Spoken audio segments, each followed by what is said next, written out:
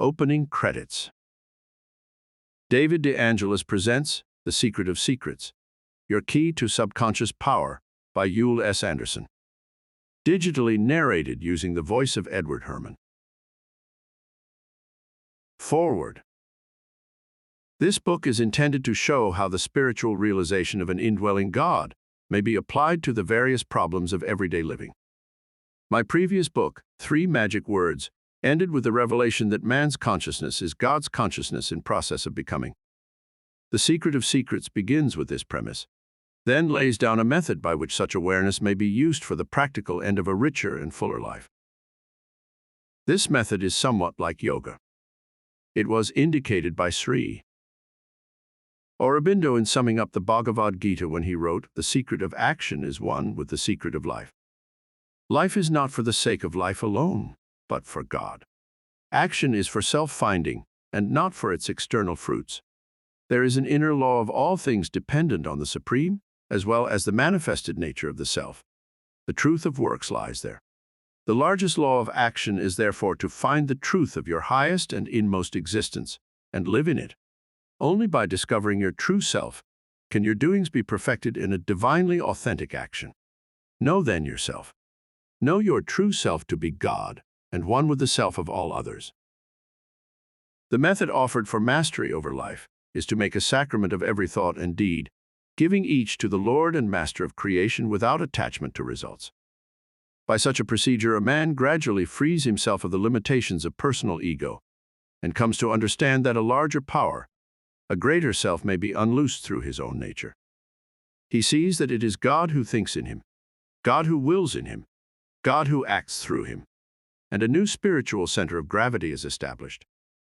The ego dissolves, God consciousness comes, and a man's peace and power are immensely enhanced because he moves in tune with the infinite. On the surface, this appears a contradiction to the generally accepted premise that positive thinking can change one's life, but in fact that premise is developed here far beyond such psychological limitations. Positive thinking alone is not the key to attainment, else there never would be a confident failure. Man is not bigger than God, and in the end, it avails him only heartache to impose his ego will on God's will. Yet man is far more than a puppet. He is God himself in process of becoming, and it is by seeking out the nature of this real self that he prospers. This, however, he cannot do without first having a positive viewpoint of life. He must believe in his own immortality, in the assured ends of truth, justice, beauty, and brotherhood on earth, and when at last he has laid aside ego and glimpsed the limitless dimensions of his true spiritual being, then he sees that nothing is impossible to him. He achieves divine consciousness. His word is law. His thoughts rule the universe. Such is his destiny. To that end, may this book lead you. Chapter 1. The Core of the Problem. We punish ourselves. Alex was a middle-aged man in a Midwestern city. His history was an astonishing record of failure. Whatever he turned his hand to eventually crumbled about him. There came a time when he could not even find a job. He and his family were destitute. His wife said, "I can't understand it. Alex is the kindest man I've ever known. He's a hard worker, and I know he's smart. Other men, smaller, meaner men, are successful. But poor Alex, all his luck is bad." "Does he think so?" she was asked. She nodded. "He believes God is punishing him." It took a long time to persuade Alex that God punishes no one. His guilt complex was so deeply rooted that he was dangerously passive. He felt compelled to be kind to others because of this guilt, but he expected nothing but misfortune in return. His personality was so involuted that he lived as if in a funnel. He was all turned in on himself. Only when he began to sense finally the infinite spiritual presence of God did his ego start to dissolve. Then he began to see other people for the first time, not as extensions of his own personality, but as living embodiments of God. His sense of personal worth grew as he gained humility. One day he was offered a job by a chance acquaintance. Today he is a vice president in that company. The president says of him, Alex inspires confidence. Something looks out of his eyes and says, "I like you. Let's be partners." God consciousness indeed has remade the life of this one-time failure. Seeds of destiny. Each of us carries within him the spiritual causes that determine his destiny. Sometimes these causes are not so much spiritual as psychological prompters, and when they become twisted through fear, hate, bitterness, or resentment, our lives can be driven calamitously. But psychological prompters, no matter how deeply buried in the subconscious, can be overcome by spiritual understanding. This understanding may be arrived at by intellectual grasp, by suffering, or simply by humility, very often by all three, but once arrived at it is as a new birth of the soul. That which you fancy yourself to be you never have really been, for it is a thing that changes with the seasons and alters with the tides. What you truly are is a permanent thing, changeless, with its foundations planted in eternity. To let go of the old self and cleave to the new is the essence of spiritual growth. This new birth, without which, Jesus said, a man cannot enter the kingdom of heaven, completely alters the world. He who views the world through the ego sees all things as existing outside himself.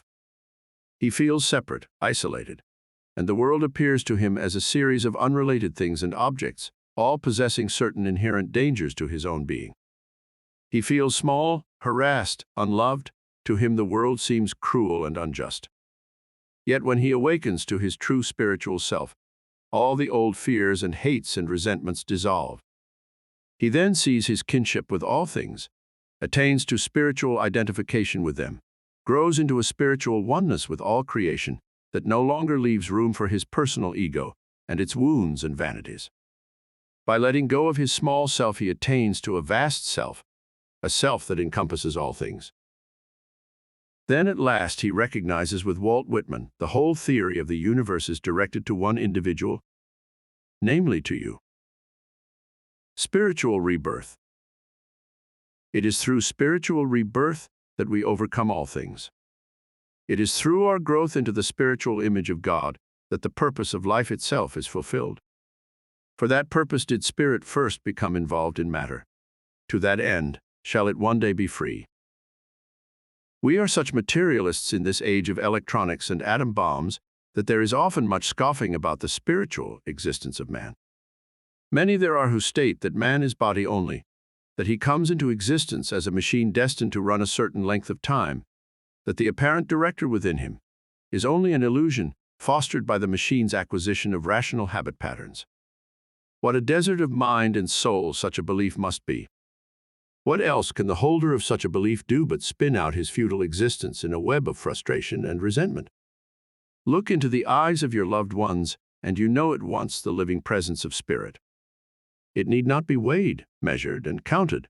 It is there, and you recognize it. All the mathematics and logic in the world can neither prove nor disprove it, but you know it just the same. Spirit recognizes spirit, for it is the same in each of us, invisible and indivisible. This knowledge, though it exists in the intuitive center of every man, nevertheless needs some logical justification before it can break through the mental barriers of this materialistic age.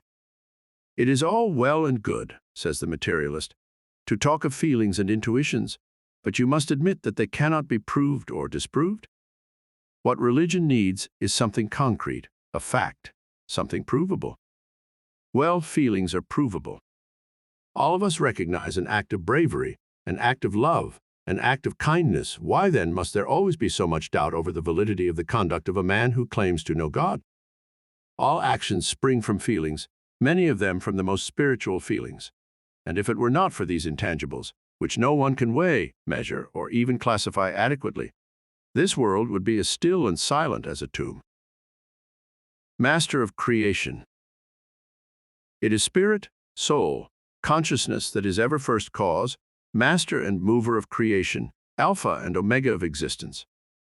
It is God's stuff, infinite, eternal, changeless, arrested but a moment in form, manifesting its myriad appearances as a dancer might display infinite numbers of costumes, but remaining always one, indivisible and changeless.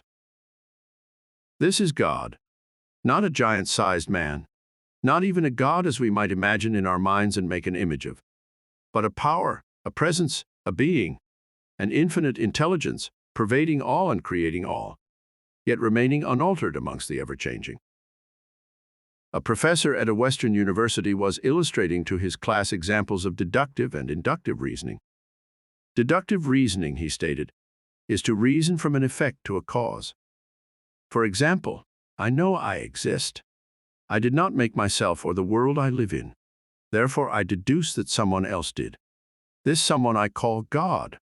Now, inductive reasoning, on the other hand, is to reason from cause to effect. For example, I know that I think, and that this thinking increases my knowledge. Inductive reasoning, therefore, tells me that I may increase knowledge of my Creator through taking thought. That, gentlemen, in a nutshell, is all that is going on in the world. Wise man, he knew God through mind, but truth to tell, he also knew him through his heart. Shedding the ego. Now the core of the problem of existence is this. Most of us believe ourselves to be creatures of circumstance, pushed around by the whims of fate and buffeted on all sides by forces over which we have no control. When we do manage to persuade ourselves that we can exercise control over our inner and outer lives, we often do so with a magnified ego that has convinced us of our power through fostering the illusion that we are better than others. Obviously, such a delusion is doomed to short life. We attain to mastery neither through magnified ego, the worst of all possible solutions, nor through an involuted ego that brings a sense of personal worthlessness. We take the first and most important step to mastery by shedding the ego altogether and identifying ourselves with God. While the foregoing may be read by many, it will be the rare reader who at once penetrates its meaning. For to let go of personal self is to suffer a kind of death. To shed the ego means to attain to a state of personal abstraction, wherein we can view ourselves with detachment, neither condoning nor condemning, aware of our personal existence, neither more nor less than we are aware of the existence of our fellows. It is this state of consciousness that teaches us to love our neighbors as ourselves, not necessarily through an increased love for our neighbors, but more through a less personalized and more detached regard for ourselves. In this state, we learn to identify ourselves with a greater consciousness, a vast intelligence. We feel it underlying our existence, buoying us up, supporting us, giving us our awareness. Little by little we expand to meet it, until that which we were, our ego, begins to recede, until at last we view our personal existence as through the inverted end of a telescope. Now we begin to see what we truly are, and to let go of what we never really have been. Now the world is changed. It has no more resemblance to what it was before than we have to what we were before, for in the words of Evelyn Underhill, we behold at any specific moment not that which is, but that which we are. The infinite power. God, first cause, unlimited consciousness, infinite intelligence, involves himself in matter and manifests in myriad forms, not to prove anything, not to fight anything, not to overcome anything, not to separate right from wrong, but only for the pure joy of expression, and this, as we know it, is the beginning of things, of the manifest world, of the stars, of the planets of life. God himself becomes involved in matter, and what he becomes, while infinitely less than himself in form and substance, nevertheless is himself, true and entire, in spiritual potential. Nothing can become this or that but God. God is all, there is nothing else.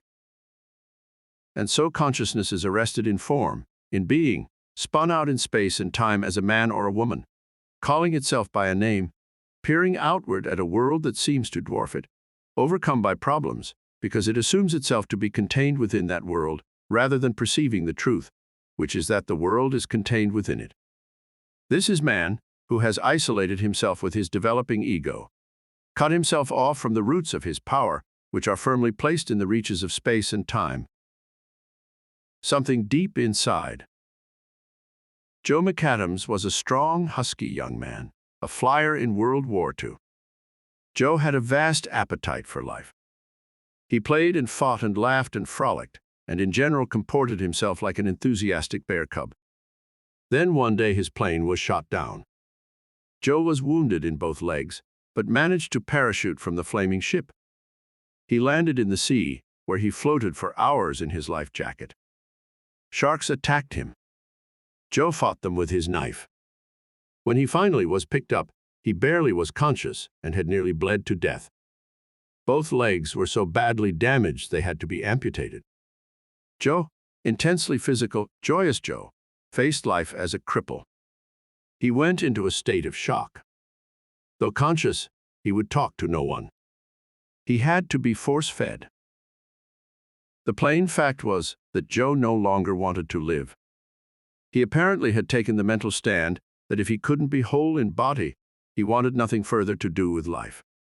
He grew gaunt and pale. His skin hung lifelessly on his mangled body. Yet he did not die. Some spark within him resisted. For many months he seemed to hover on the very brink of death. Then he began to recover. First sign was a return of color to his face. Then his eyes grew brighter. Then one day he smiled. After that, he rapidly regained his strength. With a zest, he entered into the rehabilitation program, learned how to be expert with his new artificial legs, set about studying hard so that he eventually was accepted at one of the East's finest engineering schools. Today, Joe holds a responsible job with one of the nation's leading manufacturers. Those who know and love him realize that a great change has been wrought in this young man, a change far greater and deeper than that undergone by his scarred body. There has been a subtle but deep change in his entire personality, in his very character. He is still the vital, energetic Joe everyone knew. But now around all his actions and words, there hangs a new aura, a kind of otherworldliness, a spiritual quality that the old Joe McAdams never showed. Joe was asked about this. "I guess it's pretty obvious I've changed," he said. "Inside, I mean, where it really counts. And it's more than just a change. The old Joe McAdams died out there on that Pacific atoll, where he lost his legs. I'm the new Joe, and I was born on that same Pacific atoll. I was born one day when I realized that everything in life changes and fades away. And the only thing that stays is something inside you. Something that is you, and yet is not you, and is big and powerful and always there. It's God, I think. That's what really changed me." Spiritual realization. Do you assume for one moment that some freak of circumstance, some coincidental arrangement of atoms and molecules, some bizarre chance from among an infinite number of chances, has caused you to exist? Have you not looked inward on yourself and become startled beyond all possibility of recovery by the tremendous and sudden awareness that you are you? There are no words to express the true miracle of this self-discovery. That the world exists, the planets, the stars, the mountains, oceans, seas, is a workaday thing, the substance of life, the backdrop against which the play is staged. But suddenly to realize that you, that unique and individual you, are here, are witness, are called into being. This is to know God, fully and surely. Such a realization forever lays to rest all materialistic philosophy, all atheism, all agnosticism. God is, you are, God is in you. One evening, a professor of mathematics, a forceful experimenter and a questing man, was told of such spiritual revelation. "You say you experience this thing," he answered. "So I believe you. All right, let's accept it. God manifests himself in myriad forms through the mere joy of his being, and what he becomes is less than himself for a moment, but truly himself in eternity. What's the point? Surely you recognize that people suffer. Many people you must have known have gone through anguish because they had not resources to cope with some worldly situation, and thus were forced to suffer.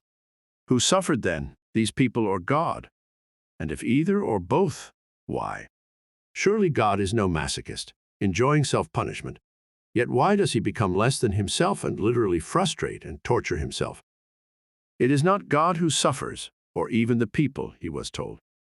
It is only the mask God has donned that suffers, and this does not truly exist, but is only illusion.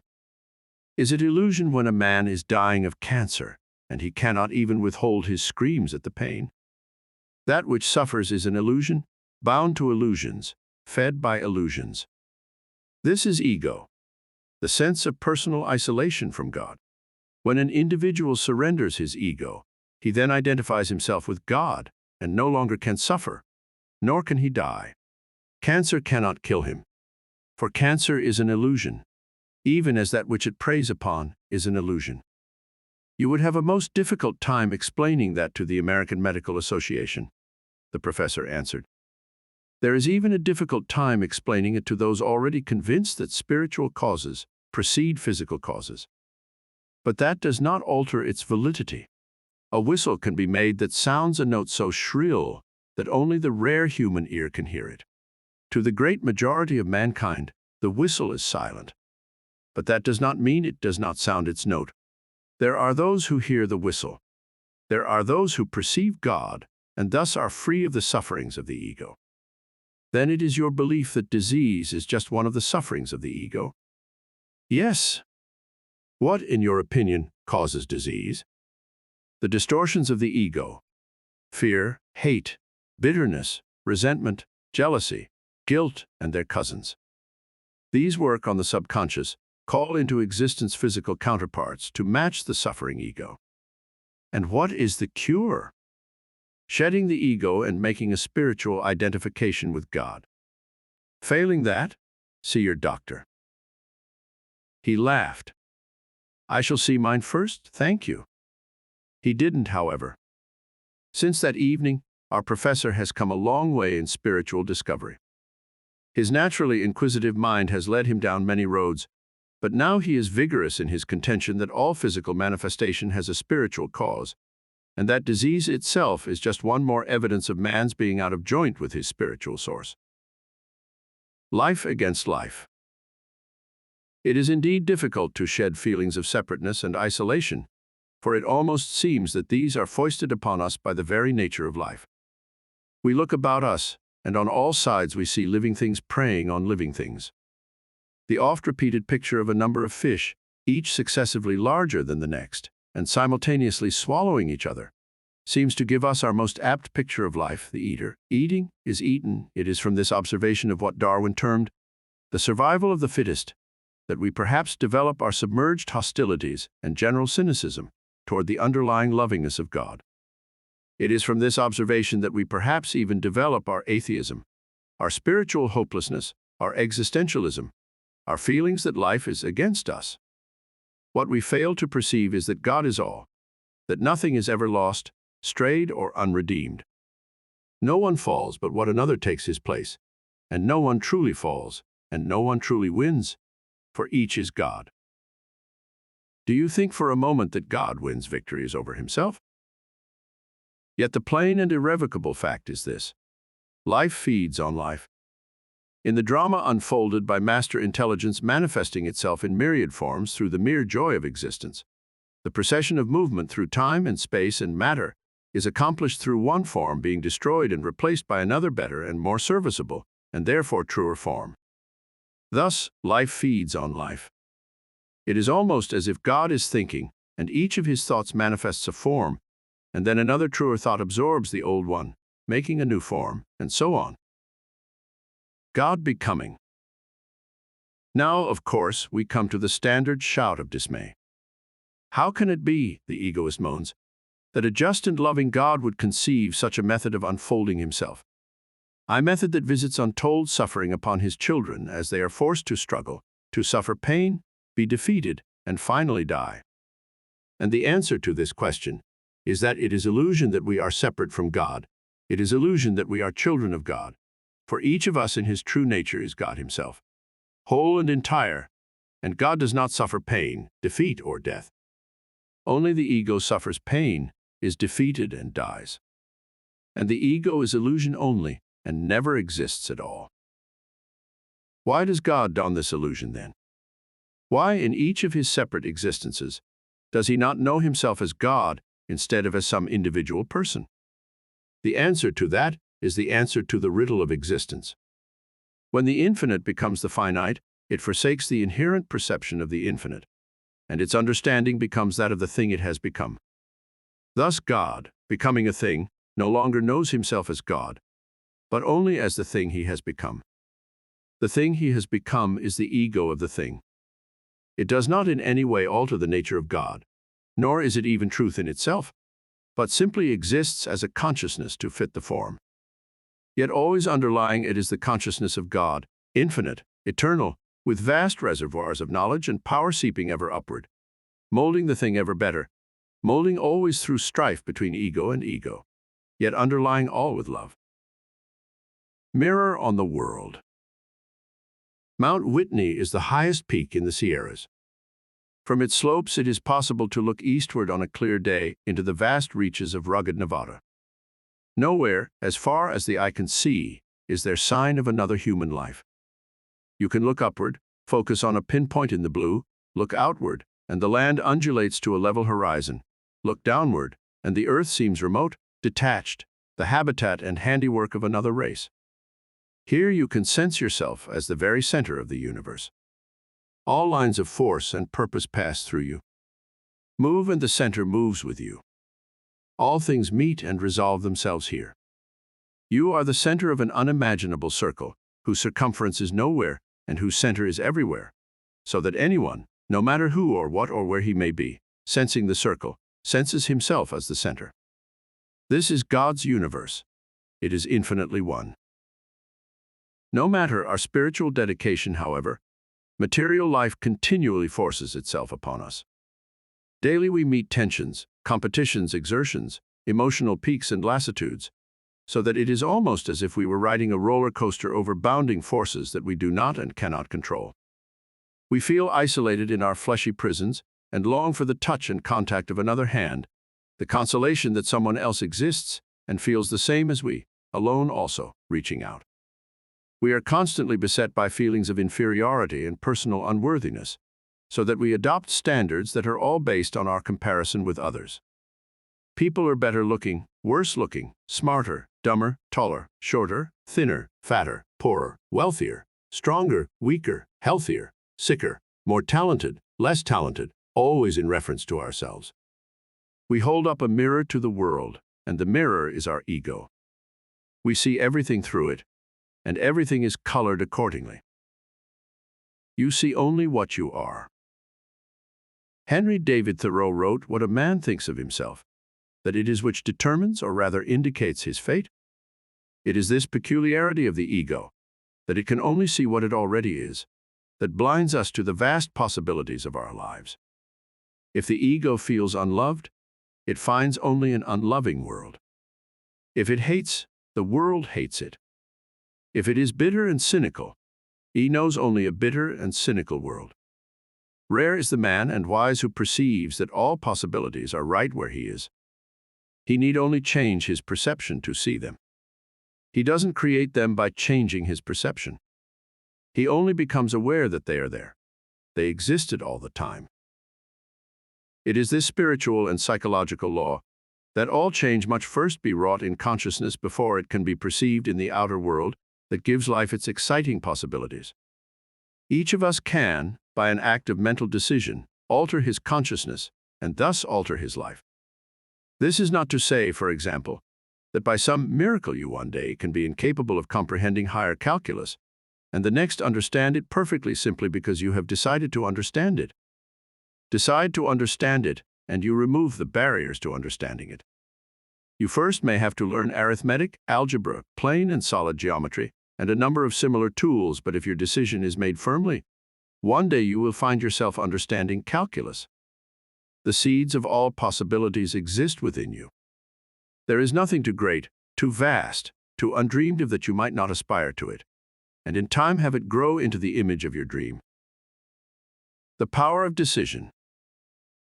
A few years ago, a young man came to Hollywood in an empty boxcar of a freight train. He had no money and only the few clothes on his back.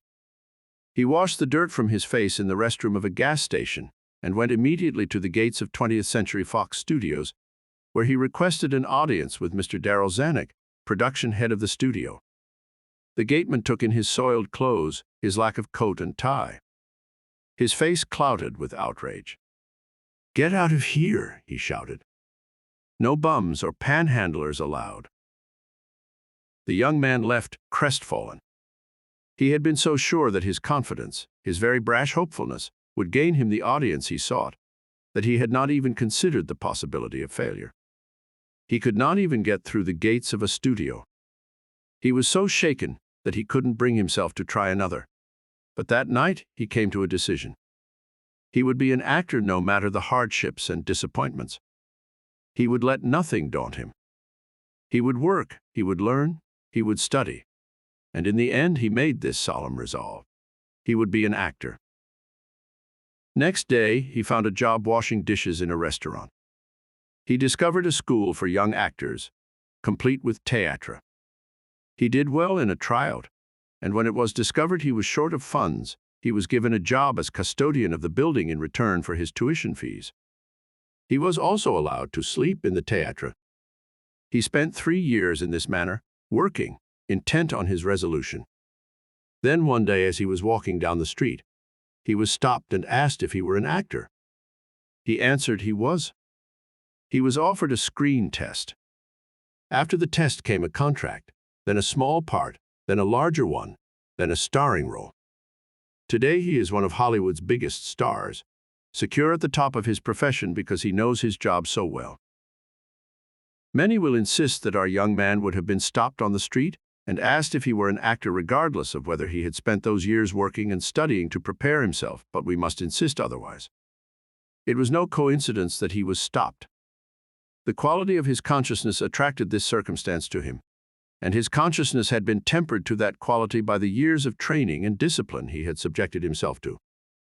Thus it is that always we call into existence around us those images that we visualize in the depths of our being.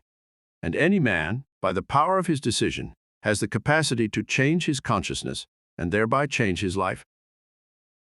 It is by expanding our consciousness, then, that we may influence and even control our destinies.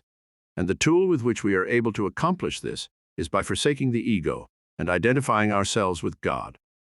It is obvious that an all-wise and omnipotent God is aware of all things, past, present, and future. It is similarly obvious that the will of a person or individual ego imposed upon the will of God is not going to change God's plan. It is through such realization that we become aware of the futility and the suffering caused by the exertion of ego will, but it is also through this realization that we run up against one of the greatest snags in the doctrine of free will as against that of predestination. For our contention is that despite the fact that all things in the future are known to God, man himself is possessed of free will, freedom to determine the events and happenings of his life. Free will and predestination. Some contend that if God knows what is going to happen, that particular thing must happen, and man cannot alter it, and therefore he is a mere puppet and does not have free will. But the mistake that these contenders make is that they are thinking of man as ego, rather than as a part of God, or even God himself. Man is not separate from God. It is only the illusion of his ego that makes him appear so. And God is not deluded. Therefore, he does not recognize man as man, or individual men as individual men. When there is a thing to be done in the plan that he holds, he knows that he himself in one of his myriad forms will do it. He does not concern himself whether this particular form has the illusion that it is Bill Jones or Ed Brown. He only follows the law of his nature, and the consciousness best suited to the thing accomplishes the thing. Thus it is that as individual egos we have complete freedom to change or alter or improve the quality of our consciousness so that it will be best suited to the thing we want to do. When the consciousness has been so altered, the thing to be done is inevitably attracted. This is God's law. It is therefore through the alteration of consciousness, and not through exertion of will, that all things come to us. Ego will is for one thing only, and that is to impose discipline upon itself. The power to make a decision lies in the power to discipline the ego, and it is here and only here that ego will may be and even must be exerted. Ego will never can be exerted over things, over people. To attempt to do so only creates the opposite reaction. Confine your use of willpower to yourself, to self-discipline, self-control. Develop in yourself the power to make clear-cut and firm decisions, to stick to them no matter the obstacles. In that manner you will expand your consciousness to meet the goals you have set for yourself. Forsaking ego will. In all things other than self-discipline, we must learn to forsake ego will and subject ourselves to the will of God. This is not the subjection we might first think it to be, for all we are doing is forsaking the ego, which is illusion anyway, and attuning ourselves to the will of our greater self, which is God. By subjecting ourselves to the will of God, we recognize Him not only in ourselves, but in the world around us, in the people we meet, in the objects and things and circumstances of our days. We begin to see things as a whole, and we begin to find our places in that whole according to the quality of our consciousness, a consciousness that now is taking on greater and greater powers because it has begun to identify itself with God. In all things we see the master hand, and in many things the hand of the master becomes our own. One sometimes hears it said by those who have buried 3/4 of their natures, that there is nothing in this world worthwhile, except those things that have proven they are facts by taking form. A tree, they say, is a fact. It exists as a tangible thing and bears its own testimony to its existence, so that nothing more need be said about it. Even the kinds of trees, elm, birch, fir, cedar, etc., can be recognized without difficulty, so that no debates, arguments, or theories need be postulated about them. All ideas, emotions, and feelings, say these materialists, are merely reactions of individual natures to a world full of things that are facts, but which individual natures attempt to disguise in order to make them conform to personal desires. This last thesis, however, certainly smacks a good deal of an idea in itself, and perhaps defeats the entire contention. In any case, defeated it is. For nothing in the world is more impotent than a thing in itself, and nothing in this world is more potent than an idea in itself. Form out of idea. Follow the process of creation, and you will see that the idea always precedes the thing, and the thing is never the whole embodiment of the idea, but only a partial manifestation of a vision, dimly seen and partially understood. This particular conclusion not only may be applied to art, music, literature as the obviously creative fields, but as easily can be applied to the worlds of medicine, physics, chemistry, and electronics. A Tolstoy bringing forth from the recesses of his subconscious those ideas which took the concrete form of war and peace is still no more a creator than Newton pondering the falling apple, and from it arriving at the law of gravity. Each entertained an idea, each gave it form. It is this power of decision, this law of form out of idea that is at once our salvation and our undoing. Sensing it, we sense all power within ourselves, but at the same time we build a wall around it that insists it into the small thing the ego is. We can be anything we wish to be, take any stand we wish to take, the decision is ours. But as long as such decision or stand is motivated by the ego, it can have no greater power than that of the ego, which is scarcely any power at all. If there is one thing in all life that is an unavoidable conclusion, it is that all things are the manifestation of some directing intelligence with an absolute purposefulness of design. Life is going somewhere, is unfolding something, has a definite goal, and these things, even the most egoistic of us must admit, are in the hands of no man, or even group of men, but rather rest in the lap of the intelligence that created all. Once we understand this, once we have complete faith in the existence of this master intelligence, once we know God, we no longer desire to change the world, but immediately sense that our salvation as individuals lies in attuning ourselves to it. No man, living in pride and vanity, can do this simple thing. Whether his ego is bloated because of his sense of superiority, or whether it is involuted because of his sense of inferiority, it is one and the same. He has cut himself off from the roots of his being and no longer has the slightest wish to attune himself to the world, but rather insists that the world itself be changed. He is like a spoiled child, unheeding of others, unheeding of the plan by which the household is run.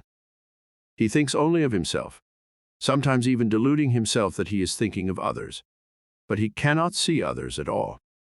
All things, all people, all events are only extensions of his ego, and as he is hurt, bitter, revengeful, joyful, victorious, or defeated, so the world must change to meet his every mood. It is small wonder that he eventually is brought to his knees by force, by the laws of the universe, by disease, by misfortune, by fate. He has sealed his doom in his aloneness. Defining the ego. For the purposes of definition, it is perhaps best explained that throughout this text, the term ego is used in the spiritual sense of the isolation of the individual self from the universal self, which is God. Under no circumstances is it to be interpreted solely in its popular sense as conceit. Conceit, a sense of superiority, is only one face of ego. The other face is conceit's opposite, a sense of personal unworthiness, the all too prevalent inferiority complex. The truly successful people in this world do not live in the ego. The successful person has subjected his ego to a greater power through a sense of personal devotion to a flame. He does not always understand, whether he calls it God or not. It is the unsuccessful, the harried, the unloved who are bound by the ego, so turned in on themselves, so convinced in mind, body, and spirit that the world is a conspiracy directed against them, that they subconsciously are manifesting every minute of every day those very conditions they fear and abhor. It is they who need the great vision of the vast self underlying the egoistic self, of the power that is theirs to call upon once they have forsaken the ego and taken unto themselves their spiritual birthright. It is thus through a new awakening, a rebirth into spiritual oneness, that all problems are conquered, never through attempting to dissolve the problem through an act of will. Learning to decide. Virginia was 38 years old when her asthma became unbearable. She had lived with it most of her life, but now finally it had reached the point where she scarcely was free of it for even a few moments of the day. Anything set her to wheezing, even the slightest emotional stress. She had taken pills, shots, tried diets, moved from one corner of the country to the other, but still she continued to wheeze. At last she reached the point where she was both physically and mentally exhausted. She entered a sanitarium in an effort to regain her strength. There she settled into a state of complete apathy, refused to communicate with others, seemed decided not to disturb herself in any way. Her symptoms disappeared, of course, because they had been caused by emotional disturbance, and Virginia now had suppressed her emotions completely. Eventually she was discharged and sent home, but her family was horrified at the change in her. Her husband said, "Frankly, I'd a million times rather have her with asthma. At least she often was gay and charming, and always a warm human being. Now she walks around like a zombie." It was quite a problem to restore Virginia to life. By an act of will, she had almost anesthetized herself completely. She not only had become incapable of feeling things emotionally, but physically she evidenced much the same anesthesia. She had an extremely high pain threshold, being insensitive to pinpricks over much of her body. She was completely involuted. The ego had turned in on itself by an act of will, and the rest of the world no longer existed for her. She had suffered, no doubt about it, but not enough for the ego to die. Rather, it had magnified itself, grown inward in its isolation, until at last, in its little microcosm, it had become an entire universe. Little by little, Virginia was led back to life. One day she was persuaded to umpire a ball game between the youngsters of the neighborhood. Much persuasion was necessary, but eventually Virginia took the field. Though she once had been an accomplished player herself, for the first 2 innings, Virginia obviously was confused. Each time the pitcher threw the ball, she stared at home plate with visible effort. She was being forced to make a decision.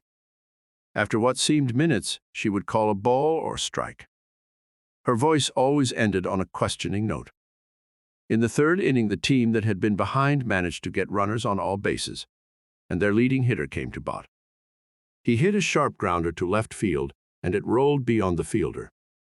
The 3 base runners scored, and the hitter decided to stretch his triple to a home run. Meantime, the left fielder had retrieved the ball, and he threw it toward home plate.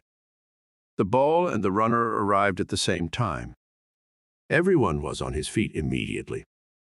The runner was safe. He was out. It depended on which side you were on. It was up to Virginia to call the play. 30 faces stared at her, each in the grip of his own emotions, each daring her to call against him. She could not possibly satisfy more than half the people. She blanched, seemed to quaver for a moment. Then in the summer sun, with the dust yet floating on the warm air, she announced, "You're out." Shouts of approval and disapproval were equal. Those who stood to lose by Virginia's decision surrounded her in a moment, shouted at her, glared at her, seemed to hate her, demanded that she retract, tell the truth, not lie. Then something happened. A change seemed to come over Virginia. She straightened, seemed more poised, more resolute, possessed of greater powers. She did not answer. She turned and walked back to her position behind the pitcher's mound. Those watching her sensed immediately the finality of her decision. They retired to the sidelines. It was only a small thing, perhaps, a game between children that occupied 2 hours of a Saturday afternoon, but it changed Virginia's life. In those 2 hours, she discovered herself, discovered she could decide, could refuse to retreat, and she learned that her decision could change the world. Today, she is a happy, integrated, vital person, all because she learned the power of decision. Outgrowth of the indwelling God. Oh, there is in us a thing invincible, a thing of such power that only the smallest fraction of it ever is unloosed through the greatest of men.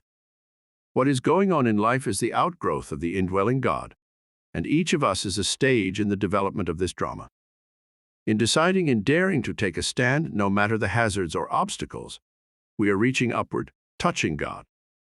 All the ages of evolution, up through the slime and mist of a newly formed earth, have prepared us for this moment, the moment we first decide, and having decided remain firm. And all the future ages of evolution rest upon that moment of first decision, for it is then that we exercise God power, the power of being, the power of creation. It is then that we know our divinity, our immortality, our mission here upon the earth.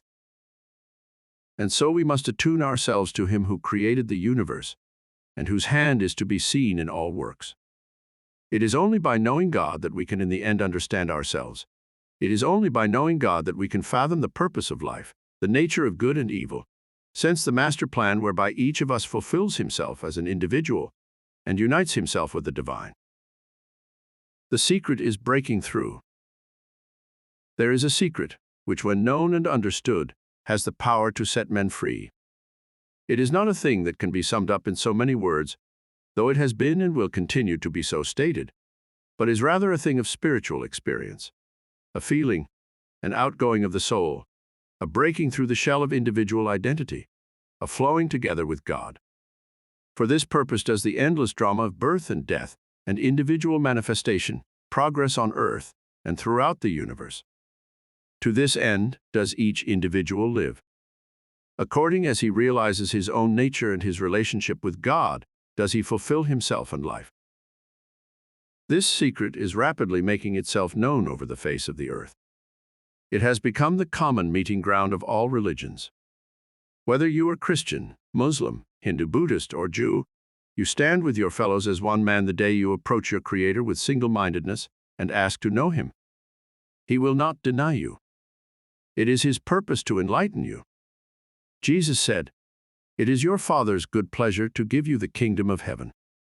You can develop your spiritual awareness by engaging in daily meditation periods. For that purpose, a meditation is appended at the end of this chapter and each subsequent one. Some are designed to overcome specific problems. All strive for spiritual wholeness. Each is a bridge between the individual and his Creator. Each explores the nature of being. First, meditation. I affirm that my true self is spirit, is not contained within the limits of my body, had no beginning, will never end. This thing that I am is a subtle thing, underlying my ego and my sense of personal self.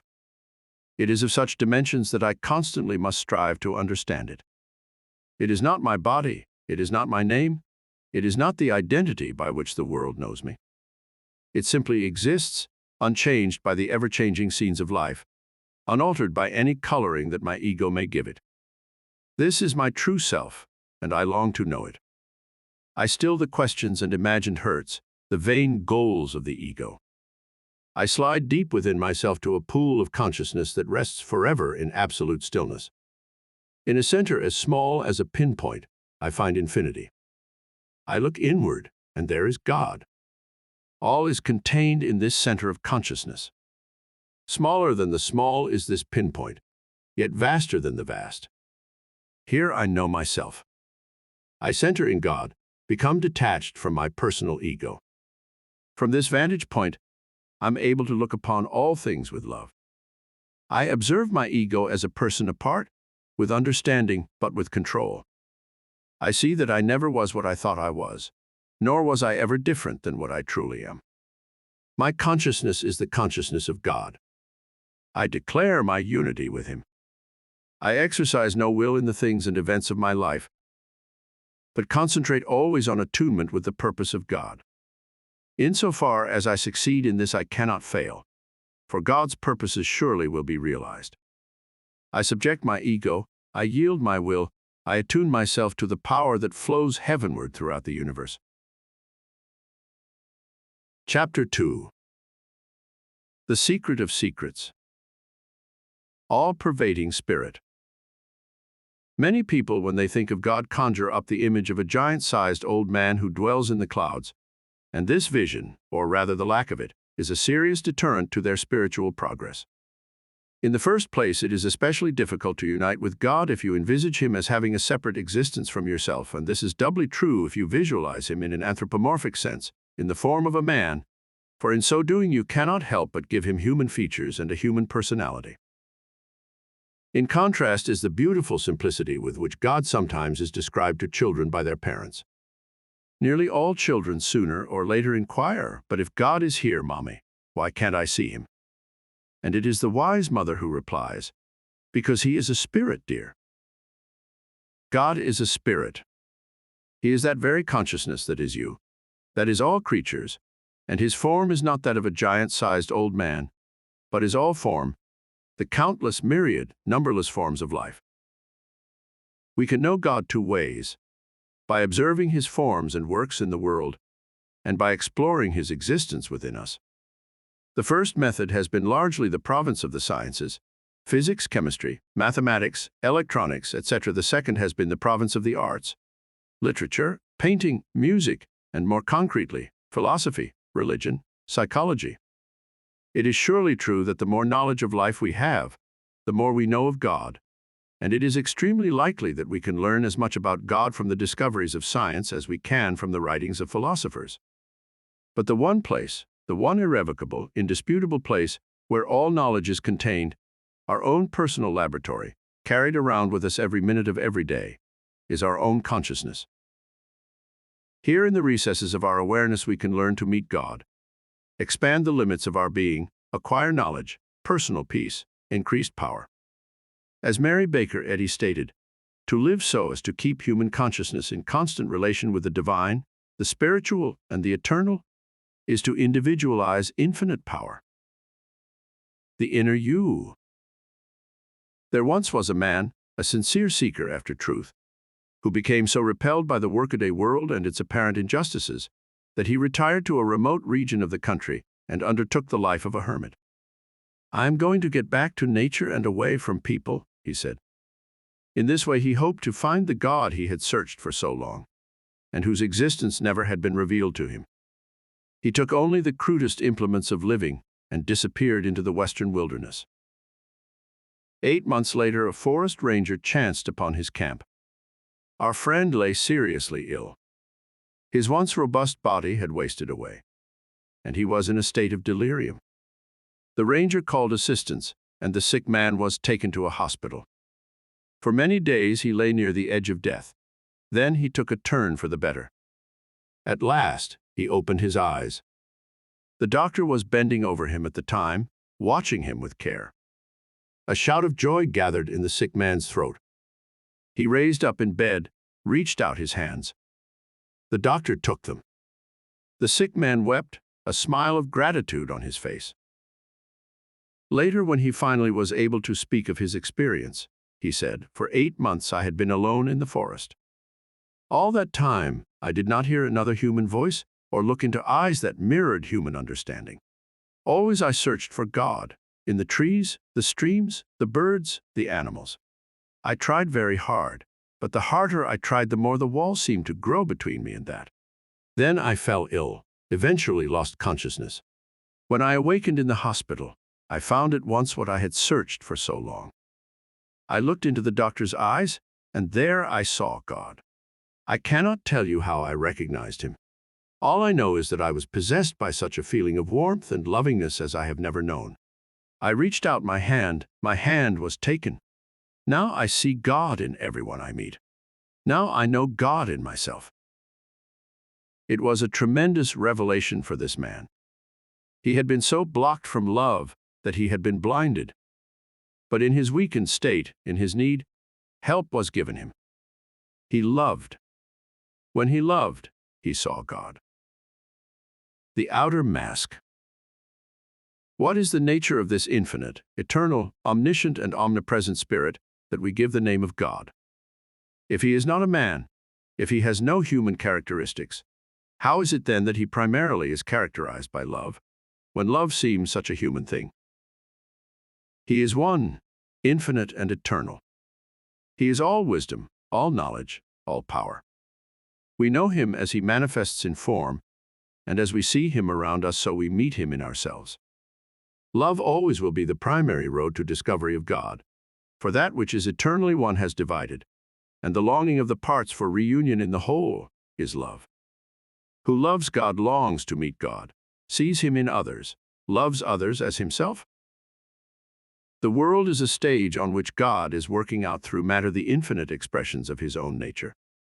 Each individual, then, is one of the manifold expressions of God, yet each is altogether God, for God does not divide himself, but rather plays each separate role. Human personality, or ego, is only a disguise which God for a moment has pleased himself to don, in which, for that moment, he actually has lost himself, but which has no true existence, for what it seems to be is only the smallest indication of what it actually is. Within every creature. Reinhold Niebuhr said, "The self is not a particular self merely because it is in a particular body," and by so saying he summed up the entire religious question. Only one thing is at work here and throughout the universe. It has become all things and will continue to become all things. It does not separate itself from its many existences, but actually is them, complete and entire. It has not created man separate from itself, nor does it expect man to change its world. It does not stand in judgment on man, for why should it stand in judgment on itself? It neither rewards nor punishes. It knows exactly where it is going. All created existences are illusions it has donned to work out its many expressions. It refines each expression by conflict with other expressions, and the interplay of form against form, of form destroying form, is in itself an expression, as thinking might be, or building one thing from the ashes of another. But in actual truth, nothing is destroyed, for only one presence ever truly exists, and why should it change or destroy or alter itself? That which already is pure and complete, timeless and infinite. Delusion. Charles suffered a nervous breakdown and was committed to a sanitarium. He was a thin, sensitive man, well into middle age. He was an accomplished violinist, but his talent never had been sufficient to allow him to make a living in this manner. Before his breakdown, he had worked for a money-lending institution. "I couldn't stand it," he said. "I used to take my job home with me at nights. The idea of people needing things and not having the money and having to borrow it and not being able to pay it back. All I could ask myself was why? Why do some people have to live off the misery of others? Why do we fight each other, beat each other, own things at the expense of others? Good God in heaven, we even have to kill living things to eat?" Charles had an incomplete idea of heaven and hardly even a partial view of God's created universe. He separated all things into good and evil.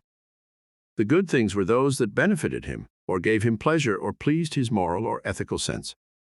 The evil things were those that harmed him, or threatened him, or caused him discomfort, or displeased his moral sense. So he divided the world in two. Bad things had been created by the devil. Good things had been created by God. The obvious war that continually existed between these factors he mentally had chalked up to a war between God and the devil, and even his own self, his soul, he fancied enmeshed in the midst of this war, pulled two ways, now belonging to God, now to the devil, its eventual end uncertain as he faced the tides and forces of each day. No wonder he had suffered a mental breakdown. Yet, in a manner, every one of us is a Charles, and every one of us, without the pure vision of a God who is each of his creatures, suffers all of Charles's anguish. Separate from God, we flounder through life, victims of each circumstance we meet. United with God, we rise above circumstance, attract to ourselves those circumstances we truly desire, eventually seem to create circumstances. Our roots are in another world, and we stride through life with 7-league boots, loving, being loved, emanating power. Charles eventually was restored to an active and joyful life by an act of spiritual illumination that involved only himself and God. No one was with him when it happened, but many bear witness to the change in this man. Where before he seemed a straw in each wind, flying this way and that, torn always between conflicting desires and emotions, frail in both body and spirit, today he stands strong and steadfast, a rock to his family and friends. He is not bigger physically, but he seems bigger. There is sweep and dimension to his spirit. It stands in his face, looks out of his eyes. He describes the change simply. I had come to the end of my rope, he says, and I knew I could go on no longer. I felt something die within me. There was bleakness, stillness, absolute coldness. Then God came. I knew it was He. Peace, joy, complete security possessed me. I have faith now, abiding trust, absolute unity with Him. The lesson that Charles learned, the first spiritual lesson that each of us must learn, is that God is for us and never against us. When we know this truly, we begin to live up to God rather than living in fear of Him. We begin to live in His lovingness rather than in some fancied tyranny. And we begin to live as men, tall in the face of all evil. We learn not to fear, for God is in us. Secret of secrets. This, then, is the secret of secrets. God dwells within each of us. He is our true self. We have no other. To understand this towering truth, not merely with the intellect, but with the entire being, to feel it, to know it, is to change one's life. The world then appears different, because the world then is different. The interplay of things and events takes on new significance. Where before all seemed the work of a machine, now all is seen as the work of God. Wrote Sri Aurobindo, the one secure and all-reconciling truth which is the very foundation of the universe is this, that life is the manifestation of an uncreated self and spirit, and the key to life's hidden secret is the true relation of this spirit with its own created existences. All spiritual experience recorded since man first became literate tells us the same thing. There is one God only. Men have met Him on mountaintops, in abbey cells, in fields, in homes, in factories, yet always they testify to one God only, a loving God whom they find within themselves.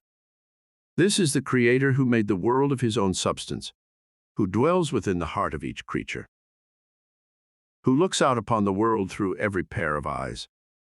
He is all things, good and evil, high and low, just and unjust, for in His creation all things progress through stress and strain, testing and trial, and all things are known and judged through His eyes only, not through the eyes of a particular ego or group of egos. There is no evil in the eyes of God, no injustice, no pain, no destruction. These are man-made valuations, have no place in eternal being, minimize themselves to the point of non-existence when a man has resolved his identity in God. Everything has a purpose. It is no small thing to give up one's judgment to God, to stand fast in the knowledge that everything has a purpose and nothing exists but what it plays an integral part in the divine scheme. So much of life seems unjust, unwarrantedly painful, without purpose.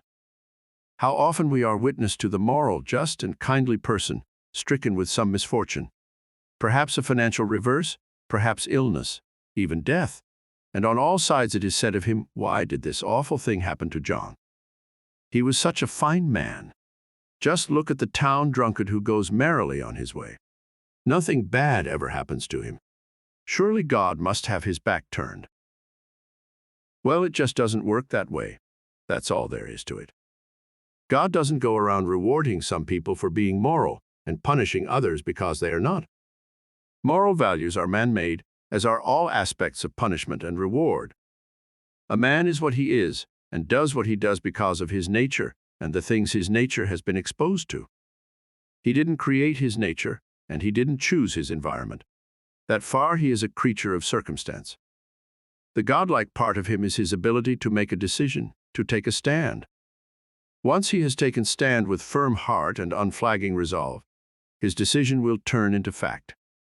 Always, however, he must realize that good and evil exist side by side, different aspects only of the same basic truth, and that in the sight of God evil is non-existent.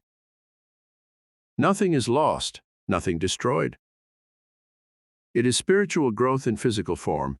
It is emergence of universal spirit from concealing substance. It is ever greater refinement of form through conflict with form that is going on in life. Competition is as necessary as sunlight. In fact, it is life itself. The individual nature hones itself to an edge of self-realization by throwing itself full-bodied and without reservation into the maelstrom. In the end, the individual is devoured, even as all individuals are devoured, but not before he has reached the limit of his capabilities, taken the flag a little farther, carried one step ahead the realization of God in man. Here, by development, by strife, by conflict, we see the emergent Godhead, even out of war and disaster, always triumphant, always moving surely toward his goal, striding across the human scene into eternity. So, life exists at the level of competitiveness, and life feeds on life. And the question often is asked, isn't it pure hypocrisy to pretend to love your neighbor when you can see he is out to walk over you, and you know that you are out to walk over him? No, indeed. Such a belief is the furthest thing from hypocrisy, but instead is the deepest spiritual truth. When you have learned to love everyone, those you vanquish, and those who vanquish you, then you have learned to live in accord. Each has its tempering effect on the other. When religion has become stultified by myth, legend, and superstition, science has proved certain laws that have cleared the air. Now, in a day when religion perhaps has become too prosaic, science provides mysticism by stating that it finally is able to comprehend infinity, and in infinity it sees God. The exciting search. Man is not on earth solely to build taller buildings, longer bridges, fly higher, dive deeper, and make explosions. Without doubt, all human activity has its place in the scheme of things.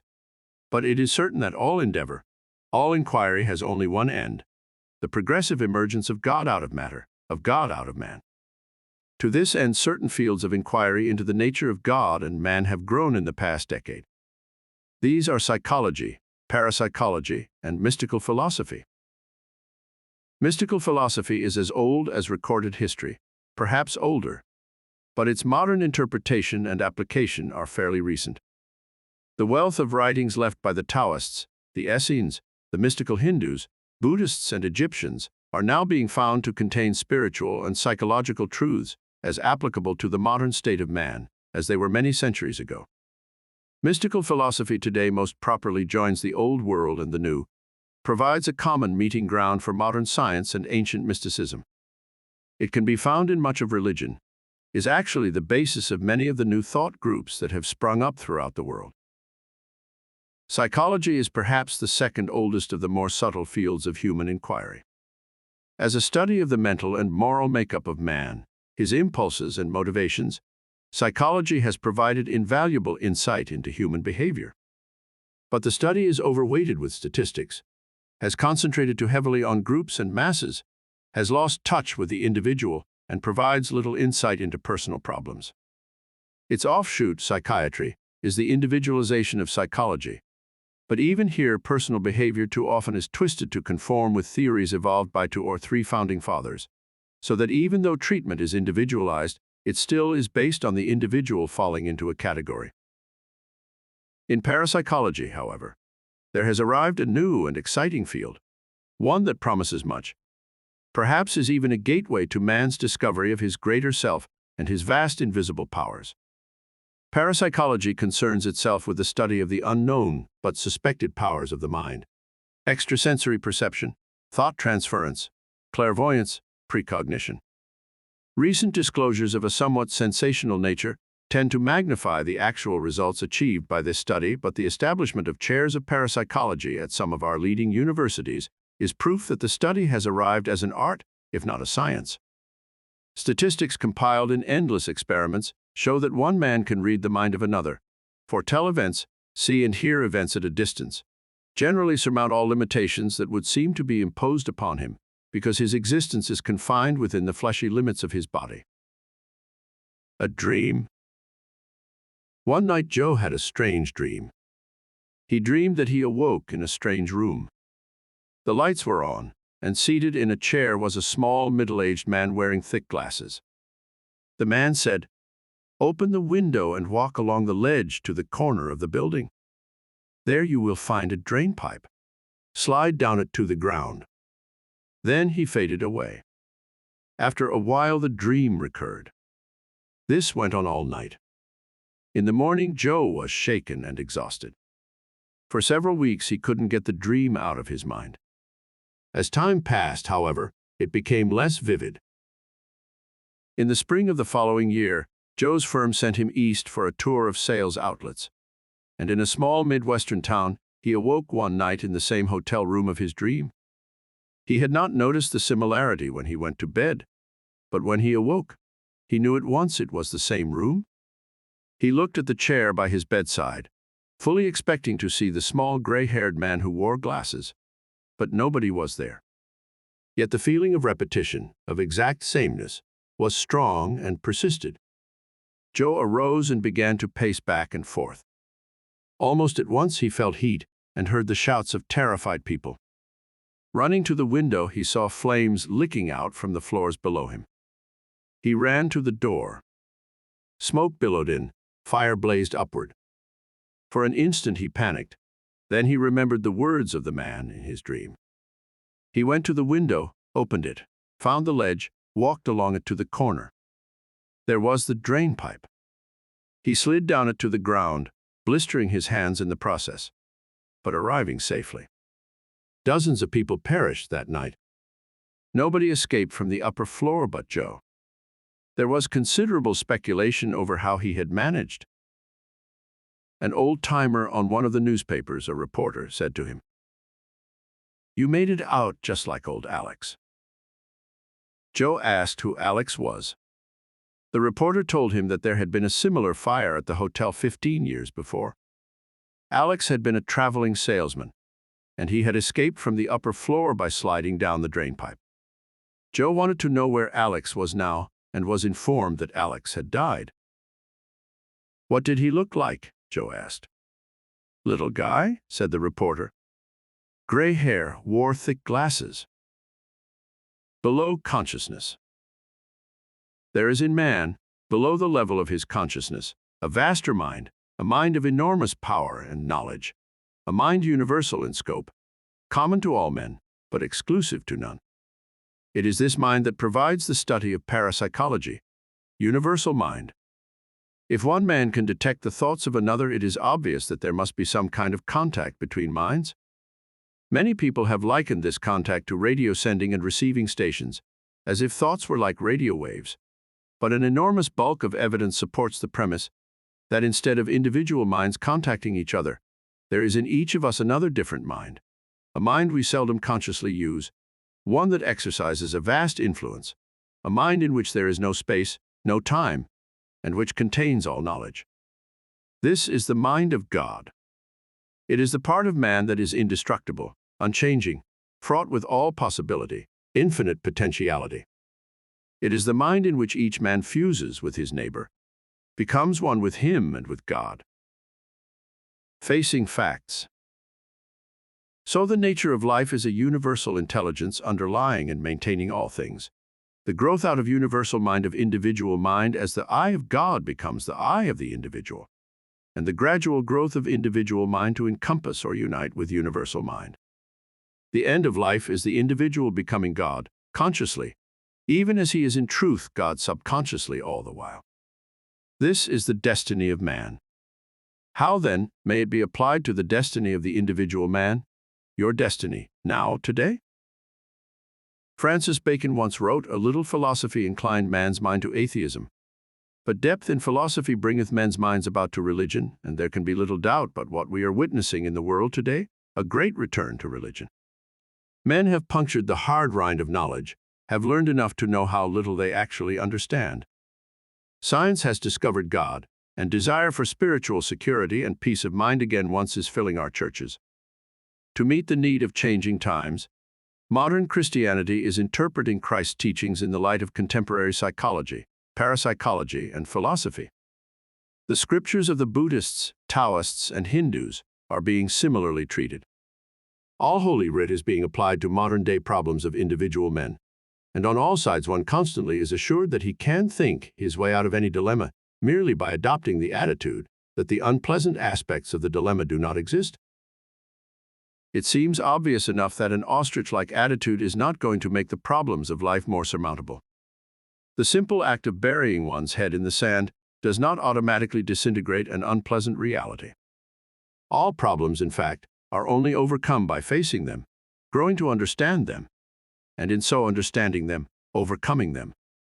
The person who is sick, for example, and wishes to become well, first needs to understand that his sickness is only a manifestation of the state of his alienation from God. By attunement, by a conscious, spiritual, and mental uniting with God, his body will regain its harmony. But it certainly will not do so simply by his ignoring the fact that he is sick. Letting God take over. Alice had a case of migraine headache that had driven her to distraction. She was not yet 30 years old, but she was thin, haggard, listless, looked middle-aged. She ground her teeth in her sleep, fought most of the day with her two small children, nagged her husband, met each task with a tense burst of energy, only to lapse into exhaustion. She often wept and confessed she was completely frustrated, unable to summon the energy and strength for her job as a housewife. "I can't even sleep at night from thinking about it," she said. "I have to feed the children, do the laundry, clean the house, cook the meals, do the shopping. Nobody else. Everything depends on me, and there's so much to do. I just can't make it." "Nothing depends on you," she was told. "Not really?" She snorted. "I'd like to know who'd take care of my house, my husband, and my kids if I didn't." "God." She smiled. "You're kidding? God isn't going to do the housework. He will if you let him."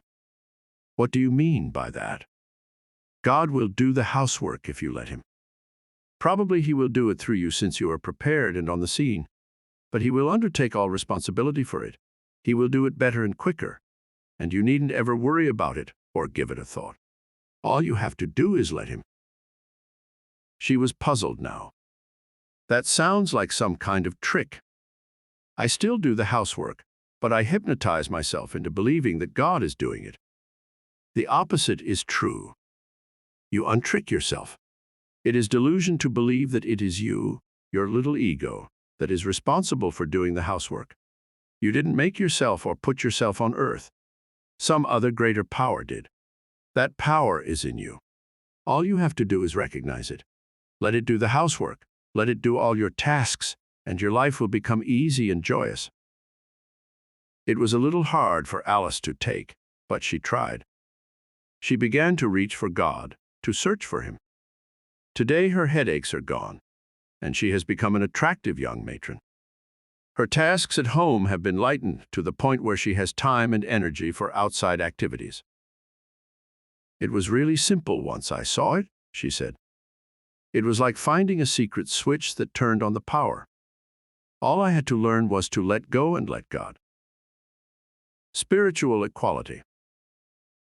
Nearly all of mankind's ills, physical, mental, and spiritual, may be laid at the doorstep of the deluding ego, which has substituted a small self for the great self, which has separated man from God. It is in the death of the ego that a man is set free. It is by identifying himself with God that a man attains to his vaster self, discovers the depths of his nature and the enormity of his power. It is by searching for God and letting go of self that fear is vanquished, that the dimensions of eternity are perceived. George Santayana wrote, "Let a man once overcome his selfish terror at his own finitude, and his finitude is, in one sense, overcome. And when we identify ourselves with God by living, acting, willing, and thinking in him, we leave all fear and smallness. Our natures soar until they touch the skies." Some people, when told that the way to spiritual peace and power is to let go of ego and identify with God. Answer: that's a lot of rubbish. Instead of getting rid of ego, all you do is take on a greater conceit. The greatest conceit in the world is to think that you are God. That's not what happens. One doesn't set about thinking that he alone is God. What he sets about doing is understanding that God is all, everything in the universe, all objects, people, and things, and that the nature of God is that he becomes altogether each one. Thus, when a man finally comes to the spiritual realization that he is that very intelligence and power that created the universe, he realizes at the same time that all others are that power also. Instead of taking on a magnified ego, he loses ego altogether. He identifies himself with God, but he also identifies himself with others. He is God, they are he. Thus he arrives at true humility. He is neither better nor worse than anything that is. His spiritual condition is one of complete equality to all things and all people. It is this spiritual equality that is the mark of the mature person. He is content to be what he is, and he shows the same face to all. He seeks to improve himself, but not on the grounds of becoming better than or as good as somebody else, only to fulfill his own nature. He does everything easily, as if he had an especial talent for it, but the reason for his easiness is that he knows that another greater part of himself is always the doer. He seldom is sad, never fearful, always stands foursquare to every problem. How else could he be? His assurance is deep and spiritual. He knows that God dwells in the depths of all beings, and he therefore is equal to every occasion. How then can a person achieve spiritual equality, and thus take the first step toward uniting with God? The answer is to cease living in the ego, and the way to set about undoing the ego is to curb egoistic desire. Desire always is the hallmark of the ego. It matters not if this desire masquerades as being altruistic. The cause and the outcome are the same. The cause is an attempt to impose ego will on God's will, and the outcome is a heightened ego if the two for the moment happen to coincide, or a frustrated and involuted personality if the two are opposed. Everyone has seen unbearable vanity and conceit, and everyone knows how a magnified ego always heralds coming disaster. Literature is full of cases of pride goeth before a fall. Similarly, modern medicine and psychiatry are finding that much of physical illness, and practically all of mental illness, are caused by the emotional disturbance of an unhealthy ego. The plain fact of the matter is that unbridled desire can meet only frustration, and those who live solely by their desires are doomed to mental and physical suffering. The way to fall into juncture with life, to achieve peace and security, is to curb desire and attune to the will of God. In this manner the veil is lifted. This is the road to illumination, to transfiguration. To much me.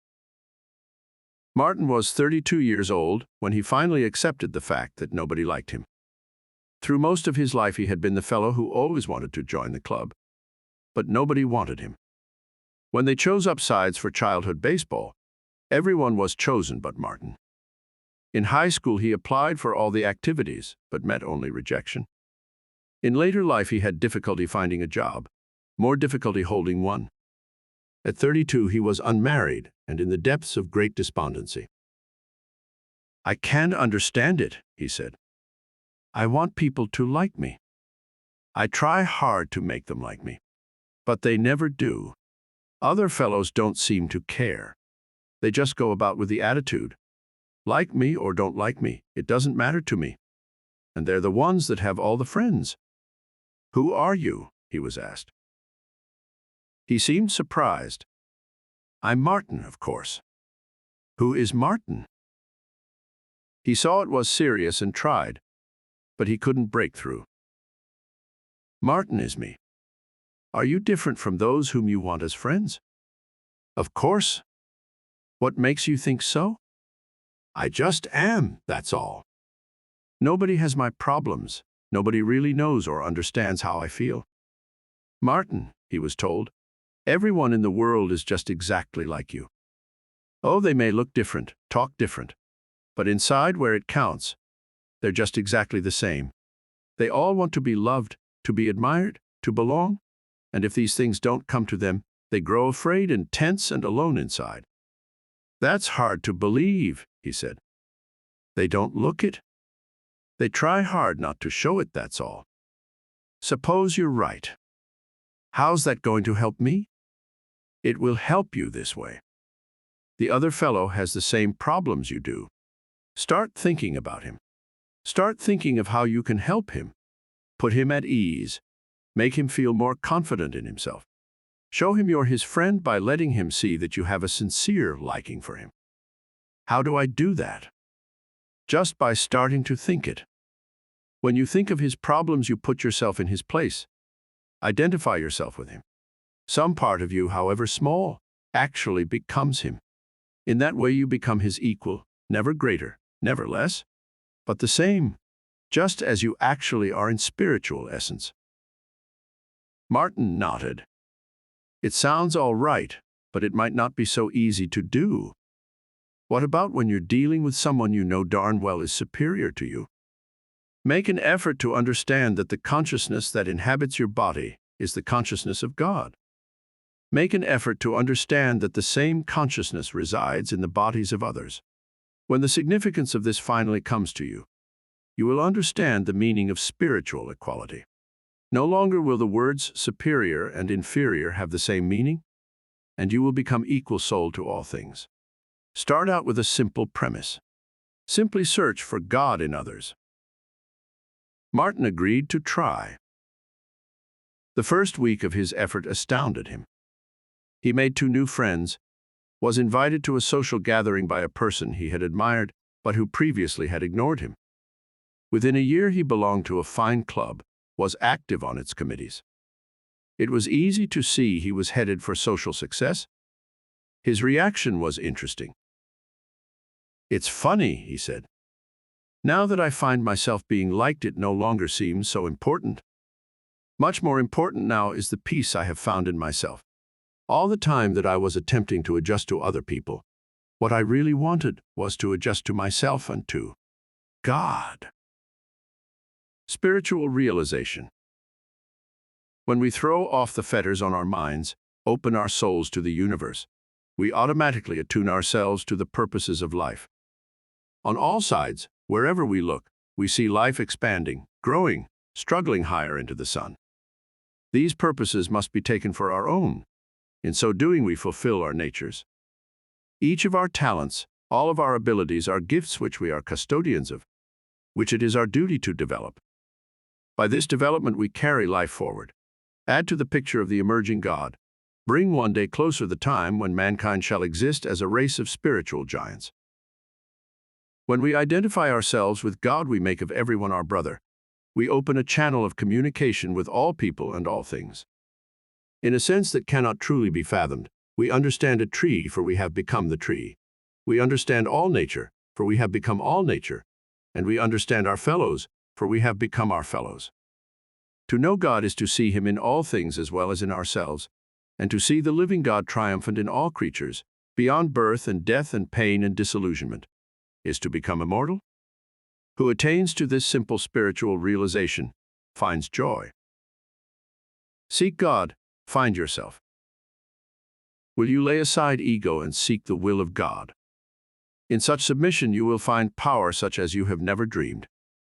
It is not a case of whether you can find the will of God, for that question is always answered with the asking. That door is always open to every knock. He is there, waiting to guide you. He will lead you in peace and serenity along life's strenuous paths. He will solve all problems. He will imbue your body and your affairs with power, peace, and perfect working. He will show you the reaches of eternity where you will find yourself. Make the decision today. Say, God, I turn my life over to you. In all things I seek your will. I recognize that it is you who thinks in me, you who wills in me, you who acts through me. I do not judge, I simply observe. I let your power flow through.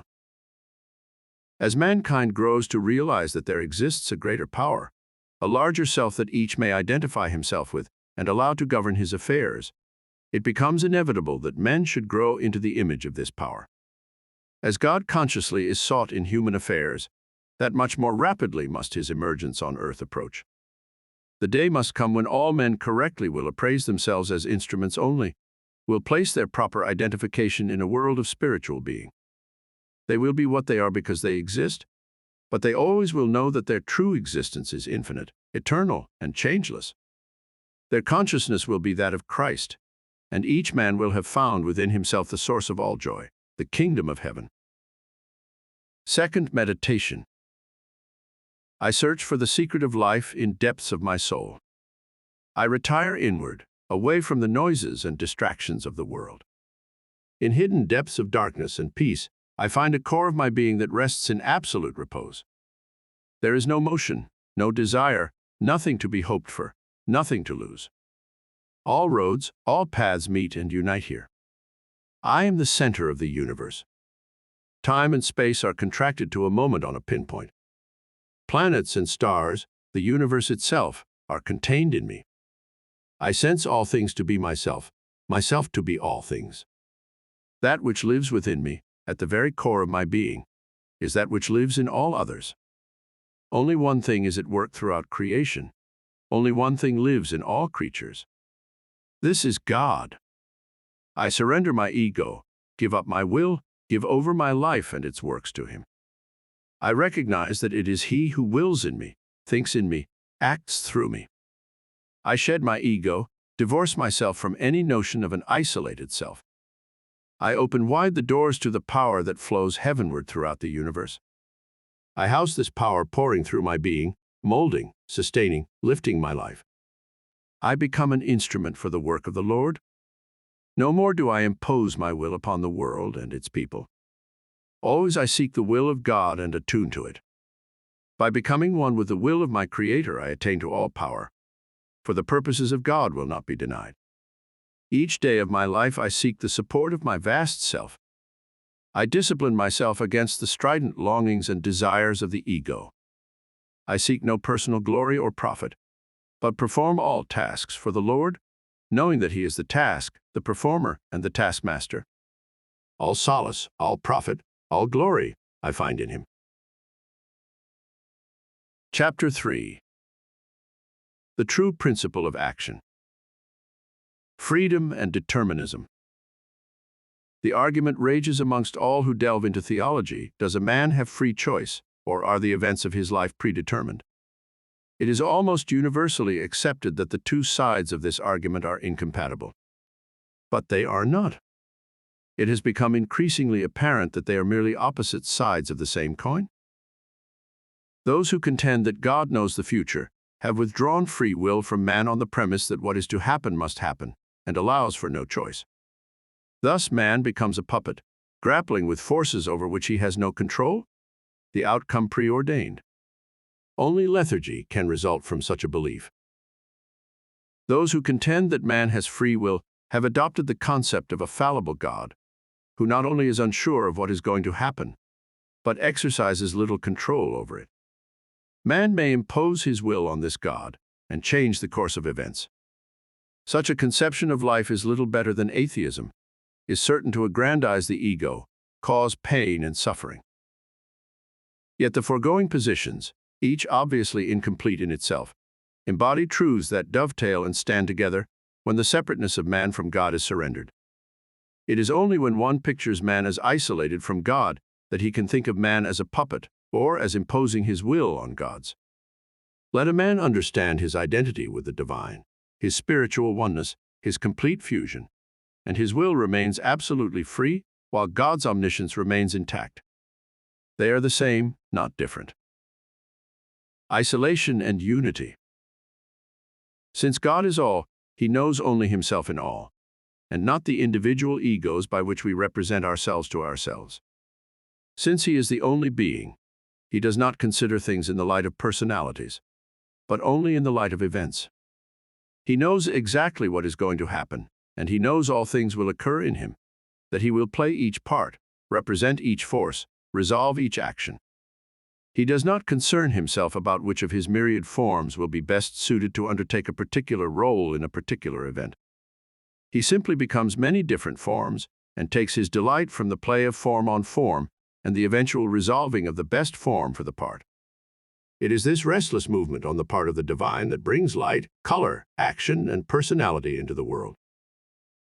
That the doctrines of free will and predestination are only partial truths is readily illustrated. Hinduism, for example, while based on some of the most beautiful theological tenets in recorded history, nevertheless has corrupted its disciples into lethargy through its efforts to annihilate human personality. In its doctrine of preordination, its establishment of the class system, in its complete surrender of personality in the nihilism of nirvana, Hinduism has created throughout Asia a kind of people who surrender to circumstance, refuse to make effort, are resigned to the lowliest of fates.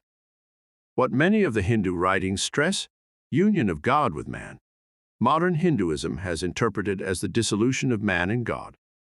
This, together with the doctrine of reincarnation, has made the average Hindu otherworldly, anxious to suffer through one life quickly so that he may get on with the next.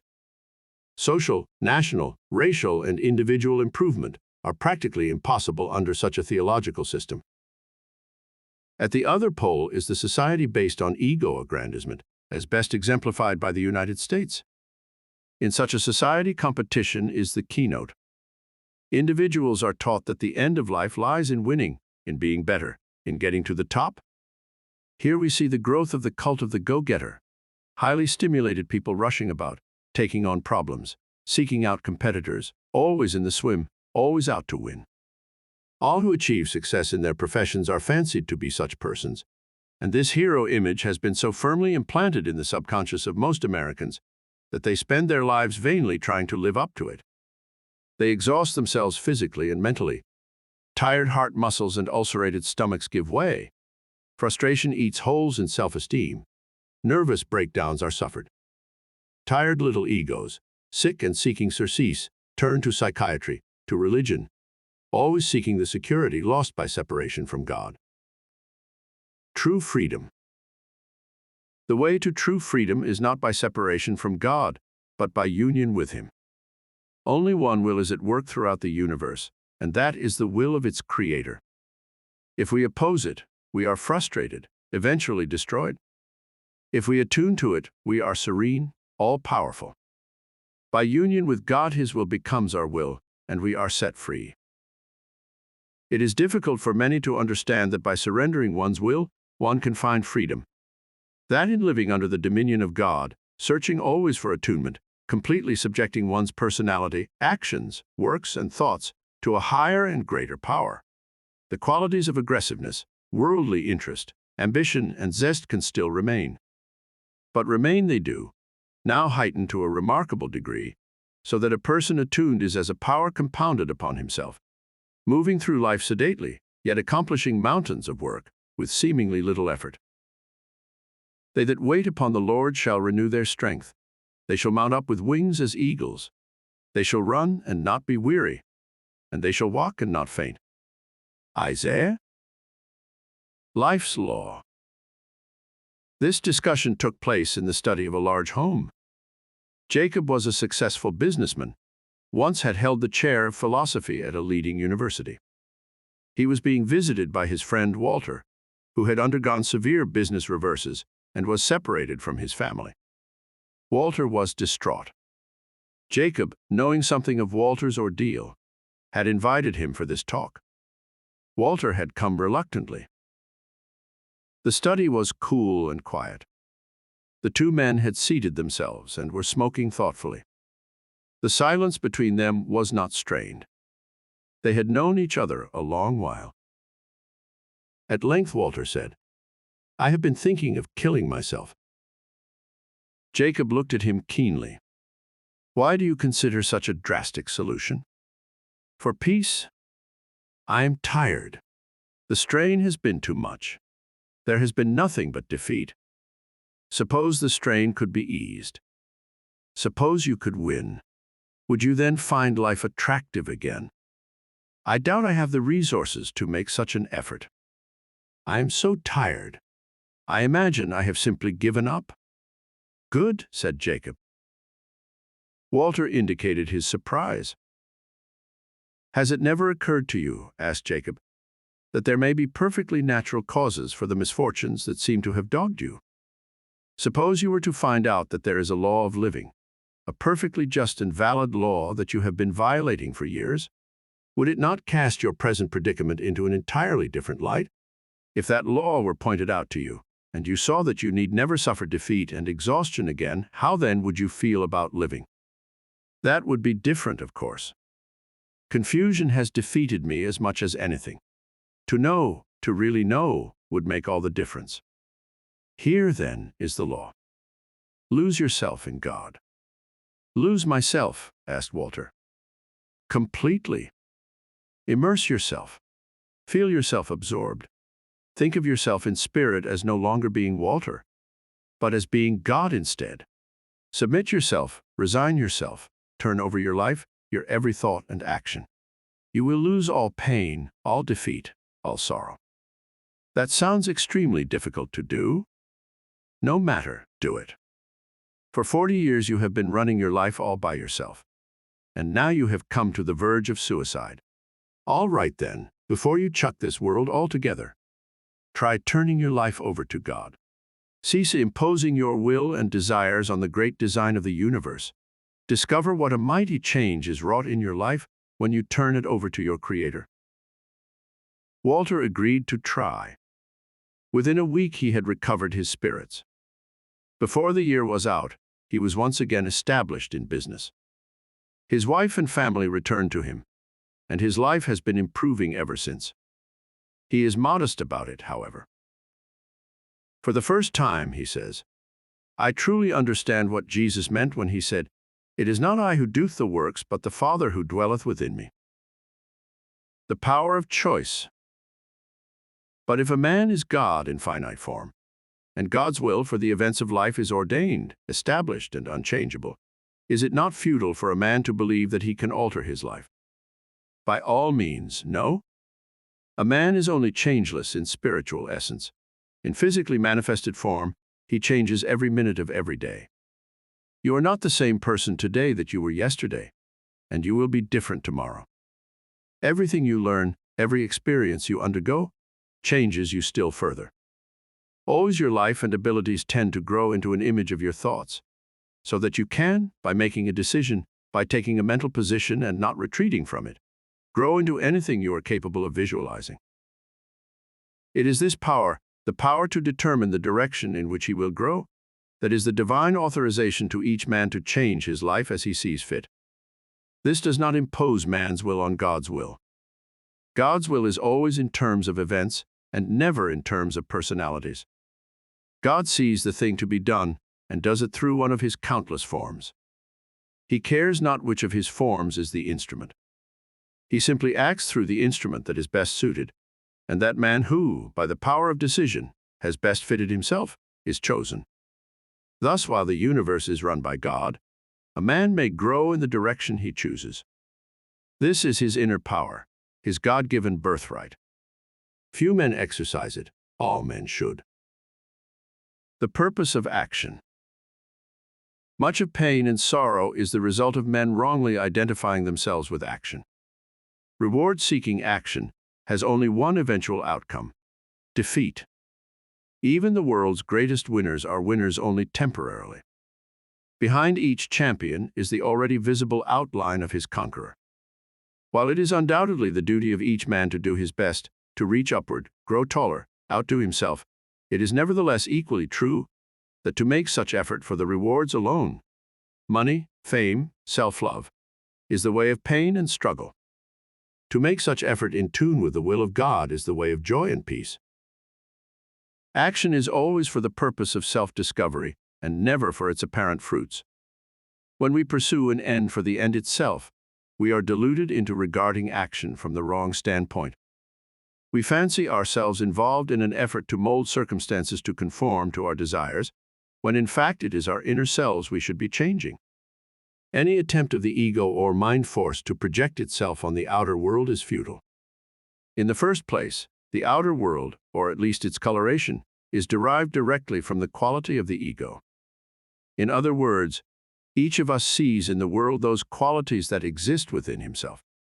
When he sees something that he does not like or wishes to change, He is wasting his time and frustrating his effort by attacking the problem in the outer world. Where it truly exists is within himself, and when he has changed himself, he will see the problem disappear from his world. It is because the ego is a finite and imperfect thing that our abandoning it and centering our consciousness in the perfect repose of God's self leads to such a vast improvement in our health and affairs.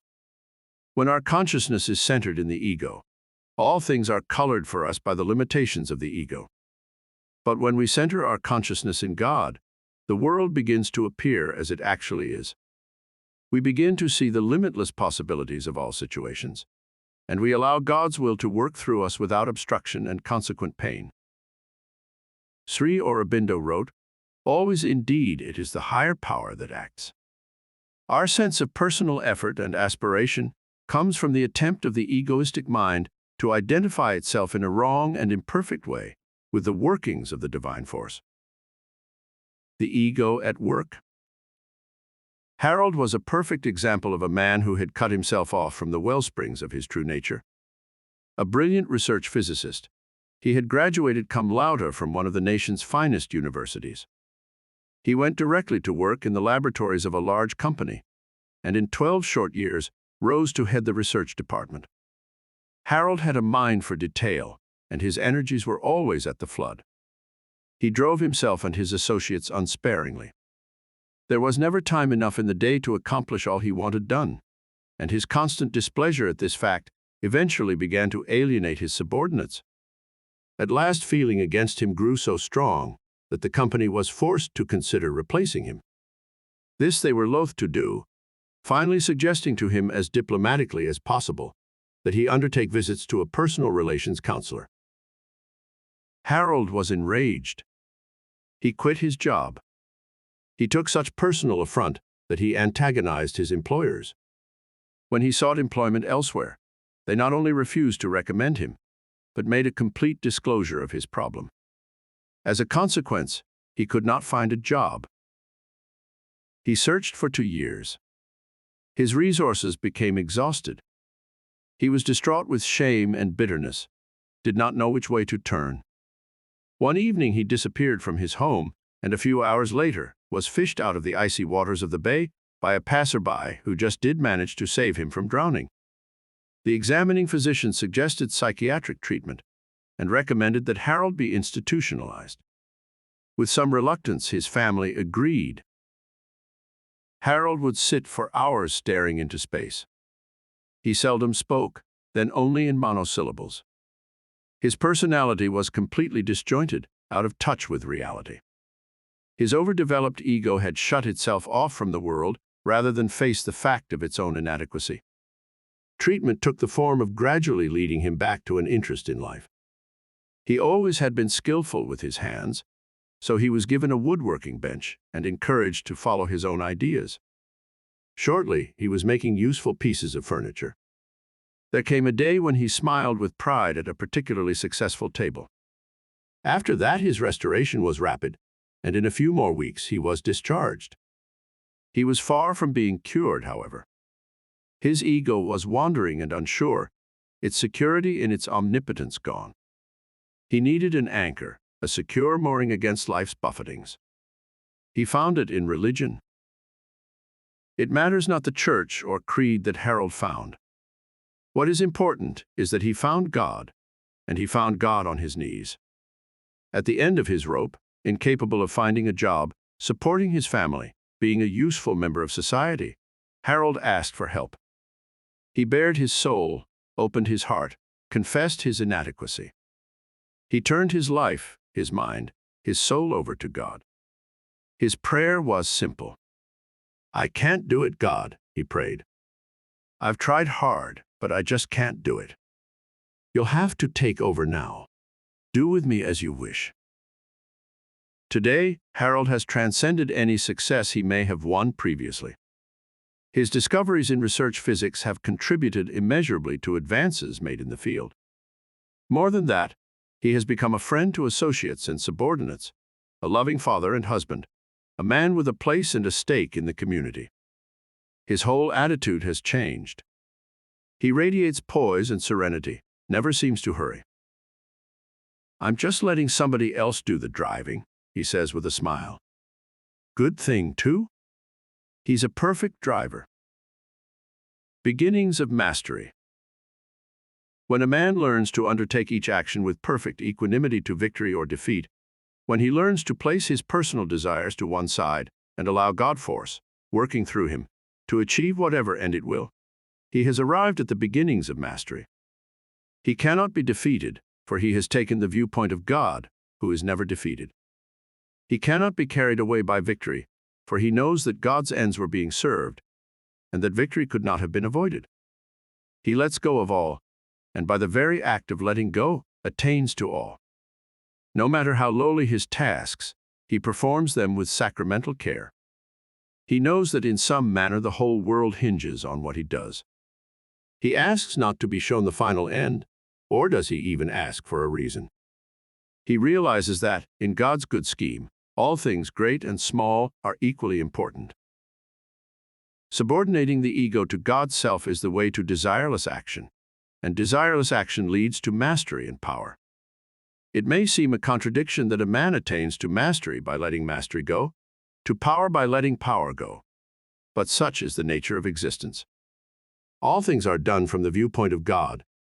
Nothing is done from the viewpoint of the ego. By letting go of the desires of the small self, one arrives at identification with a vast universal self, whose will is supreme and whose actions are omnipotent. Growing into God's self. Cervantes said, "Make it thy business to know thyself, which is the most difficult business in the world." Indeed, little else seems to be going on under the sun than self-discovery.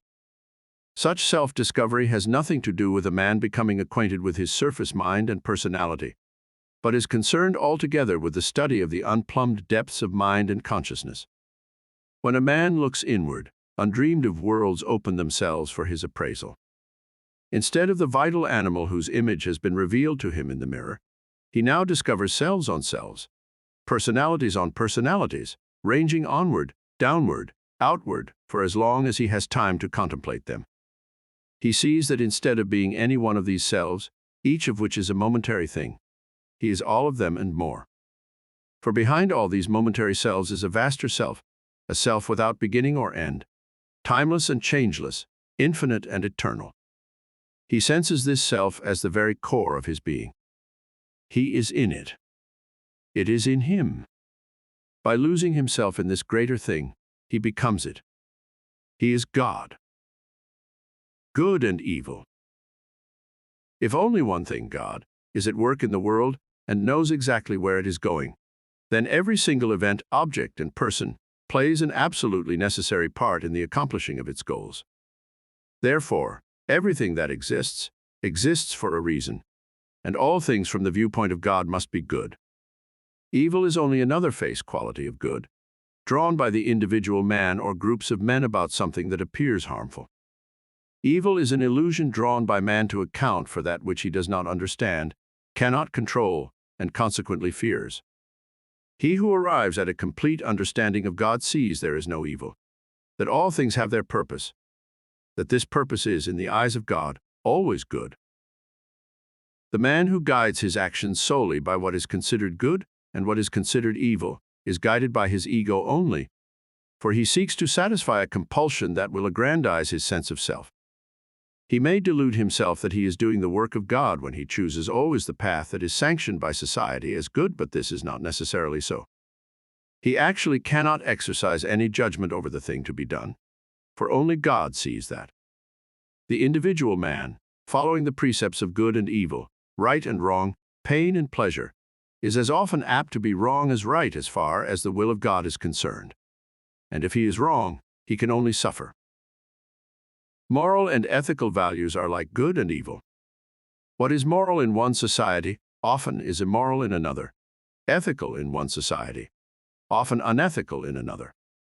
For a man always to guide his actions solely by moral or ethical values means that in some hidden manner he is attempting to appease his neighbors, sway their opinions, seek approbation, build his ego.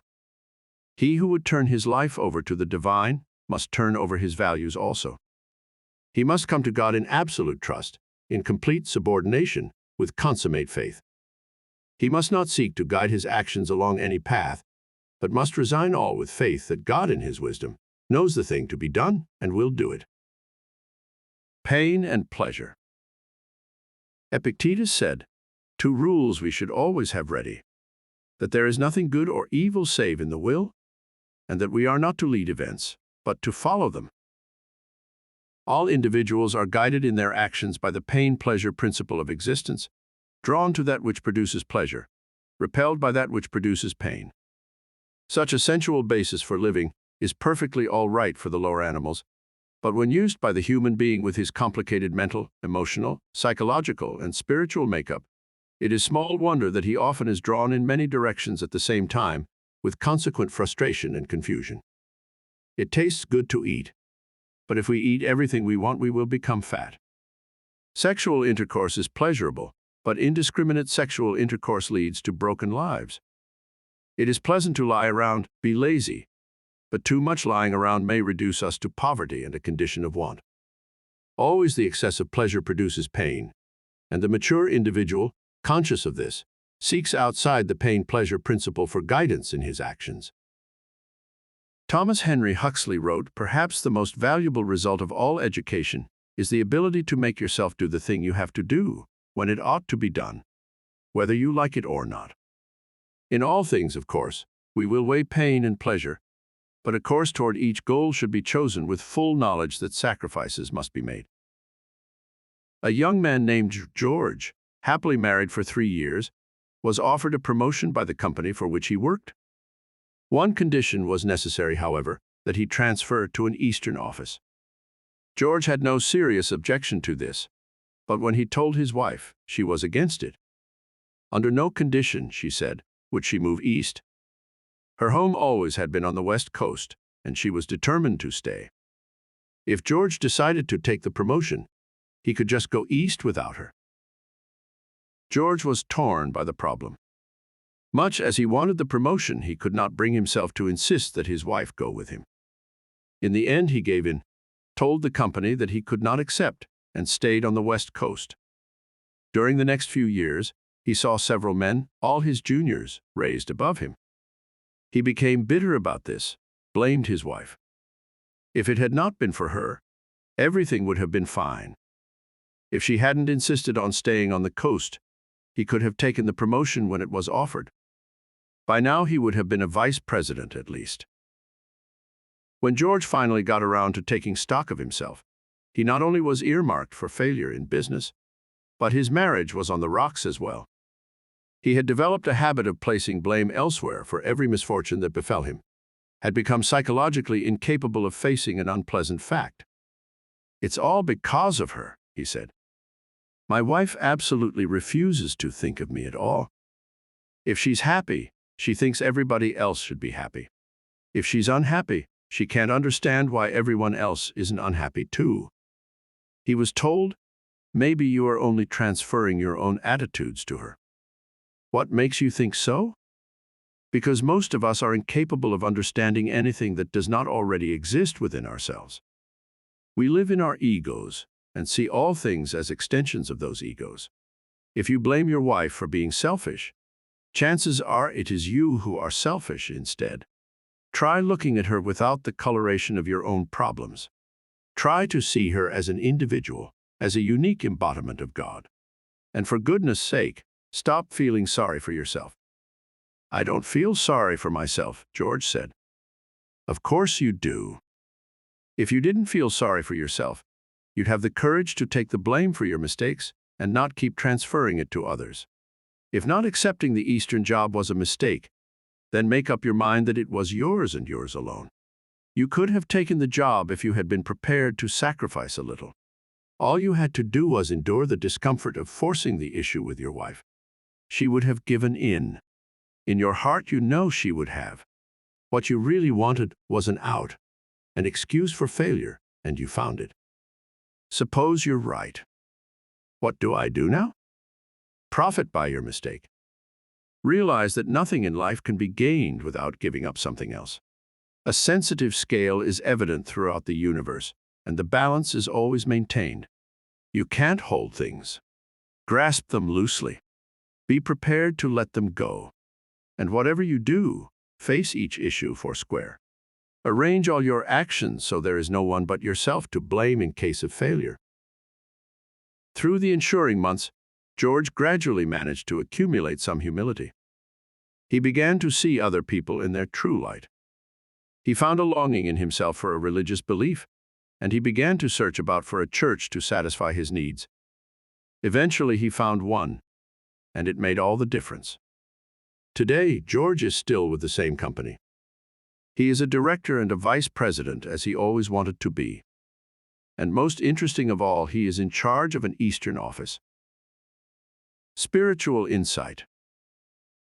What most of us fail to realize is that we gain nothing through self-seeking and everything through God-seeking. When we analyze people and events in terms of our egos, we give them a color they do not truly have. We are prevented from really seeing them, and consequently we live in a make-believe world. Things never seem to work out the way we anticipate because we do not truly see things in the first place. But when we search for the divine and put our faith and trust in Him, recognizing His will as the supreme working, identifying all our thoughts and actions with His, then we arrive at insight and spiritual illumination. I say the whole earth and all the stars in the sky are for religion's sake, wrote Walt Whitman. He had pierced the veil, the rough outer shell of things, and he saw within the one spirit, always the same, never different, working out its infinite manifestations according to a finite momentary form. He saw all things were God. Some people think that if they are going to live in constant spiritual communion with God, they must take an entirely different attitude toward nature. They think they no longer can be aggressive, competitive, combative in life principle. They believe they no longer can destroy, eat flesh, take life. Nothing exists under the sun that is not an integral part of the scheme of life, and that was not created by the central spirit that pervades all. Each thing is God-made, made from God, is God Himself. Whether beautiful or ugly, vicious or kind, lovable or hateful, evil or good.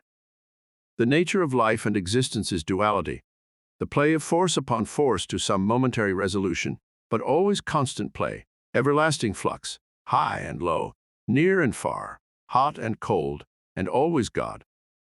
His is all extremes and middles and opposites and identities. God's grace. We will come a long way toward understanding life and the universe and ourselves when we finally realize that God is not alone, the beautiful, the pure, and the benevolent, but is also the ugly, the corrupt, and the predatory. For all these are human values, simply names given to situations or qualities that attract or repel individuals, but which could not possibly have any qualitative connotation in the supreme scheme. All things exist by grace of God and are therefore good and necessary, whatever their human or social valuations are deemed to be. A man will act according to his nature, whatever his spiritual enlightenment be. If he is a warrior, he will fight. If he is a writer, he will write. If he is a builder, he will build. If he is a destroyer, he will destroy. Think not that the destroyer is godless. His place, too, is necessary in the scheme. All forms wither and fade, are replaced by new forms. The very act of building is a destruction, for nothing is built except that it replaces something else. In the eyes of society, there may be a difference between the wrecking crew that tears down the slum dwellings and the building crew that erects modern structures in their stead, but they both are necessary, absolutely essential to progress. So a man will act according to his nature, according to his form, according to the framework of his knowledge, education, social and family environment.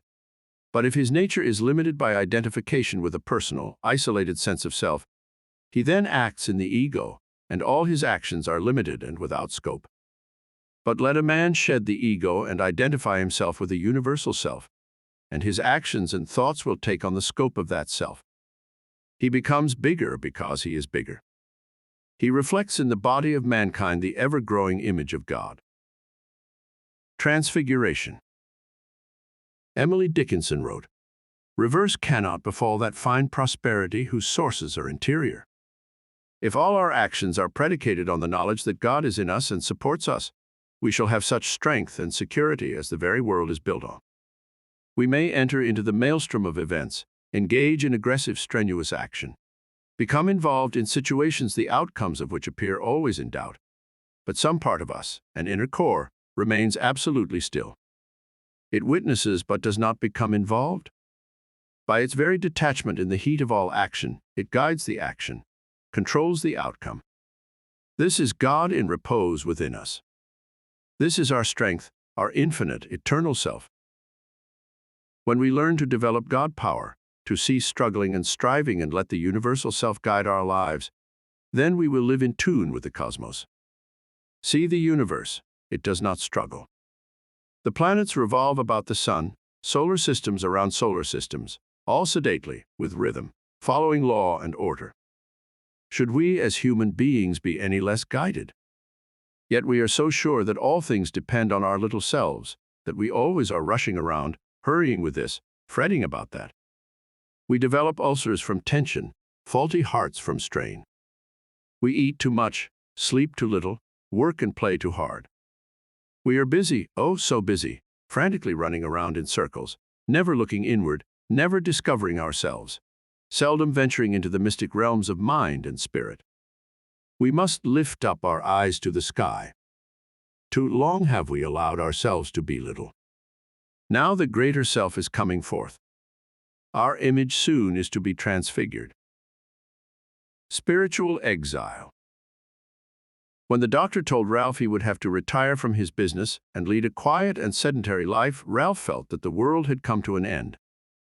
He was still relatively young, just into his 50s and at the height of his mental powers, and he had taken his business from a humble beginning to the high place it now occupied. Ralph loved his business.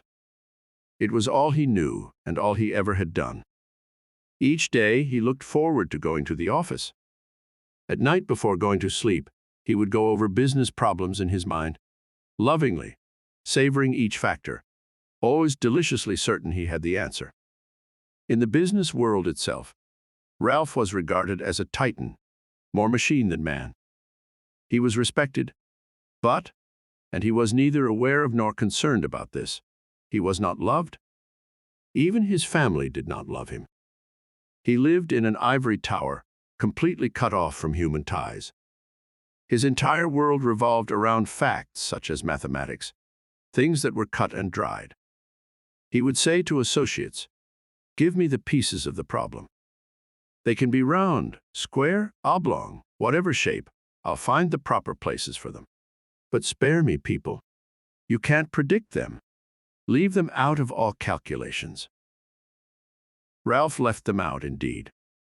When he retired to the beach because the doctor said he wouldn't live 6 months if he didn't, he couldn't find a blessed thing to do. He wrote long letters to the factory. He telephoned. He became agitated. Finally, the doctor forbade both phone calls and letters. Ralph's banishment was complete. He was in exile, cut off from the one thing he knew. One day as he walked along the beach, morosely looking out at the sea, Ralph came upon an old man sitting upon a rock. The old man tended a fishing pole and smoked a pipe. He had a white beard, and his blue eyes sparkled. Ralph was drawn to talk to him. "Catch anything?" he asked. The old man smiled and nodded. "What have you caught?" asked Ralph.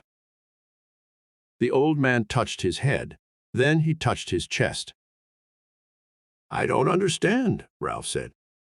"Sit down," said the old man. Ralph sat down. Something about the old man was compelling. Ralph's interest stirred. "I've been watching you," the old man said. "You walk along the beach every day, but you never see it. You don't want to be here, you want to be someplace else, but you can't be, and you refuse to accept it. Now I'll tell you what I catch when I come here to fish. I catch the knowledge that God is running the universe. I get that with my head, just by looking at the sea and sky. Then I catch the feeling that God is running me. I get that with my heart, just by sitting still and listening. All there is to catch in life can be caught right here. That's how good the fishing is. Why not try it?" Ralph did. He fished from the rock with the old man for many months, and he felt his joy and vigor increase. Within a year, his physician pronounced him healed. Today, he is back at his job, just as successful as ever, but successful now with people too. He works only 4 days a week, and nearly every weekend he can be found at the beach, fishing. Most people never understand why. He seldom brings home any fish. The Serene Mover. George Bernard Shaw wrote, "All this struggling and striving to make the world better is a great mistake, not because it isn't a good thing to improve the world, but because struggling and striving is the worst way you could set about doing anything.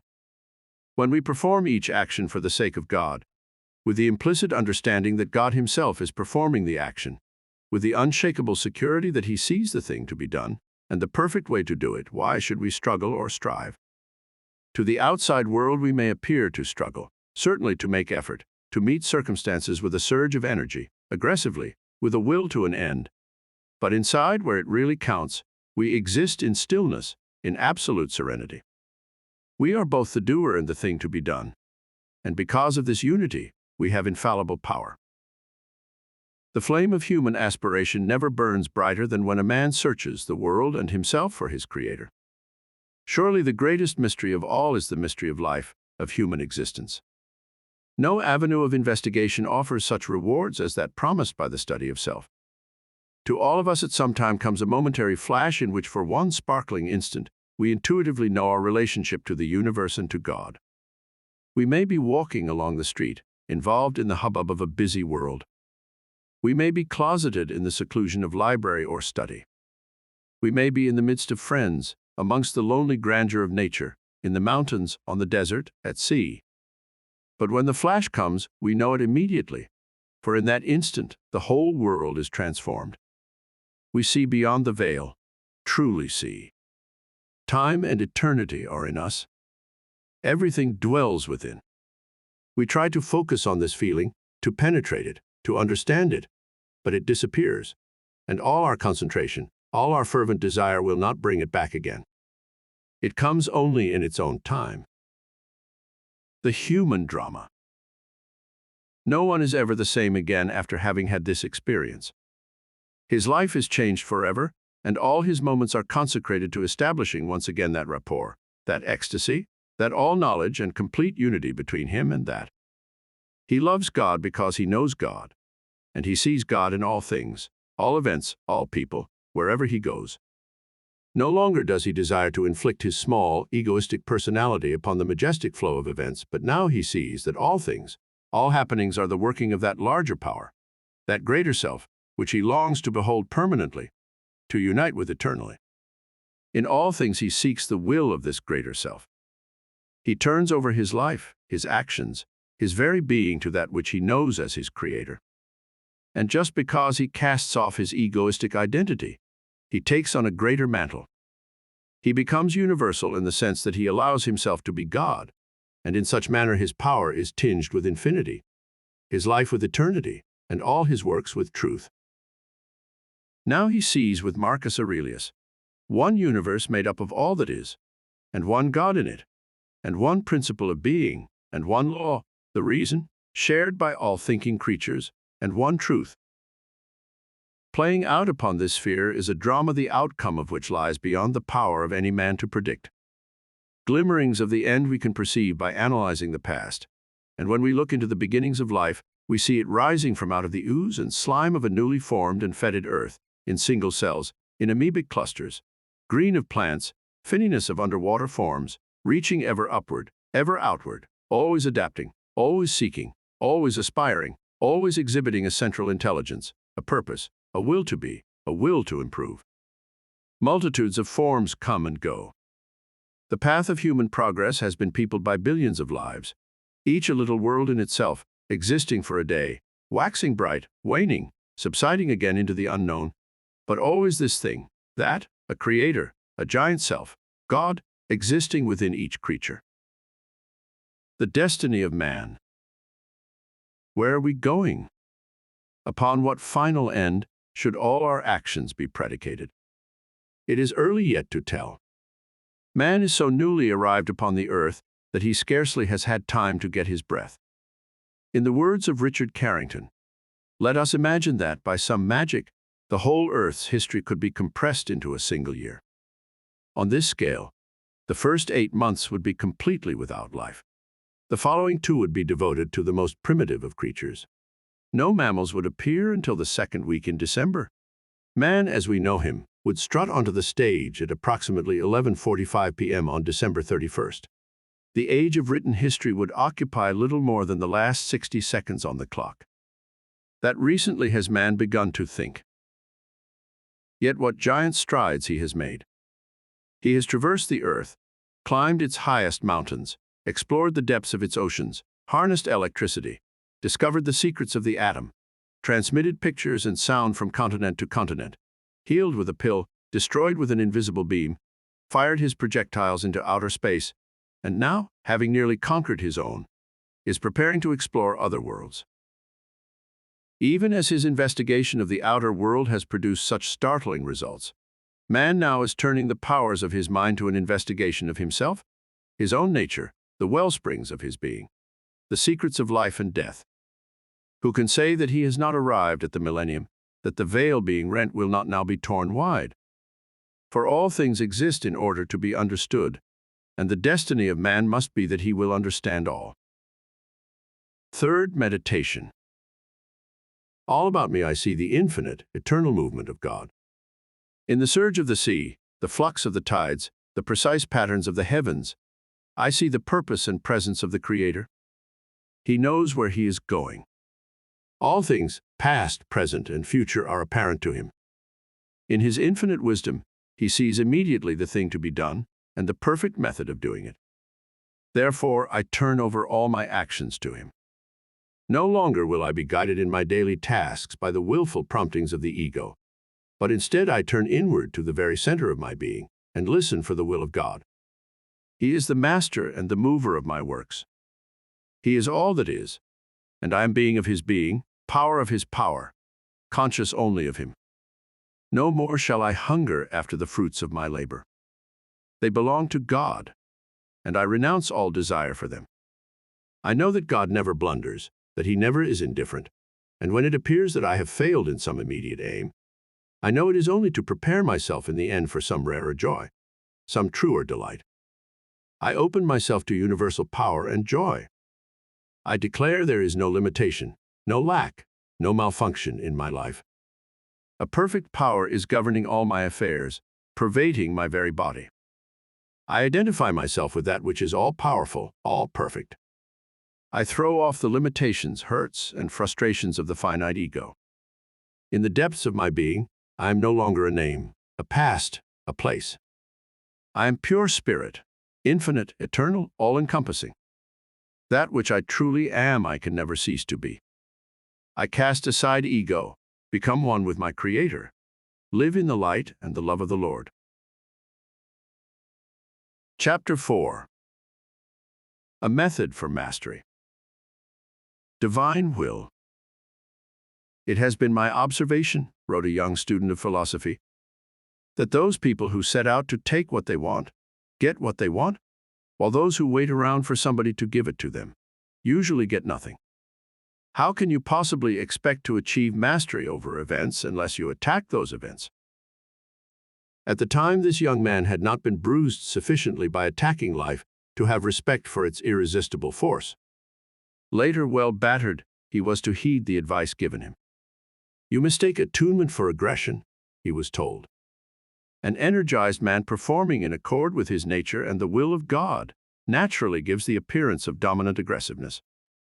He appears to mold the event because he is part of the event, and since he moves with the will of God, his success often is attributed to his own will or energy, when in truth it is only the will and energy of the divine that have been apparent.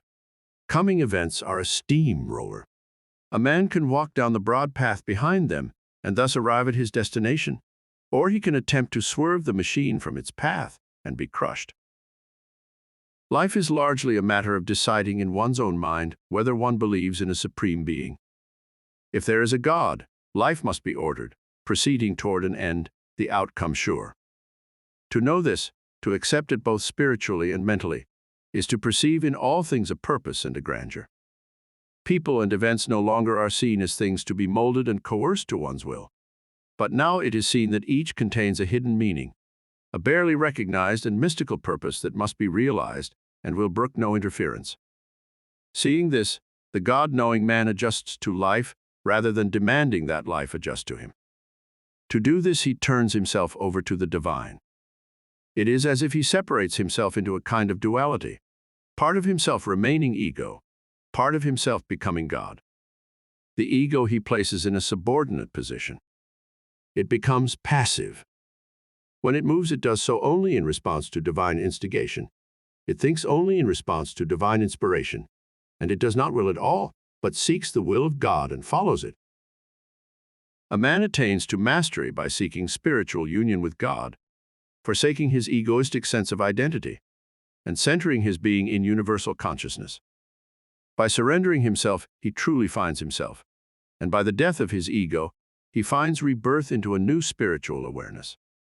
Wrote Thomas à Kempis, "Forsake thyself, resign thyself, and thou shalt enjoy much inward peace. Give all for all, seek nothing and ask back nothing. Abide purely and with firm confidence in me. Thou shalt be free in heart, and darkness shall not overwhelm thee." Consecration. Therefore, the first step toward mastery over life is made by a man's consecrating himself to God. In this whole and utter giving of himself to the Lord and Master of creation, a man forsakes forever all physical and mental goals and centers himself foursquare in the search for the Supreme. Nothing exists for him except that it reveals the face of the divine. All things he sees as manifestations of that one power from which he himself has descended, and he longs for complete and final union with the One. All his works, actions, thoughts, and desires are motivated by love of God and a longing to unite with God, and he turns over his life, his every moment, his every thought and desire to the divine. He does this because he knows the love of God. In the stillness of his soul, the call has come to him. He is encompassed round with the warmth and security of that love, and like an impassioned lover, he seeks to know more of his beloved. To this he dedicates his existence. Jesus Christ was such a one, as was Gautama Buddha, as was St. Paul, Moses, Muhammad, all the great religious leaders. Each knew the love of God and sought to live in this love and return it. From such a dedication, from such purposefulness of existence, have come all the great spiritual values of our day. That many more still are to come is evident. That man has barely penetrated the mystic realms of spiritual truth is made obvious by the fact that as yet he does not even know himself. He longs to know, to discover the road to spiritual and mental security. And in the love of God lies his salvation. The unloved. Sally was an alcoholic. She had been married and divorced and had lost the custody of her two children. She would have been the first to admit that liquor was the cause of her downfall, but in truth it wasn't liquor at all. It was her sense of being unloved. When she first had been married, her husband willingly had displayed the attention she needed for her insecure ego. Flowers each day, a new dress each week, statements of affection morning, noon, and night. But as time went on and the marriage began to settle down, Sally grew frantic. She was sure her husband didn't love her. She became jealous of his business, his associations, his hobbies, his interests. Each seemed to belittle her somehow, to draw love away. When the children came, she sought at first to find in their childish dependency the affection she needed. But here, too, she was disappointed. She began drinking in the afternoons, soon discovered that alcohol stilled the gnawing ache of loneliness and insecurity. Shortly she was drinking in the mornings also. Before long she scarcely was drawing a sober breath. 4 years after marriage, Sally's husband was forced to commit her to an alcoholic sanitarium. Gradually liquor was withdrawn from her. There came a day when she no longer felt such an urgent craving. Then the long work of psychological rehabilitation was begun. Sally's subconscious feelings of being unloved were clearly understood, but it was difficult to touch her in this area, to uncover, as it were, those forgotten experiences that had forced her into such feelings. At last it was decided to give religion a try. In the whole of her adult life, Sally never once had set foot inside a church. When the idea of attending one was suggested to her, she laughed. "I may be a nut," Sally said, "but I'm not feeble-minded. What makes you think I'd ever swallow the junk they hand you in churches?" "What makes you think it is junk?" she was asked. She waved her hand. "All those stories, people raised from the dead, walking on water, they're nothing but fairy tales for kids. Many adults believe in them. They're only kidding themselves. What's it all about anyway? Somebody dreams up these stories and starts a church that gets rich by taking money away from the poor. There's your answer?" "There's another answer, Sally." "And what's that?" "The love of God for man. You talk about the love of God, and you can't even prove there is a God." "I think I can." "Prove it then." "All right. I want you to spend the night thinking about who you are. You're not to think of yourself as being Sally, as being born of certain parents, as having had certain experiences, friends, a particular kind of education. Think of yourself only as existing, just being aware. Think about the scenery of life, the earth, sky, trees, flowers, rivers, the movement and drama of people. Then think about not existing and see if you don't feel, in some intuitive way, that the scenery of life would not exist either. Dwell upon this. If you are lucky, you will get a flash of mystical insight. Then you will know who you are. Then you will know that there is a God, and you will also know His love." Sally listened with skepticism, but she agreed to do it. She said it was only because she was willing to try anything, but there was about her attitude a slight sense of alertness, as if deep inside she had been startled to attention. 3 days later, she was missing from the institution. Her trail was followed to a large city. There it was lost. Her husband made public appeals for her return, all to no avail. 6 months passed, then he had a letter from her, posted from across the country. She said that she was all right, that she would be home soon. Several weeks later, she walked in the front door, radiant, brimming with health and vitality.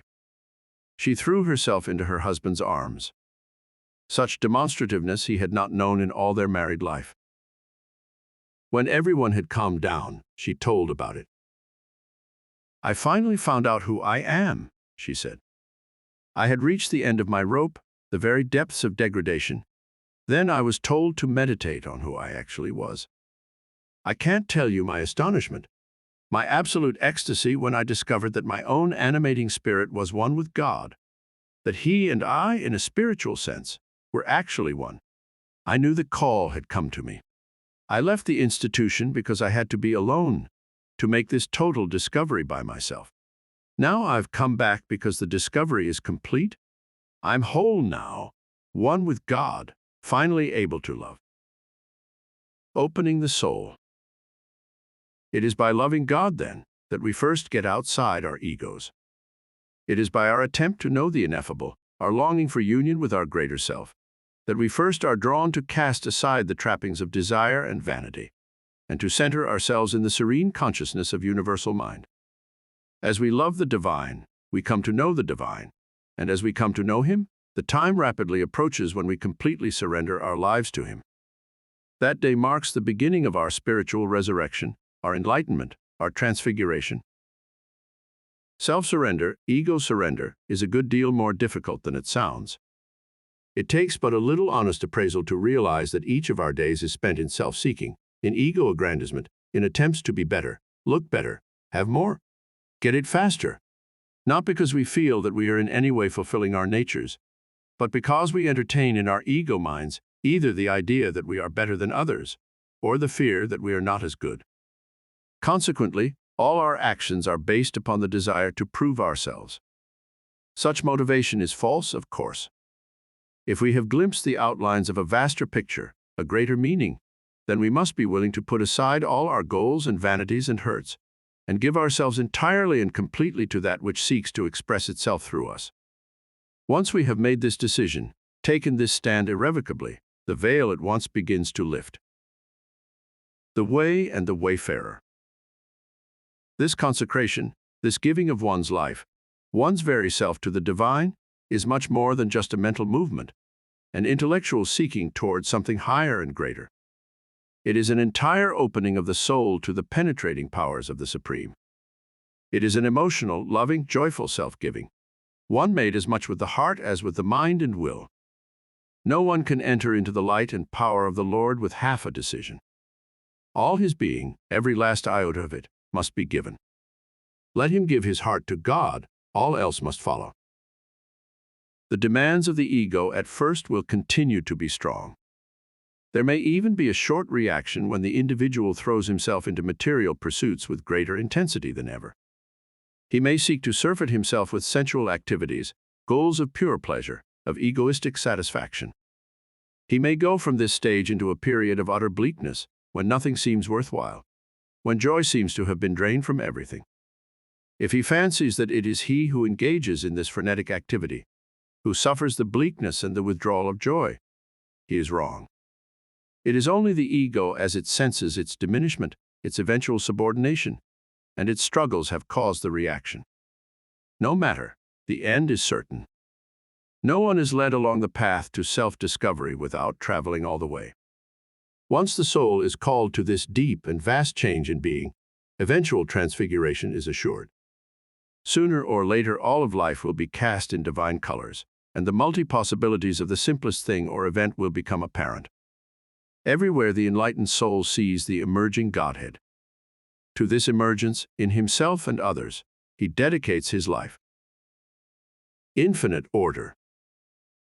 Out of first consecration to our vaster self comes an almost immediate and disconcerting discovery. We see ourselves scattered, diffused along a lengthy row of multiple personalities, which are all ours, but not one of which contains the truth of our being. We find that every part of us, will, desire, nervous system, intellect, sense, mind, heart, each seems possessed of its own small self, its own personality, which we now discern was seldom in agreement with the other components of our whole nature. We see that what we actually have been is a sort of battleground for our many personalities, and what has happened to us in the past has been largely the result of one personality, then another, achieving temporary supremacy. We now perceive that there is to be introduced into this chaos a guiding principle, a divine order, a centralizing and organizing identification that will achieve in us a unity of being.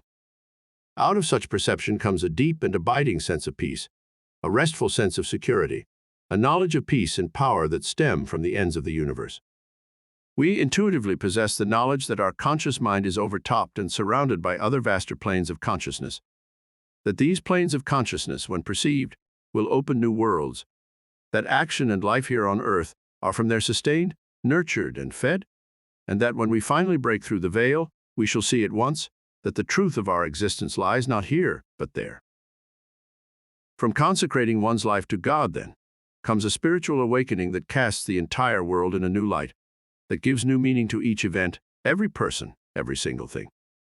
One wonders how one could have been so blinded as not to have seen it before. The truth is that the hand of the Supreme has been laid on the brow of the Chosen One. God has selected a human vessel for the light, and the many depths and planes of existence soon are to be made apparent.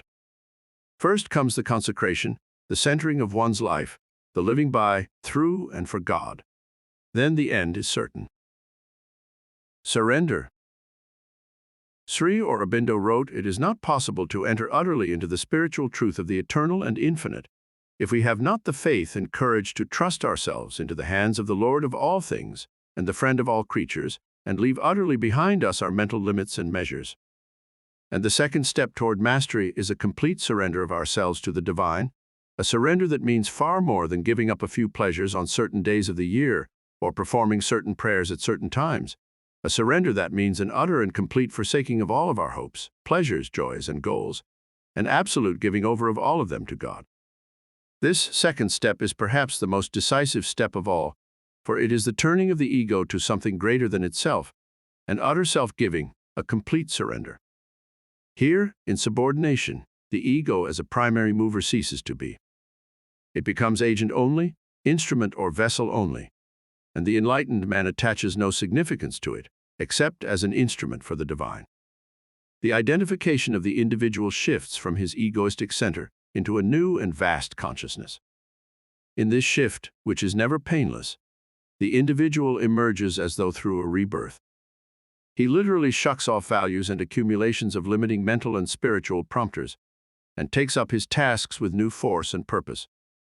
He begins to understand that it has been for this meaningful development that the Godhead descended into matter, and he sees that the purpose of life itself is to subordinate the limited and outward-looking ego, and install the divine in its place as the ruling and inhabiting presence.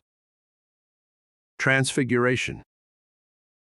There now is accepted a complete surrender of one's capacities to the divine, so that the sense of the individual as the doer and worker begins to disappear. The enlightened man perceives that it is God himself who is the doer, who is also the task to be done. He allows himself to be used by the divine.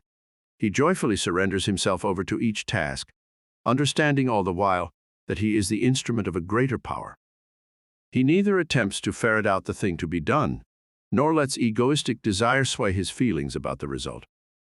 He is equal-minded to all results. He understands that God knows the thing to be done, its real purpose, its ultimate truth. Surrender of the ego to its Lord and Master effects a complete transformation of the limited mental and spiritual life into a large outpouring of energy, will, and purpose, which descends into the individual from universal mind. Such outpouring might easily change the entire pattern of a person's life, as witnessed the ministry of Jesus. But the transformation of each man, in the end, will be according to his nature. He need not take up a spiritual mission at all. Whatever he does will take on significance to all about him. He will, in fact, be a living example of the descended Godhead, whether his worldly position be high or low, material or spiritual, mental or physical. His works will be done with the harmony, the serenity, the perfection of the Supreme. Surrender to the divine, however, often brings with it a burst of religious fervor. A young man giving up his life to God might easily decide to take monastic vows, a young woman to enter a nunnery. But this first flush of emotional outpouring usually passes and leaves the individual in the same profession as before, infinitely more capable, however. As in the case of Arjuna of the Bhagavad Gita, the enlightened man pursues a life dictated by his nature, but that life takes on a new and highly charged significance. Crisis and solution. David was a gunner's mate on board a United States destroyer during wartime. His ship was part of a task group escorting a landing force. As dawn broke the day of the landing, enemy planes appeared out of the east and began crashing into American ships. This was one of the first wholesale suicide plane attacks of modern warfare. From atop his gun mount, David viewed the approaching planes and felt his first real fear. While most of the attack was focused against the transports, a number of planes veered off toward the escort vessels. David's gun was ordered to begin firing. Hugging the water as they came in toward David's ship, the planes kept themselves in line with the transport vessels. To fire at them, American ships had to risk hitting each other. The captain of David's ship dared not fire his big guns. Only machine guns, David's was one, engaged the approaching planes. When they were about a mile off, I knew we were going to be hit, David said later. We were putting up a stream of fire, but they came right through it, just as though they were charmed. Then, when the first plane was maybe 200 feet from the ship, it veered and headed directly for my gun. It bore in. Orange dots flashed along the leading edge of the wing as machine guns fired. It loomed across the sea, blotted out the sun. I prayed. I screamed at the top of my lungs for God to take my soul. Then the world exploded. David recovered consciousness nearly 2 weeks later. During much of that time, no hope was held for his life, but some tiny spark, some invisible thread kept him breathing, kept his shattered body fighting off the fingers of death. A leg was amputated, an eye removed, broken bones were set, a steel plate was emplaced in his smashed skull. When finally David recovered consciousness, the amazed doctors knew that he would live. Psychiatrists were called in to help restore David's personality, to help him to adjust to his crippled body. These men were even more astounded than the physicians. David needed no help. He was cheerful, serene, self-possessed. He set his mind at once to the problem of learning to walk with an artificial leg. He enjoyed things, people, sports, current events. He showed no signs of depression, no symptoms of feeling sorry for himself. The psychologists at first were fearful that David was covering up some deep psychological wound. But as time passed, they became convinced that David had discovered some terrific spiritual secret, some anchor to windward, that made him in his crisis amazingly tough and resilient. They decided to probe for it, but shortly learned there was no need. David talked about it cheerfully. "There's no secret," he said. "When that plane was bearing down on me, there came a second that seemed like a week, and during that time I prayed. I knew there was absolutely nothing I could do. I was trapped, and I was going to be killed. I didn't ask God to spare me. I just gave myself to Him. I gave myself completely, entirely for all time. I gave Him my life, my body, my soul, whatever I am. Now that I find myself still alive, I'm completely sure that it is His will, that there is work for me to do, that He will show me, guide me to it, perform it through me. I am happy because I am close to Him and He is using me. Whatever I do henceforth in life will be God working through me."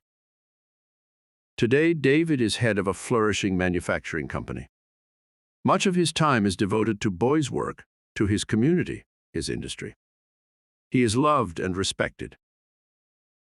The path taken. The one free will in the world is the divine will, and the true import of this fact is understood only by one who has surrendered his life to God. In this surrender, in this absolute giving of himself, a man is made one with the will of the eternal and arrives at true freedom.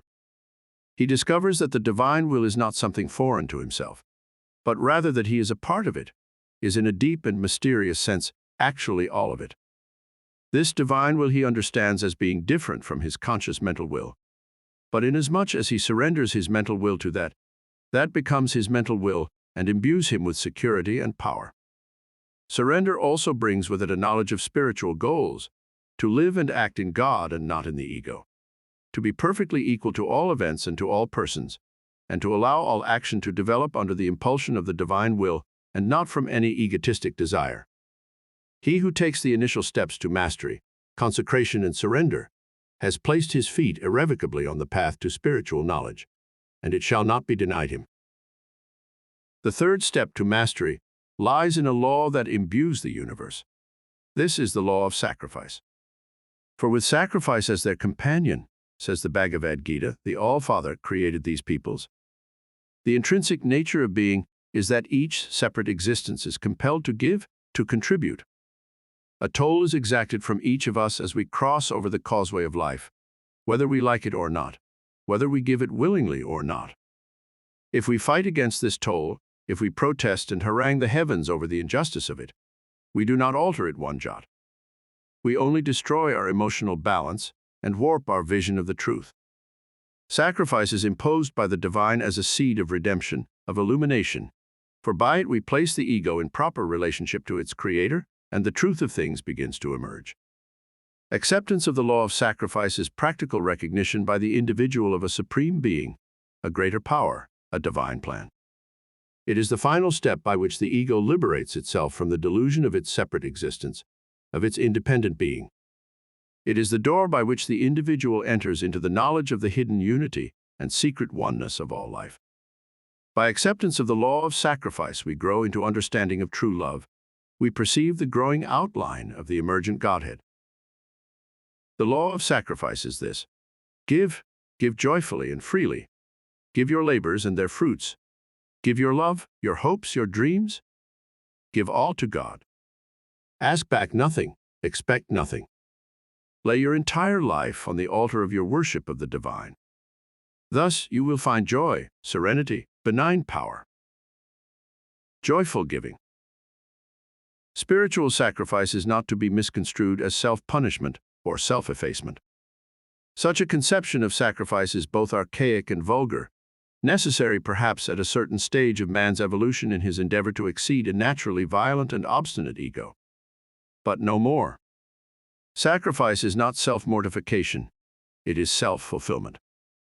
Its object, far from being mutilation and torture, is transformation into a greater life, into divine perception, into an all-encompassing serenity and power.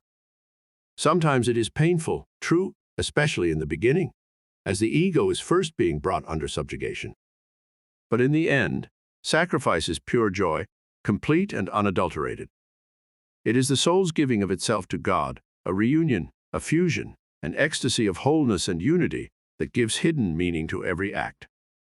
And the soul does not give itself to God in vain. Claiming nothing, it yet receives all.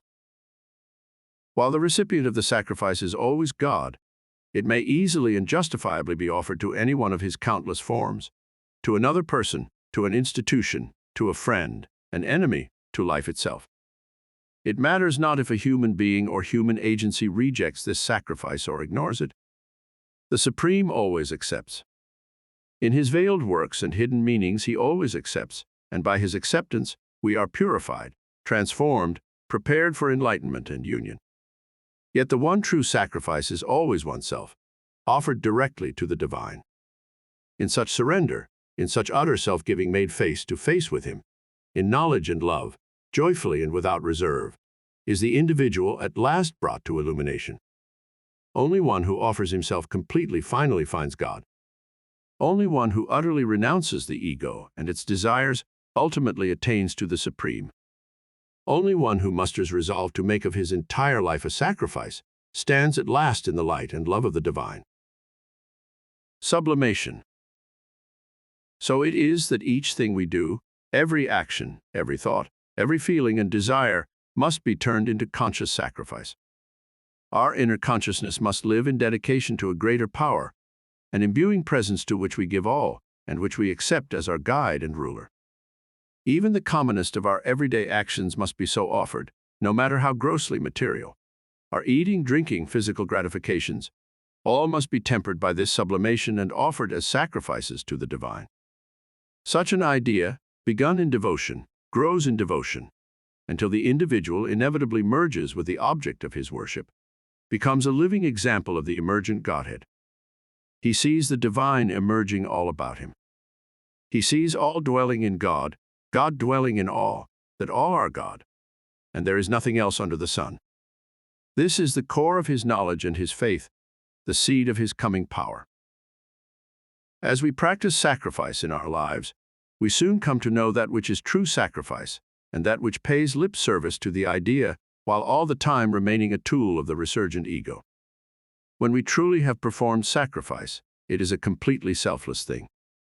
It is not directed in any way toward ourselves as a separate existence, not done for others because of their relationship to us, not done for institutions or governments because of their relationship with us, not, in fact, connected in any way with the preferences, likes, or hopes of the ego. Always it is performed in response to a hidden light, a diffused but apparent illumination that spotlights the thing to be done, and the method of doing it, in the full knowledge that it is an act and a method of the divine. In true sacrifice, we always recognize that we are possessed by and used by God. All other sacrifice is false, though not futile, for it is a step by which we proceed to true sacrifice. In true sacrifice, it is the divine who officiates. By it, we are united with him. Displaced ego. When Arthur was 12 years old, he already knew that he wanted to be a priest. In the eyes of his parents as well as the priesthood, he had the calling.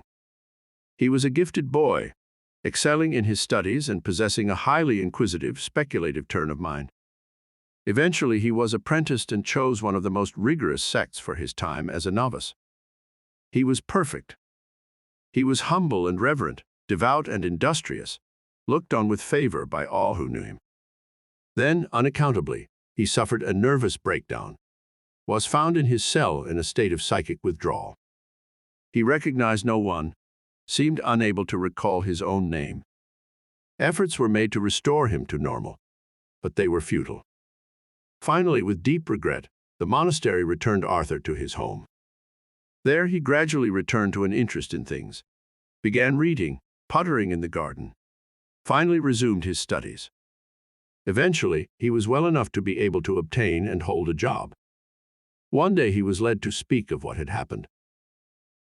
"It was strange," he said. "I was wound up inside like a spring. More than anything else, I wanted to achieve a place for myself in my chosen religion. I knew I was gifted. I had won enough honors to realize that. I felt I could go high, clear to the top. In a manner I cannot quite account for. I felt there was no stopping me. I thought I was destined for success. Now I see I merely had a severe case of swelled head. "What happened to change your mind?" he was asked. "I don't really know," he said. "I kept thinking of all the things I had to do, of how good I had to be. I kept thinking of all the people who had made it before me, of all those who had tried, all those who were trying at that moment. Without my quite realizing it, a feeling of futility began to come over me. Such a feeling I never had experienced before. It was like a cold vacuum, devoid of warmth and energy. I felt frozen. I could move, but did not care to talk, but was disinterested. I realized what was going on around me, but I was completely untouched by it. How did this feeling happen to leave you? It wasn't exactly that it left me, but more as if it was forced out by the entrance of something else. This something I can only describe as God, a warm, living, joyous presence that came and settled in me, a presence far greater than I, greater than all. You think that you are possessed by God. Yes, I think I truly have found myself in Him. My being is in Him, even as I know He is in me. What about the bleakness, the coldness that you knew before? That, I believe, was brought about by the death of my selfish self, a kind of false identity that wanted to take everything and give nothing, that wanted fame, honor, and position to add to its vanity. Since it refused to give, refused to sacrifice something of itself to the Almighty simply made a compulsory sacrifice of all of it. When it disappeared, a void was left. Into this void, God came. He has regenerated my life. Love. The fourth step to mastery is the principal one. In it are encompassed the other three, and he who achieves it is led the whole way on the path to enlightenment, whether or not he is able to achieve the others. The fourth step is love of God. The axiomatic spiritual truth is this: he who loves God is made one with God. Love is a desire for fusion, a yearning to join with another to establish a kind of whole, a mingling, a mixing, a supporting, a joining, in which something greater than the original aspirant is established. Love is the secret wellspring of the heart reaching out in subconscious knowledge toward the perfect, the ideal, the uttermost. Over all human failings, errors, and disappointments, love leaps like a gazelle, spans the universe, flies in a twinkling through the reaches of time, joins together those who aspire to the same goals and are possessed by the same visions.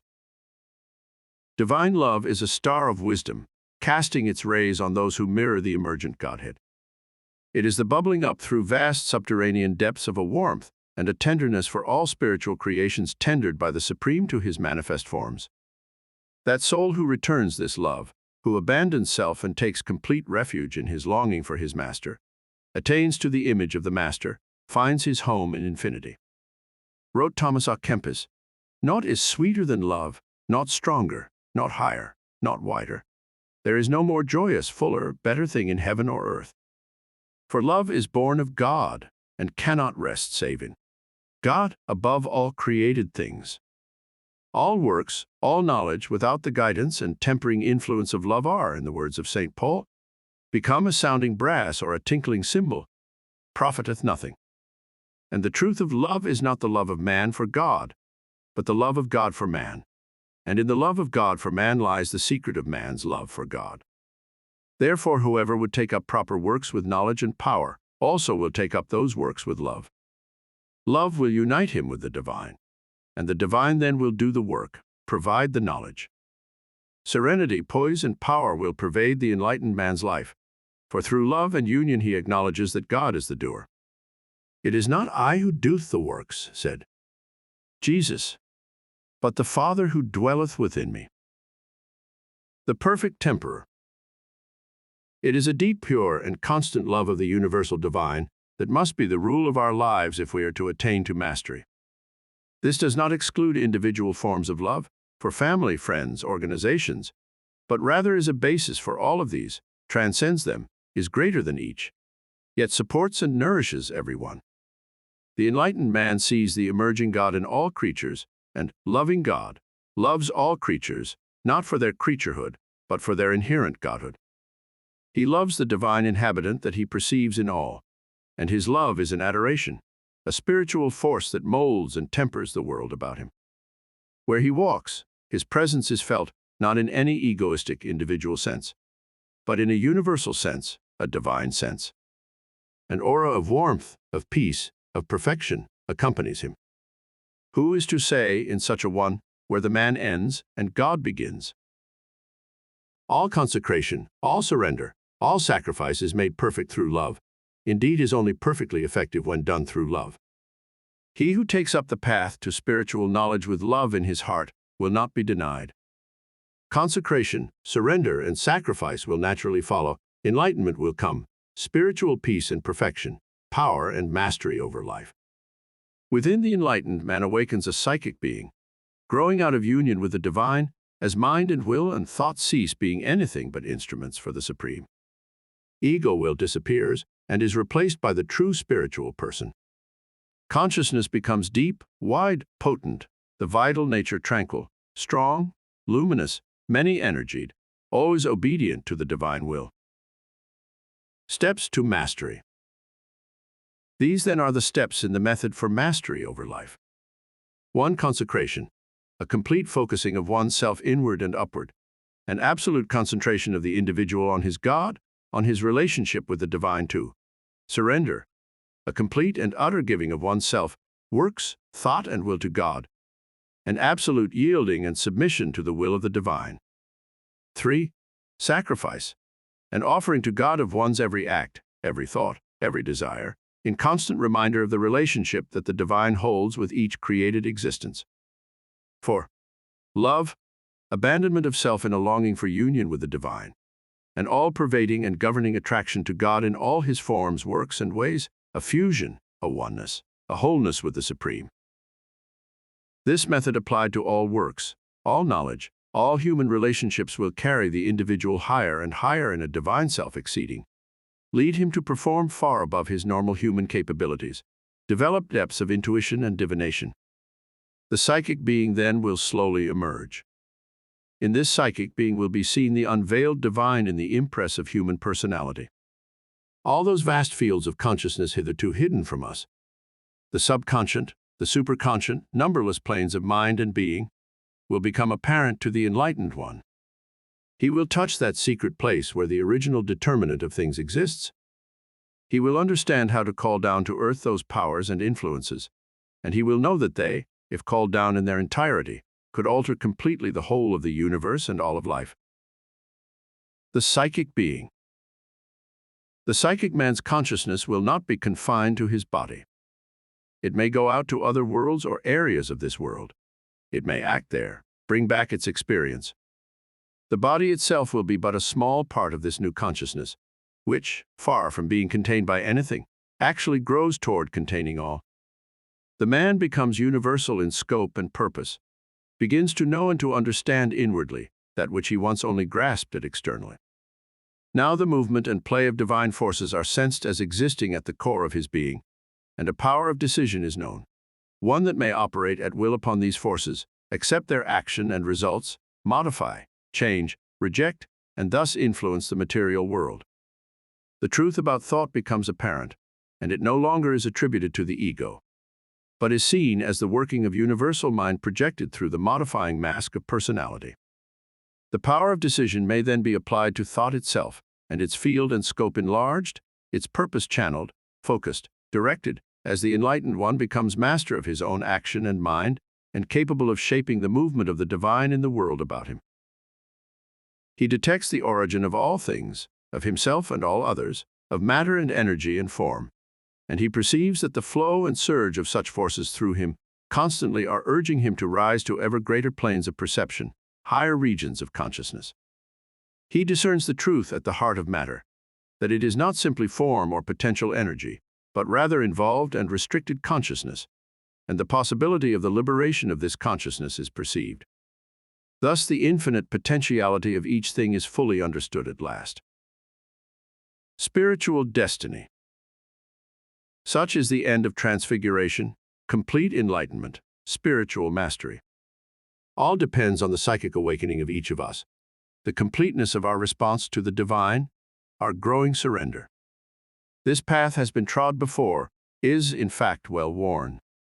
Preceding us have been the great avatars of history: Jesus, Buddha, Confucius, Muhammad, Moses, Lao Tzu, and many quiet ones whose works and power in the world have been equally important. Theirs has been the torch to bear. Many of their teachings have been misconstrued, sometimes deliberately warped, yet their message rings clearly down the centuries. Man has within him the power of his own liberation, a divine consciousness, a universal mind. Such is his destiny that one day there will appear upon the earth a race of super beings, mental and spiritual giants, possessed of undreamed of psychic powers. A divine force is at work and has chosen the moment for this super being to appear. Such men already have been upon the earth, are making their appearance today. Each of us is this latent super being. Each of us can become the avatar, in fact. To that end, live and act in the divine, and follow the 4 steps to mastery: consecration, surrender, sacrifice, and love. 4th meditation. I acknowledge the existence of the divine, and I dedicate my life to him. I focus my mind on God each waking moment, seeking his presence, longing to know him. All that I am, my work, my thoughts, my very being, I consecrate to the divine. In him I have my existence. I see his hand in every flower, bush, tree, created thing. The warmth of his presence is everywhere. Into whatever dangers I go, by whatever roads I travel, he is there. He is my comforter and guide. I surrender my life to him, forsake myself, take refuge in the Supreme. No longer will I struggle with the events and forces of the world. I accept them, see them as the divine will working out the thing that needs to be done. I join forces with God by surrendering to him my human hopes and aspirations. I attain ascendancy over my mental and material mind, over my individual ego, by making a sacrifice of all my works, my goals, my thoughts and dreams. I see that all of life is a sacrifice to the divine. Through all the confusion and struggle of ego against ego, he works serenely toward his ultimate purpose. Nothing is lost, nothing destroyed, for in reality there is nothing but God. Upon the altar of his presence, I lay my action, my thoughts, my emotions, my will. By consecration, surrender, by sacrifice of personal will and vanity, I enter into a state of pure adoration for that which is true and eternal. Love grows in me as the ruling passion of my life, for it is my longing to be reunited with my universal self. I know all things by my oneness with them. They are me, I am they. We are fused, united, bound together by divine love. Chapter 5. Peace of mind? The root of insecurity. The greatest toll of our modern civilization is exacted by nervous and emotional strain.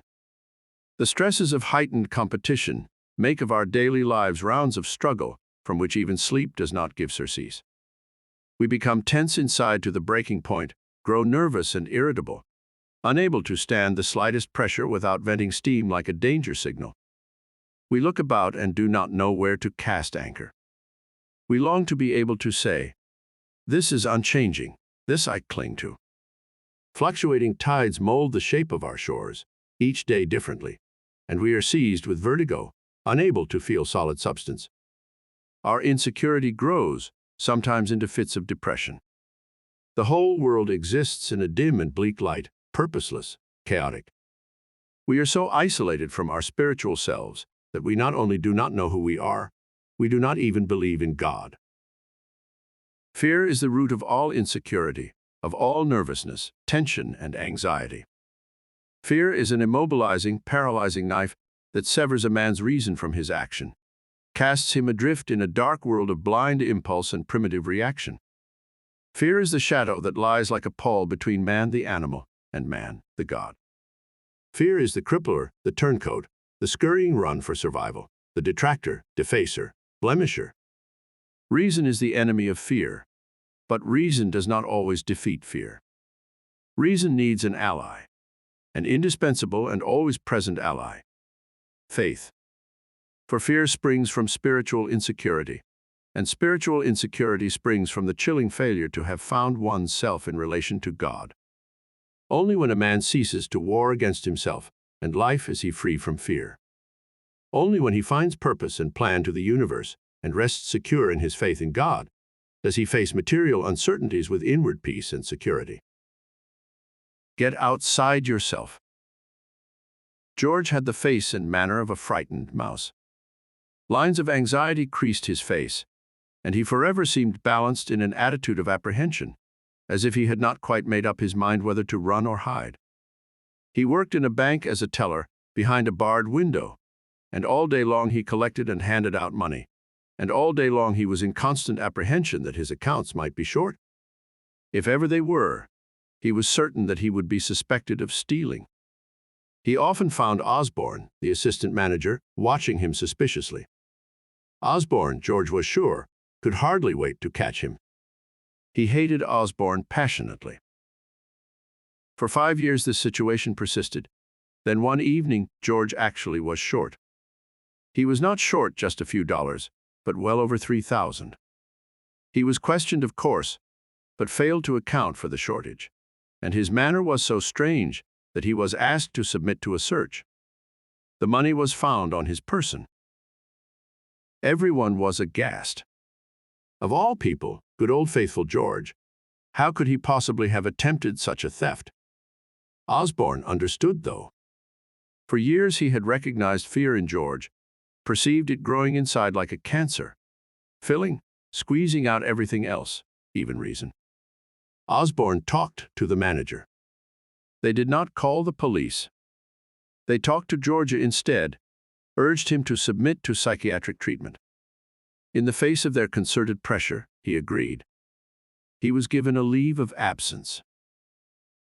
5 months later, George returned to his job. Gone was his old manner of anxiety and indecisiveness. He was a different man. The psychiatrist said of him, George had a classic example of fear neurosis. He actually stole the money because he was afraid that someday he might do just that. His fear became so enormous that he had to justify it. All this was done subconsciously, of course, and George had no recollection of it. His mind was such a hodgepodge of repressions that it would have been a lifelong job to get at all of them through psychiatric techniques. What I ordered for him was religion.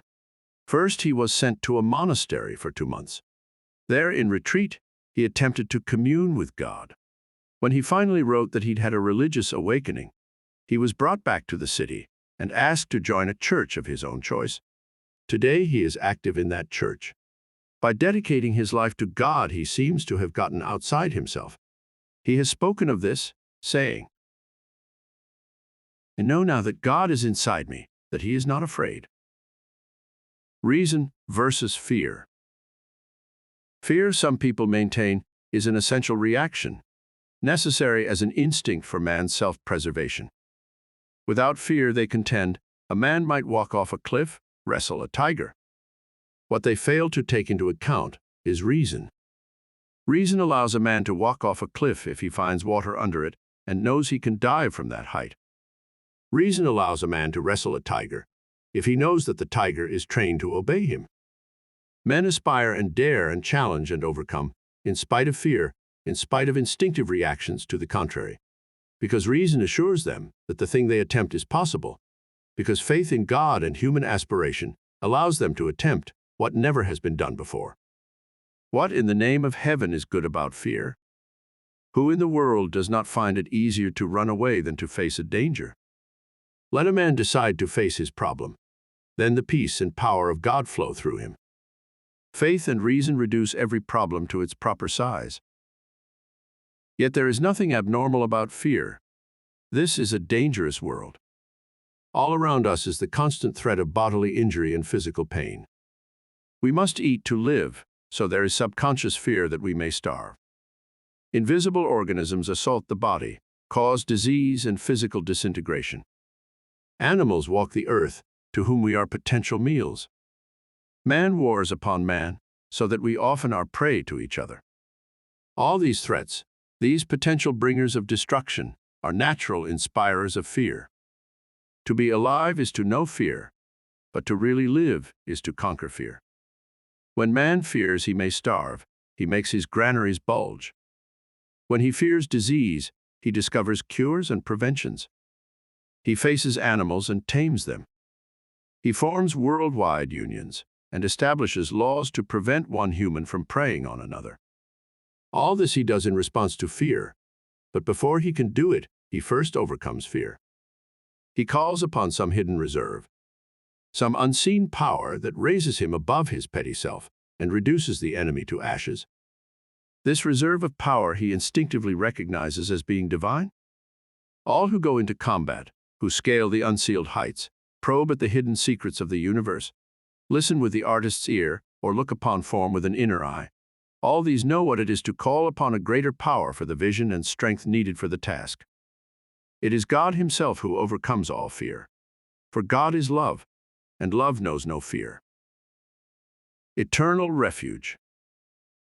We love too little, we who live today, and fear rules more of our lives than we care to admit.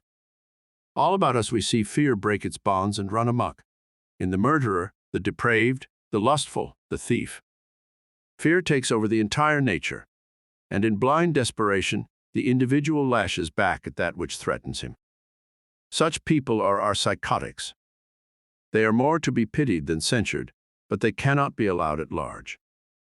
More to the point are the millions of us who go about daily tasks with reasonable capability, while all the while, fear gnaws at our hearts and souls like a cancer. Unnamed anxieties plague us.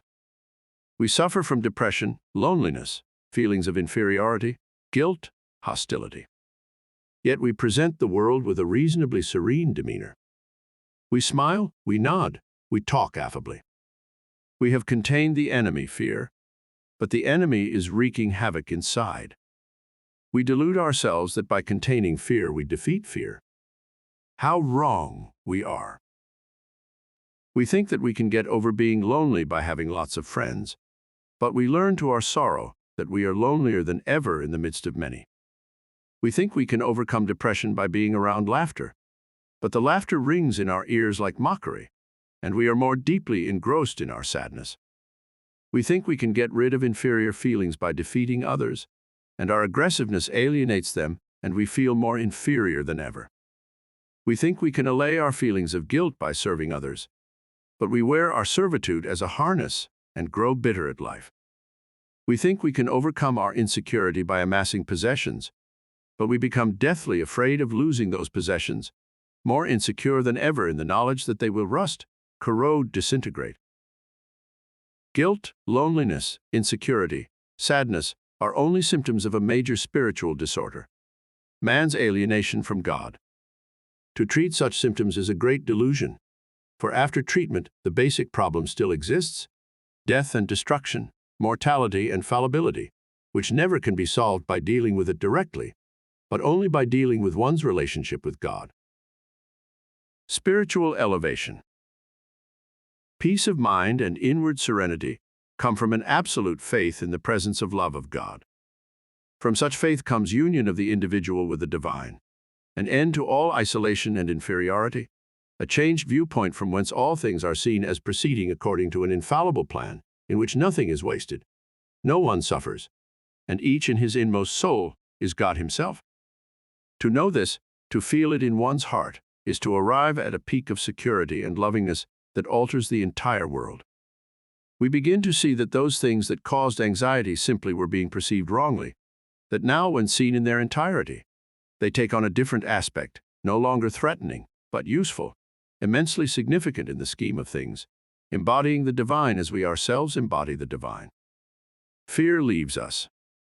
That which we were afraid of we now see as an extension of ourselves. We begin to feel our union with it, so that it is no longer a separate thing in our awareness, but rather another aspect of our own being, which, when we delve under the layers of consciousness, we can alter at will. Mary Baker Eddy wrote, "Being is holiness, harmony, immortality." It is already proved that a knowledge of this, even in a small degree, will uplift the physical and moral standard of mortals, increase longevity, will purify and elevate character. Thus progress will finally destroy all error and bring immortality to light. He who attunes himself with his Creator and attains a spiritual elevation, where he sees his kinship with all things, automatically receives the gifts of infinite repose and unshakable security. Left behind with his struggling ego are all his anxieties, fears, guilts, and hostilities. He embraces everything he sees, and everything he sees showers him with abundance in a natural return of his lovingness. It is not so easy as it sounds, it is true. We awake in the morning with a troubled heart, full of unnamed fears and vague anxieties at a barely remembered dream. It lies heavy on our hearts so that we have difficulty stirring ourselves from a desolate lethargy. We look into the faces of our loved ones and see nothing. Those very personalities we love now stir us to revulsion, for we find in them a fickleness, an almost assumed happiness that grates harshly. In their opinion we are out of sorts, but in our heart of hearts we know we have lost sight of some hidden truth. We have isolated ourselves from the wellsprings of our being. Everlasting love.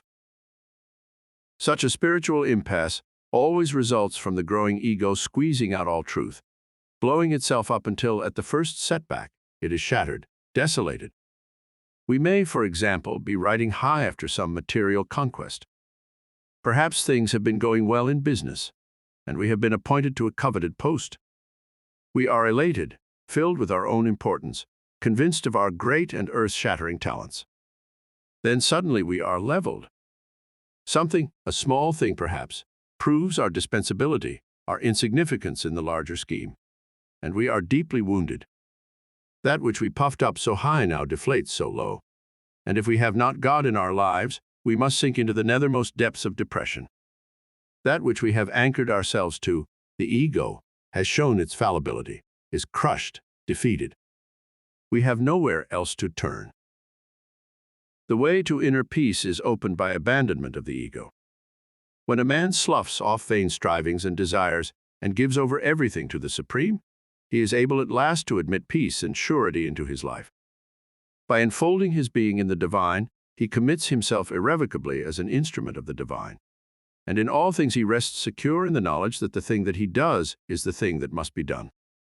Through identifying himself with the Supreme, he takes on the foreknowledge of the Supreme, and this intuition becomes manifest as skill in works, confidence in the future, faith in things to come.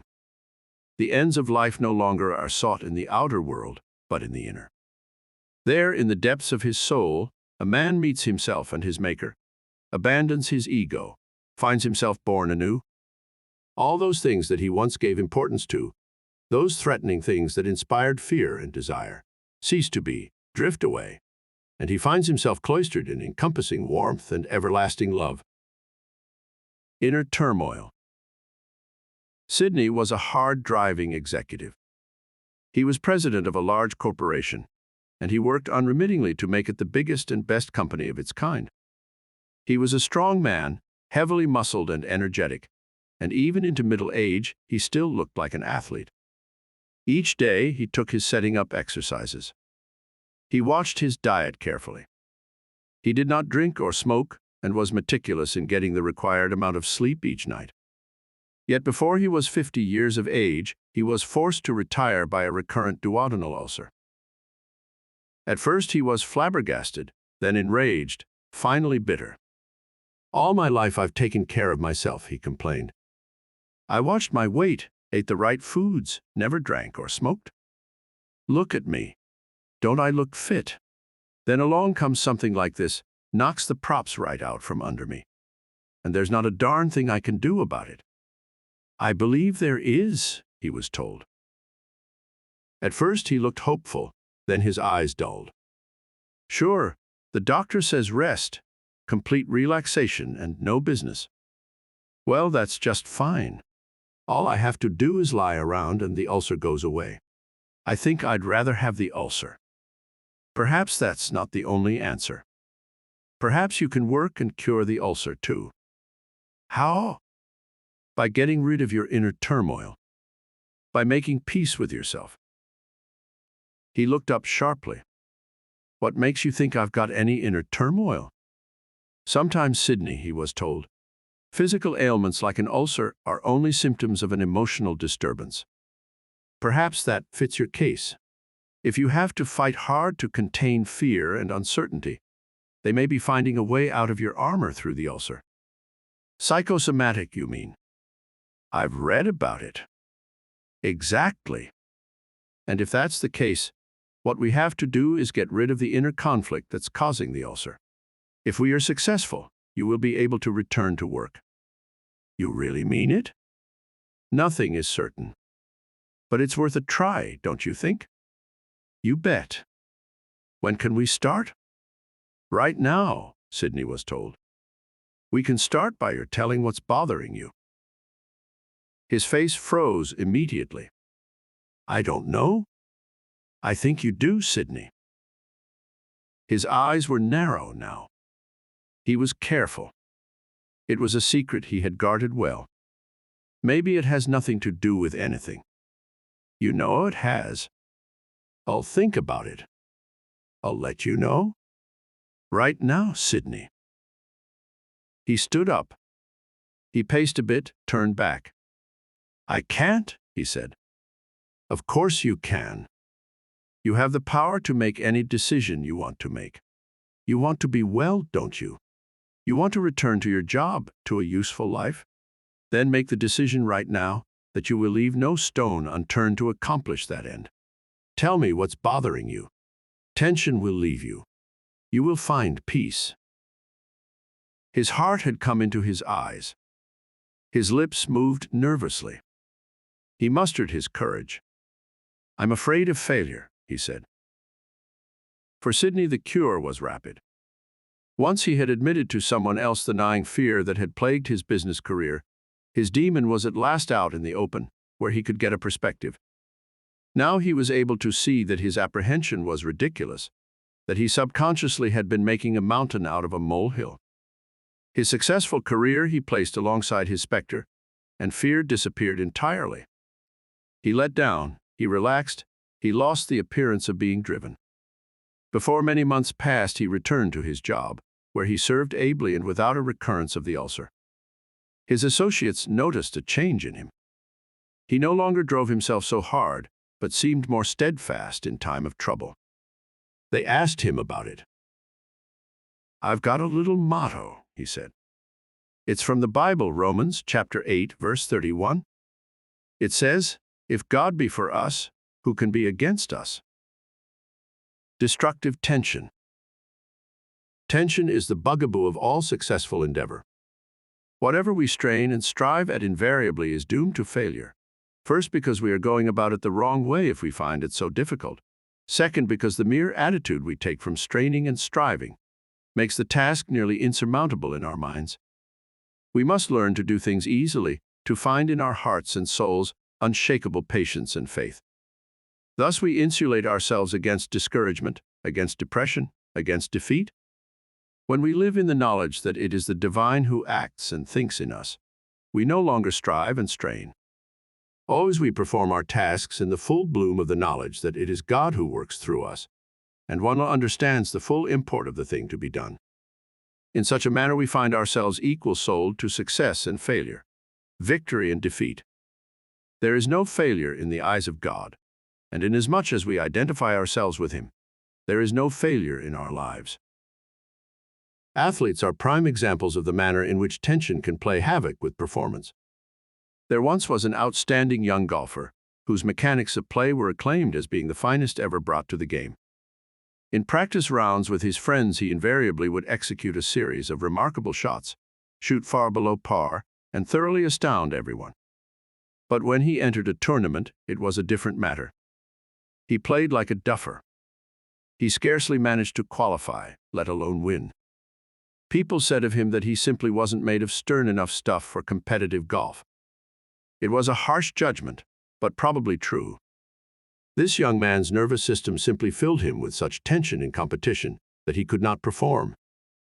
Had he been able to get outside himself, had he found release in religion, for example, he might have been able to play. As it was, he eventually dropped out of tournament golf entirely. You are never alone. We simply cannot do our best when we have nothing holding us up but ourselves. If we enter into life with the feeling that we are alone, that everything depends upon us, we are bound to choke with tension and apprehension. And why should we not? Are there not millions of the same animals as we upon the earth? Alone among them, what can we possibly amount to? We need a foundation, a basis, a bulwark for our insecure ego. So it is that all men are led to seek a greater self within, a guide, an immortal presence. Riches and acclaim do not make a man at peace with himself, or give him insight into the nature of existence. Search, scramble, fight, struggle as he may, he is led to peace only through the simple act of surrender, and until he finds that all things turn to ashes in his hands. Joshua Liebman recounts how, as a young man, he made a list of all the things in life that were most desirable: health, love, beauty, power, riches, talent, fame. This list he showed to a friend, proclaiming it to be the sum total of all things to be coveted. An excellent list, his friend said, but it leaves out the most important item of all, that which makes possession of the others worthwhile, lack of which makes their possession a torment. That is peace of mind. We are never alone. The Lord is always with us. It is this knowledge that liberates a man, that allows his spirit to soar in rounds of ever-increasing activity and consciousness. Yea, though I walk through the valley of the shadow of death, thou art with me. From such surety comes courage, steadfastness, the ability to dare and do.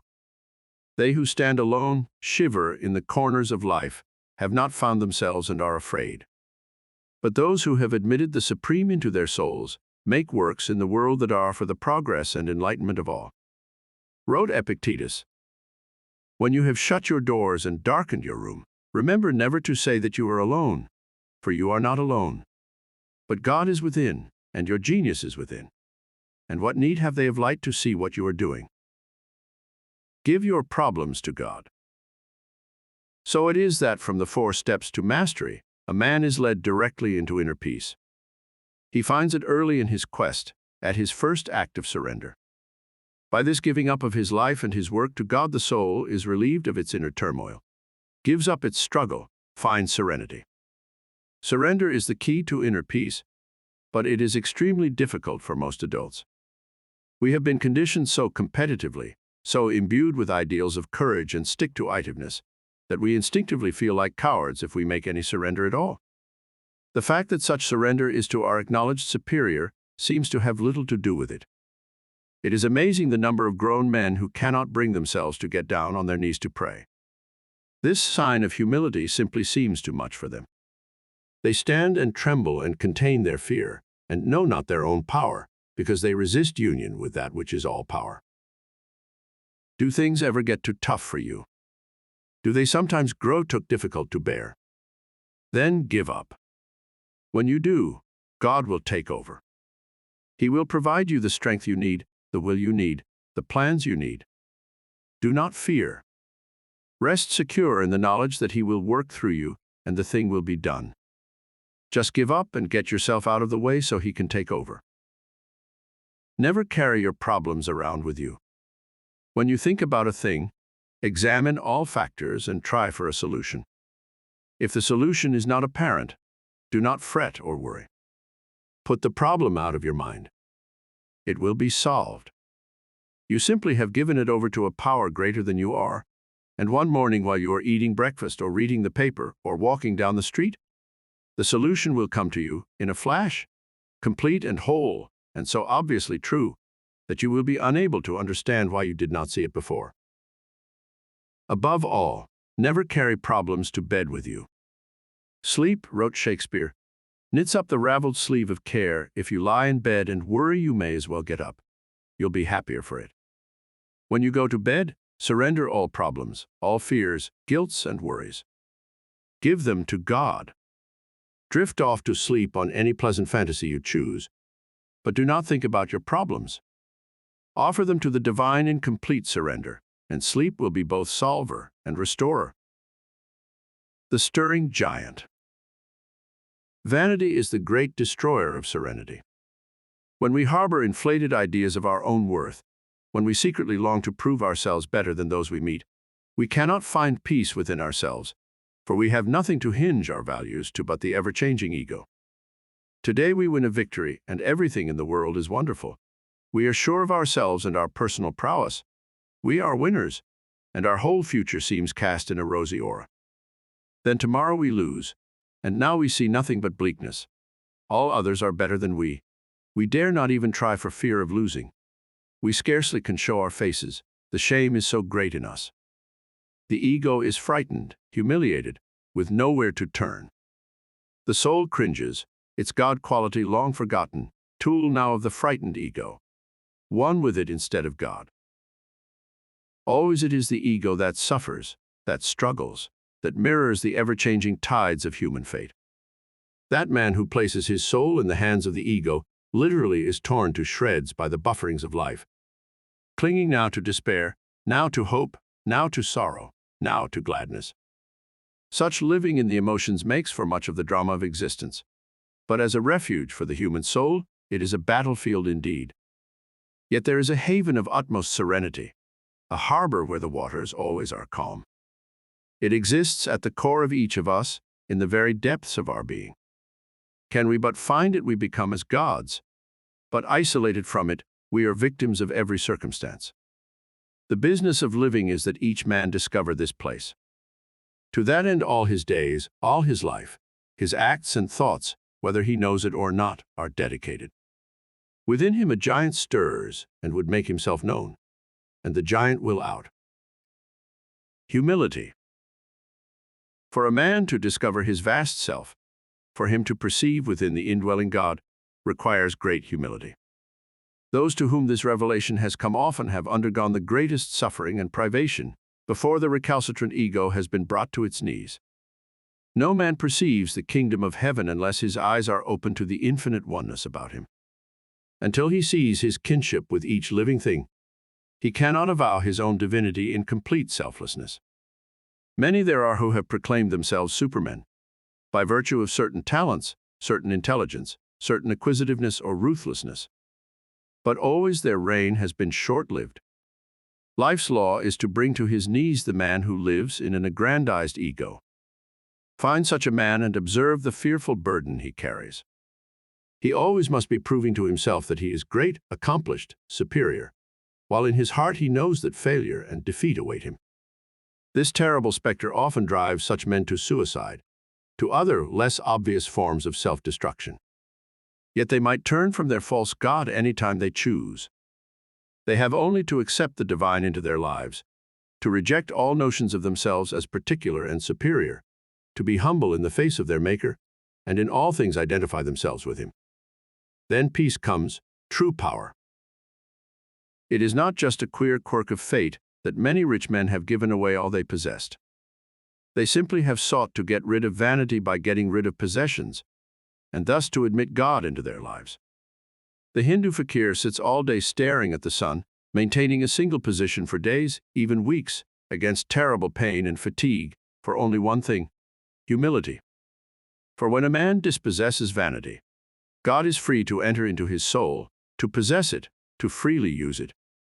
All strain, all tension, all struggle, all anxiety and fear then disappear. When a man achieves humility, he places his life in the hands of the Supreme, attains to peace and serenity. Givingness. Humility dispossesses fear, and givingness is the road to humility. A man lives in the ego when his standards are based upon what he accomplishes, how much he accumulates, how much applause is accorded him. In the life plan held by the Master, a thing is judged not by itself, but by what it contributes, and the worth of a human being is always a measure of his givingness. Vanity predisposes the individual to taking. Humility predisposes him to giving. A man who is at oneness with the divine and perceives the divine in others loves all humanity as he loves God, and his life is dedicated to giving all he can, all that he is to others. He seeks nothing, strives for nothing, fears nothing. That which he is and aspires to be is in the hands of the Supreme. To this he dedicates his life in complete surety that his steps are guided, his path marked, his way chosen. By this giving of himself to God and to his fellows, a man arrives at true humility and peace of mind. Each of us at one time or another has been witness to the rise of the acquisitive man, or the power-hungry man, or the vanity-seeking man. We have seen him in the arts, the sciences, business, politics. Often he is talented and his drive that of a fiery rocket. But like the rocket, he soon sputters out, and his false motivations leave him stranded on the shoals of his own aspirations. Such a one was Albert.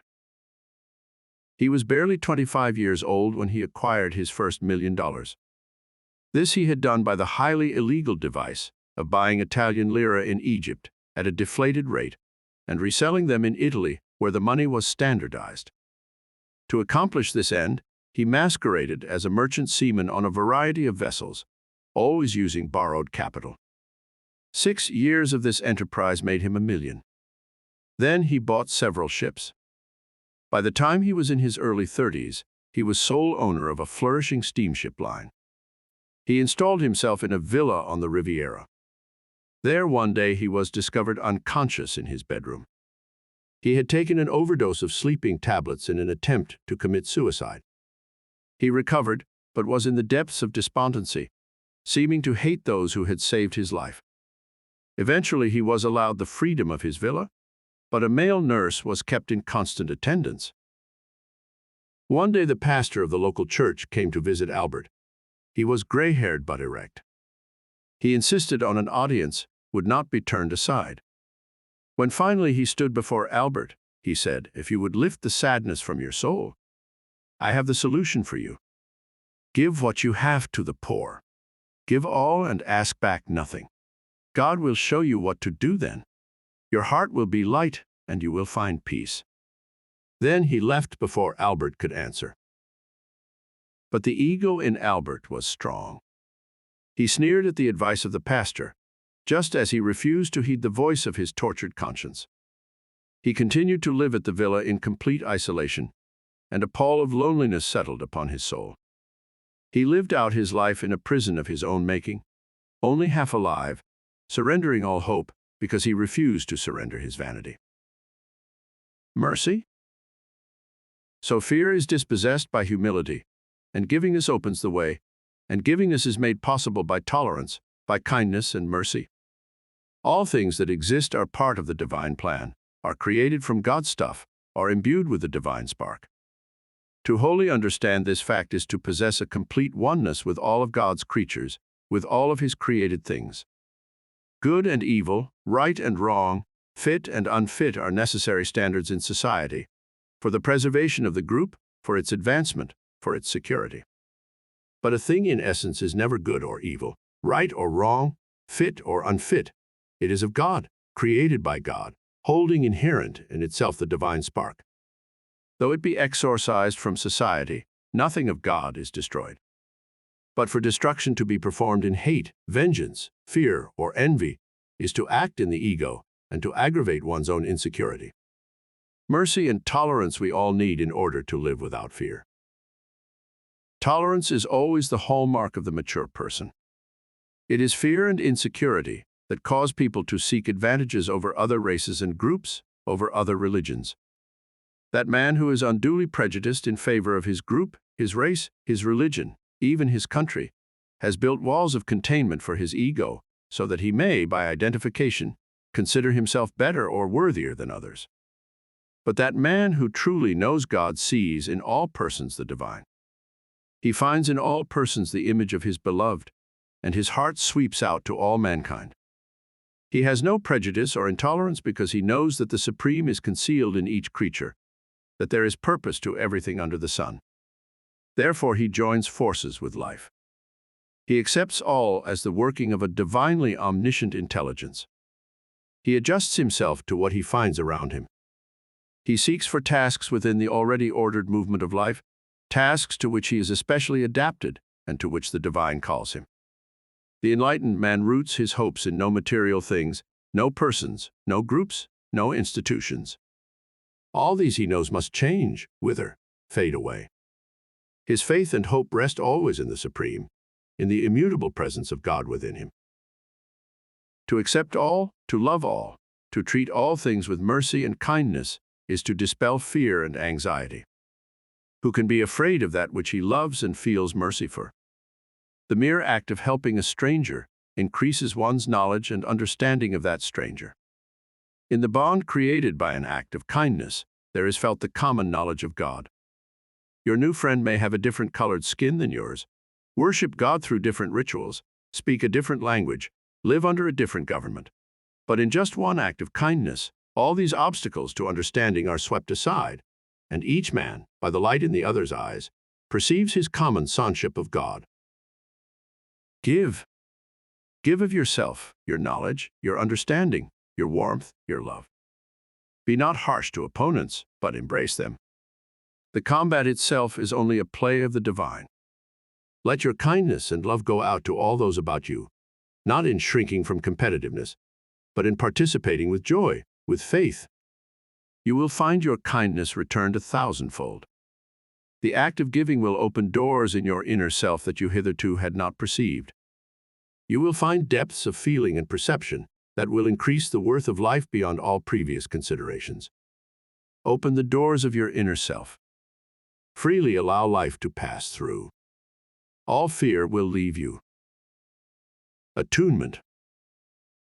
Humility, tolerance, givingness, each is a road whereby fear may be met and overcome. Each is a path to peace of mind. Yet the one road that encompasses all other paths, that never fails to lead the aspirant into complete spiritual security and peace, is the road of attunement, of identification of the individual self with the great self that pervades the universe. To attune means to listen, to get quiet and let the frequencies of thought play about the spectrum of mind, until at last the voice of the Supreme speaks within the soul. Jesus said, "Everyone that asketh receiveth, and he that seeketh findeth, and he that seeks God finds him within his own consciousness."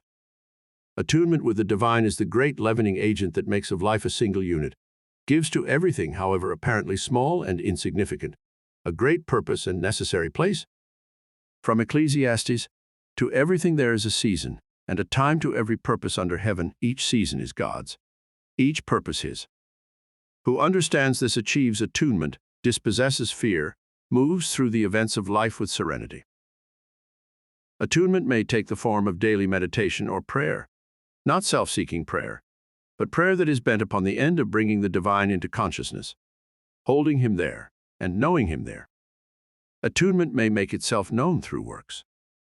Much art, all creative work is a manifestation of God. That man who cloisters himself with the creative spark brings forth a child of the union of himself with the divine.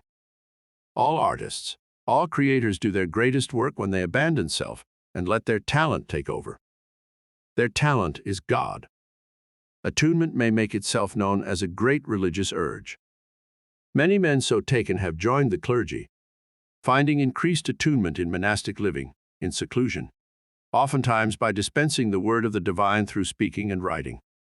In any case, it is the proper business of life that each of us should discover his true self, his relationship to the universe, his relationship to God. The man who becomes so absorbed in created things that he forgets about his Maker is due to suffer sorrow and disillusionment, for that which is created must pass away. But the Creator never passes away. In this knowledge lies the key to peace. The enlightened man builds no attachment to created things. He holds them with loose hands, prepared to let them go. His faith, his trust, his attachment are to God. In God he finds his repose, the meaning of existence. Learn to listen. The inner ear attuned to God hears extraordinary things. There are spiritual voices that whisper in the soul, and they are not discernible to the outer ear or to beings who are focused in the workaday world. He who hears them moves through life with an intuition that surpasses earthly knowledge. His is the indefinable knack of being in the right place at the right time, of effortless achievement, of joyful and harmonious relationships. He unfailingly moves in the right direction just because he does not will it, but resigns his will, lets God run his life. In the world of the soul there is no time, no space, no separateness. Everything is complete unity, where everything is God. Everything is timeless, where there is eternity. All the time that ever was is just one time in the soul, and that time is now. Therefore, the soul knows no sorrow, for sorrow is caused by separateness, by the passage of time. When a man no longer is separate, but has become one with that absolute unity that is infinite and eternal, what sorrow or sadness can he know? To realize that the animating spirit within you is the divine himself, is not that bolster enough to ride out life's most resounding storms? You cannot be destroyed, damaged, or hurt. That which is you is pure spirit, is infinite and eternal, formless and changeless, one with all things, greater than all things. It is the divine in you that is great, and it is by discovering the divine within you that your life can be molded to your inner vision. Each of us sees in the outer world that which he sees within. We cannot see anything else. Seek God. Seek him with all your heart and soul and mind. Seek him in the high places and the low, in your fellow men, in all creatures, all events. Most of all, seek him within yourself. You will not be denied, and the discovery will change your life. You will banish all fear, attain to power, peace of mind, serenity of soul. In quiet and steadfast faith, make this seeking the main aim of your life. All other things will come to you. Fifth meditation. No matter the chaos in the outer world, there is within me a place of utter quiet and absolute repose. Here, in the center of my consciousness, my soul meets and unites with God. Here I know my true self, a spiritual being that is infinite and eternal and untouched by the harassments of the world.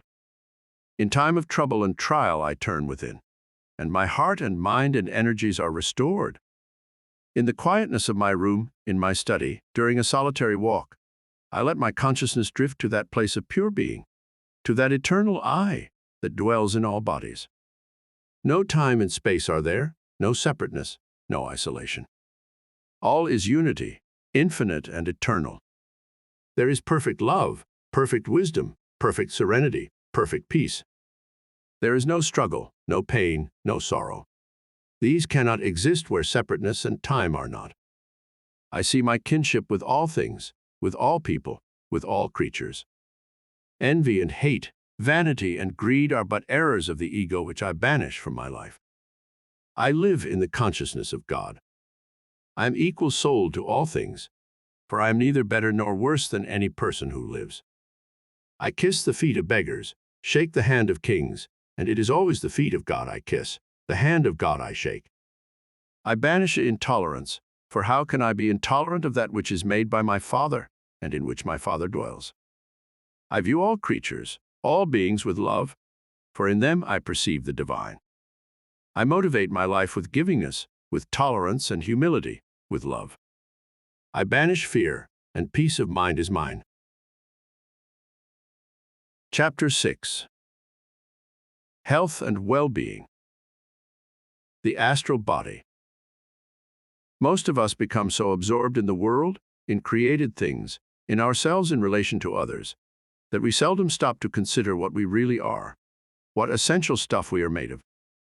Biology teaches that our bodies are made primarily of a substance called protoplasm, and that this substance, in its functioning state, assimilates, excretes, and pulsates and otherwise exhibits what is called a condition of being alive.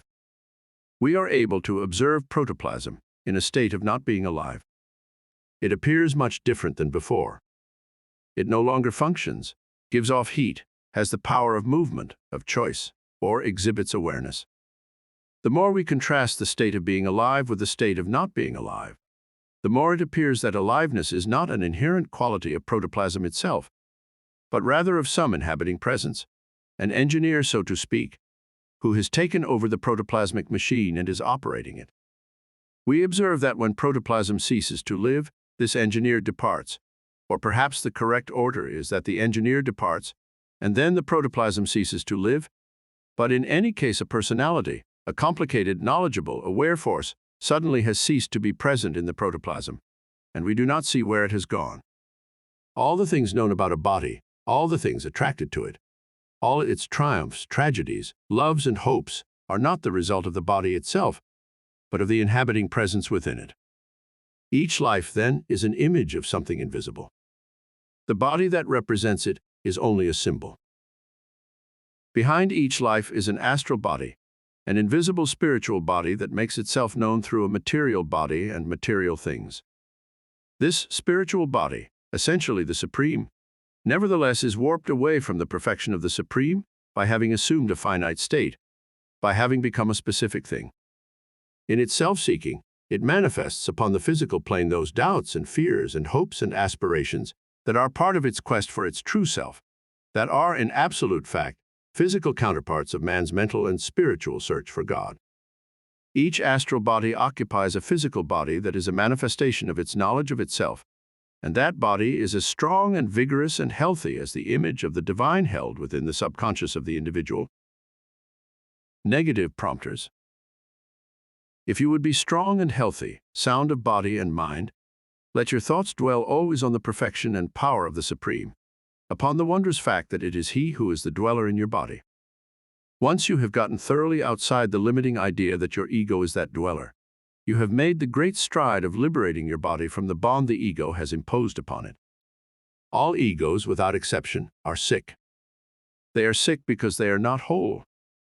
They say, "I don't feel well. People don't like me. I'm not very smart. I'm ugly. I'm tired. I'm lonely. I'm poor." In every subconscious that is ruled by the ego, there exists 1,000 negative prompters that not only clog the aspirations of the individual in his daily affairs, but literally restrict and harm the body through the attraction of disease and injury. The great and all-reconciling truth is this: there is a mind, a spirit, infinite, eternal, omniscient, and omnipotent, and the world as we know it is a field of manifestation for this spirit. Each thing in the world, each event, each shade of meaning represents movement within that spirit. Movement that is creative, that is joyful, that is expressive of that spirit's totality. Each thing in essence is perfect, for it represents a perfect expression of that which is perfect itself. Where it is apparently warped away from perfection, it is because a blurred perception has obscured its real nature. Mary Baker Eddy wrote, "The basis of all health, sinlessness, and immortality is the great fact that God is the only mind. And this mind must not merely be believed, but it must be understood. He who believes in the ego as the dweller in the body is doomed to suffer pain and limitation, but he who perceives the indwelling God achieves perfect health and immortality." The mirrored image. So it is that the outer world is only a mirrored image of the inner, and a vigorous body is the result of a free and vigorous spirit. And where illness and disease are manifest, the cause always can be found on the spiritual plane. To cure the spirit is to cure the body, but to cure the body and not the spirit is to cure a symptom only, for the cause then remains unchanged, and the illness must recur. There is an inner being whose total existence is unknown to us, but glimmerings of whose power we can perceive through the workings of the subconscious mind. This being seeks outlet in the material world through a material body, and is warped away from its perfection by the limiting action of that body. Where such limiting action also includes negative attitudes of mind and spirit, the perfection is so stultified that it may go into periods of decay and disintegration. Beneath the surface of the apparently unruffled conscious mind lie buried guilts, fears, hates, and rages that eventually must erupt into physical ailments, cancers, ulcers, heart disease, paralysis. The origin of disease is in the spirit, just as all the things of this world essentially are spiritual. And if we would be possessed of healthy and vigorous bodies, we first must look to our spiritual well-being. Once this is properly seen to, health will follow. Such health cannot be won by a sick person willing himself to be well. This spiritual opposition, the subconscious calling the disease into existence and the conscious mind willing it to be gone, simply sets up a conflict in the whole nature of the individual, with the result that, instead of the illness being cured, it is almost certain to become aggravated, even chronic. When Wallace finally was reduced to visiting the doctor, it was only because the pain and discomfort of his situation had grown too much for him to bear. His back had bothered him for a very long time. It had begun with a dull ache in the region of the sacroiliac, and had grown to encompass the entire lower region of his spine. Then his headaches had begun. They started in the morning with the onset of sharp pains on one side of the head. By afternoon, they were agony. His digestion and elimination often were faulty also. He suspected he had an ulcer. He didn't drink. He watched his diet. He got plenty of rest.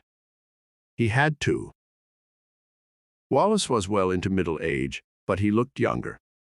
When he stood naked before the doctor, that good man was impressed by his patient's youthful appearance. Wallace carried no extra weight, and his muscles were taut and well-conditioned beneath his skin. He had all his hair, most of his teeth, and his eyes were clear. The doctor began his examination already half convinced that he was dealing with a hypochondriac.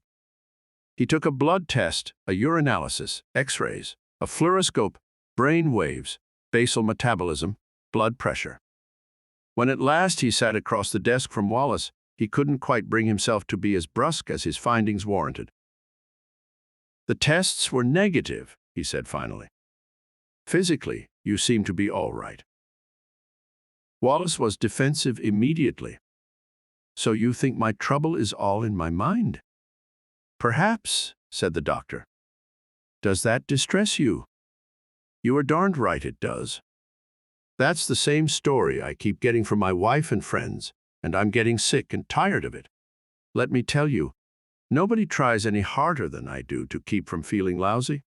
I concentrate on it all the time. Seems to me that's all I do, always telling myself I feel great when all the time I hurt. Other people are unconcerned because they never ache.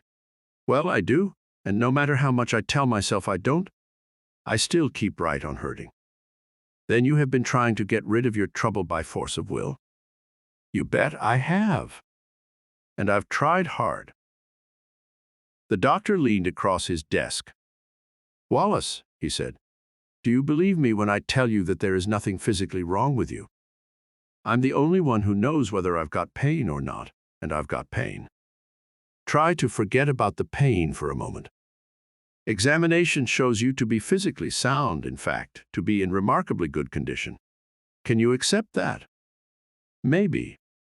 I mean, really accept it. Completely. With your whole heart and mind." "I guess so."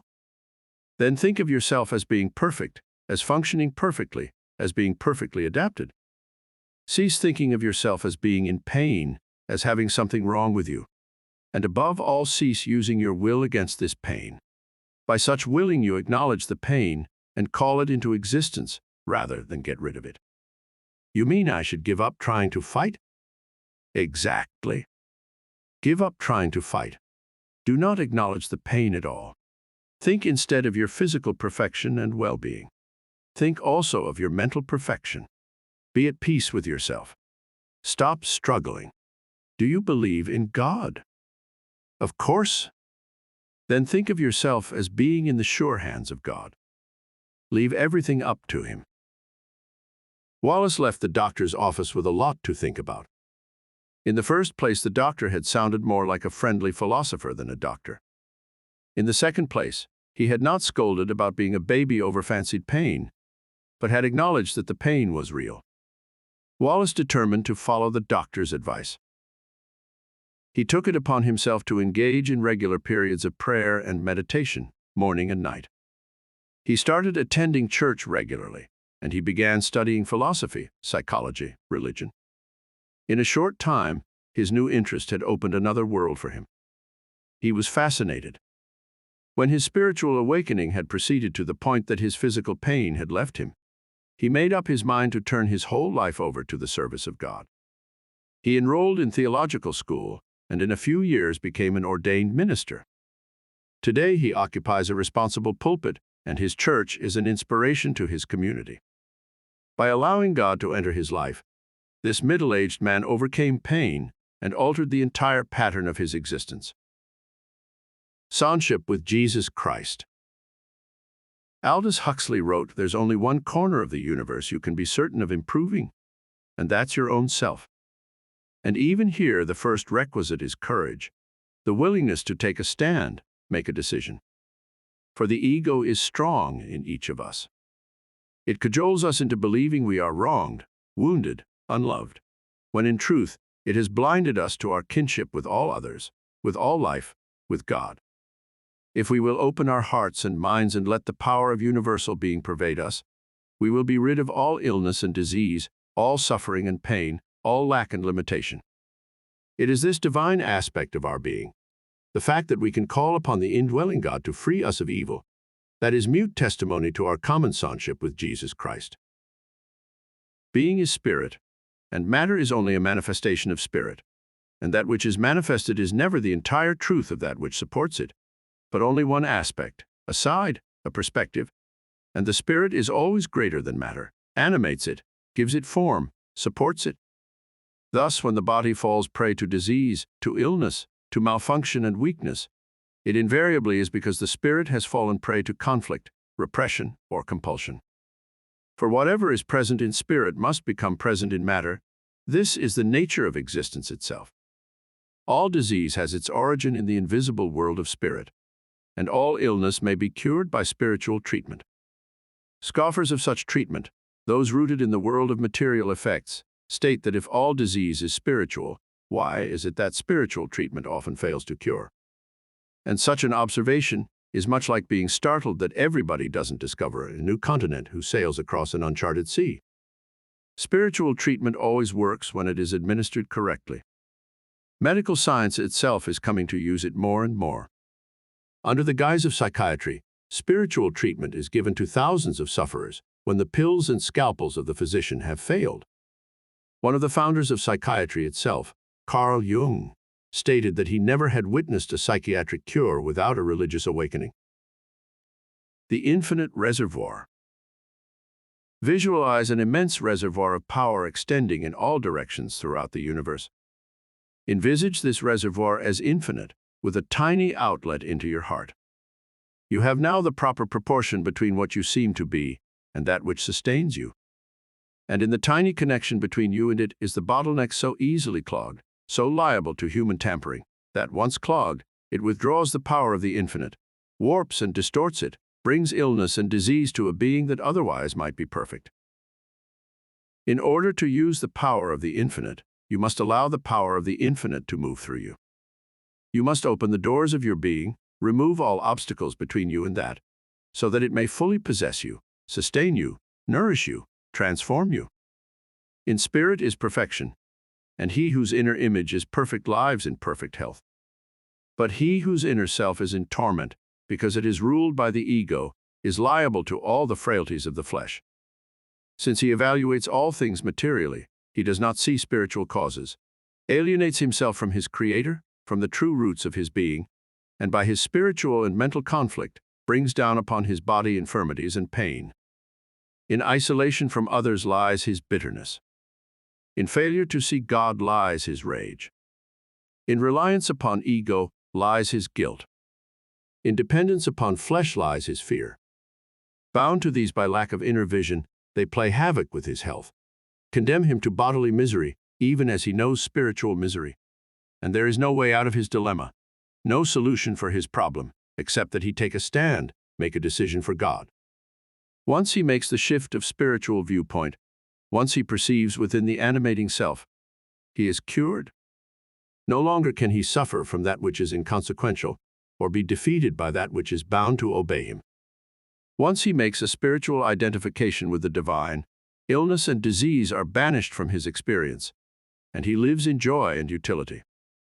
His limbs and his organs are perfectly ordered by a divine working that pervades his being, that keeps him in utter fitness for the task at hand, for the role to be performed.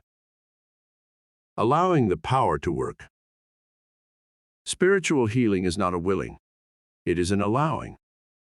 One does not impose his will against the disease or illness in an attempt to exorcise it. Instead, he recognizes that the illness is not physical in origin, but mental, that it is only a material symptom of a spiritual malfunction. He recognizes that the diseased creature has been deprived of the source of its power and perfection through a wrong seeing, a subconscious aloneness, and egoistic centering. To cure the disease, he first cures this impression in his own mind, then in the mind of the one to be healed.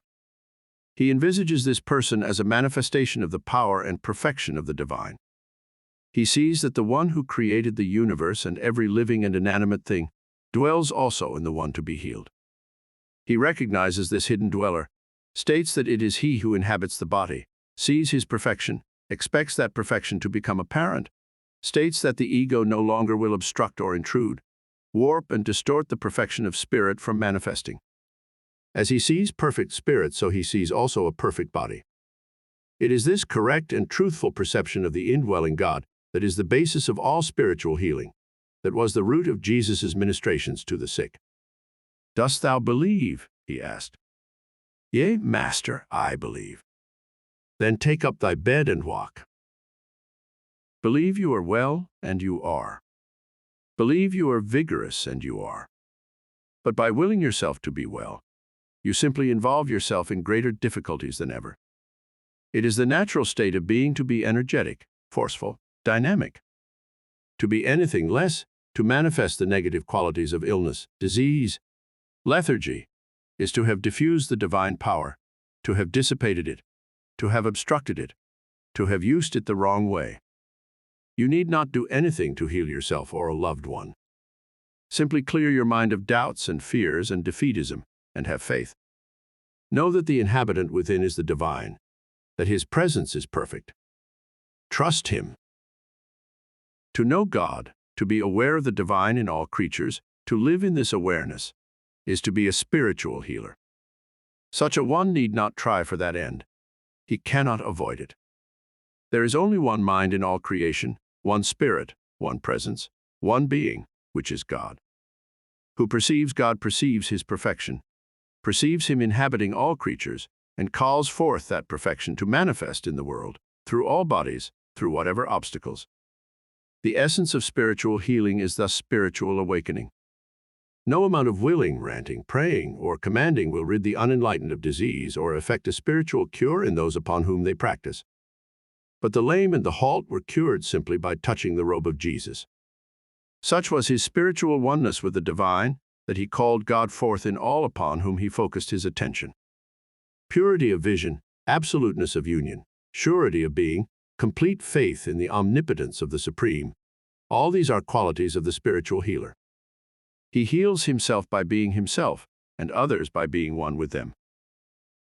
The magnificent machine. Physical health and vigor are such integral parts of living that they usually are taken for granted until they leave. Then the loss is earth-shaking. Pain and discomfort and restricted activities bring a lessened light to the world. Everything is dark and mauve and somber, and life no longer seems much worth the living. Small wonder that health tops the list of all material desirables. He whose physical energies are at the flood meets life with joy and anticipation, joins in, participates, learns and contributes. While one whose energies are dissipated, warped, diffused, is overwhelmed constantly.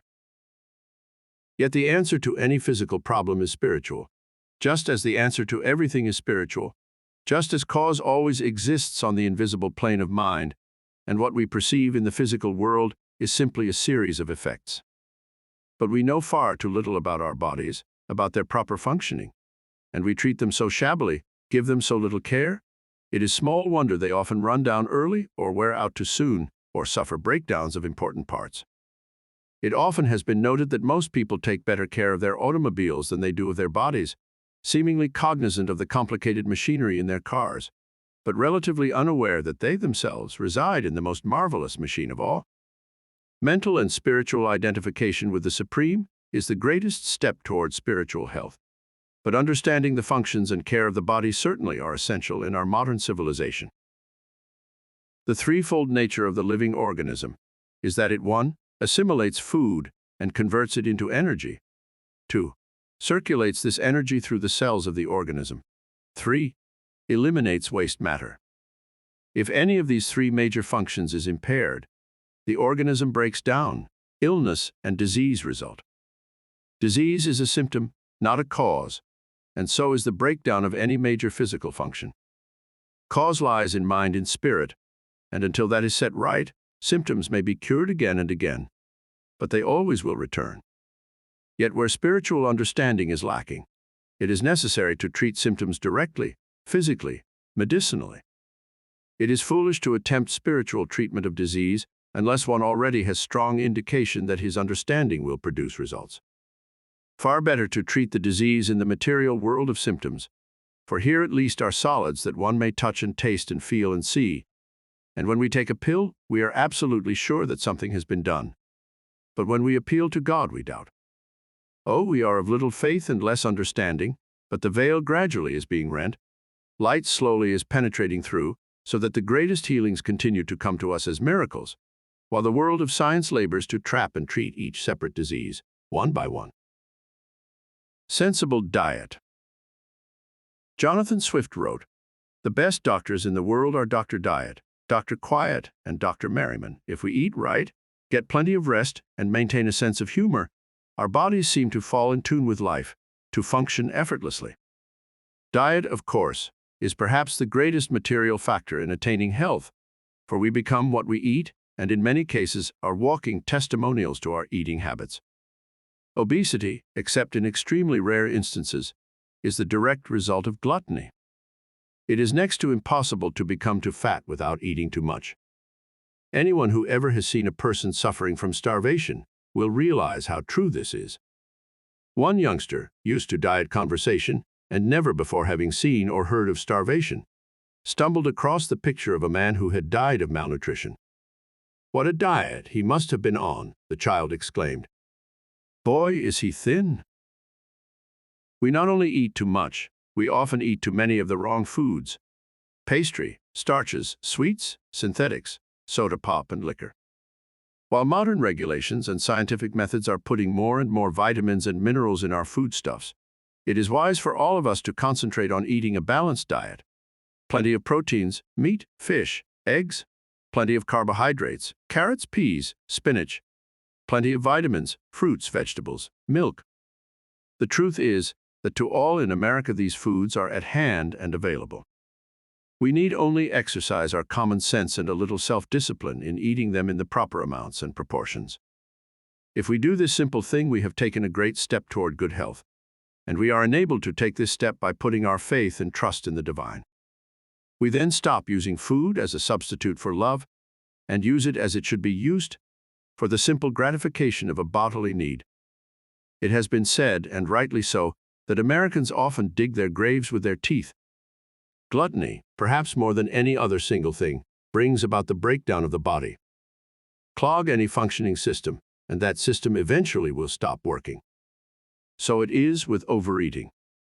Heart disease, hardening of the arteries, high blood pressure, nephritis, are usually the result of gross dietary habits, clogging the digestive tract, overloading the circulatory system, throwing the endocrine glands out of balance. We eat too much because it tastes good, because spiritually we are out of sorts with life, and we use food as a compensation, as a solace, and we eat ourselves into ill health, into our graves. If we will make our peace with the Supreme, find faith and inner serenity, the act of pushing our chairs away from the table will become as simple and as habitual as it should be. Gluttony. When Catherine reached her 35th birthday, she weighed nearly 300 pounds. This enormous bulk she gradually had accumulated over a period of 20 years. She ate constantly. When she wasn't eating, she was drinking. She also smoked cigarettes and always seemed to have something in her mouth. Though she eternally was chewing, puffing, or swallowing, she just couldn't understand why she kept growing fatter. She insisted that other people ate a great deal more than she. She was certain there was something wrong with her organs. Eventually, there was too. By her 35th birthday, she had an enlarged heart, high blood pressure, and extremely high cholesterol count, and her digestive and circulatory systems had slowed to a walk. Her examining physician grew alarmed. He had tried everything to get Catherine to lose weight. Now he told her seriously that if she didn't take off 100 pounds, she wouldn't live 5 more years.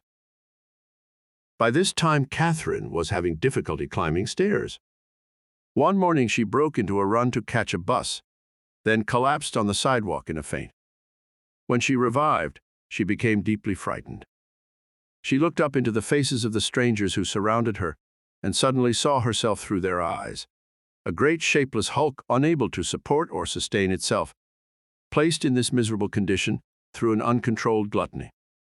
She broke into tears. When the ambulance came, the attendants had difficulty lifting her, and many in the crowd laughed aloud at the sight of this great crying fat woman, whom two grown men could not move. Catherine never forgot. At the hospital, Catherine refused all food, would not talk to anyone. Her face was stony and set, her eyes unseeing. Eventually, the hospital began feeding her intravenously, but they could not make her eat. She was moved to the psychiatric ward. In a month's time, she lost 40 pounds. Now her health was as imperiled from eating too little as it once had been from eating too much. There came a day when she hovered on the brink of death. From a huge bulk of nearly 300 pounds, she had wasted away to under 100. She looked like a death's head. Her doctors had not been able to touch the traumatic shock that had caused her refusal to take food, and she still had to be fed intravenously. She did nothing but lie abed all day, staring at the ceiling. Little hope was held for her recovery. She obviously was waiting to die. Then one day, it was Easter Sunday. Bells rang in the church steeples, and their notes drifted through the windows of the psychiatric ward. That afternoon, a young minister came by to talk.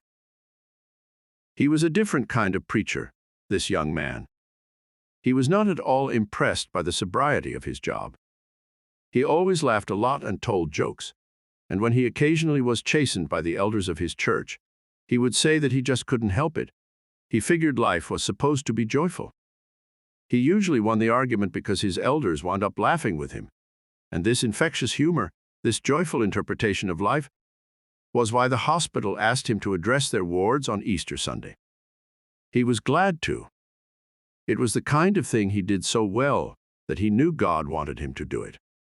He talked to the psychiatric ward that afternoon, and he told some stories, and pretty soon Catherine began to smile, after a while to laugh. Her eyes brightened, and she listened to everything the young minister said. Afterwards, she talked to the nurse for the first time in months. She asked for a Bible. 3 months later, Catherine was discharged. Her recovery was regarded as miraculous. She weighed 130 pounds, looked trim, healthy, energetic. Those who had given her up were astounded. They scarcely recognized her, could hardly wait to learn her secret. How had she lost the weight, and how had she regained her health? "I suppose I always ate too much because I subconsciously thought that nobody loved me," Catherine said. "When I finally became consciously convinced of it also, I refused to eat at all, as if in that way I could get back at people, make them suffer. Then it was shown me that life is not made of such serious stuff.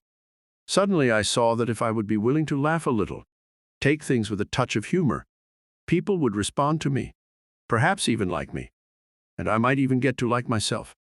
I tried it, and it worked. I just can't tell you what a change a smile can make. It helped me find myself. It helped me find God." Angry churnings. In the vast reservoir of mind and energy that exists below the level of consciousness, there lies in each of us innumerable buried pain memories, so unpleasant that our conscious minds refuse to recollect them. These buried pain remembrances act as prompters of certain emotions, triggering us into fear, hate, rage, etc., when we are faced with situations that remind the subconscious of the original. For example, when David is 8 years old, he sneaks matches from the kitchen and plays with them in the backyard. Inadvertently, he sets fire to some dry rubbish, and in the ensuing conflagration, the doghouse catches fire and his puppy is burned to death. The howls of the dying animal drive little David into hysteria.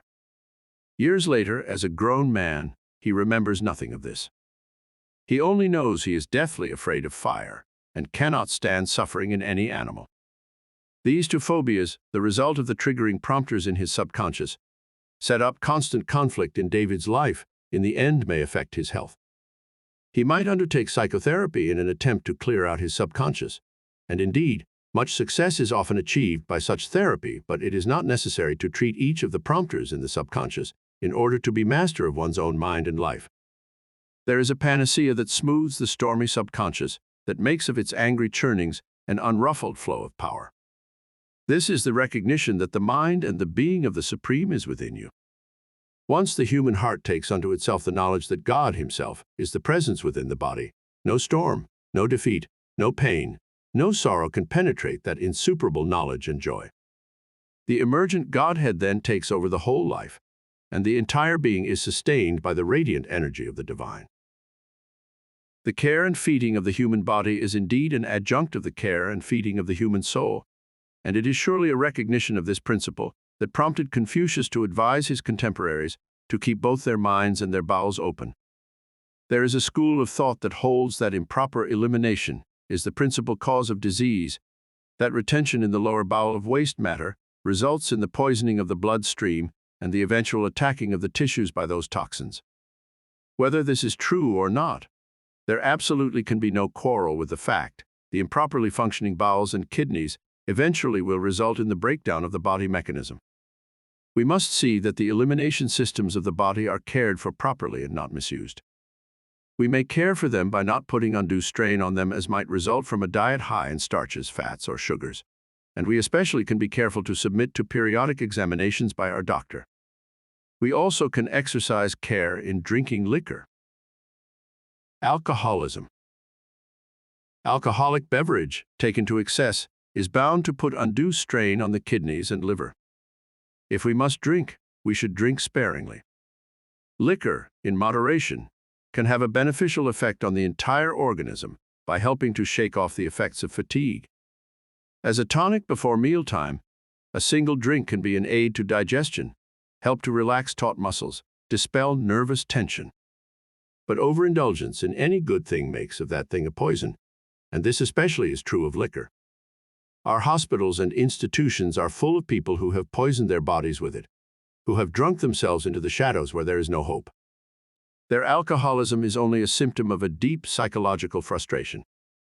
They drink to escape some haunting picture buried in the subconscious, be it guilt, loneliness, a feeling of being unloved. The simple withdrawal of liquor certainly is not the whole answer for these people, though without doubt better than allowing them to immerse themselves in their misery. When alcoholism is cured by simple abstinence, psychological frustrations often crop up in new areas: overeating, hypochondria, phobias, compulsions.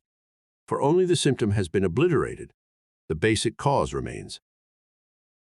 The cure for alcoholism, just as the cure for any psychological disorder, is the reorientation of the spiritual self of the individual to where he no longer is focused in his own narrow likes and dislikes, hates, hopes, ambitions, and desires, but takes on a larger spiritual identity, a sense of self that is deeper, wider, all-encompassing, a new sense of being that sees the old self as a thing apart, almost as another person, is touched with compassion for it and anxious to aid it in its struggles. This psychological resurgence, this spiritual rebirth washes away all sin and guilt, washes them clean and in such a manner that they never can return. For the divine has entered into the soul and possessed it, made it an instrument of His presence, power, and perfection, and no finite thing may touch it, no sorrow, no pain, no defeat. The man who achieves spiritual union with his Creator has made for himself a haven where there is eternal joy, where the buffetings of life do not penetrate, and no matter the state of flux about him, no matter the strife he is involved in, a part of him remains always in a state of absolute repose and utter calm. This is the cure for alcoholism, for all human disorders. The invisible part. The third major function of the body, after assimilation and elimination, is circulation, and circulatory diseases have become a major concern of our society, as more and more people in the prime of life fall prey to them. It generally is assumed that the tensions of modern living, a kind of fierce and abstract competitiveness, lie at the roots of this trouble. Another school of thought blames it on diet, holding that those who eat too many fats wind up with too much cholesterol in the bloodstream, and that this cholesterol thickens the walls of the arteries, places too great a load on the heart, gives rise to arterial occlusion and coronary failure. No doubt both tension and diet have a great deal to do with circulatory diseases, but a great deal of research will have to be done to determine why it is that some people may indulge in high-fat diets, lead rigorous lives full of all kinds of dangers, yet maintain excellent circulatory systems into advanced old age. If we grant the premise that there exists behind creation and order, an intelligence, a force of energy that gives form and purpose to all created things, then we are bound to realize that original cause, first impetus, the divine stuff, is invisible. We cannot see it, touch it, feel it, hear it. We see only its effects, its forms, its partial manifestations. That which animates and sustains a man is spirit, and that spirit, when free and unfettered and uncluttered with false notions of its separateness and aloneness, makes itself known by the perfect functioning of the organism it inhabits. Thus, perfect health of body is the result of perfect health of spirit, and he who would replace lethargy and pain by energy and joy need only turn his entire self over to the great self that underlies the universe. In this self-giving, in this consecration, in this final identification, God will take up the perfect coordination of all the functions of the body and imbue them with the energy and joy of His presence. We must learn to rely on our inner, invisible part. Once we learn and master that, we attain to perfection, both physical and spiritual. Strength through courage. Strength is the bulwark of physical health, and strength springs not from physical causes, but from spiritual ones. Ah, but no, say the materialists. Some people are born strong, and some are born weak. One man can lift huge weights, while another has not a fraction of such strength. Muscular strength is not true strength. True strength is spiritual, the power to dare, to make a decision, to remain steadfast, to be true, to take a stand. Muscular strength is incidental, for man is not a physical animal, but a spiritual being. Dozens of animals are his superiors in physical strength, but not one is his spiritual equal. Man has developed the power of awareness, an awareness that leads him to investigate the world around him, himself, his relationship to the universe. Thus he is led to God, eventually must uncover his own divinity, unveil his own power. In the interval, while he still is blinded to his true relationship with God, he is out of spiritual sorts with the universe. In his isolation and separateness, he no longer instinctively relies upon the sustaining, healing, and nurturing power that gave him life, but rather seeks to assert his domination over that which is greater than his separate self. In his failure, he falls spiritually ill, and this spiritual out-of-jointness manifests itself in his bodily health and in the affairs of his life as restriction, inability, suffering, and pain. He cannot possibly heal himself by elevating his ego, but only by achieving proper humility, by perceiving the divine in all as well as himself, and by surrendering his life and works to the Supreme. Joy, laughter, optimism, and inner peace provide the spiritual strength upon which physical health is truly based. All these come to the man who is able to see his true relationship with the divine. He does not struggle, for he understands that he is being led through the work that the Supreme within him must do, and he does not suffer pain or defeat, for he sees that in the end there are only victory and joy for his true self. He does not rail or cry out in bitterness or distress, but suffers all gladly, knowing it is the will of God and that enlightenment will be his, knowing that good grows from apparent evil, and that the ends of all actions and events are perceptible only to the divine. Thus he remains steadfast in all storms, unthreatened in all danger, untouched by all pain, equal to victory and defeat. God dwells within him, and he is unafraid. "Be not afraid of life," wrote William James. "Believe that life is worth living, and your belief will help create the fact." Yet always there are those who run, those who, by immersing themselves in constant activity, seek to fly from the gnawing doubts and fears that plague them. If they stand still for a moment, they become aware of the limitless chasms of infinite space and time, and that which sustains them, the ego, is dwarfed into nothingness. Then they are overcome with a sense of dizzying vertigo, and they are afraid. Hate wells up in them, bitterness at the fate that has cast them down as a tiny speck on a tiny speck in immeasurable space. Furiously they attack the problems and events of life, as if by such activity they can forget. But always their fears gnaw at them. They run faster and faster, but they never escape. You can't run away from yourself. When Beryl was only a little lad, he couldn't stand to be beaten. His parents used to play games with him, but if ever they won, Beryl went into a rage. He lay down on the floor, beat and kicked at it with all his strength. His parents soon learned to let him win.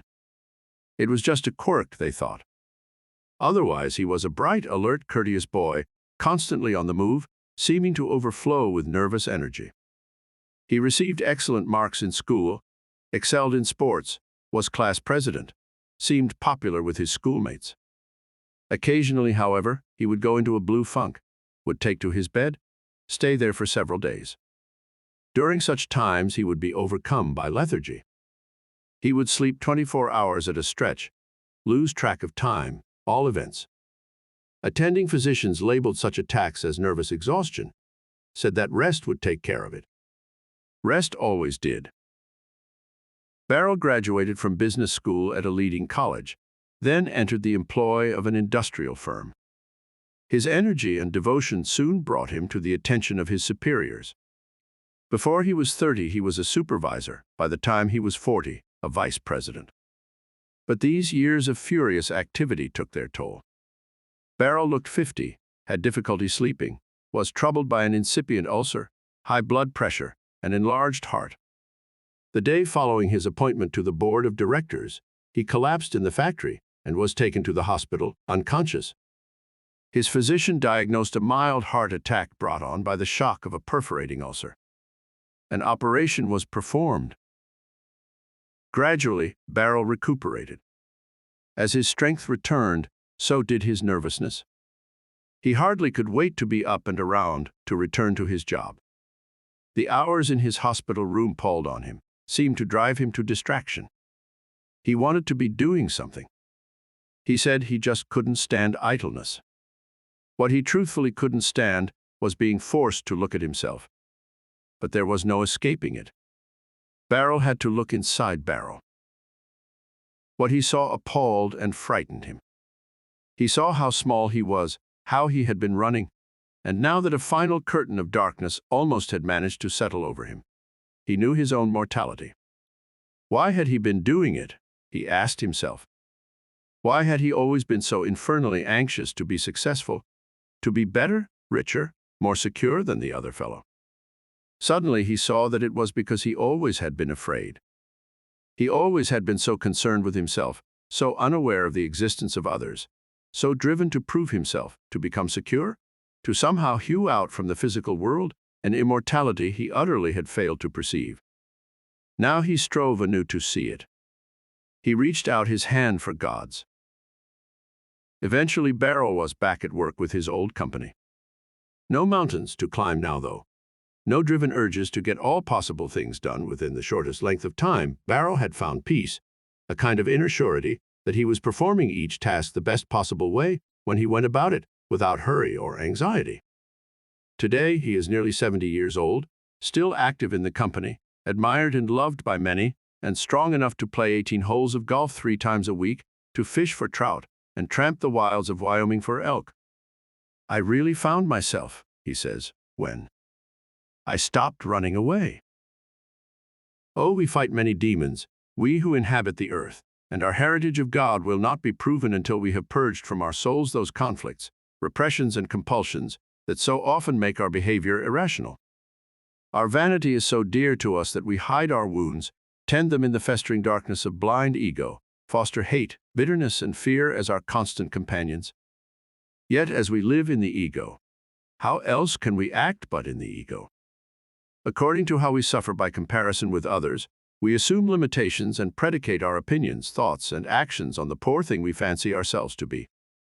More often than not, we live in constant fear, rail at fate, cry out at injustice, because we are not some greater ego, some aggrandized small self, and we have not the courage or heart to abandon the ego altogether, find refuge in a new and greater identity, and with that one towering spiritual decision, remake our world and our very selves. We are spirit, pure and simple, and the extension of ourselves that we discern in the physical world is only a physical counterpart of that spirit.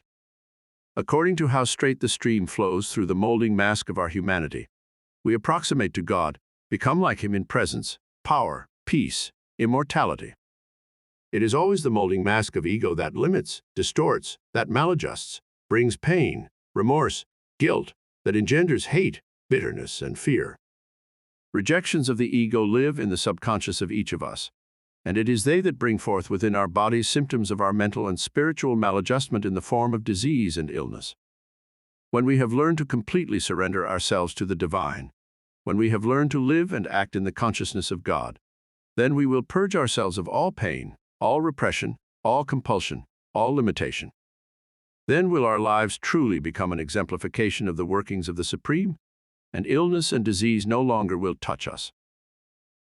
Physical and spiritual unity. The argument is sometimes made that if all disease and illness are spiritual, why not treat them in a purely spiritual manner, instead of often treating them on the physical plane by consulting doctors of medicine and receiving their ministrations? The miracles of this world are achieved through perfectly natural means, and if the treatment of a disease requires the employment of physical means, then spiritual causes will move the sufferer to a doctor, and the subsequent treatment will cure him. Those who divide life in half, into the physical and the spiritual, never can hope to approach its truth, for each is only a different aspect of the other, and the truth lies in their unity. The physical is an extension of the spiritual, and the spiritual is the sustainer of the physical. But to believe that the physical is false, or an unimportant side effect of the spiritual, is to deny the importance of life and its great and secret goal. Spiritual treatment for ill health, just as spiritual treatment for any negative condition of life, never is properly undertaken with the end in mind of effecting some supernatural solution. The divine always works through his instruments, and where some supernatural solution occasionally appears to have resolved a problem, it is only because we are ignorant of divine law and divine manifestation. One who treats himself for abundance with the idea in mind that it may start raining money is not likely to achieve much success, for he is closing his mind to the natural means for gaining abundance, the rendering of service to his fellows. Similarly, that man who treats himself for health with the mental image of suddenly throwing down his cane and walking is closing his mind to the natural means of regaining the full use of his legs, the gradual and faithful exercising of the muscles until they rebuild their normal strength. Spiritual treatment. What is always primarily important in spiritual treatment is the recognition that first cause is spiritual, and that all physical manifestations have a spiritual basis. Thus, if we suffer ill health or disease, we can approach treatment with the sure knowledge that some erroneous impression, some warping of essential divine power, some restriction, has, via the molding mask of ego, entered the human soul and is making itself known through the malfunction of the body. When we treat this spiritual negation, we properly do so not by refusing to recognize that the body is diseased, but by the absolute awareness that the spirit is perfect. We visualize our unity with all things, with all life, and we envisage our absolute identity with God. We see that there is only one mind, one life, one sense of self at work in the universe, and that this mind, this life, is within us, sustains us, is us. We know it is perfect because it is perfectly adaptable. We know it is all-powerful because it is infinite. We simply turn ourselves over to it in complete surrender, with consummate faith that its perfection will become apparent in our affairs and in the function of our bodies. The degree of surrender, the completeness of the turning over of all of one's self to the divine, determines both the speed and the quality of the healing. For insofar as God pervades our being, he pervades our physical body and our affairs, and his perfection is made manifest. Each spiritual ailment has its counterpart in the world of physical ailments. If it were possible to index all the various kinds of fear, for example, we quite possibly could affix to each the physical malfunction or disease likely to result. Such a refinement has not yet been done, but meantime it is feasible to list the most common physical ailments of mankind, together with principal spiritual causes and most effective methods of spiritual treatment. Common ailments and spiritual causes. Colds, influenzas, and other congestive diseases. Frustration and consequent futility cause a dimming of spiritual perception, a kind of bleak night of the soul in which those things that would express themselves cannot get through, are hung up, and this congestion of spirit makes itself apparent as congestion in the body, in the form of the common cold, influenza, pneumonia, sinus trouble, etc. Treat yourself spiritually for freedom of spirit and freedom of expression. Treat yourself to see that there is no restriction, no limitation in the spirit of the divine, and that this spirit is within you, able to expand infinitely, only waiting for your recognition. Insomnia, nervousness, and tension. Some baseless fear that proceeds out of the subconscious, that has resulted from a basic notion of separateness, that exists because of failure to perceive unity with God, gnaws at the consciousness day and night, causing irrational action. This fear must be stilled, or there will be no peace, no capability, no success. Surrender, give up, cease struggling. God will take your cares and woes and transmit them into instruments for your enlightenment and redemption. Give your life and your cares to Him. He will free you from all pain. You will find peace, strength of mind, joy. Circulatory diseases and paralysis. When we visualize life as constant competition, we constantly gird ourselves for imagined battles and exhaust ourselves against fancied foes. Life is a battle, yes. Competition, yes. But until we see that one being, one mind, underlies all struggle, only seeking to refine its manifold expression by becoming in any particular instance the best there is, we have failed to recognize our own embodiment of the divine. If we struggle alone, we eventually see hovering on the horizon the specter of our defeat. And as in the dream of the child pursued by the monster, we cannot run because we are paralyzed by fright. Such subconscious delusion manifests itself in restriction of body movement, in paralysis, in the breakdown of the circulatory system. Treat to be rid of fear. Treat to be rid of pessimism. God is within you. It is He who animates your body, and He is perfect. Be courageous. God is with you every minute of every day. There is complete freedom in the universe, for each of us is an expression of that which may be expressed countless ways, and yet remains more than all. Obesity. This is the ailment of the unloved, who may not actually be unloved, but always fancy they are. If you are overweight, it is because you have sought solace in food for the frustration you have found in love. He whose feeling of being loved must come from the admiration and assurance of affection that he receives from others is doomed to eventual loneliness and bitterness. The basis of all true love is the spiritual unity of each man with his neighbor. There is only one spirit animate in creation, and that spirit is in everyone. Treat yourself to recognize the indwelling God in each man. See your kinship with others. When you do, the subconscious feeling of being unloved will evaporate into a feeling of joy. Eating of itself will become a pleasurable necessity to be practiced with restraint. There will be so much work for you to perform, so many areas of feeling to explore, that you scarcely will have time for eating. You will become slim because to be slim is to be utilitarian. And you will be utilitarian, for you will be an instrument of God. Indigestion, ulcers, constipation. Those who fancy a hostile universe around them, who distort all events and all people into threatening symbols of destruction, are held in the constant throes of apprehension. They believe they must hold tight to everything, or it will be taken away, and they think they must wrest what they want from the grasp of others. Their curse is the blindness of isolated ego. They cannot expand, they cannot soar or aspire because they are so concerned with holding on. They must let go, relax, cease worrying. They must place their hope and faith and trust in God, and treat for absolute assurance of identity with Him. Then limitation will go, restriction, and the necessity of holding on to fading things. Everything in God's world is available to each of us. We need only open our minds and our hearts so the power of the divine can flow through. Cancers, tumors, and other hidden growths. The person who buries in the subconscious some event or deed that he cannot stand to examine still remembers this deed in unthinking motivation and with unbridled emotion, and his guilt lies heavy on his soul, and he cannot contain it, and it grows within his body as an unwanted thing. Treat for the guiltlessness and sinlessness that is God's. All experience, all action, all thought is part of the process of growing and merits neither censure nor praise on the part of the Creator. All experience is for learning, is a step on the path to knowledge, and the greatest error of all is the assumption of guilt as a result of error or wrong thinking. God is all things.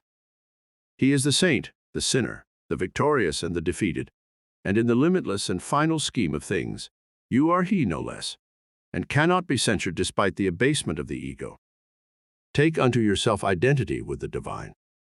Guilt will leave you, all pain, no longer will you grieve. Arthritis, lameness, bursitis. An inner hostility, a rage, a bitterness, a deep pessimism over disappointments in life, all contained and never shown, often will crop out in bodily restrictions such as lameness of the limbs, arthritis, bursitis, and various muscular incapacities. The containing of rage causes the restriction, for where rage and hostility are freely vented, such bodily affliction seldom is present. However, it is not the containing that is the cause in the end, but the emotional content of the frustrated and unenlightened nature. Rage and hostility are only possible to the little ego, and until it is subordinated to the larger self, the nature of the individual must perforce fall heir to all manner of malfunction.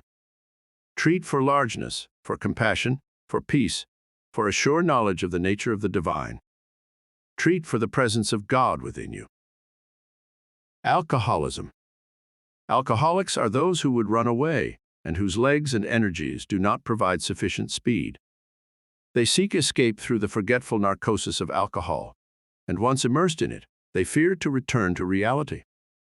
Therefore, they drink constantly, often turning to drug addiction to make the escape more convincing. The solution for each is simple: the facing of reality. But this act of decision and courage becomes increasingly difficult each day it is put off.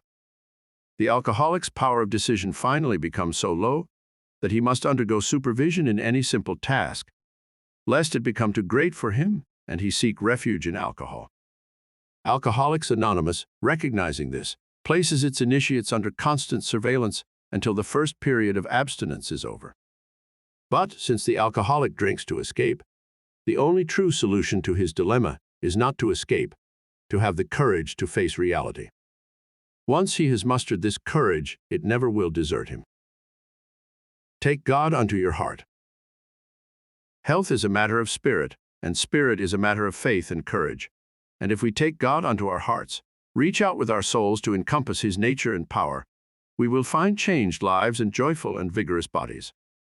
We will not do this thing by continually focusing our attention on the negative, the evil, and the restrictive, but rather by seeing our identity with the positive, the good, and the powerful.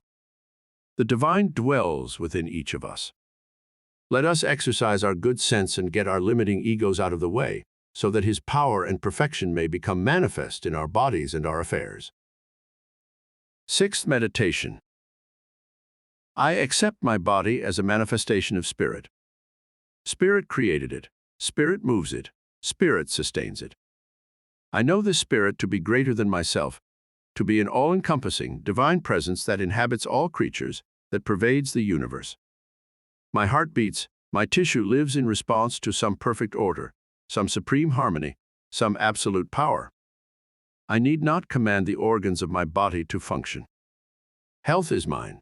Perfect function is mine by the simple surrender of my will to the divine. Yet I recognize that the power of decision remains with me, that I may take a stand, choose a way, and that universal spiritual power will then lead me on the path that I have chosen. I therefore assert that I retain no hidden memories of pain in my subconscious. I bring up from the dimly remembered depths of mind all those memories that prompt in my consciousness feelings of hate, bitterness, anger, and fear. These negative emotions I cast out of my life forever. By aligning myself with God, by identifying my being with His, by becoming one-souled with all things and all beings, I depose all negative emotions and enshrine reason in their stead. Reason and attunement lead me down life's most hazardous paths with perfect composure and absolute surety. Because of attunement, my body functions in harmony with all nature. There is perfect assimilation, for there is perfect integration. There is perfect circulation, for there is complete freedom. There is perfect elimination, for there is absolute utility. I follow the path of joy, for that is the road to attunement. I seek laughter, for in laughter all bonds disappear. I believe in the great and good ends of life and of man, and this optimism rules my existence, leading me into inner peace, perfect attunement, strength, health, and vigor.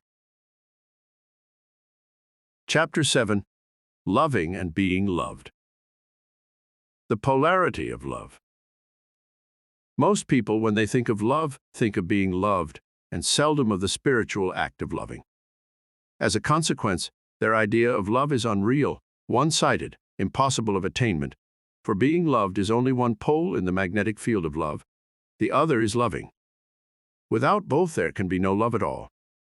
Probably we have grown into this anachronistic state through over-concern with applause. Modern society sets great store by the winner, the entertainer, the performer, and undoubtedly we have grown to measure our social acceptance by how much admiration is accorded us.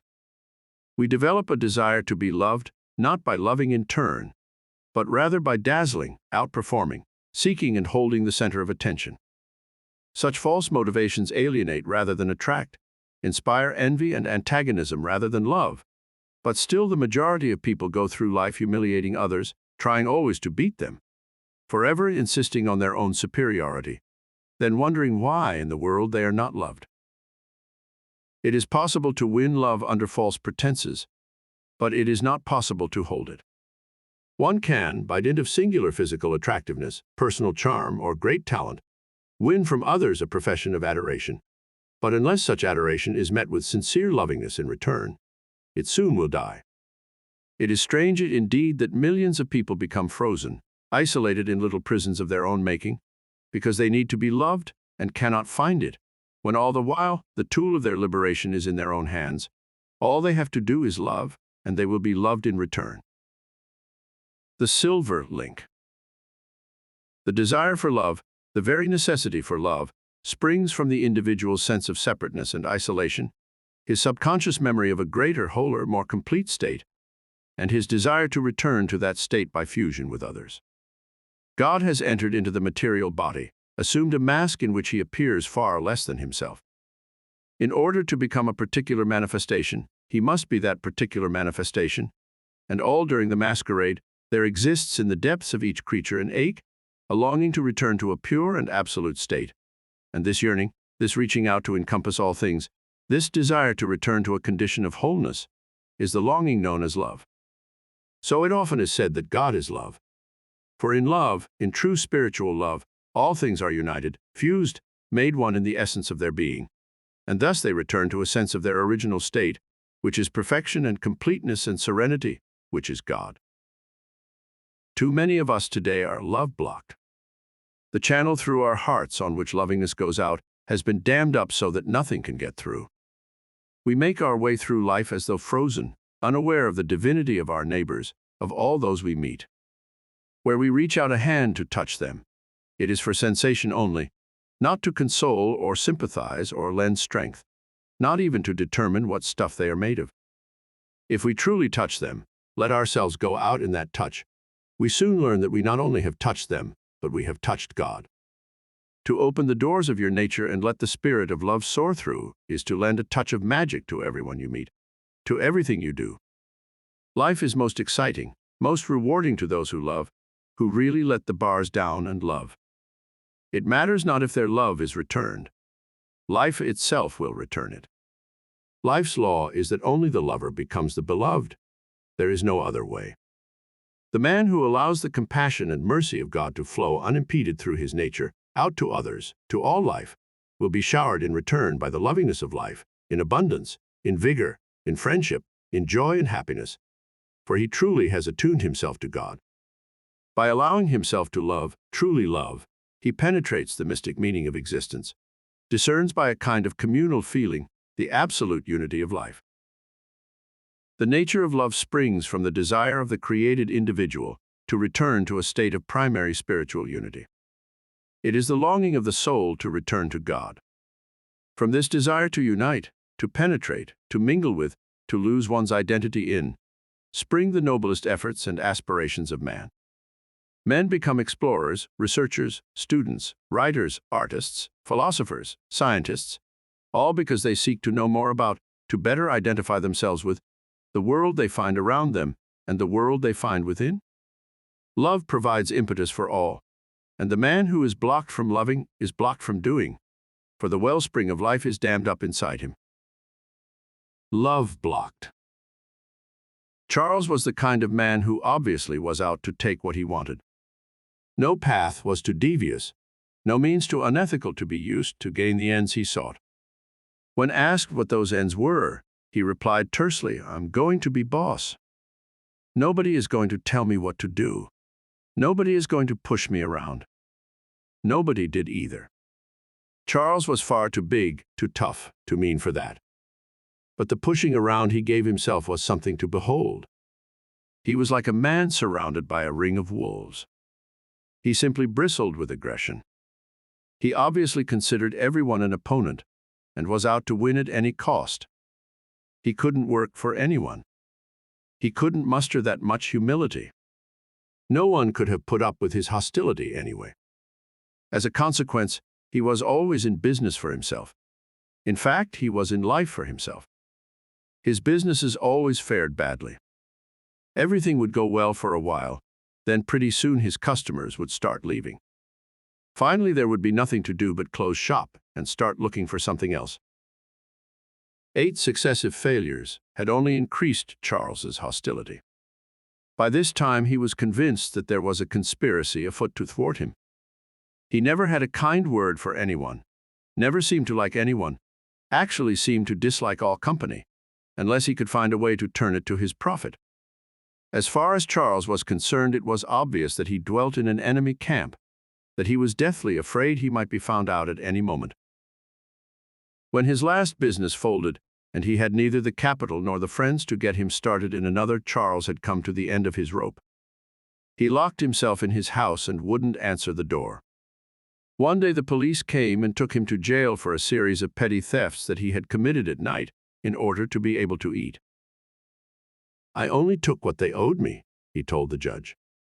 "They've stolen from me, tricked me, forced me to live without food. I was only taking what belonged to me." That was not the way the judge interpreted it, however, and Charles was sentenced to 6 months in the county jail. He cracked completely at this last outrage, had to be taken forcibly from the courtroom and restrained in his cell. The court ordered psychiatric treatment. When Charles was discharged from prison 6 months later, he had changed, but hardly for the better. No longer did the edge of his aggression and hostility stand out. Instead, he seemed absolutely beaten, bereft, without the will or the urge to strike back. He searched desultorily for a job, but he didn't seem to really want one. He lived meagerly on donations provided by a welfare fund. It was winter, and in the chill evenings, Charles grew accustomed to taking walks. The exercise and the fresh air stirred him from his lethargy, and he began to notice things: how the smoke rose in stately columns from the factory chimneys, how the icicles hung like narrow teeth along the eaves of buildings, how the noise of the city seemed hushed by a snowfall. He was crossing a bridge over a small river one evening, on his way home from his usual walk, when he heard a cry for help. Peering over the edge of the bridge, he saw the head of a child bobbing on the surface of the water. Charles threw himself over the rail into the freezing river below. He reached the child all right, and with his last strength managed to land him on the river bank. By now both would have lapsed into unconsciousness, but for a small gathering of passers-by who administered first aid and called an ambulance. Charles and the child were taken to a hospital and each recovered without mishap. The child's parents were overcome with gratitude. They pressed all sorts of rewards upon Charles. He smiled at each, but shook his head. "I found my own reward," he said. "I couldn't take anything more. I've learned at last that the only way to help oneself is to help another." When Charles was discharged from the hospital, he was offered a job immediately. He took it and since has performed it ably. But most important of all, he has learned to make friends. He reaches out to people. Some dam in him has been opened and lovingness pours through. He is a happy man, his years of bitterness and discontent forgotten. The most earthy and universal manifestation of divine love is erotic love. In the attraction between the sexes rests the underlying drama of life, the yearning of the differentiated parts of the Supreme to be integrated once again. The human being is both aware of himself as an individual and as a part of something greater. As an individual, he soon finds little of permanence to cling to, and he casts about for the answer to his existence, seeks endlessly for his greater self, the vaster existence in which he has his true being. The desire to unite, to fuse, to combine, is his great subconscious longing to become immortal, to return once again to a state of wholeness and completeness that is dimly and only subconsciously remembered. Such basic underlying motivation readily impels him to unite with a member of the opposite sex, seeking in that union a spiritual fulfillment in which the erotic portion is purely a symbol of the ecstasy and perfection sought by the soul. Sexual union reproduces the species, carries on the long string of differentiation of the eternal and infinite divine. Each step in that progression is made possible by the individual seeking his greater self through union with another, and thus the erotic aspect of sexual union has a deep and persistent spiritual drive which, if ignored, defeats sexual union altogether. Meister Eckhart wrote, "God and I, we are one. By knowing God, I take him to myself. By loving God, I penetrate him." This insoluble spiritual mystery of God inside one and yet outside one, of the longing to penetrate and be penetrated by, has its natural material solution in the sexual act. Yet no solution to spiritual dilemmas will be found there. The temporary union achieved by a man and a woman, no matter how perfect, no matter how tender and mutual, is a transient thing, an indication perhaps, but only an indication of the rapture to be found when the soul unites with God. Nevertheless, the man who commits himself to celibacy in order to better find God and to better love God all too often cuts himself off from the primary outlet of human lovingness, and thus suffers an emotional shriveling, a kind of shrinkage of the soul, and because he no longer has this common tie of lovingness with others, he fails to understand others, their humanity and their fallibility, and no longer can he feel and touch human aspirations and human suffering, no longer understand himself. To be sure, one has only to visit the breeding pens of any farm to convince himself that there is nothing intrinsically beautiful or uplifting to the soul about sexual intercourse. The blind brute follows an impulse it neither understands nor cares to understand, unites with its mate, and procreates the species. Yet even here the master hand can be seen, irresistibly guiding each created being into union with another in order to express a wholeness that is absent from each solitary thing. The force of union, that gigantic power that carries with it the tides of progress and life, is made manifest here on earth through the sexual union of male and female, as if God in his plan of infinite progression and manifold manifestation has laid his hand on the brow of each creature, saying, "Seek thou thine opposite. In union thou wilt be guided to thy true self." The search for the beloved. Sexual union is the most rewarding and at the same time the most frustrating of all human experiences. We are drawn to it like moths to a flame, irresistibly, with a compulsion that lies deep in the subconscious memory of race and species, and we can no more fight its force and drive than we can blot out the light of the sun, and we cannot deny it without living a lie. Each of us carries in his secret heart, perhaps without ever having examined it, the image of his beloved. Oftentimes it is a trite and unworldly thing, overly idealistic, unreal in the sense that it is impossible of realization, as when a young girl, for example, envisages her knight in shining armor. Yet each of us finds her knight in shining armor, his fair maiden in distress, if only we are able to look upon God's created world as it actually is, and not as it is distorted to us through the eyes of the ego. We are drawn to love in order to become whole, in order to find in union a completeness that we do not know in solitary existence. And for a while we find it, perhaps only for a moment, sometimes for a day, if we are very lucky for months, even years, but in the end it disappears, for we have fixed our lovingness upon the flesh and made it transient. We cannot finally be fulfilled in loving or being loved, unless our ultimate lover and beloved is God.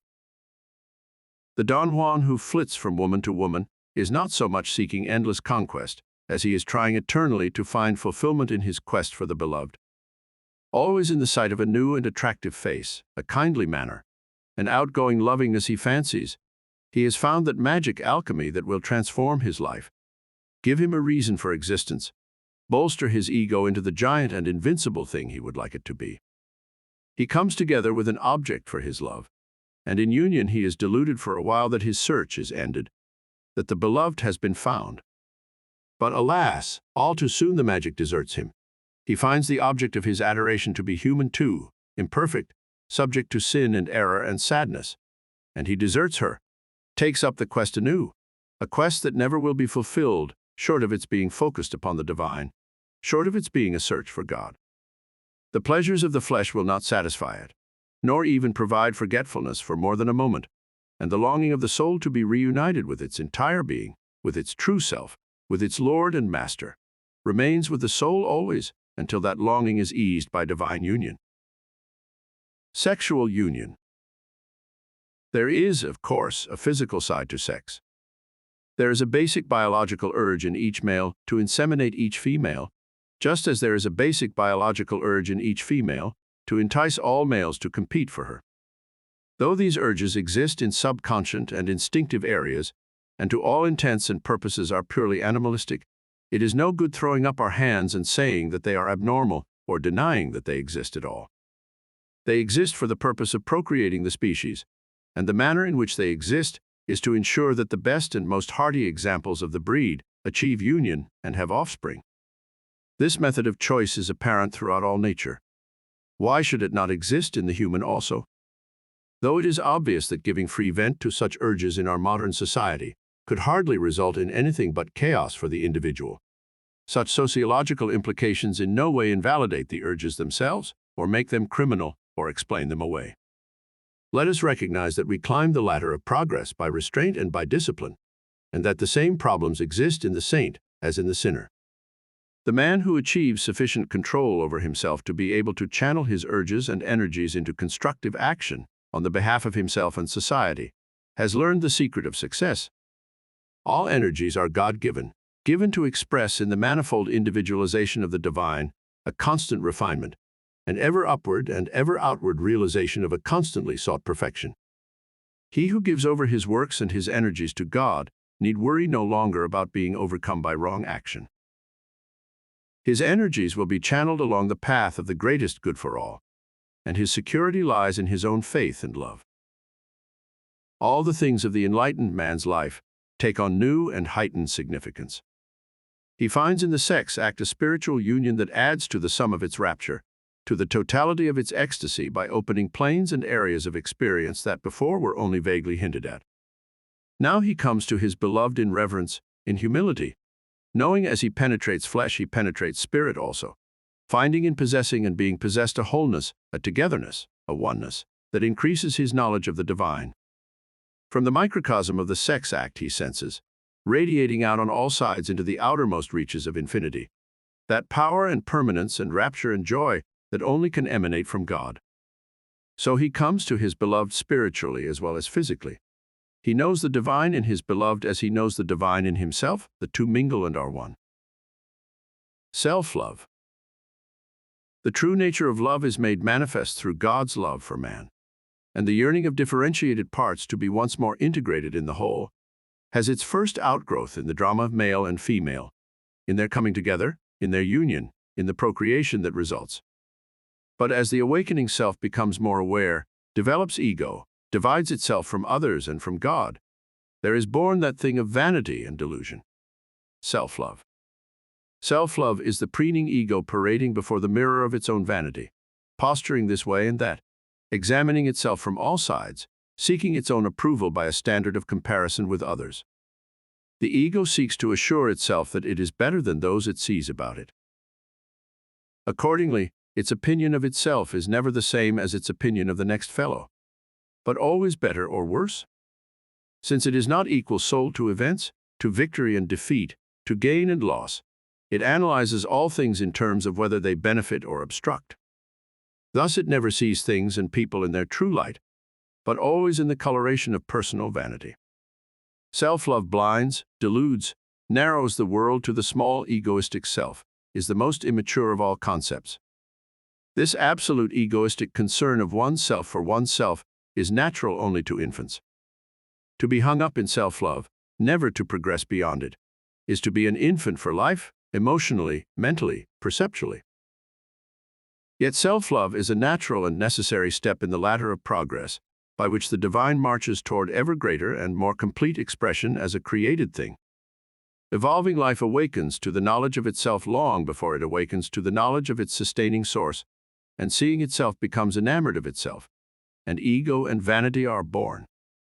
Vanity and ego may be deluding forms, hiding for the moment life's true meaning, but they are natural evolvements of the discovery of self, and the discovery of self is predecessor to the discovery of God. The enlightened man leaves behind self-love when he becomes aware that his surface nature is not his true self, and his body is not his true self, and that the animating presence which moves him to act, which thinks, wills, and exists within him, is common to all men, to all life. Knowing this, he abandons self-love, leaves the shell of the ego as his ripened soul bursts outward into a more universal awareness, and his sustaining and nurturing fount becomes the love of God. So he abandons the small self and takes up his existence in the great self. Self-love is the love of the awakening infant enamored of his image, as reflected in the eyes of others. He is the center of all attention, and his little world revolves around his every need. From this concern with self he grows to understand others, for only by knowing his own feelings is it possible for him to understand their feelings. In this way he matures, his love grows outward from the limitations of his egoistic nature, and encompasses the outer world as well. Then he seeks an object for his love. Then he finds his mother. Mother love. In this first outpouring of love from the self to something other than the self, the growing child finds a pure object of adoration, uncritical, never rejecting, accepting, yielding all. This sense of being loved despite his faults, of being desired no matter how poor his performance, how ignoble his actions, leaves a deep psychological mark on the growing child, so that in adulthood, perhaps long after mother and home have ceased to be, the mere mention of either in conversation or song can bring tears to the eyes of a hardened sinner. He recalls a time when he was loved for himself, not for what he might become or promise to be. He was the beloved, and he had nothing to do but accept that love. He loved in return, of course, but only according to his mood or according to how much love was tendered him. The simple fact of existence was all that was necessary to be loved. He had no tasks to perform, no walls to scale, no citadels to storm, nothing to win. He was loved because he was alive, and this condition, he falsely assumed, would be his permanent status in life. Nothing on earth is more necessary in the evolving scheme of things than the love of mother for child. Constant care and uncritical devotion are essential in getting the helpless infant to a state of independence. But where the child is unable to shake off the psychological need for his mother's love, he is unable to mature to adulthood, cannot find the resources within himself to cope with the problems and vicissitudes of life. Because he feels that his share in life is to be uncritically loved, he cannot bring himself to make the effort required to earn love, to merit it because of his behavior toward others, or because of tasks performed in their behalf. Consequently, he spends a great deal of time bewailing the fact that he is ill-treated, and nobody appreciates him, and people keep doing him bad turns. It is he himself who is out of step with the world. If he is not loved, it is because he loves nobody but himself. He is like a sponge, drawing in endlessly all affection, but yielding none back. He supports no one, seeks always to be supported. He is a lichen on the tree of energy. He attaches himself like a parasite to those he knows and feeds upon the free flowing of their affection, until natural imbalance causes a cessation. Be a lifter and not a leaner. Give over your strength and energies to the divine. Love him, love his created things, love your fellow man. You will be loved in return. God will love you, and in that love you will find such warmth and joy as will buoy you to the zenith of the heavens. Seek not to hold on to that which must be let go. The uncritical love of mother for child must not be carried into adult life, but gradually must be replaced by a mature love between individuals, one that can be sustained only by a sincere affection on both sides, each meriting the other. And seek not to inject mother love into adult relationships. Such relationships are doomed to failure, for they are based upon unreality. Love lives only by being both given and received, and soon dies if either movement is withdrawn. For essentially, love is a borrowing from God of a small part of his nature for use upon earth. It is a coming together of spiritual elements that in fusion exceed themselves. It is a borrowing and a lending of strength and energy, the better to build the race. It is aspiration and achievement, hope and fulfillment, longing and union. It is the divine revealing himself in humanity. Too much mother. Two people were truly concerned about Tom, his wife and his doctor. But his mother thought he was wonderful. She just couldn't understand what the fuss was about. So what if Tommy drank a little and had some trouble holding jobs? He was young yet, he'd get it out of his system.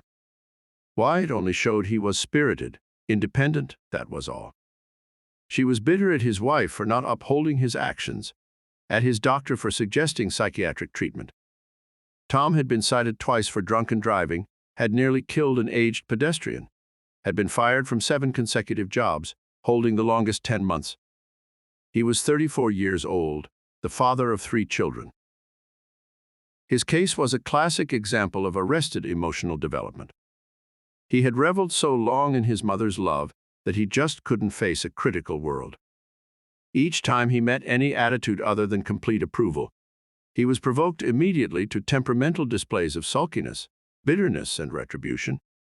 One of his superiors said of him, "He's capable, all right, but such a child.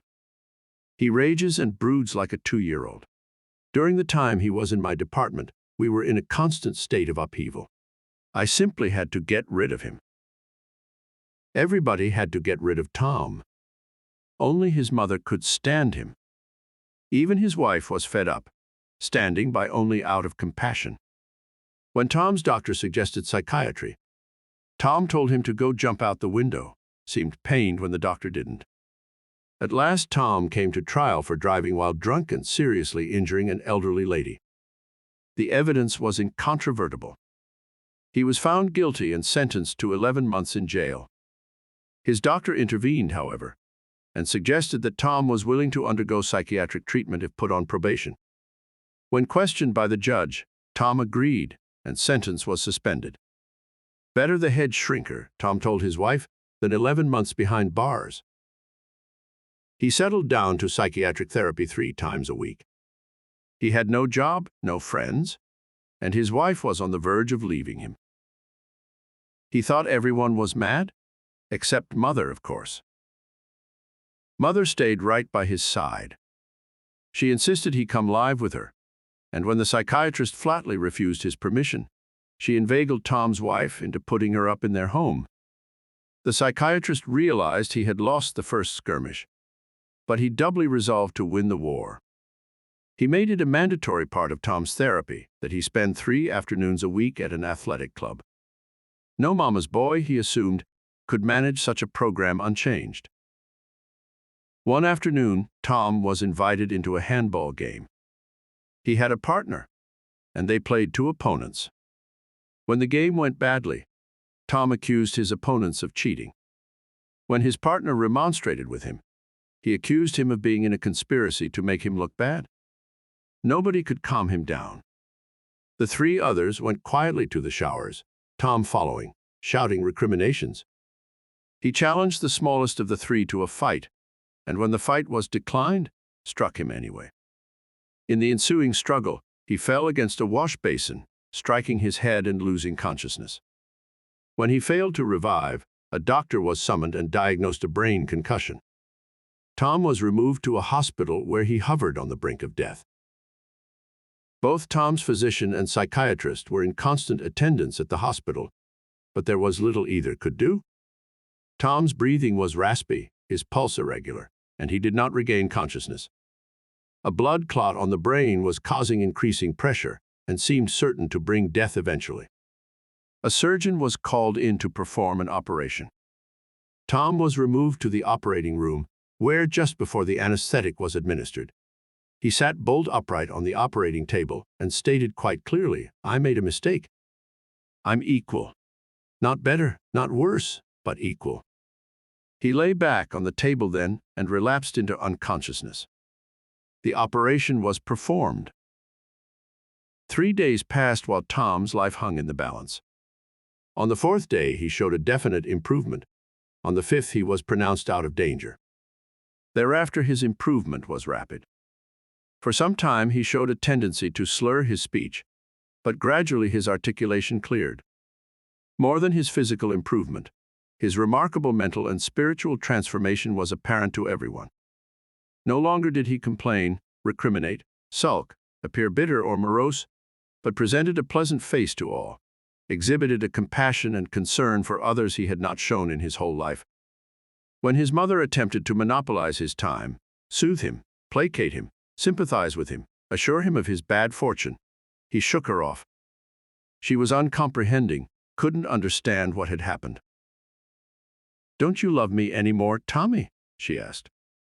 "Yes," he said. "I love you, Mother. But I love God even more. When you're close to dying, I guess you see things clearly. And for a while I understood that God was in me, and in you and in everybody. And that all I had to do to become immortal was to love Him. That's what I'm doing now, loving God in everybody I see. I want your love, Mother. I want to deserve it. But I don't want to be protected. Can you understand that?" She didn't quite understand it, but she sensed she couldn't change it. "I guess so, Tommy," she said. He smiled at her. He didn't need it now, but at last he had her permission to become a man. Brotherly love. So the growing child matures beyond the egoistic sense of always being the beloved into an awareness that the world is peopled with others a great deal like him. He sees that in each of them exists a consciousness possessed of like urges, desires, problems, a consciousness which, though invisible, he senses to be the same as his own. Seeing this, he opens the doors of his own nature and reaches out with spiritual hands to meet others.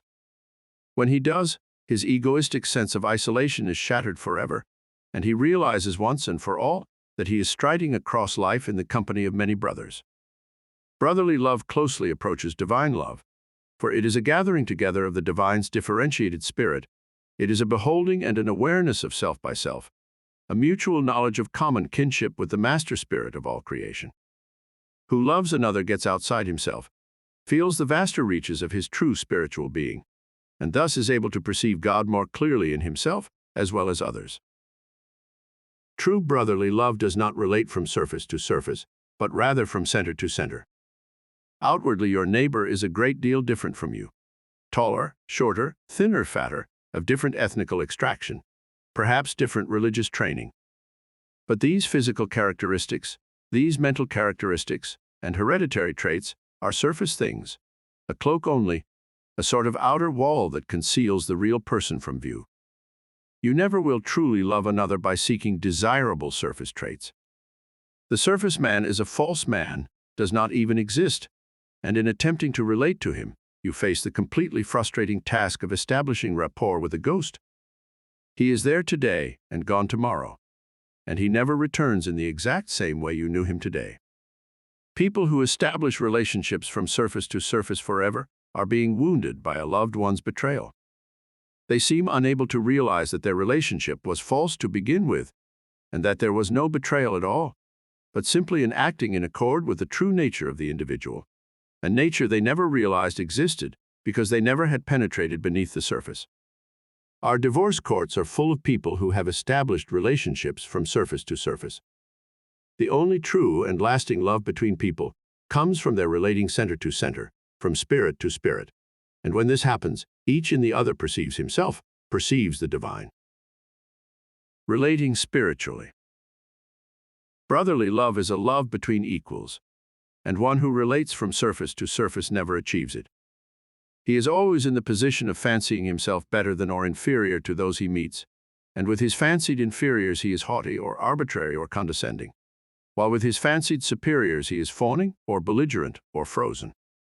Occasionally he makes what appears to be a friendship with someone far inferior to himself. The gulf between such people is extremely marked, is typified by the romantic cowboy and his dull but devoted sidekick. Western writers unwittingly have made the romantic cowboy an egoist who relates from surface to surface and cannot make lasting friendships with anyone, but an inferior who will accept all and endure all to receive his favors. The man who relates from surface to surface is afraid of equals, at the very least, is extremely uncomfortable around them. To him, they are always competitors, and his immediate and only reaction to them is how to beat them or in other ways prove himself their superior. Small wonder he makes few friendships. In any case, equality never is perceived surface to surface, for true surface equality does not exist. Only a relationship from center to center unmasks the spiritual sameness of people, allows them to perceive their brotherhood. In Exodus, God reveals his name to Moses, "I am becoming that which I am becoming," and this characteristic of the divine, that he enters into each of his creations and becomes that thing, complete and entire, gives a basic spiritual equality and undifferentiated spiritual sameness to everything that exists. Know that there dwells in your neighbor the same animating presence that resides within yourself, an ageless, deathless, birthless sense of always the same in all creatures, not altered by entering the body, not changed by conflict, victory or defeat, but witness only, triumphant always, untouched by the moment, never completely at home in the body, but existing truly in infinity, in eternity. Who sees the immortal in every creature, loves every creature as he loves God. Divine love. Divine love is mature love, the most refined feeling and highest spiritual understanding possible to man. To accept God is to know God, and to know him is to love him. In love for the ineffable, in self-exceeding through divine seeking, the individual arrives at a position of spiritual wholeness with all life, a place of peace and perfect equality that passeth all understanding. Here is the true kingdom of heaven, a kind of divine consciousness that descends into the soul by special dispensation of the Supreme, a gift restricted to those who love God with all their hearts, and all their souls and all their minds. Here is the divine alchemy that transmutes human clay into something noble and indestructible, that makes from baser substance a precious spiritual distillation, lending new color and form to the entire world, to all existence. Here is the key, which, when known and understood, unlocks the secret door in the wall of separateness and allows the self to circulate freely through all existences. Thus, through divine love does the soul mold itself into an image of its beloved, achieve infinity and immortality, inasmuch as its perception of the divine is clear. By breaking through the wall of separateness, the soul mingles and absorbs, takes on a new and greater identity, forsakes the limitations of the delusive ego, and begins to expand its awareness to meet the Supreme. This spiritual maturation is the end and the beginning, the alpha and omega of existence. Nothing more is going on in life than that God's created existences, lost in nature and absorbed in their limited being, should find their way back to him. Love is the path and the way, not the limited self-seeking love of the individual for the group, but rather the love of the person for his Creator, the individual for the divine, the man for God. Only in this manner does the true import and significance of love manifest in the life of the individual. Only in this way does its inner alchemy transmute the entire existence into a divine fire with a divine purpose. Penetrating the wall. In all things, then, the individual must attempt penetration of the wall of separateness that stands between himself and others.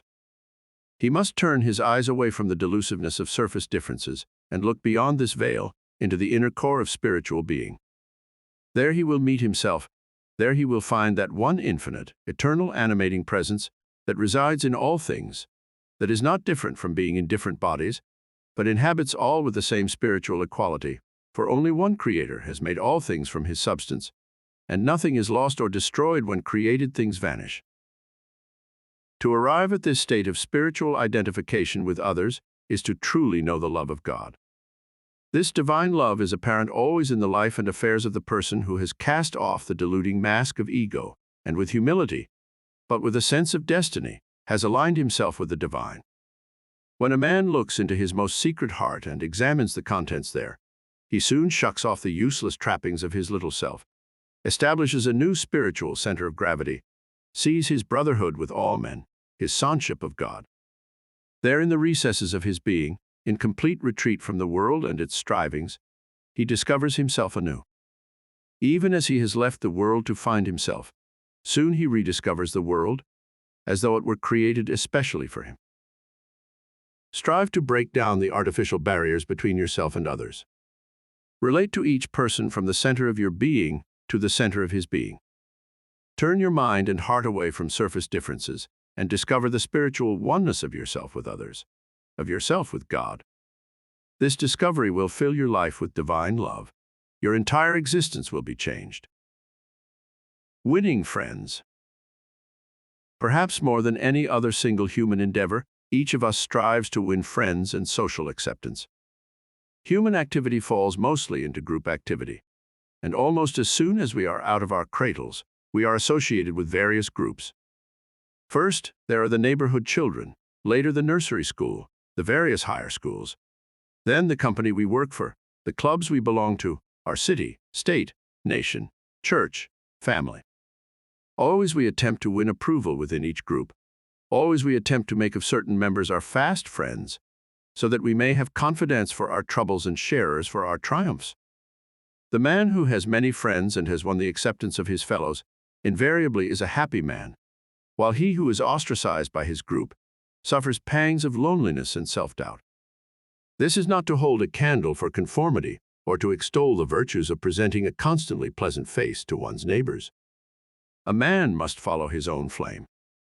Each of us dances to the piper, but each of us hears different music. To attempt to mold one's self in the image of one's fellows is not only foolish, but impossible. Only by finding one's own self can one win true friends, true acceptance. All else is hypocrisy and is bound to be recognized sooner or later. We all have known people who have cultivated fluent styles of speaking, who are able to throw themselves into any role they choose and play it convincingly, while all the time they feel nothing but the desire to please, to charm, to command the center of attention. This person is an actor on the stage of life. He is amusing, often charming, seems to radiate vitality and energy. But on knowing him better, we are disappointed. We find his whole effort has been bent on creating an impression, and now that we have been admitted behind stage, he no longer seeks to impress us. Underneath that poised and entertaining facade, we find a total blank, a nothing, for he is never himself but only an occasion which constantly is different, and in which he dons whatever role is there for him to play. He plays so many parts he has lost himself among the characters. He is not himself, for he does not know what he is. Such a person often is a talented actor on stage, screen, or television, but almost inevitably the breakdown comes, the total diffusion of a personality spread too thin.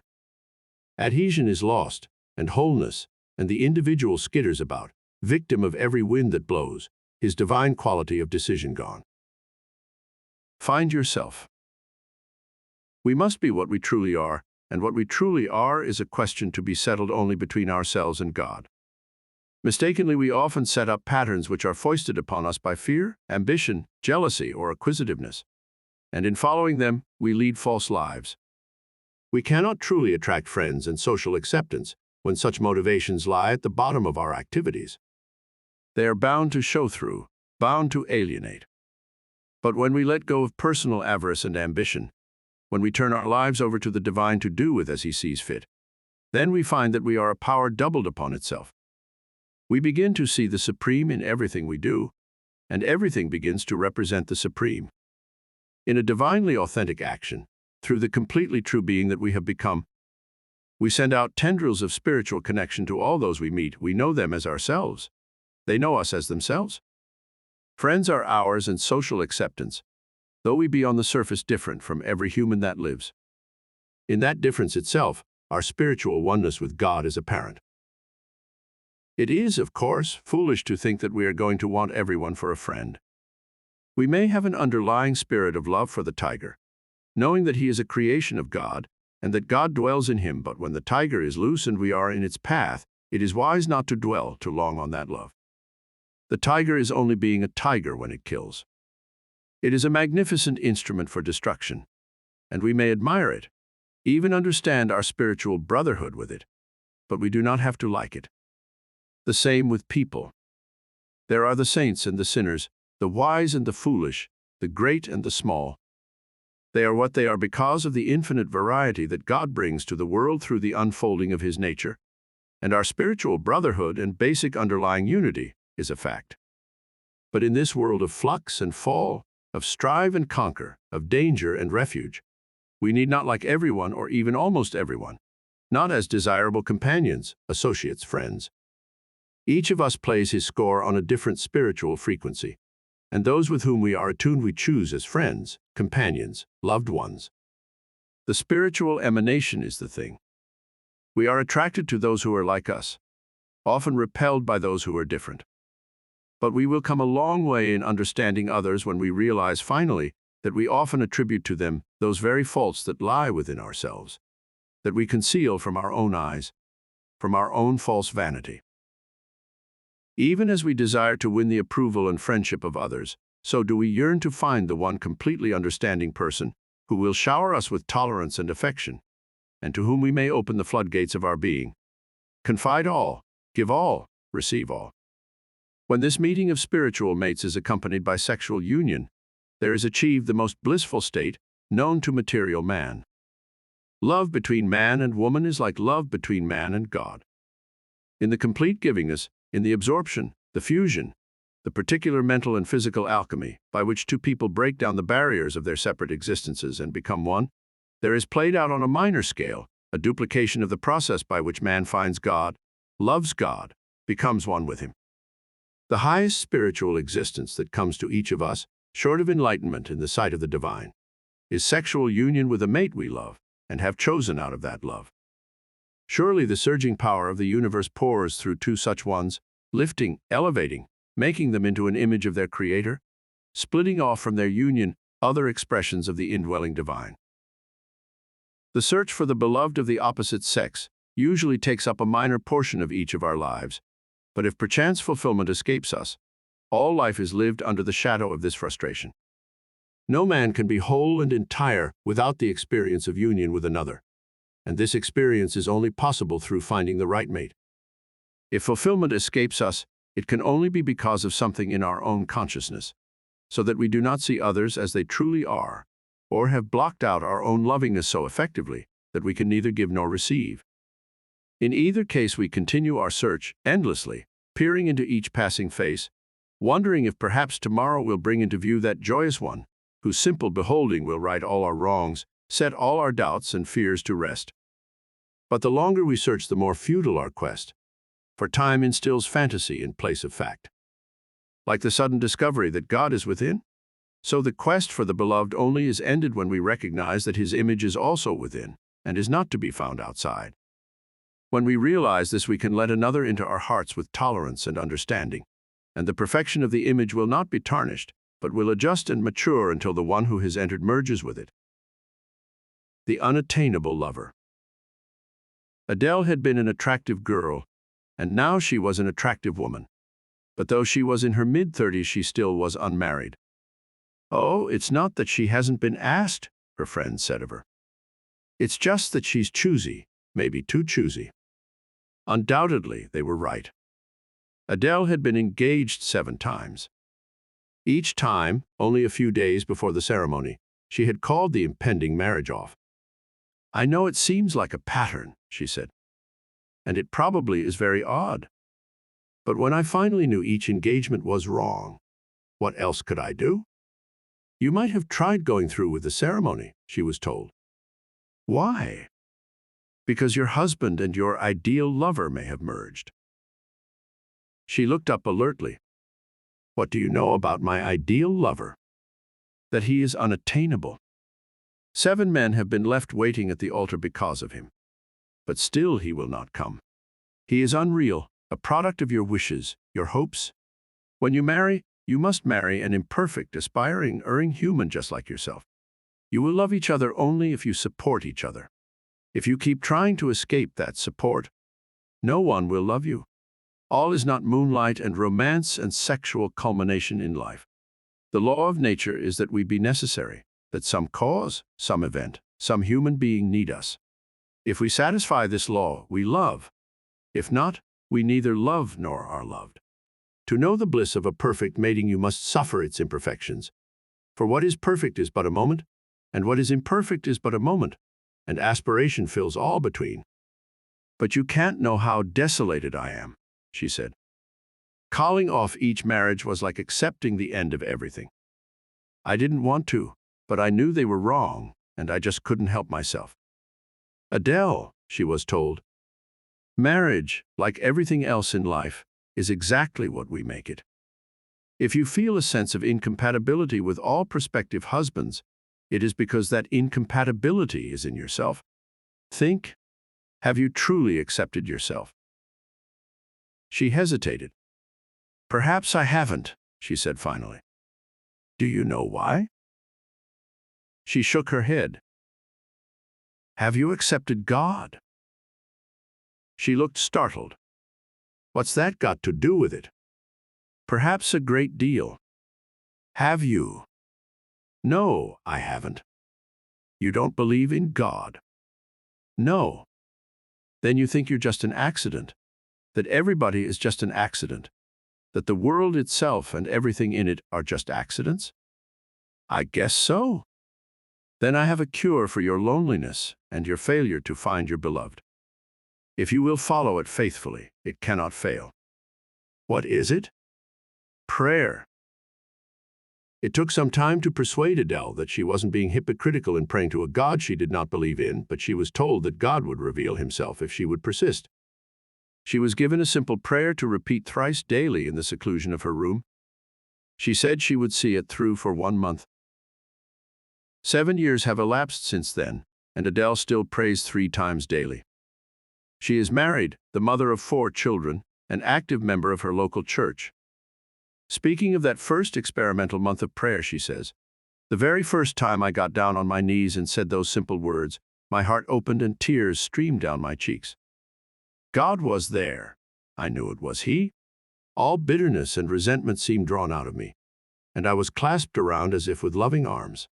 When I left the room, the whole world was changed. A few weeks later, when I met Edward, there was no wall between us. Some barrier, some restriction had been removed, and we got right through to each other. It was a case of love at first sight. The greatest commandment. This, then, is the manifesto that the indwelling God decrees, that we can change our lives through love. No road is too straight, no journey too far that our burden will not be immeasurably lightened through being carried with love. When we have allowed divine love to permeate our being and everything in our lives, we cannot fail to witness a transformation of all things from the common clay of material existence to containers of the divine spark, the divine presence. By subjecting ourselves to the divine will, by loving God and perceiving we are beloved of Him, we finally attain to a skill in works that delivers us friends and loved ones and a serene and effective place in the human scene. When we love, we allow God into our lives, and according to how our love is purified by selflessness, we become recipients of God's power, and His mark is apparent in all our affairs. Who attains to divine love has taken a great step toward mastery. Even as Jesus advised, this is the first commandment: Thou shalt love the Lord thy God with all thy heart and all thy soul and all thy mind. And the second is like unto it: Thou shalt love thy neighbor as thyself. 7th meditation. I affirm my love for God, and in that love I perceive the truth of God's eternal love for me. I affirm the presence of the divine within me, and in the knowledge of that presence, I sense myself secure forever, enfolded in everlasting arms. The nature of love is the nature of God. It is the eternal longing of His parts to be integrated once again into one. Accordingly, my knowledge of God depends upon my love for God, and inasmuch as this love possesses me, I possess it and am illumined. Therefore, I consecrate my life, every fiber of my being, to the divine. I give all, ask back nothing. Yet what I give from my small self, that which is incomplete and finite and microscopic, must in the end be returned to me 100-fold from that which is whole and entire and infinite. All about me I perceive the manifold forms of the divine, and I perceive Him dwelling in each. There are no different selves in the universe, but one self only, one sense of being, one awareness, one I, which is always and eternally God. When I love another, it is God I love. When I perceive in each form the presence that inhabits all forms, then I know the divine, and in that knowledge I love all, and my love is complete. No longer do I rail against loneliness, for God is within me. No path is too solitary, no way too deserted that I may not take it with the joy and knowledge of the companionship and comfort of the divine. He guides my every step. He leads me in all ways. His love working through me draws my mate to me, cements our relationship, crowns our union with joy. His love working through me attracts friends, makes of my life a testimony to his warmth and everlasting compassion. Chapter 8. Success and Achievement. Life Principle. It is a competitive world we live in. Everything occupies a position, and each position is open to challenge by all who aspire to it. Someone wants our job, our money, perhaps even our wife or husband. Nothing we possess is secure against the constant onslaught of human aspiration. Each of us daily defends his citadels, attacks others. The Supreme has laid his mark upon us by making life challenge and conflict, aspiration and effort, victory and defeat. Through aspiration we grow, through challenge we develop, through flinging down our all in the ring of conflict, win or lose, live or die. We temper our natures to their finest, hone the edge of our being to its sharpest fulfillment. Competition is God's mandate for life. Through it, he constantly evolves his manifestation toward an ever greater perfection. When we compete, when we constantly strive to be better, to be greater, to exceed ourselves as well as others, we are living in accord with one of life's greatest commandments, and constant progress is ours. Some people assert that it is cruel to compete, to attempt to beat someone, that such a psychological principle bred into people will produce a race of warriors without sensitivity, without tolerance and understanding, without love. As in the Bhagavad Gita, when Arjuna, about to ride into battle, is overcome with repulsion that he must kill to win victory, so these people turn away from life and cease being what they truly are in order to live in the light of a false ideal. They need the advice of Krishna, reassuring Arjuna that he is fulfilling the will of the Almighty by fighting, by playing his part, by being true to his nature. For God is the dweller in every creature, and does not die when that creature perishes. Nothing is destroyed, nothing lost, no cruelty is involved, no matter the conflict. God Principle. Even as competitiveness is the essence of nature, so creativeness is the essence of God. We are involved in nature and absorbed in the ego when we act solely in response to outer stimuli, when our reactions are simply competitive. Only when our awareness breaks through the limits of ego consciousness do we admit the divine power of creativeness into our lives and begin to originate things rather than react to those in existence. Competitiveness is life principle, making dynamic the first stirrings of consciousness in matter, underlying the ever-evolving spirit as it refines itself through conflict. Creativeness is God principle, freeing spirit from matter altogether, making of consciousness a paean of praise to the originator of things. Creativeness is that endeavor of consciousness that places human mind and spirit on the exact same plane as God's, no matter how briefly, no matter how imperfectly. An act of creativeness is a spiritual act, performed by a soul attuned to the divine. It is a calling down of the powers of heaven to take form here on earth, and he who performs it performs a sacrament. Talent is a breaking through ego of a portion of universal mind, so that the power and beauty of the divine is manifest. Those possessed of talent think of themselves as trustees and perform their creativeness through special dispensation of an acknowledged greater power, whether they call it God or not. Competitive we are by nature, and to deny our competitiveness is to deny our humanity, to weaken our dynamic, to frustrate and falsify our purpose in life. But if competitiveness is sole ruler of our consciousness, then we forever are prisoners of circumstance, tied to every conflict, to every storm around us. If we seek victory and achievement only, then our lives must be lived in constant rounds of disappointment and defeat, for victory and achievement are transient. All things come to all men, and their value is in their ability to inspire spiritual growth, not pride of possession or ego satisfaction. It is in aspiration that we fulfill ourselves, and aspiration is best satisfied by attunement with the divine, not by seeking victory over others or dominion over created things. We find our greater selves through aspiring to the heights, but only when such aspiration is spiritual, a seeking inwardly and outwardly for God. A man on fire. Harry was a live wire, a real go-getter. He was like a man on fire. Whatever he did with explosive energy. He seemed possessed of only one idea, to make money, and he dedicated all his waking hours to realizing that end. He seemed always to have a dozen ideas, to be shaping the ends of many enterprises. But somehow the money he sought just didn't materialize. By the time he was approaching middle age, he had held a half-dozen jobs, had started 3 businesses. Each had been an outright failure, and the money that Harry had dedicated his life to had not been forthcoming. Nobody could understand it. "It's just bad luck," one of his friends said. "Lord knows if anybody is ever going to make a fortune, Harry is." But that was just the trouble, the Lord didn't know. What appeared to Harry's friends as bad luck had been simply the inescapable working of the law of being. Harry had isolated himself from the roots of his divinity. He lived entirely in his ego and saw himself as sole mover of events and people. Since his ego was not sufficient for such a concept, the enterprises undertaken by him were doomed from the outset. He had neither the expanded consciousness nor the humility to invite God in as his partner. After his 3rd business entered bankruptcy, Harry changed abruptly from a dynamic and enterprising executive into a lethargic and frustrated man. He couldn't understand why fate had treated him so badly. He looked upon the world through confused eyes, puzzled and uncomprehending at the stalemate he seemed unable to avoid. No longer could he summon the initiative and energy required to undertake another enterprise, to seek another job. Worried and desperate, he sought help. "I guess I'm beaten," he said.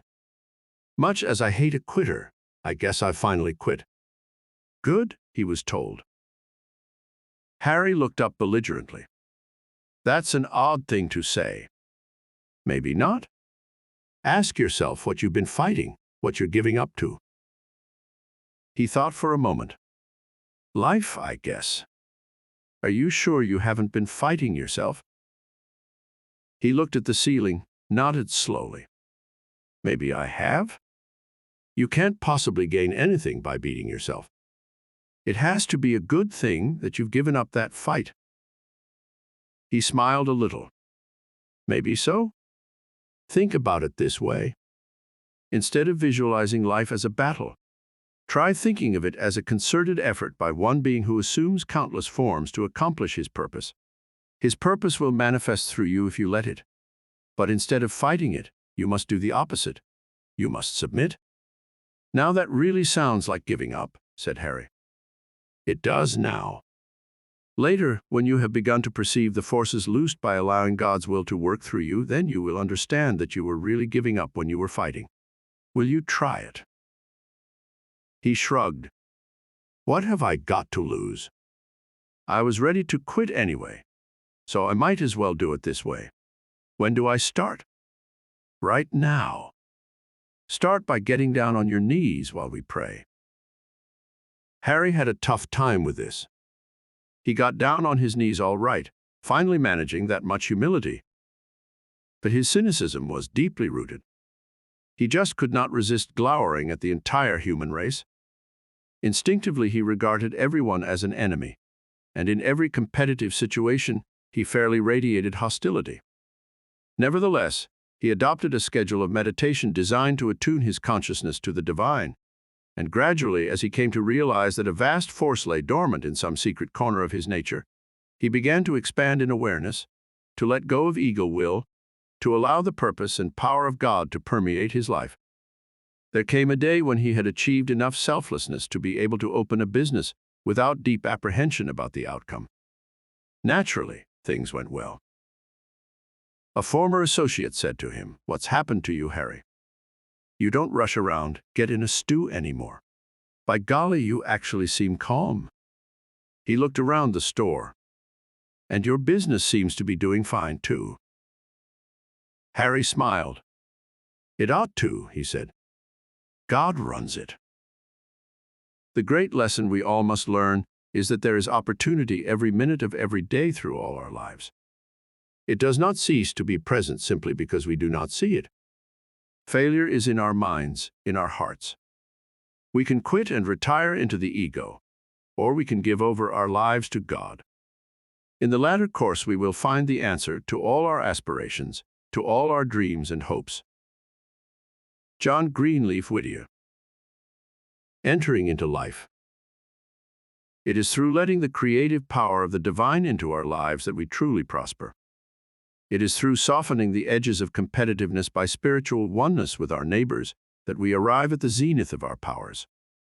When we turn over our lives and our aspirations to the Supreme, we are guided to undertake the work for which we are best suited, the enterprises that best fulfill our natures and our spiritual growth. But when we involve ourselves in the ego, absorb ourselves in the mechanics of nature, we can search the wide world over without finding a work to call ours. We all have seen victims of the stumbling ego, led this way and that, blown willy-nilly by every wind, never able to find a suitable job, always dissatisfied with the one that comes to hand. Such a person had best step down from the pilot house of life and allow a surer hand to take the helm. In our limited minds, we cannot see the whole scheme of things, the infinite plan, so if we act in the ego, we act falsely. Since we do not see the thing to be done, chances are we do something else, and in that doing we are thwarted. In that frustration we suffer. Yet even suffering is not bad if used toward the end of enlightenment. Even defeat is good if it leads in the end to spiritual illumination. For we must find God if our lives are to be fulfilled. We must turn over to Him our limited selves in order to realize our greater selves, our immortality, our power. Finding the right work is not so much a matter of common sense and application as it is entering into the immense activity that is life. Those who stand by the wayside, who peer and debate, shuffle and retreat, are tempted and repulsed, cannot possibly be vessels of that surging force of nature which aspires to the peaks and depths and widths and lengths of the universe. Nothing in life is small except to those who view it from a distance. If you will enter into things, become a participant, you will find that the entire drama of creation is played out on every field, however tiny. You cannot exude too much, create too much, participate too much. The divine rewards you for every movement made in the direction of life. Those who retreat, who withdraw, who fail to find in mental and physical expression a symbol of the underlying significance of life, cannot achieve the enlightenment that is mandatory upon all who would arrive at mastery. Abandon all past conduct and take refuge in me, cautions the Veda. Those who aspire to a regime of living that assures success and serenity in all ventures will wash from the slate of the past each experience that contradicts what they, through spiritual perception, know to be the truth. All experience is for the purpose of growth and never for the success of the individual. If you become immersed in past failures, you live life's greatest lie. What is past is done. You cannot bring it back. You cannot change it. To live with it in the present is to be cursed with a condition you cannot alter. Each day to each individual is a new life to do with as he pleases. His is the fresh opportunity to choose each morning from countless spiritual byways, the one path that he will take in search of his true self, in search of God. This expansion, this moving upward toward the infinite self that lies behind creation, is possible only to one who has cast off the bondage of the past and found his salvation in the mutable present, inchangeable today, inalterable tomorrow. The guiding star.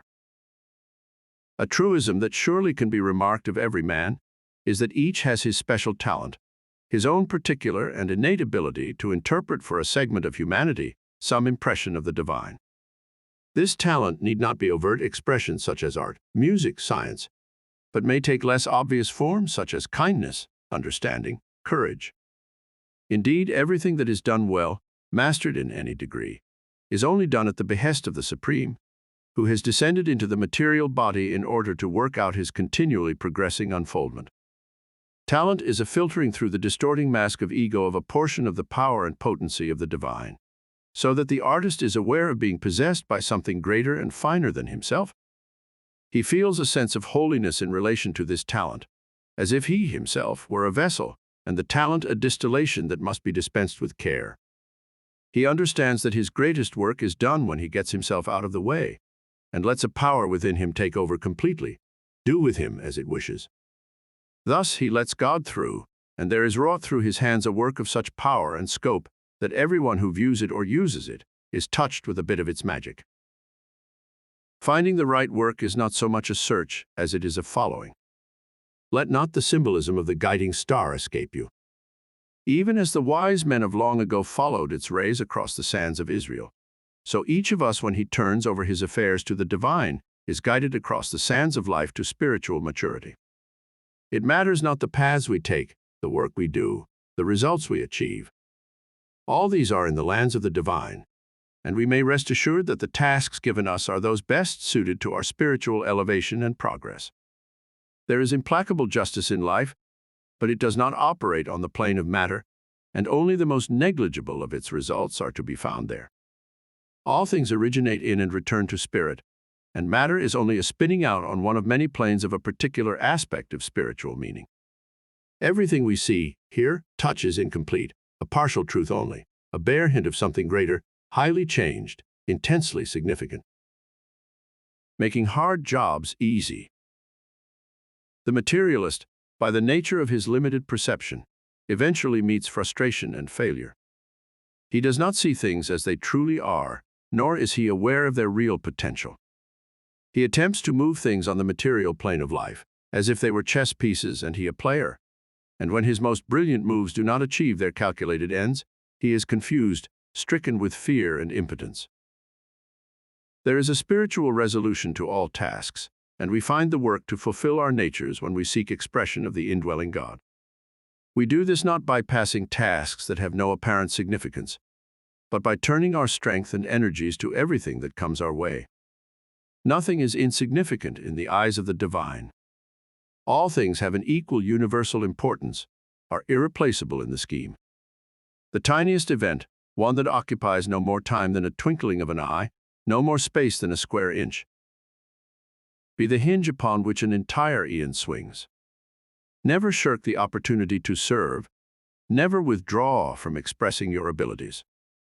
Do whatever comes your way, do it as well as you can, and you will find yourself being led into ever greater realms of expression, ever greater areas of performance.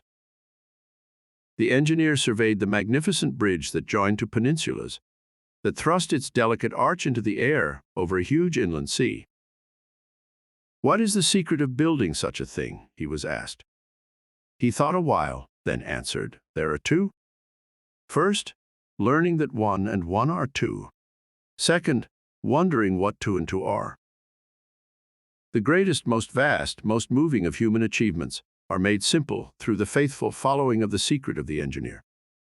Each of God's laws is simple enough in itself, and each leads us inexorably to the next and the next, so that in the end we have accumulated both tools and vision to perform acts so far superior to our human clay that we can only be positive that they emanate from God.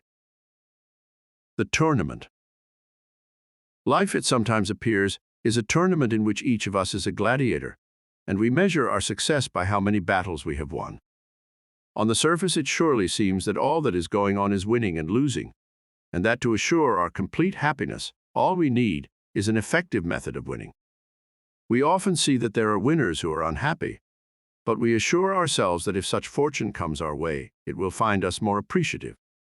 The truth is that winning and losing have little to do with human felicity. Combat is built into nature, into the struggle for life, into every being extant. Each area of human conflict has those more fit to win than others, but that fitness does not automatically mean awareness, spiritual consciousness. Conflict is not for the purpose of giving spoils to the victor, but to refine and temper each human soul through exposure to effort and pain. Through each of us the Supreme is effecting his emergence, and his purpose in every arena of conflict is to make the soul aware of its unity with him. The lessons we have to learn often are much concerned with winning and losing, for the ego aspires always to be victor, and can conceive of no other battle than that waged on the material plane. It is the subjugation of the ego to its greater self that is coming to pass in life, a kind of spiritual transformation wherein the individual abandons selfishness and takes up a new existence in the divine. To that end, victory and defeat are twin spurs, the one nourishing the ego, the other tearing it down. Adrift in this constant flux, the ego eventually turns away from self-satisfaction and seeks a more stable refuge. Then it finds God. Nevertheless, in the contest itself, in the effort and courage and steadfastness required, are learned those spiritual qualities that expand the individual nature beyond its limited awareness.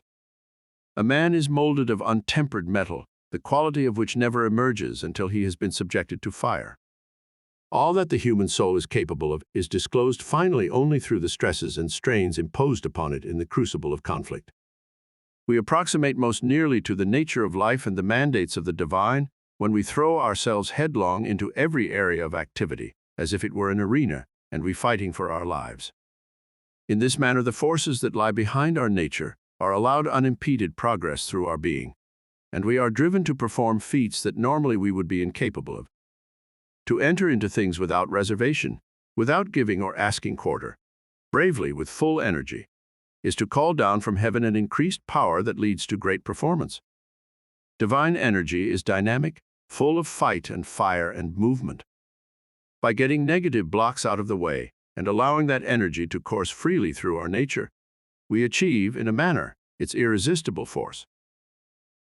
Courage is the key to a complete giving of oneself to one's activities. Subjection of self to the thing to be done is the secret of heightened performance. This abandonment of self is made possible through an overcoming of petty fears and anxieties and apprehensions, through a complete surrender of vanity and conceit. There then enters into the individual nature a fierce boldness, an almost unearthly bravery that maintains its fire against all odds, and against which no opposition can prevail. Achieving peak performance. People want to know the key to winning, as if the tournament of life hides a secret, which, if known and understood, would allow its possessor constant victory. The head of every team strives to learn this secret, whether in the arts or sciences, business or sports, civilian or military, and he lends most of his waking hours to a perusal of that particular brand of psychology that he fancies best suited to inspire his team to peak performance each time it takes the field. Largely, this psychology has taken the form of the created obstacle. Something lies in the way to the goal. It must be overcome, annihilated, disintegrated. It is a fearsome thing, wily, vicious, untrustworthy, a predatory enemy. Only the greatest effort of the team will guarantee survival. Each has to give all, every last ounce of energy, every last particle of skill. He has to throw himself into battle, kill or be killed. Such a keying up of emotional pitch into a frenzy of effort raises the standard of team performance all right. It produces in the group a kind of unthinking hysteria, wherein reaction to outer stimuli is reduced and the individual is completely involved in his own feelings, bent only on a single aim, to destroy, to win. No doubt this is the calculated effect which Adolf Hitler sought to bring about in the German people, and in which he often was successful. But in the end, such motivation defeats itself through emotional surfeit. The team becomes listless, uninspired, dull to all emotional stimuli through having been exposed to much and too long. The way to achieve peak performance is through girding one's mental and physical powers to meet the oncoming test, all right. But such peak performance is consistently possible only to one who manages to get outside himself, to rid himself of selfish concerns and narrow boundaries, so that he can expand all his powers within the scope of an unfettered imagination and an unencumbered drive. Some part of a man who performs his best must remain detached, so that he can see himself as he would view another, so that he can view his problems and tasks and efforts and victories and defeats as the bumbling but heartwarming efforts of an energetic child. In this manner, through keeping one spiritual leg in infinity, while the other copes specifically with the problems and trials of an intensely finite life, a man achieves that equal-souled quality that allows the divine to enter into his affairs and manifest his presence through a perfect working and a supreme poise.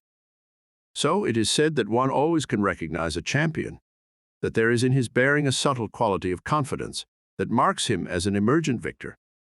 It is the divine shining through the mask of the individual. It is the divine's perfect working and sure power that exudes through ego with an equal-souled quality to gain and loss, victory and defeat. Beating fear and complacency. Two things shut out this power in the end. One is vanity. The other is fear. Vanity is a swelling of the ego to the point where the power is cut off from manifesting above that level. Fear shrivels and immobilizes the power, tightens and restricts it, reduces its flow to a dribble. In all contests, the crown rests precariously on the head of the complacent champion, even more precariously on the head of the fear-ridden one. The task of a leader is, first, to rid his team of fear, second, to instill a sense of humility, an instinctive and ever-present recognition that each task encountered requires all-out effort. This is the molding task of the coach, the manager, the general, the president. But it is equally important that each of us be his own taskmaster and banish fear and complacency from his life. They seem opposite poles, these two, fear and complacency, yet they are merely different profiles of the same face. Complacency is the inflated ego. Fear is the deflated ego. And both fathead and coward may be excised from your life by the simple expedient of abandoning self and taking up existence in the divine. The enlightened man enters into the fray with complete assurance that he will perform his best, that the thing God has become through him will reach its full maturity in the heat of competition. He seeks to prove nothing by victory. He seeks to avoid nothing in defeat. He is equal-souled to both, as spiritually willing to accept one as the other, realizing full well that each is a lesson to be learned along life's way. And just because he does not fear defeat, just because he does not need victory, he does his best, and his best is usually sufficient. His path is marked with winning, and even those defeats observed by the outer world are not defeats to him. For how can there be defeat to one who has allied himself with God, and to whom each event marks the inexorable progress of the divine toward his goal? Jack was a fighter. He made his living with his fists. As a professional boxer, he met opponents 7 or 8 times each year. For this he was paid well, being proficient at his trade. He had embarked upon this career when he was well into his 20s, which is late for a boxer, and he never had bothered to pick up many of the refinements of his craft. Nevertheless, he was very successful. He was asked why. "Fighting," he said, "is all heart. You don't have to learn tricks to do it. What's inside is all that counts. What's inside is all that counts." If ever life were summed up in one sentence, Jack managed it. Whatever we set out to do, whatever tasks we undertake, whatever goals we aspire to, we need not search the world for the tools or the money or the help. We need only strengthen ourselves inwardly, deep inside, where God lives. What's in there is all that counts. There is a way to make big jobs easy, to make all enterprises, however vast, seem child's play. There is a power which we can hitch onto that cannot fail to carry us to victory. There is a dynamic force in nature which we can direct through us by a simple switch of consciousness, so that we are transformed from ordinary men into giants on the earth. The universe itself, all its stars and galaxies and infinite space and time, are part and parcel of this power. By unloosing it through ourselves, we attain to a degree of its universality, its omnipotence. "Narrow is the gate and strait is the way," said Jesus, "but it is available to each of us. We need only knock, and the door will open. We need only ask, and enlightenment will be ours." The nature of being is such that by allying ourselves with the source of all being, we tend to become like that source. By inwardly seeking union with God, we find our lives reflecting that inner union. The powerful weakling. Ernest was an early failure. He undertook the operation of a small business when he was in his late 20s, and the business plunged him into bankruptcy.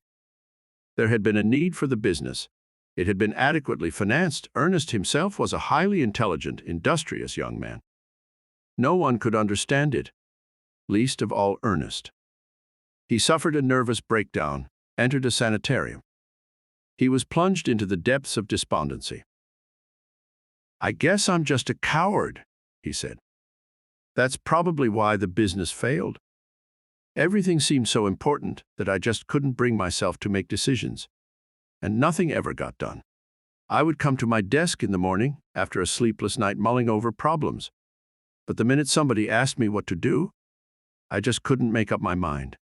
What's the matter with me? Am I that much of a weakling?" "Yes," he was told. He hadn't expected that answer. and he looked up sharply. "Oh, well, what's to be done about it?" "Nothing. Just recognize it, that's all. Then you'll know you need help." "What kind of help?" "The best." "How do I get it?" "Just by asking." "Asking who?" "God." Ernest thought that over for some time. Then he said he didn't see what God could do about it. He could understand God being displeased and marking down in his book some demerits against the day that Ernest sought entrance through the pearly gates, but he just didn't see what God could do about Ernest being a coward. "Nobody said you were a coward," he was told. "You did, just a moment ago." "I said you were a weakling." "What's the difference?" "A great deal. A coward has turned his back on his divinity. A weakling has just appealed to it." "I don't think I understand." "A coward is all wrapped up in his own personal abilities and faults. He cannot look outside his little world because he cannot see the forest for the trees. Conversely, the man who has admitted to himself, as all men finally must admit to themselves, that alone and without support, he is a weakling adrift among vast forces in unimaginable space, by that very admission, has resigned allegiance to his ego, and is actively searching for something permanent and powerful to adhere to. This is the situation you find yourself in today. You could not have arrived at this crucial point in your spiritual development without first having been forced to the admission that you, by yourself, are a weakling. What do I do now? Ask help from God? Seek Him in everything you do, in everyone you meet. Dedicate every moment of your life to union with Him. You will find strength and peace you never thought possible. Ernest followed this advice faithfully, not so much because of intellectual conviction, but because his sense of being had separated from the ego and inevitably was gravitating toward the divine. In a few months, he was discharged from the sanitarium. Before the year was out, he had embarked once again on a business enterprise. His whole attitude seemed to have changed. He was decisive, brisk, seemed never to hurry, got everything done. He had put on a few pounds, appeared stronger, more vibrant.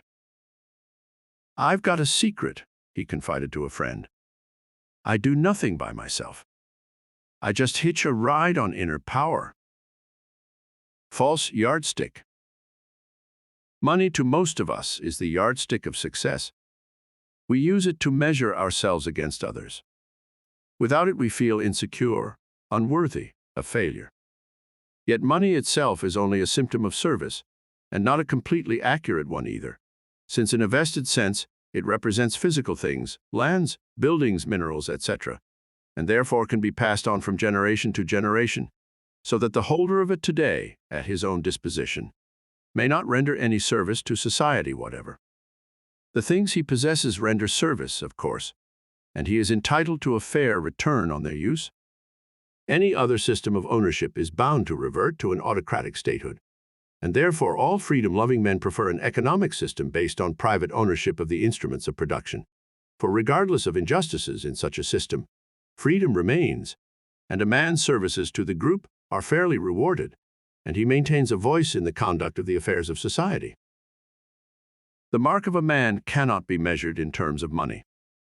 Insofar as the individual's aim in life is to establish an inward rapport with the divine, money is only incidental to his goal and never synonymous with it. The seeker after enlightenment can be found in all economic walks of life. He may live in a rude hut on the windswept slopes of the Himalayas, in a comfortable suburban home on a Midwestern university campus, in the luxurious splendor of a Far Eastern palace. It matters not. If his aim is true and his focus is on the inner world of consciousness, enlightenment will be his, illumination will come. He will be united with the indwelling God. Jesus said that it is as difficult for a rich man to enter the kingdom of heaven as for a camel to go through the eye of a needle. He also cautioned, "Seek ye first the kingdom of heaven, and all things will be added unto you." It is focus on material things, obsession with possessions, habits of acquisitiveness that keep a man's consciousness limited to created things and prevent him from seeing the truth behind them. To such a man, illumination is difficult. but many rich men have turned away from preoccupation with possession and found enlightenment. Similarly, the man who expands his consciousness so that his being is pervaded by universal mind, becomes part and parcel of the will and power of the divine, banishes forever from his life all lack and limitation. His cup overflows, he knows an unlimited abundance that springs out of the infinite creativeness of the Supreme. To see behind all the forms of nature the sure and painstaking hand of the divine, to perceive the hidden purpose and magical potential of all things by their inherent relationship to God, this is the way to true wealth. The secret of abundance. There is a secret of abundance that provides one the spiritual equivalent of having a money tree in his own backyard. This secret occasionally manifests in men of small spiritual enlightenment, but it never resides permanently in any except the truly illumined. It is not a thing that readily lends itself to being put into words, for it is an abstraction, a method of perception that goes far beyond normal vision. Who enjoys this thing is able to look upon objects and events and receive a hint of their future use, their coming significance, so that he, with a kind of infallible action, is able to profit from what they become? Such a man might look at some real estate, debate with himself, run down endless bits of information, analyze all, wind up buying the land. On the surface it appears that his own background, the things he learned, the reasoning he applied to his information, were the basis of his action, but actually some inner sense, some third eye is what prompted him. Subconsciously he perceived the buildings that one day would rise on the land, and thus he was led to make the purchase through an infallible sense of the future. All economic enterprisers, all successful businessmen, all speculators are the same. Possessing an inner sense that perceives the potential of things, they instinctively place themselves in position to profit from coming events. This is the money secret, not only the money secret, but the secret of success and achievement. There is a tide in the affairs of men which, taken at the flood, leads unto fortune, wrote Shakespeare, and from Ecclesiastes, to everything there is a season, and a time to every purpose under heaven. The enlightened man unconsciously perceives coming events, attunes himself to them, prepares himself, then performs in the midst of them as if he were directing them, forming them. From inner attunement to the purposes of the divine, he appears to mold the world. Anything that is worth doing well, and that thing upon which all others hinge is the discovery of our true nature through spiritual enlightenment. One does not set about seeking this enlightenment casually, deciding perhaps to devote an hour a day to study or research or meditation, devoting all one's working hours to it, perhaps by joining the clergy or becoming a teacher of philosophy, still is not enough. If one truly and without reservation seeks spiritual illumination, he must concentrate his entire life, all that he is and hopes to be, to this aspiration. Only in this manner will enlightenment come. Only in this way is illumination possible. Work is the road, consecration and dedication are the vehicles. These taken and used, all else will follow. Through spiritual identification with the Supreme comes automatic perception of the infinite abundance of nature. All created things are the handiwork of God, and but a bare indication of His manifold creativeness. All things are possible. The moment their possibility is recognized, they become probable. There is a storehouse in the invisible mind of the divine, whence all things proceed, and in which all things exist in infinite numbers and varieties, pending appearance in the material world. Form is only a shaping out of matter of an idea called forth from universal mind, and each thing in our lives, each event, circumstance, and object, comes to us from out of the limbo of universal mentality, called to our side by the force of our mental and emotional projection. We literally are surrounded by and living in the midst of our ideas, half-formed, preconceived, sometimes born out of emotional conflicts, but ideas nonetheless, given form by our magical tie with universal mind. Once we perceive the immense and staggering creativeness of the divine, we no longer live in fear of lack, apprehensive of limitation, anxious about restriction. We see that these negations do not exist except in the limited world of the ego. And because we have abandoned ego and taken on universality in thought and perception, the divine returns our mental world to us in material life, and we live in the midst of bountiful abundance. The mental perception that comes to the enlightened man usually compels him to devote his life to other purposes than the pursuit of money, though it is sometimes true that he cannot avoid becoming wealthy while engaged in his chosen work. Usually, however, he is content to take from God's abundance only that which is required for his personal living and the obligations of his position, all the while devoting himself to serving the purposes of the divine. He would be as happy without a penny as with untold wealth, for neither truly matters. He sees money only as a man-made symbol of God's bounty, and he does not need its assurance to believe in that bounty. It often is true that men with a great sense of abundance, who truly know peace of mind and a stable security, possess little money indeed, have small use for it. Some men pursue their chosen work as if they constantly are listening to divine directions. They are seekers after silences, longers for solitude, yearners for union with that which has sprung them into existence. Money they barely recognize. It passes through their hands but never touches them. All things come to them and depart from them in accord with a universal flow, a kind of cosmic flux, which they constantly seek to join and never to oppose. Such is their inherent perception of the basic scheme of things that they see the infinite abundance that surrounds them in spiritual reality, and they could not possibly conceive of living in the midst of it in a state of lack. Deep in the recesses of their souls resound the words of the Master, "Ask, and it shall be given you. Seek, and ye shall find. Knock, and it shall be opened unto you." True wealth. The illumined man can make money. In fact, he cannot keep from making money. It is only by adherence to his primary purpose, union with God, that he averts going along entirely with the economic potential of things. Now that he has the secret of making money in hand, money itself no longer holds meaning for him, and he would consider it ridiculous to devote his energies to amassing it. And because he is freed from enslavement to money, he becomes a magnetic pole for it. It comes to him from all sources, from all his contacts. Just because he holds little regard for it, it holds high regard for him. Alas for the egoist who loses his money. He is shattered, desolate.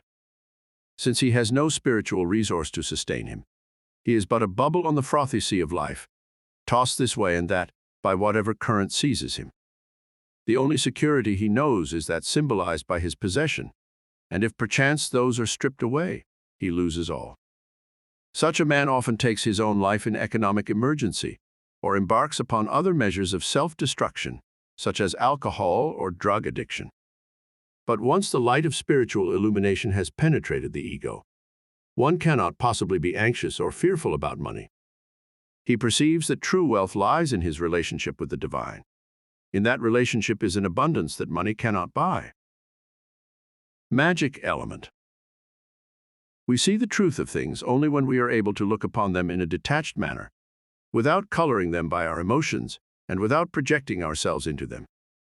Spiritual detachment is not possible to one who lives in the ego. Such a man constantly seeks to compare himself, to prove himself, and projects into all things his own insecurity, constantly attempts to wrest victory from a world peopled by enemies. He cannot see the purpose of things because he transfers his ego to each. He analyzes all in terms of pleasure and pain, without regard to their inherent nature. Only by the greatest coincidence is he able to assemble things into a sequence that produces the result he desires, for since he does not correctly evaluate the parts, it is sheer accident if he correctly appraises the whole. Seeking money and possessions, he is inevitably frustrated, and if by some chance he does succeed in achieving his end, the eventual loss of everything is certain. One cannot hold on to that which he does not understand, for only in understanding is there control. Spiritual detachment allows one to see things in terms of the one great power which is working out its ends here on earth, rather than in terms of personal desire. Spiritual detachment is an alliance with the divine in which the individual subjugates self and allows his consciousness to move upward and outward in a great encompassing movement that vastly increases his knowledge and perception. It is good to work hard, to become absorbed in whatever we do, to devote ourselves to our interests with heart and soul and mind, but a part of us, somewhere deep inside, must always remain aloof from the most furious movement, the greatest pleasure, the most excruciating pain, always remaining the observer, the chronicler, the judger, never involved, never hurt, never touched. Only in this manner is it possible for the individual to retain within himself that core of truth that descends directly from the Supreme, a magic element which, when activated, reveals directly the possibilities inherent in all things. This, above all, is a quality common to all successful men, that they see things as they truly are, that they see things as they inevitably must be, that both qualities are apparent because of their attunement with God. The truth about money. In the yearbook of his graduating class, Stephen was prophesied as Grant High School's first millionaire, and indeed, he made no secret of his ambition in this regard. He was a handsome young man, dark-lived, with a quick warmth and a barely contained energy.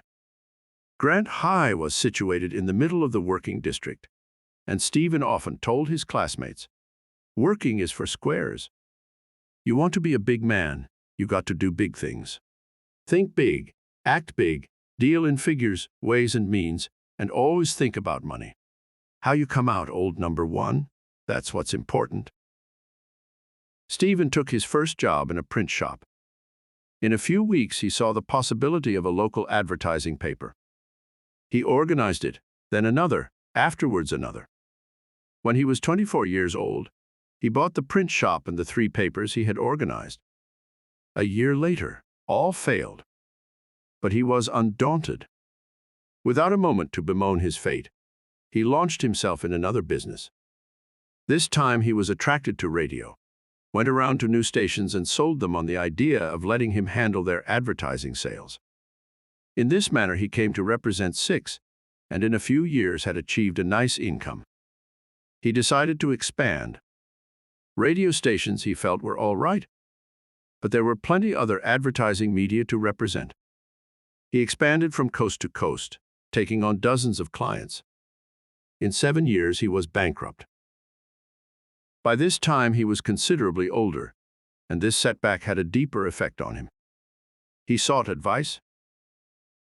"What's stopping me?" he asked. "I seem to have everything: health, energy, intelligence, desire. But something is holding me back. Whenever I get to the point where I'm just about ready to make it, everything folds up. I can't understand what's wrong." "What is it you want?" he was asked. "Money. What else?" "Why?" He shrugged. "To be a big man, I guess. You know, right clothes, right car, belonging to the right group, things like that. That's all money means to you. Power, maybe. That's about it." "Stephen," he was told, "the reason you have failed in business is that you have blinded yourself to the possibilities inherent in money. Since you seek it only for personal pleasure, you fail to see that it truly represents the labor of others. When you have money, you are trustee of their energies, time, and effort. If you fritter these away on personal pleasure, it is small wonder that your businesses fail. Only by directing money at the production of goods and services, only by constantly envisioning it as representative of effort, can you truly gain a perception of its divine quality. Money is work, and work is love made visible." Stephen thought about that. "To tell you the truth," he said finally, "I've often felt guilty about constantly seeking money. I guess I've really felt it was selfish. But somehow money has come to represent security. Then take your eyes off it altogether. If you can find within yourself sufficient humility to surrender your life and work to God, you will find such security as you never dreamed." "I'll try anything," he said. "But I don't think I quite understand this surrender bit. What do I do?" "Give over the running of your life to God. Pray for guidance. Listen to your inner voice. Follow it. Above all, understand you are serving something greater than yourself." Stephen followed this advice well. He is not a rich man today, only because he literally gives money away. His business is highly successful. "Funny thing," he says. "Now that I no longer want money, it seems to shower on me. I can hardly manage to keep it moving, it comes so fast." Bertrand Russell wrote, "It is the preoccupation with possession, more than anything else, that prevents men from living freely and nobly." And indeed that man who devotes his life to grubbing for money without ever lifting his eyes to the stars, without ever allowing God into his heart, so that the grandeur of the universe and the vastness of its concept can transform his consciousness, has not truly lived, only existed. Life is most exciting when we take on big tasks, when we keep striving at goals that make us grow, when we find within ourselves resources that carry us undaunted through all setbacks, through all reverses. This is the path by which the soul constantly increases in stature. 8th Meditation. There is a power within me which I can use to overcome all obstacles, solve all problems, a power that flows from the farthest reaches of the universe, out of the infinite, omnipotent mind of God. I give over my work, its progress and path, to Him. Only He knows the real purpose and actual nature of the things I do and the goals I aspire to. Only He can chart a perfect course to the destined shore. No longer do I allow my little self to direct my life and work, for in such egoistic blindness there is only suffering. It is knowledge I seek and joy, and I find them through serving the divine. No matter the negations I encounter, I see beyond them, perceive their other face. All serve a purpose, each is a step in spiritual development. Each may be overcome by an inner perception that springs abundance out of lack, expansion out of limitation, success out of failure, victory out of defeat. I know that God is all things at all times. Therefore, I affirm the positive. By divine alchemy, I call forth good from evil, not because I will it, but because I perceive it, because I know that God reveals to the individual soul that which his consciousness is able to perceive. My consciousness surpasses the limitations of ego, soars out to encompass all beings, all life. I affirm my knowledge of God's manifold expression, and I accept only good as befits my spiritual stature. Success is mine, victory, progress, abundance, and joy. Chapter 9. Creativeness. Creative torrents seek out the mind of the man who lives in God's grace, surge through his being, leaving a kind of thought world laid down in space. Gift of God. The only true experience is the act of creation.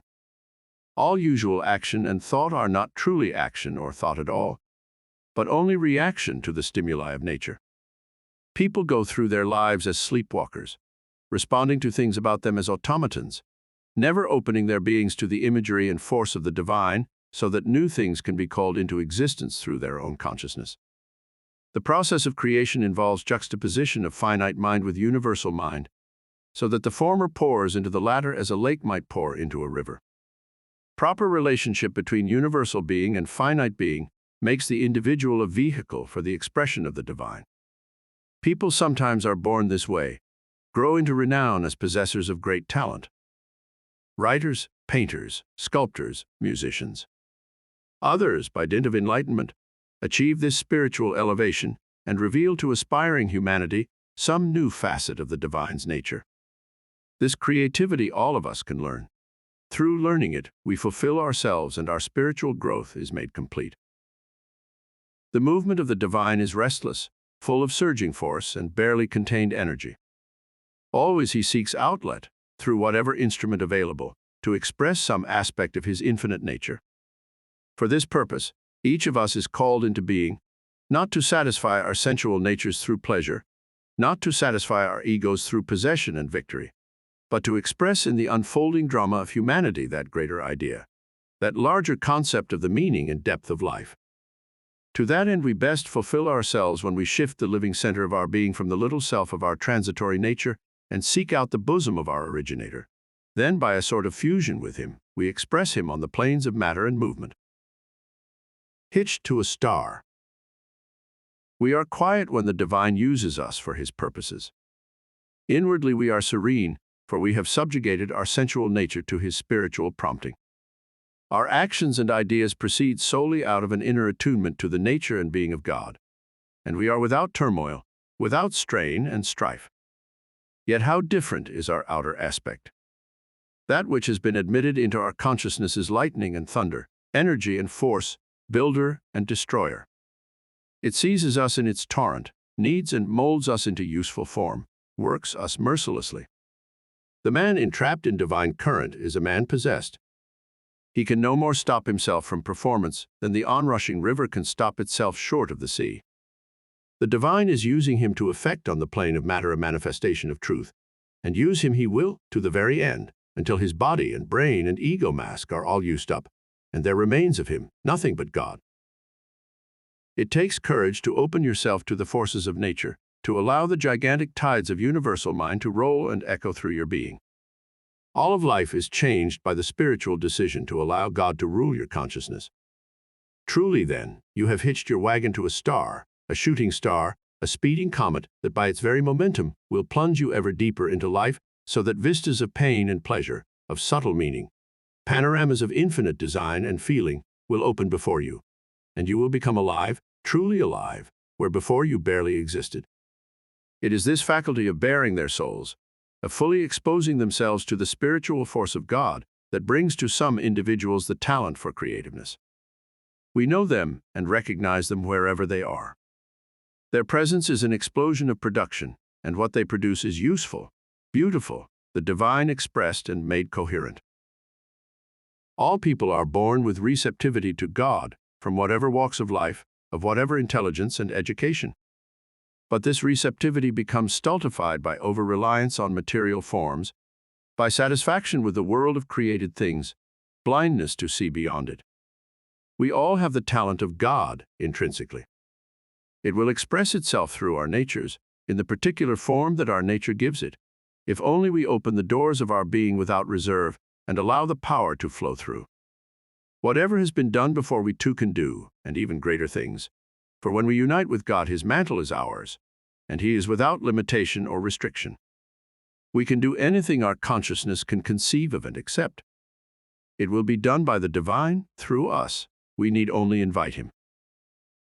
Creation is God work. Creativeness is never a mark of the individual, but of God instead. It is the divine manifesting through the mask of individual being a particular one of his many aspects. Respect and admiration are accorded those whose talent is great, who create works of beauty and utility that make life more understandable, more comfortable. But it is not they who deserve our admiration, for they are instruments only. The one to whom our homage belongs is God. He creates all things from his own substance. Nobody else is creative but he. Strive and strain, sweat and toil as we may, we never produce one single thing or thought unless he works through us. All creation is God work. The entire task of the individual is to get himself out of the way and let the power of the divine move through him. To the degree that a man resigns himself to God, God makes him a perfect vessel. The work done through a man molds him, tempers him, gives him whatever qualities of the divine are inherent in the task ahead. Thus the individual becomes like his work, the artist like his creation. Carl Jung writes, "The work in process becomes the poet's fate and determines his psychic development. It is not Goethe who creates Faust, but Faust which creates Goethe." Time magazine reports of Pablo Casals, the cellist. It is not possible to watch any part of Casals while he is playing. Not his face, not his hands, not even his cello. It is only possible to watch the whole of him, and this for the simple reason that the parts apparently have no existence independent of the whole. Indeed, Casals himself, while he is playing, seems to have no existence independent of the music. Watching him, it is quite easy to imagine that if the music should stop, he would disappear.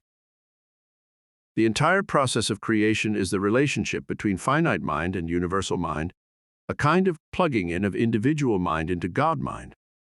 What results is creative, for something dynamic has been done. A power has been unloosed. It must come out. Something must be produced. The nature of God mind is creation. The nature of individual mind is instrumentation. Each man is creative only as much as he becomes an instrument for the works of the divine. If the ego rules his life, if his consciousness is focused on created things, and he lives in reaction to the outer world rather than by impulsion from the inner, he warps away his divine power and shuts off the flow of his natural creativeness. Psychic position. Arthur wrote a best-selling novel when he was only 24. Critics hailed him as a new discovery, a light that would burn in the literary firmament for many years. He was compared to Conrad, London, Hemingway, Malm, Melville. He seemed likely to develop into the greatest American novelist of all time. He was treated as a lion in literary circles, feted, dined, made obeisance to. Everyone waited for his next book. They were a long time holding their breath. Oh, he made lots of starts. He even finished a manuscript or two, but they were rejected by his publisher as they should have been. By the time he was 30 years old, Arthur still had not published another book. In fact, had not published so much as a short story. People were beginning to say that he was a one-book author. He had burned himself out, they said, by writing a good book so young. Well, Arthur didn't think he was burned out. He knew something was wrong, all right, but he couldn't put his finger on it. He didn't waste any time lamenting it, though. He stayed hard at work, and while he produced nothing worthwhile, he constantly expanded his craftsmanship. Finally, however, discouragement seized him, and he sought advice. "Sometimes it seems as if I'm back on the beam again," he said. "I'll write a page, even several pages, and the words rush out my fingertips so that I hardly can keep pace with them. And I think that now I've found it again, and it will keep on coming. Then, just as suddenly as it came, it leaves, and I sit abandoned in front of the typewriter, each word a labor, each sentence a monstrous effort. Only the page that came easily is there to remind me of what I could do, if only I could get myself into the right psychic position." "How did your first book come? Hard or easily?" Arthur was asked. "Easily. It just flowed out, actually seemed to be the work of someone else." "It was." "Whose?" "God's." Arthur thought this over, and then he said that he could see the point, that there was no doubt in his mind that when he was writing well, some greater power had taken over. It interested him that this power might be God. He had thought of it only psychologically, never spiritually. "What can I do to keep this power with me?" he asked. "Make a shift in your point of view. Realize that all books are written by one author working through his chosen instruments, that all you have to do in order to ensure that he will work through you is subjugate your will to his. Cease struggling, cease trying to form, simply listen. Be still and wait. You will hear him speak to you. Everything you are to write will flood into your consciousness, impelling you to put it on paper. You will do this without strain, for something else will be using you, doing the work. You will not even be conscious of effort, so great will be the energy that pours through you." "That's it," said Arthur. "You describe it perfectly. But will it stay with me?" "It will stay with you as long as you maintain the proper relationship. Remember that you are not the thinker, the originator, the doer. It is. Simply open yourself to it. Listen, allow it to use you. As soon as you take over the reins, attempt in any manner to do the driving. It will leave as suddenly as it came." Arthur departed with a purpose. During the weeks that followed, he worked at achieving the proper spiritual relationship with his muse. Several times he telephoned to say that he had had it for an hour, even two, but each time he had shut it out by taking over the words in their pattern. One day he called and said, "I've got it." Then he called no more for some time. Next spring, he published a novel. This book was not the sales success of his first, but it was a greater artistic and critical success. From that time on, he became a regular mill of production, publishing a novel every year, dozens of short stories. Arthur tells no one of his secret, however. "It's too personal," he explains. "I feel it is something that concerns only me and God, that somehow I might dissipate its psychic force by talking about it." Creation by means of personal calculation almost never occurs. Amongst artists, only Edgar Allan Poe maintained he could produce or not as he chose, but there is reason to doubt his testimony in this regard. Poe was not wholly himself when much of his work was done, was in fact often withdrawn from his surroundings, an almost perfect description of the semi-trance state in which the subconscious mind takes over entirely. He might easily have felt that this particular state was self-induced, but once in it, it is certain that he had no choice other than to create. Most artists report of their most productive states, a kind of withdrawal from sensory awareness of their surroundings into a world of pure thought and conception. This living in the midst of primary force, this residence in an area of spiritual movement, seems to be the cause of their creative dynamic. Allied with a force above and beyond them, they are led to do as it wishes. It uses them, does their work, so that they, later surveying the result, are inclined to feel that it has been done by another, as indeed it has. It has been done by God. Any calculated effort to create, any contrived manner of authoring a work, shows immediately in the work it has no freshness or originality in its composition, but seems a copy of countless things that have been done before. Contrivance and calculation simply will not produce art or invention, for both are ego efforts, and universal mind does not respond to ego, but flows through the individual only when the ego is out of the way. Calculation is a blockage, actually damming off the power that makes invention possible. The entire effort of the artist or of anyone who seeks to create must be to subjugate ego to universal mind, to seek through surrender that state of heightened awareness, of immensely increased perception and understanding in which he is almost completely absorbed in his creator, and thus is expressing his creator by means of identification. Thus a kind of spontaneous and involuntary production occurs, an automatic functioning which invariably produces works far above the normal powers of the individual, for they proceed out of the mind of God. The untraveled road. People sometimes argue that complete self-surrender borders on lunacy, that absolute giving up of control by conscious mind and resignation to the impulses of the subconscious might easily lead to disastrous conduct on the part of the individual rather than have any noticeable effect on his creative output. But the very opposite is true. When the ego, through notions of inadequacy, through being insisted in emotions such as hate, jealousy, envy, bitterness, retires inward into the subconscious and grows there like a cancer, it squeezes God out altogether.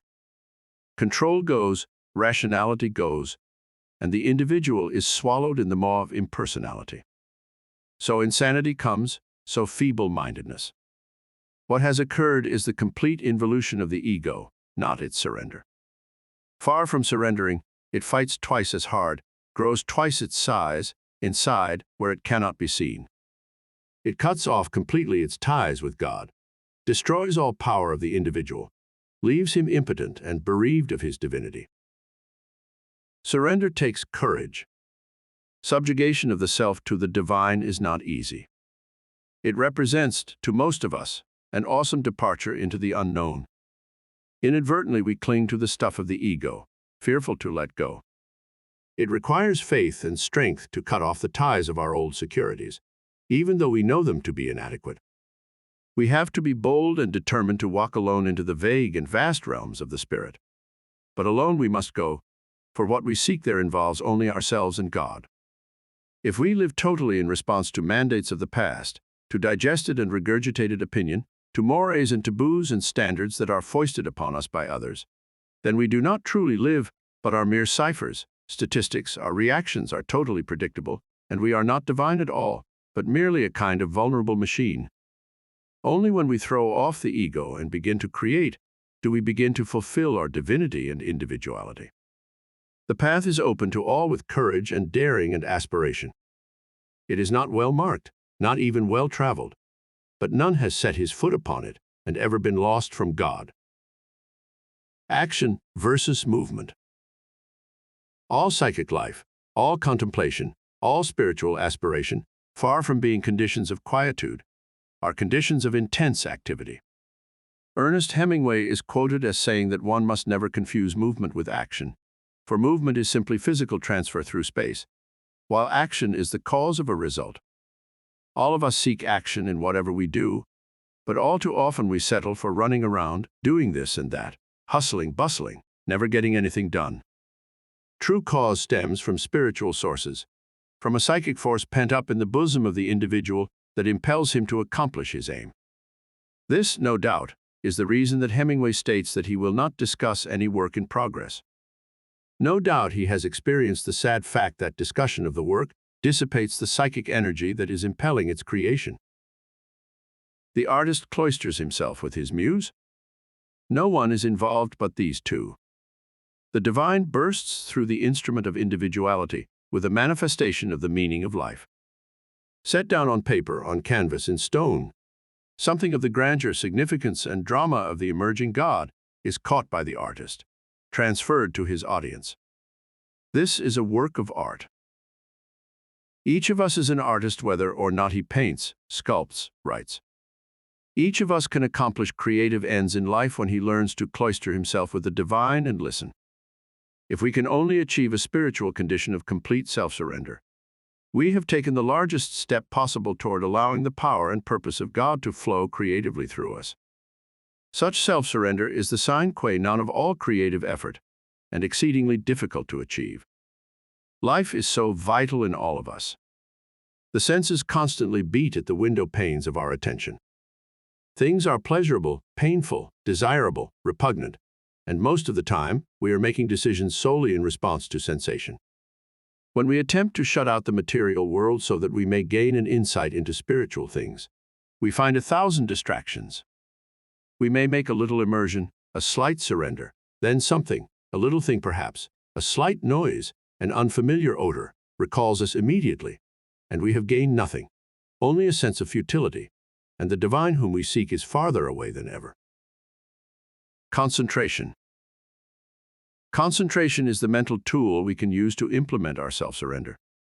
It is an axiomatic spiritual truth that whatever we set our mind on tends to enter into the deeper realms of our consciousness, and from there, by divine impetus, gradually to make its appearance in the physical world. If we undertake to do things by willing them to happen or in any manner girding the forces of our individual ego, we then oppose ourselves to self-surrender and make it impossible for the full force of the Supreme to work through our nature. Only when we concentrate our entire purpose and total will on the divine is it possible for us to know the full meaning of universal being. Only when all things are shut out of consciousness, but the longing of the heart to know its maker, can the sweetness of self-surrender encompass one with its warmth and energy. We reach deeper, ever deeper, through layer after layer of consciousness, through planes of perception and meaning, all the time expanding the nature of our awareness, until at last that fathomless point is reached, where we fuse our being with the being of the divine. All that we are, have been, can ever hope to be is focused on this point. We have entered into a state of such concentration, such absorption, that to the outer world we appear to be in a trance. We can be spoken to and not hear, we can be touched and not feel. In some deeply mysterious way, we have withdrawn from the body while still remaining in the body, could, if we desired to, perceive ourselves as we would perceive another. We are detached from all sensation, are involved in, and have become one with the thoughts and images that cross our mind. We dwell for the moment in a world of pure spirit, of psychic forces and meanings, and here we would as soon dwell forever. Such is its bliss, its joy, its freedom and serenity. Such is the magic state of divine fusion entered into by the individual when he is used as an instrument of creativeness by the Supreme. Such is the cleansing and purifying action used by the divine to properly temper and adjust his agents of manifestation. Every artist knows this state as the one in which his work flows effortlessly. Every thinker, creator, builder has experienced it as a field of increased vision, of magnified awareness. It is not something that just happens to people because of some peculiar functioning of their glands, or because of some strange environmental condition. It is the soul's response to its creator, its longing for return to a state of unity, of primary oneness. It is a report of the joys and the significance of that state, and it invariably manifests through one whose mental and spiritual powers have been consciously or subconsciously turned over to something spiritually greater than himself. Patience. Of all the virtues most difficult to apprehend by one who seeks divine union and creativeness through that union, patience stands alone. She often seems to desert us completely, leaving us ravaged by restlessness and dissatisfaction that gnaw at our very souls. Once having tasted of the union that now is the hourly quest of everything we are and do, we cannot tolerate the unspeakable impotence and solitude that we experience without it. We want it with us every minute, literally demand that it be with us every minute, and the blockage afforded by the exertion of our will isolates us from it, and we are enraged, bitter, desolate, that we cannot find that which has become so dear. Creativeness is gone, inner joy and peace have fled, and our impatience keeps them from returning. Oh, impatience is a common thing amongst those who experience the spiritual act of creation. Nearly all mental and spiritual activity transpires beneath the level of consciousness, and when we are not moved to perform, to act, to plan, to make decisions, we feel that nothing is being done. Something always is being done. The nature of our existence is that we are spiritual beings, and our physical bodies are but the smallest representation of what we really are. Like the iceberg, far more of ourself is hidden from view than is exposed to the world. And what transpires in this hidden part of our nature is the real work, the meaningful action upon which all the circumstances and things of our life depend. When we expect everything to happen in the area of our consciousness, we cannot help but be impatient, for what is absent from consciousness appears not to exist, and so we fail to perceive the intense action that is going on in deeper planes of our nature. When we are quiet, with the serene quiescence that is the mark of spiritual perception, it is then that we are most truly active. When we have thoroughly learned this remarkable lesson, impatience will trouble us no longer. We may have a flash of insight, even a look into the original center of things. An idea for some work may strike us full bloom, and for the moment we are caught up, impelled by a power beyond us to get at this thing we have seen, to manifest it in the physical world. Then, perhaps when we are half through or even barely started, the inspiration deserts us, and we are abandoned on a bleak and lonely vista, without resources, without energy, without the vision to proceed. We stamp our feet and shake our fists at the heavens, but no amount of vituperation returns us to our inspired state. We can only resign ourselves to this state of apparent inactivity, accept it as evidence that something vital is happening in deeper regions of our being, for one of the laws of our divided nature is that when the surface is active, it is quiet in the depths, and when the surface is quiet, the depths are active. Knowing this, we are able to accept the cycles of work and rest that are our lot in life, using each for its true and best purpose, discontent with neither, discovering the inherent joys of each. And eventually we come to realize that our greatest satisfaction lies in that time of quietness, that point of rest on the spiritual journey where nothing is apparently being done, but wherein we find a spiritual closeness, a tie with the divine that stems directly from our complete reliance on Him to move us when and as He will. Divine tempering. All great ideas, all strong motivations well up instantaneously from the depths, impel the accomplishment of some work, and seem to the onlooker to be perfectly spontaneous. Actually, they are the result of lengthy and arduous subconscious thought on the part of the individual. That which he gestates as a whole and complete thing was a long time in conception. It is the result of everything he has ever learned, done, aspired to do, of the particular relationship he has developed with the divine, of the work that the divine has laid down for his spiritual maturation. Insight into the nature of things and inspiration as to their development are never the result of the isolated individual thinking out improvements on nature, but rather of the divine manifesting through the individual his progressive unfolding. Therefore, the process of creation depends entirely on the individual's complete surrender of himself to God. Only in this manner can he become a vehicle for the works of the divine in the world. Any ego-centering makes him an amoeba, the smallest of the small, and nothing works through him. Nothing carries him forward. He lives out his life in prison bars of his own making. Surrender to God, concentrate on His purpose, listen to His instruction, act accordingly. These are the commandments of creation. Who follows them is led inexorably to creating new and exciting works. He will not necessarily do this effortlessly, but he will be impelled by a power greater than himself to overcome all suffering and pain, all obstacles encountered.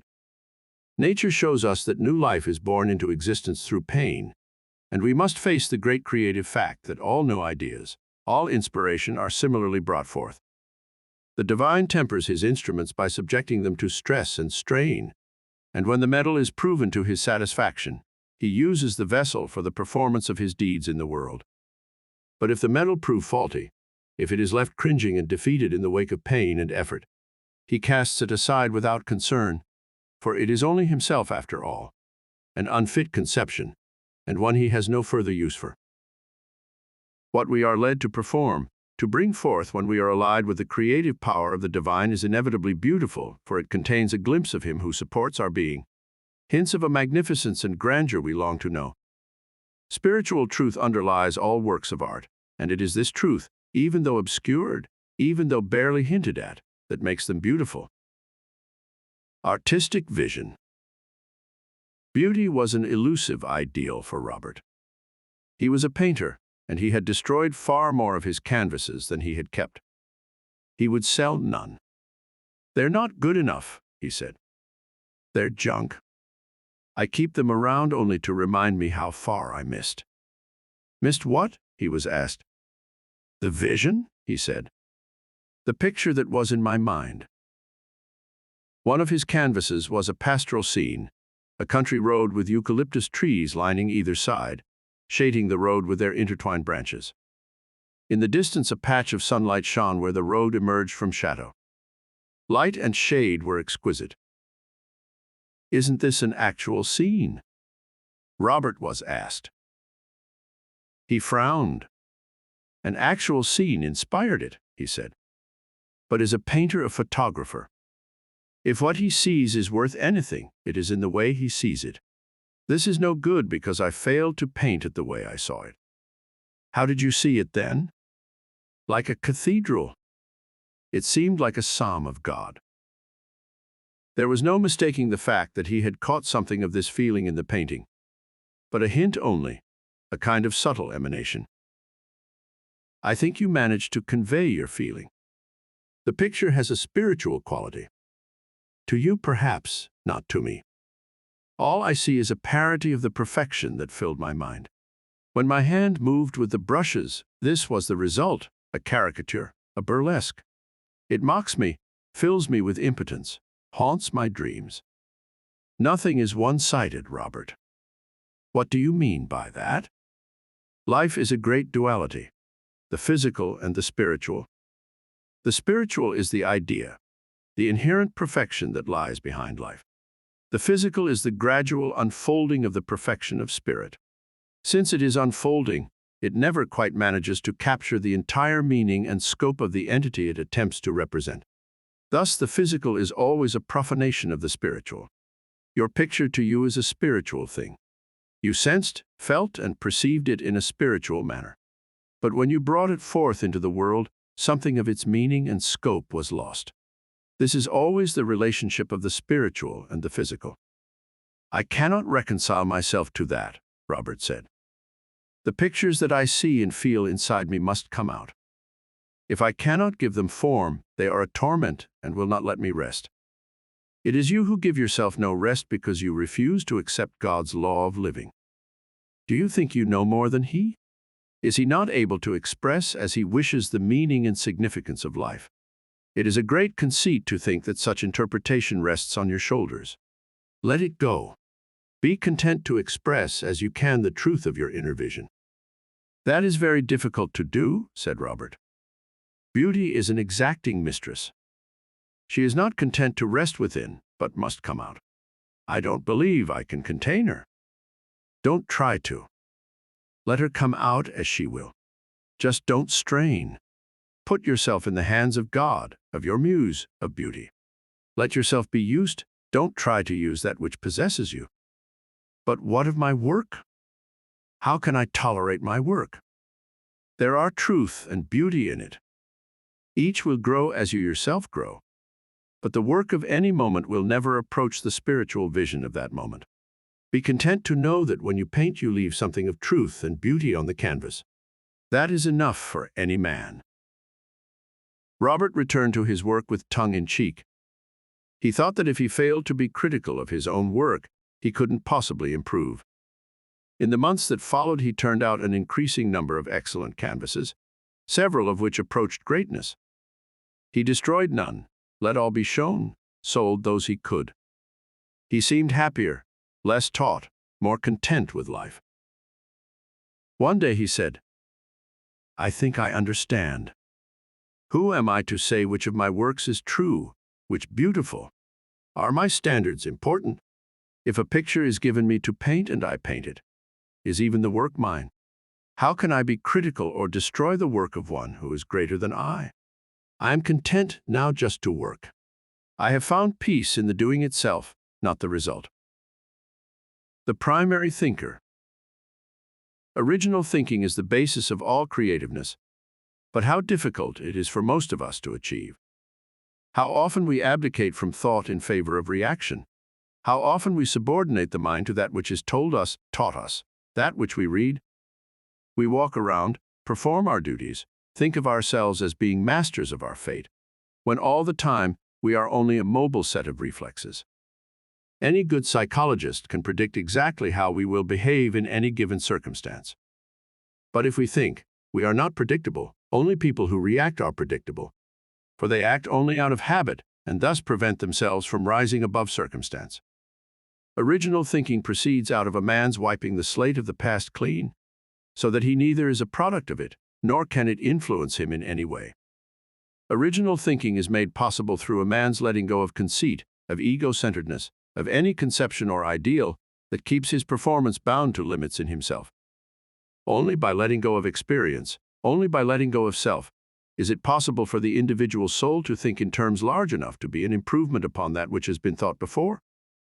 You cannot become an instrument of the Lord when you cling to little islands of refuge, when you refuse to let go of beliefs and inhibitions and false ideals simply because what will replace them is unknown. You must throw off all bounds, all limitations, all restrictions, all finalities, if you seek to be joined to the divine. For when you become his instrument, you must be open to all possibilities, all probabilities, however remote, however fantastic. Only by opening yourself to the manifold possibilities of God is it possible to know him in your own nature and to manifest his power and goodness in life. It always has been generally believed that talent is something a person is born with. He either has it or he doesn't. If not, it is just too bad. That just isn't the case. It is true that the inherent relationship of the individual with the divine is more apparent in some people than others. Some appear to be more gifted through showing a greater aptitude for painting, music, writing, or other forms of creative activity. But the divine does not tie some of us closer to him than others. He supports each person with his entire being. Therefore, when a man appears to have no creative talent, it is because some facet of his own nature is blocking out his spiritual existence. Some denial in his mental and sensory makeup is keeping divine power from manifesting through him. This blocking out of his spiritual existence, this denial in his earthly nature can be overcome through mental and spiritual treatment, so that in the end he will undergo a great awakening of his underlying spiritual being, so that powers and abilities will stir and make themselves known in such a manner as he had never dreamed. The infinite artist. All paintings are painted by one painter. All books are written by one author. All music composed by one composer. All buildings designed by one architect. All invention created by one inventor. He is Rembrandt, Tolstoy, Brahms, Wright, and Edison, and he is in each of us, neither more nor less than in them. He will work through your nature to produce invention, if only you school your sensual self to take a back seat in the direction of your affairs and turn over your thoughts and desires and life to him. The very essence and nature of the divine is creativity. Wherever he is, there the evidence of his presence is productivity. From the inexhaustible fount of his infinite and manifold nature springs ceaseless formation and invention. The life of a man who opens his soul to the power of God is a life lived on a bolt of lightning. He is used by the dynamic power that runs and sustains the universe, and his life takes on the potency of that power. All artistic sensibility has universal meaning underlying it, a communication, as it were, from the soul of the artist to the soul of his audience, in which the two mingle and become one. So it is that the hearing of an extraordinary piece of music, the viewing of a great painting inspire in us the same reverential awe, as do countless sharp stars on a clear night, the limitless expanse of the ocean, the rugged gorge of the Grand Canyon. By contemplating the works of nature, we gain insight into the vast and almost incomprehensible being of God. It is the artist who captures this universal feeling, this glimpse of the infinite, molding it into form while retaining the meaning. All creation is a message from God, captured on canvas or paper, in brick or steel or clay, wrought at the behest of the divine as a sort of rainbow to the soul, tokening his promise of immortality to each of us. The painter, the poet, the musician, the sculptor, the writer, each walks in nature, filling his heart with her sighing sound, the silent noise of her germinating fecundity, her immense and universal propensity for eternal growth. So there comes to him a storing up of creative power, a kind of charging of the batteries of the soul, which eventually results in the bursting through of a new idea, a new interpretation, a new perspective. The works of nature hold for the aspiring creator hidden truths, esoteric meanings that can only be divined through moving among them and probing at the secrets of their grandeur. The sea speaks to the man, and the man writes Moby Dick. The wilderness speaks, and he writes the Deerslayer. Nature stirs the imagination, inspires the heart, charges the energies. Her silent testimony exists as a monument to God's intimate relationship with all created things. Creative imagery grows out of the soul's relationship to the divine. It may be visual and resolve itself into pictures within the consciousness. It may be auditory and resolve itself into voices speaking within. It may even be entirely automatic, possessing the individual so completely that he acts at the behest of something beyond his own volition. Without doubt, the great identifying mark of the artist is the welling up from subterranean layers of consciousness of a power that possesses him and uses him, and which is greater at all times than he. This basic spiritual relationship, however, sometimes is not understood by the artist himself, and he flies from his muse in order to regain the sanctuary of his egoistic nature, thinking that it is weak and immature not to be exercising his own will, but always to be acceding to something inside him. When he recognizes that the cessation of his own will is the spiritual culmination of all that is significant in life, then he becomes a truly great artist. Then he ceases to act in the restricted sensual sphere of his own nature and expands his consciousness into the universality of God. Then he can truly communicate, truly see. The artist incarnate. Creativity, then, is not a thing in itself, or even something that is restricted to certain men. It is simply the overt manifestation of the soul's union with God, a sure sign that the ego is not the director of the actions or the ideas, but the divine instead, for it is the mark of God and never of man when works of progress and power, new and revealing, make their way into the world. In some men, this subordination of the ego to the divine is an unconscious thing. It is a relationship developed so early in life that they are unaware of any struggle, of having made any decision, but are led always from within. These are men with intense dedication, immense preoccupation. They spend their lives listening to inner voices, watching the play of imagery in the mind. They appear to have gigantic powers of concentration, so effectively do they blot out the stimuli of the world. Actually, they are not focused there at all, but within. And it is this shift in valence from normal centering in the material world to a centering in a world of mind that gives rise to our geniuses, our Mozarts, Shakespeare's, Michelangelo's, Jesus Christ's. Talent is not possessed by the individual at birth, but is only the power and glory of the divine shining through. When insisting layers of ego and isolation are removed from the spirit, then it penetrates the mask with expressions of its true purpose and ultimate meaning.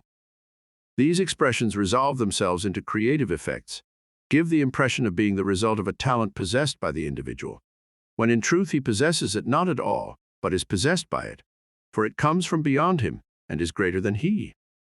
The same talent exhibited by our geniuses lies dormant in every one of us. All we have to do is abdicate from the presidency of the partnership that exists between ourself and God. As long as the ego is in control, our affairs are being conducted by the junior partner, and our lives are frustrated through being encompassed by narrow horizons. But once we step down and let the senior partner take over, we awaken to new powers and an immensely increased scope of awareness. Each of us is the artist incarnate. Each of us, by finding his true relationship with his Creator, inevitably must manifest in the world of created things those expressions of the Master Spirit that are an inspiration to all. Thus, great bridges and buildings are built, first rockets probe into space, epics of literature and masterpieces of art come to us. The soul of the artist is the soul of God. It is he in all creators who does the actual creating. Artists are only instruments, can only be artists through being instruments, and no man can be creative in life without first surrendering himself to the divine, giving himself over completely to be used as God sees fit. Inspiration seldom comes to the listener in the form of thunder and lightning. More often it is a small voice speaking in the depths of the soul. But it moves him with a force and purpose he never has known before. No matter the quietude in which such inspiration comes, it comes as irresistible truth, as the manifested Word of God. Heeding it, following it, working to effect its ends, becomes the primary purpose and the sole motivating force of the enlightened man. So it is that everything he creates bears the imprint of the emerging Godhead, touching the soft core of emotion and feeling in all who behold it. For what it symbolizes above all else is the spiritual unity of all beings and their umbilical tie with the divine. The glory of this conception, regardless of how vaguely hinted at, is what makes art art, creation creation. Without it, all artistic endeavor is a child's scribbling. The searching soul. Harriet had fine perceptual sensibility, a deft touch with her hands, an inherent understanding of line, light and shadow, perspective. She worked well in watercolors and oils, was even an exceptional draftsman. She went several years to art school, then decided on a career as a dress designer. She apprenticed herself to one of the leading commercial houses and spent several years under tutelage. When finally she asked for greater responsibility, however, she was denied.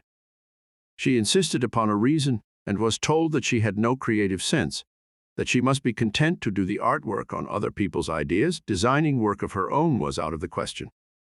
She was deeply upset. She quit her job at once, determined to find another. But jobs in the dress designing business were difficult to come by, especially when her previous employer was not inclined to recommend her, and Harriet found only closed doors. Finally, she took a job as a sales clerk in a department store. Now she was convinced that her previous employer had been right, that she had no talent. Her goals seemed destroyed, and she existed from day to day. She began to drink heavily, sought gaiety in the party life of the big city. Harriet was an exceptionally attractive young woman, and she had no difficulty finding escorts. In attempting surcease from the ache of her disappointment, she carried on several love affairs during the ensuing year. One day she found herself pregnant. The hopelessness that had been creeping up on her now engulfed her completely. She decided to take her own life. She took a large overdose of sleeping pills and was discovered unconscious when the maid came to her apartment in the morning. Harriet was taken at once to the hospital, where she hovered on the brink of death for 24 hours. Gradually she began to recover. Friends sought help for her. She was taken to a religious counselor. "I don't want to live," she said. "I'm tired. Things haven't worked out right. I'm ready to go." "How old are you, Harriet?" she was asked. 27. "That seems rather young to die." "Not when there's nothing to live for. There will be the child. Won't that be something?" "I don't want it. I don't even consider it mine." "Perhaps not. But God considers it yours." "I don't believe in God." "That doesn't obliterate him, Harriet. He is there whether you believe in him or not. He runs your life whether you allow him to or not.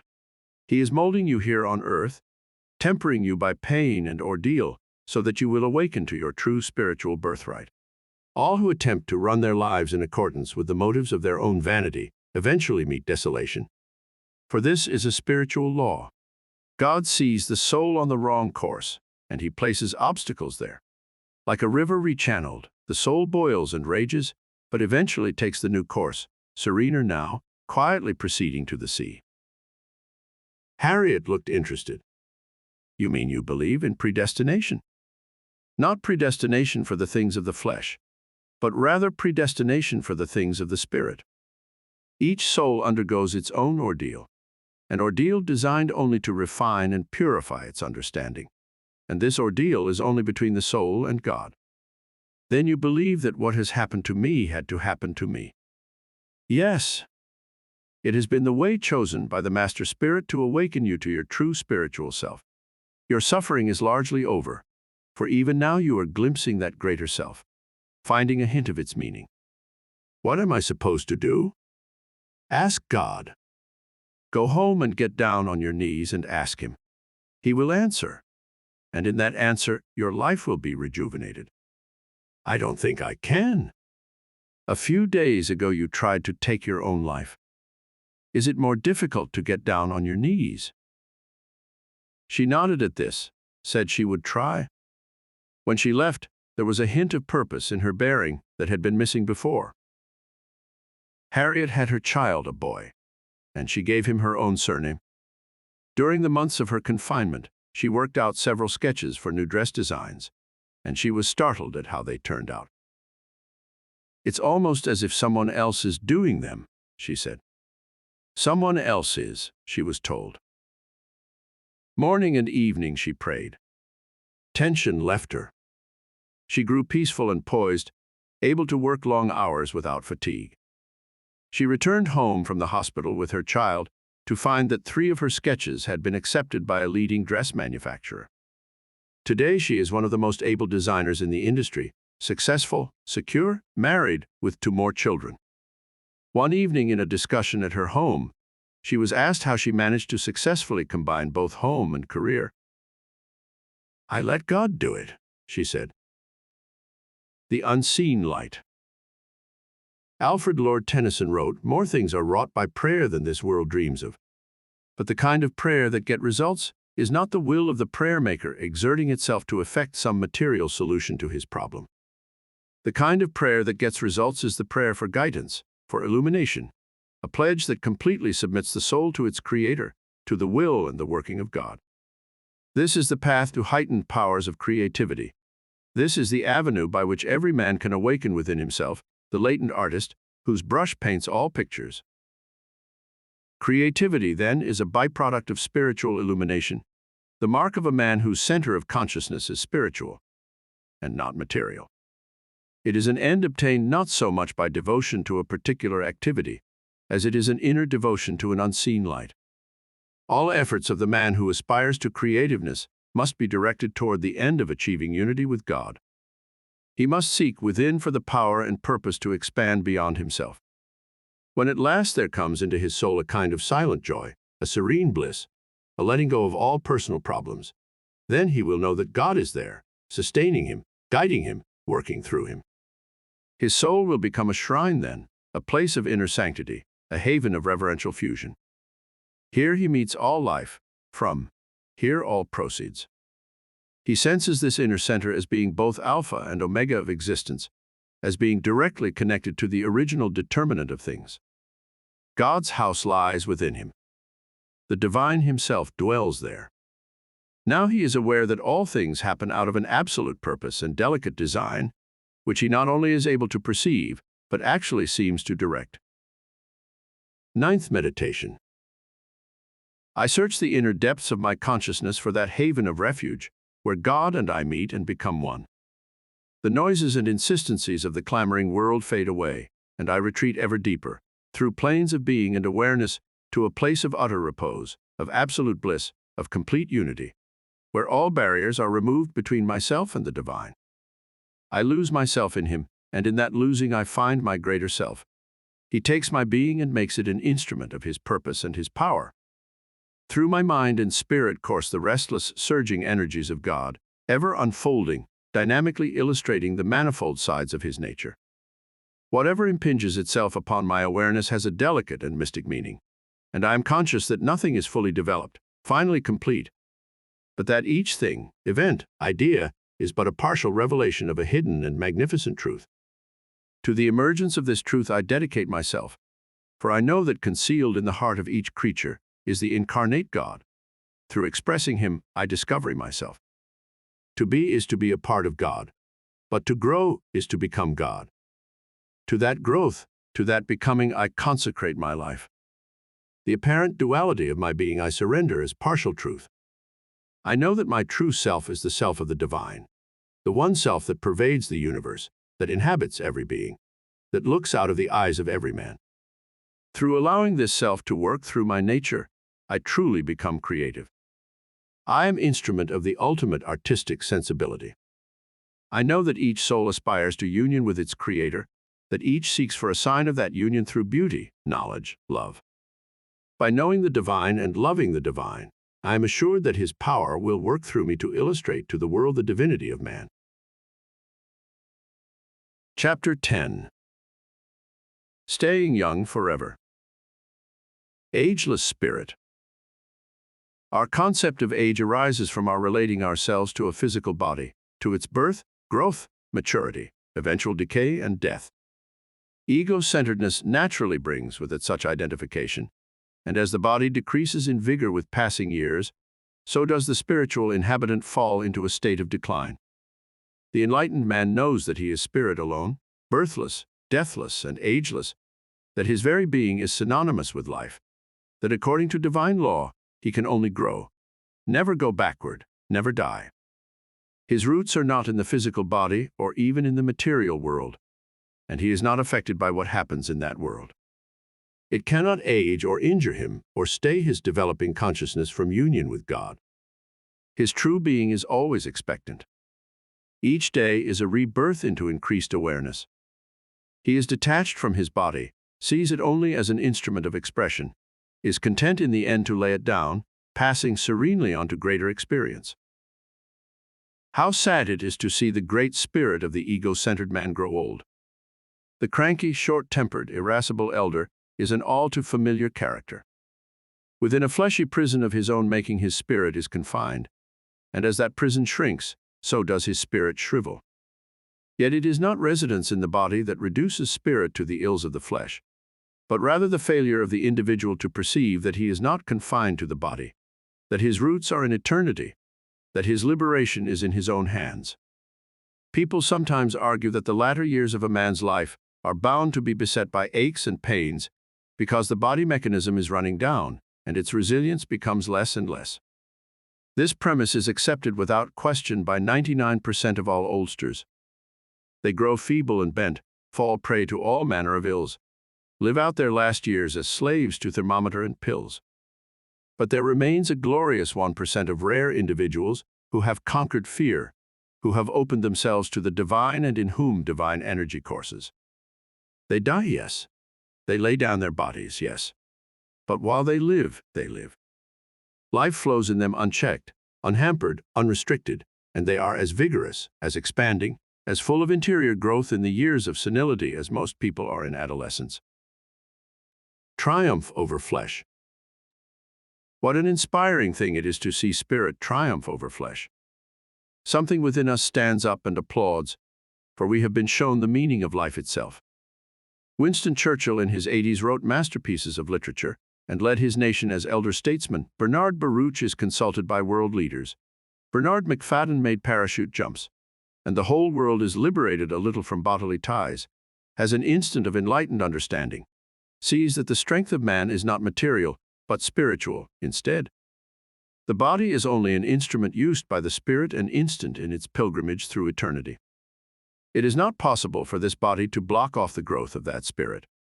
But the man who identifies his vigor solely with the body lives in the ego and grows old there. The man who surrenders himself to the divine is always growing. He aspires, wonders, learns, tries, follows a light that is perpetually new. He is not made old by having lived so long. Wisdom is his glory, and the passing years bring it to him.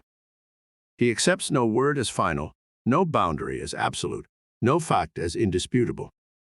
He sees life itself as a state of flux, and he joins it, aspires with it, grows with it. God guides him to new areas of mind, heart, and soul. He is an adventurer in the universe. Fountain of Youth. Lester was old before his time. Though he was not yet 50, he was thin and haggard, walked with a stoop, was listless, devoid of energy. "I've worked too hard all my life," he said. "I guess it's finally caught up with me." Hard work is a builder, not a destroyer, he was told. There has to be another reason. He was willing to explore this possibility, but it was difficult to get him to take time. He was tied to a million loose ends and was forever trying to tuck them neatly in. 3 or 4 businesses that he long ago had disposed of still presented him enough problems to take care of a normal working day. He had been married twice, had had children by each marriage, and was constantly fretting over one child or another. Though he was retired, he had problems enough for a man with 3 jobs. One day Lester was persuaded to go on a fishing trip with a religious counselor, and the 2 men journeyed by horseback to a remote lake in the high Sierras. There they made camp with a guide and settled down to fish. The lake was rimmed by snow-capped mountains with a single pass through which the trio had entered. In the mornings the sun shone dazzlingly on the ridges, while the waters of the lake below were placid and deep blue.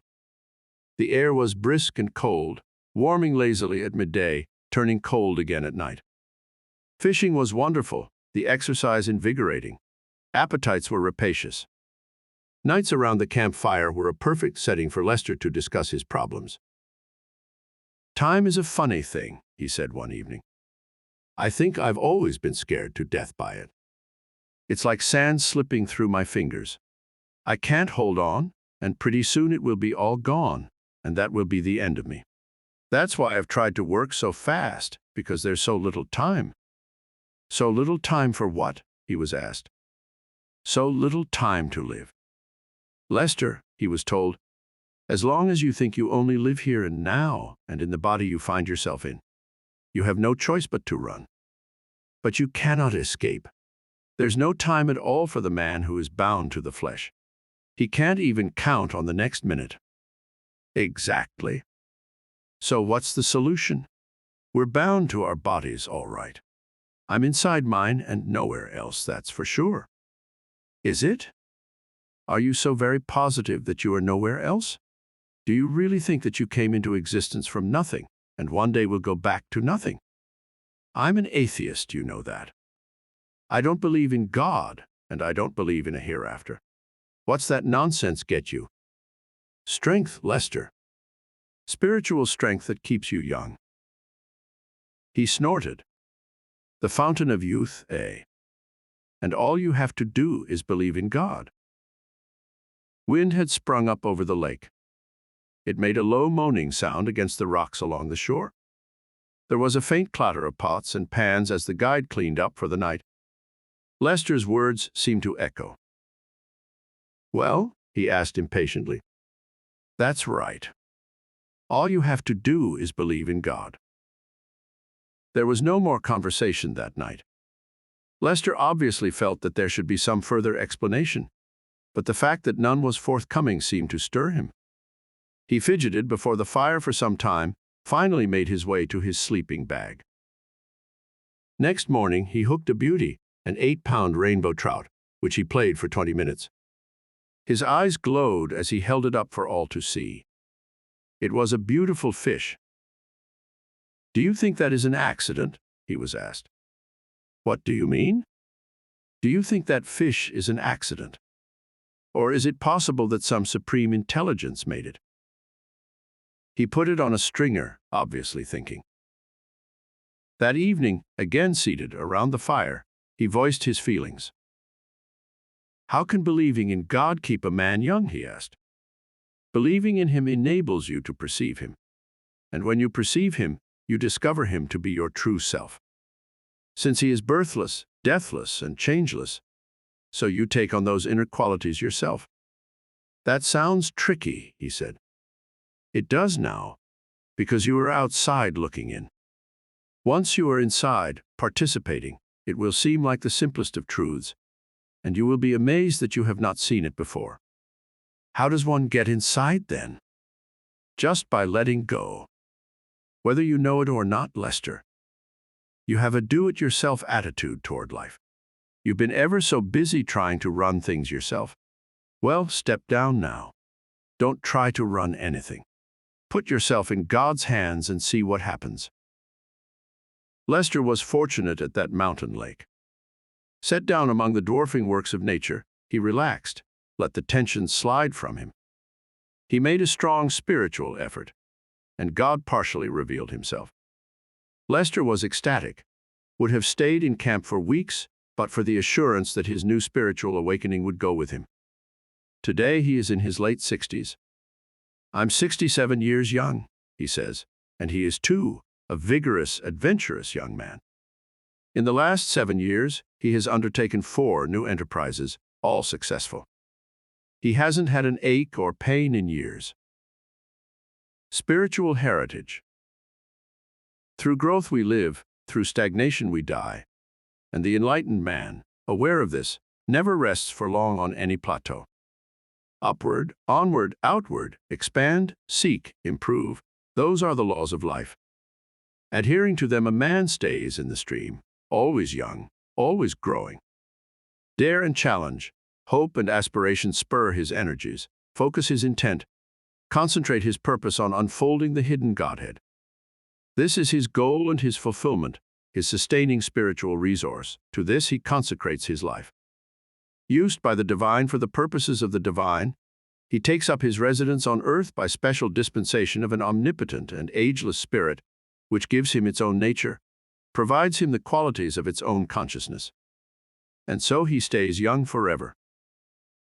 Enthusiasm and purpose, concentration and growth, those are the marks of the man who stays young. But he does not acquire them as separate things, rather as a group, for all are symptoms of his spiritual identification with the divine. No man can remain young while identifying himself with the body, with past experience. As he perceives the signs of bodily aging, as experience floods his memory with explicit recording of the passage of time, he begins to feel that he is growing old, feels he is mortal, feels he will die. Nothing can dispel this sense of death and annihilation, except the sure and certain knowledge of immortality.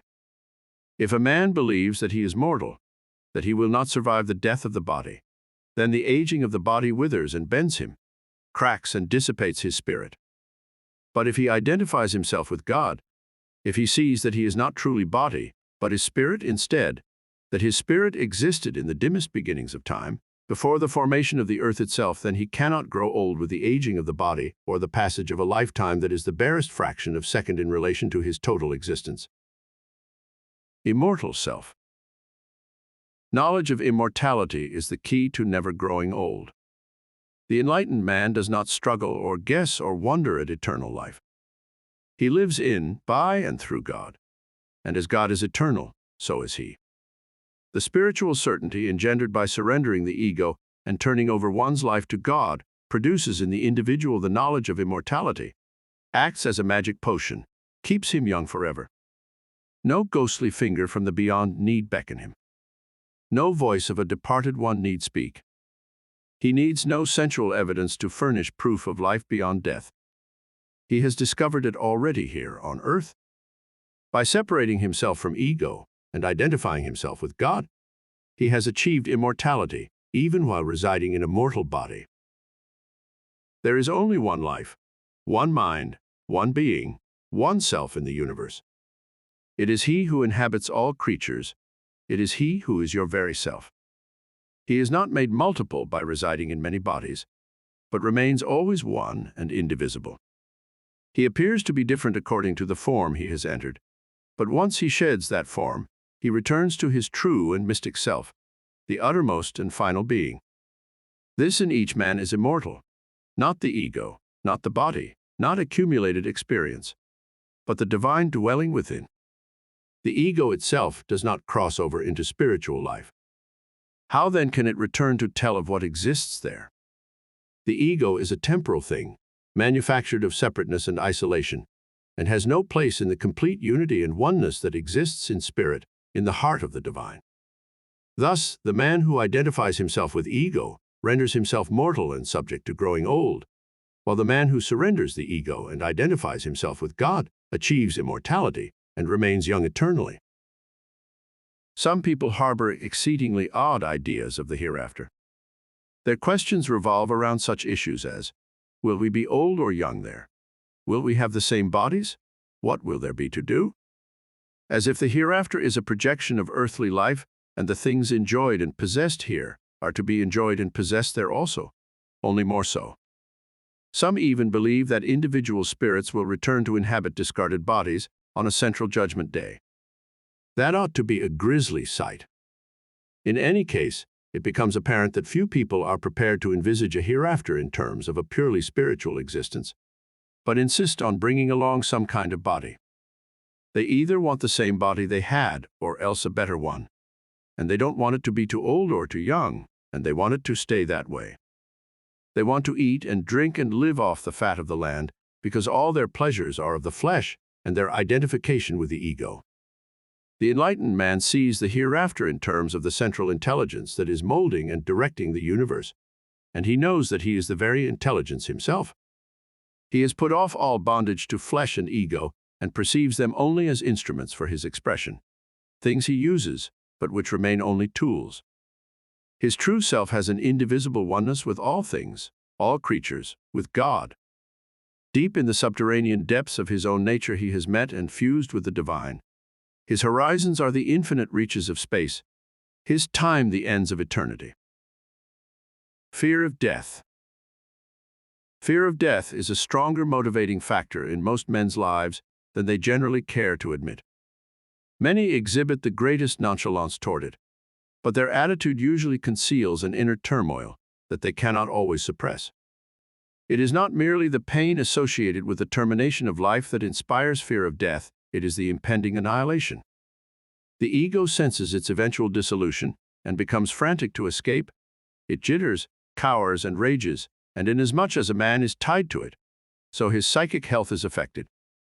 The founders of modern psychiatry have made sex and fight the principal motivating factors of the human psyche.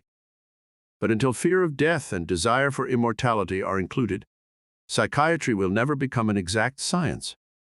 Death is the final, towering enigma of human existence.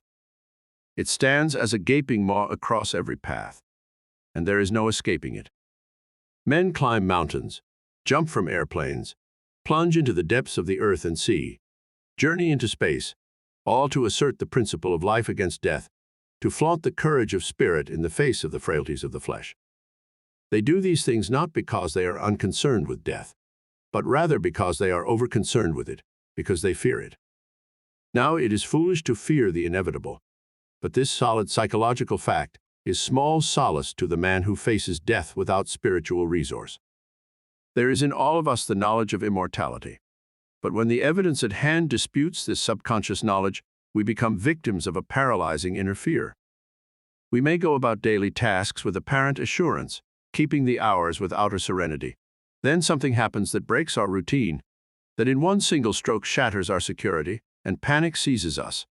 The demon we have contained so long and so well escapes its bonds, and the mortality of all created things engulfs our consciousness, obliterates the security of the ego. We are adrift on uncharted seas then. We either find out true spiritual selves or perish in the ensuing storm.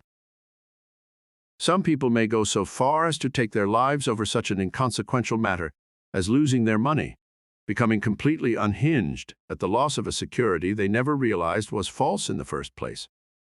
One might assume that a suicide fears life more than death, but the strange psychological fact is that a person in the grip of panic usually runs right into the arms of the fate he fears. Everyone knows the reaction of the cornered animal. The man jumping off the top of a building because the exigencies of life have brought him to bay is reacting in the exact same manner, throwing himself into the maw of death because it is death he fears so much. The enlightened man has no fear of death, for he knows he does not die. All that is perishable in body and mind are but tools he uses, not part of him, not affecting him, as easily shucked off from his true being as a butterfly sheds the chrysalis. He is not ego-centered. His consciousness has no bondage to material things. Nothing that is truly himself is changed by the changes of the body. Nothing that is truly himself dies with the death of the body. His true self is the divine spirit, entered into the body to work out its purpose, not limited by the body, not affected by its birth and growth and death, serene always, encompassing all, manifesting its nature for the pure joy of expression. Shedding delusion. Courage to face death stems from a man's realization of his immortality. What does he lose then, but a delusion donned to please himself? He is not attached to this delusion. He knows that it came into being with the growth of his body, that eventually it must be lifted. The ego is a subtle thing, a thing of mental qualifications, and even with some spiritual significance, but nevertheless part and parcel of the body. built of the experience of the body, built of the delusion that arises from the apparent separateness of created things from their creator. False sense of self is responsible for nearly all human suffering, and it is the shucking off of this self into a realization of inherent godhood that is the purpose and destiny of life. As a consequence of ego, there is no growth without pain, and mankind lives life as a footrace against death, a race the ego cannot win, and one in which it dares not look over its shoulder for fear of seeing its pursuer. The psychological implications of such a situation are all too apparent in our modern society. Youth is worshipped as if it were God himself. The advertising of various medicaments assures the prospective purchaser that they will contribute to his youth and desirability, and in some mysterious way protect him from the ravages of age and death. The ego-centered man lives like an ostrich with his head in the sand. He accepts the blandishments of those who seek to entice him by appealing to his selfish core, and at the same time he realizes the mortality and futility of that core itself. Small wonder that psychiatrists' couches are filled and churches overflowing with those who seek surcease from the constant bludgeonings of being disoriented from the spiritual center of things.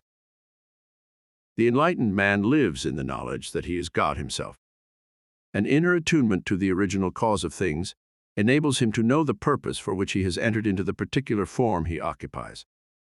Within the scope of his own nature, he constantly seeks to fulfill his destiny by keeping his inner ear attuned to the directions of the divine. He knows that his present form is a temporary thing, brought into existence for a particular moment and purpose, that when that moment and purpose are fulfilled, his form will disintegrate and his spirit reunite with God. He takes no thought of his eventual physical demise, for this is no more an incident to him than was his birth. Each is but a step in the progressive unfolding of the Godhead. His life, because he is centered in God, is eternal. He is not bound by the body because he is not of the body. Therefore he does not fear death, is ready to return home when the divine calls him, whenever his work is finished. Hell and the hereafter. Cecilia was afraid of the dark. She had a naturally sunny disposition that always was transformed by the setting sun into an attitude of apprehension and gloom. She often would remark to friends, "It's like a pall settling over me when night comes. The whole world is narrowed, limited to what I can see, and I feel trapped, cornered in a tight little room from which there is no escape. Out there in the dark, unseen but watching, something seems to be waiting for me." She refused to go out of the house at night, always slept with the lights on. Her problem was not dealt with when she was a child, as it seemed only a quirk of character, and it was not until she was nearly 30 that it began to influence her daytime behavior. She grew nervous and fitful, deeply apprehensive. She could not hold a job, was forced to break off her engagement to a young man who sincerely loved her. It was obvious at once that Cecilia's subconscious problem revolved around an inordinate fear of death. Her phantasms of the night and her unconscious identification of darkness with the grave were telltale signs. "Do you believe in hell?" she was asked. "Of course. What do you think it is like?" "Dark except for fires and very hot. And there are screams from people who are burning." "Do you think of hell often?" "Yes." "When?" "At night." "Every night?" "Even when it is not night, for I know that night must come." "You are afraid of death then?" "Nobody wants to die." "Perhaps not. But some people are able to think of death as a sort of going home." She smiled wistfully. "It's nice they can be so sure they are going to heaven. They don't think about hell at all. They don't believe there is any such place. They believe everyone goes to heaven. Then they're wrong." "What makes you so sure?" "The Bible says so." "The Bible says a great many things that are not to be taken literally. Perhaps by hell the scriptures mean the spiritual condition of being separated from God. If that is so, then hell is right here on earth, for only here in life can the soul be separated from its creator. After the death of the body, it reunites with its maker." She looked up. "I like that," she said. "Cecilia," she was told, "there is only one true life, one true mind, one true sense of self in the universe. This is God. He makes all things from himself, dwells in each as resident spirit, adopts all forms, all manners in manifesting his infinite possibilities. He has become you. He is your very life, your very self. He underlies your consciousness, sustains you, guides, supports, and nourishes you. Do not think for one moment that he plans to punish or torture you. What profit, what pleasure could there possibly be from his punishing or torturing himself? If you make mistakes, if you fall from the path of your resolve, it is for the purpose of spiritual growth. It is so that you will find within you the divine spark and realize that your true existence is God's existence. Sin and error have no other purpose than fulfillment of life's mandate, that there shall be no growth without pain. Have no fear of hell or the devil or death. They simply do not exist. Death does not exist, she asked. Death does not exist. All forms wither and pass away, and so it is with the body. But the spirit within is imperishable. Its life is eternal, its domain infinite, its home the bosom of God. Hope had dawned on Cecilia's face. Tension was visibly drawn from her. She was given a few simple meditations to memorize and a few days' respite to mend her spiritual fences. At the behest of several of her close friends, she was directed to a church that taught a loving God and omitted the doctrines of hell and the devil. Within a few short weeks, she was back at work, her daytime problem clearly solved. It took a somewhat longer time to clear up her fear of the dark. So strongly had torturous visions of Satan and purgatory been implanted in Cecilia's subconscious that only constant assurance of the lovingness of God and her own immortality finally were able to break down her fear. But eventually she was able to go out after dark, even to sleep with the lights out. She married, and one day she said to her husband, "I finally know why God is called Father. I can feel his arms about me, holding me, assuring me. It is into his arms we go when we die." That day she was cured. Reincarnation. Personal survival after death means survival of the ego to the unenlightened man. To the enlightened man, it means awakening to the real nature of his being.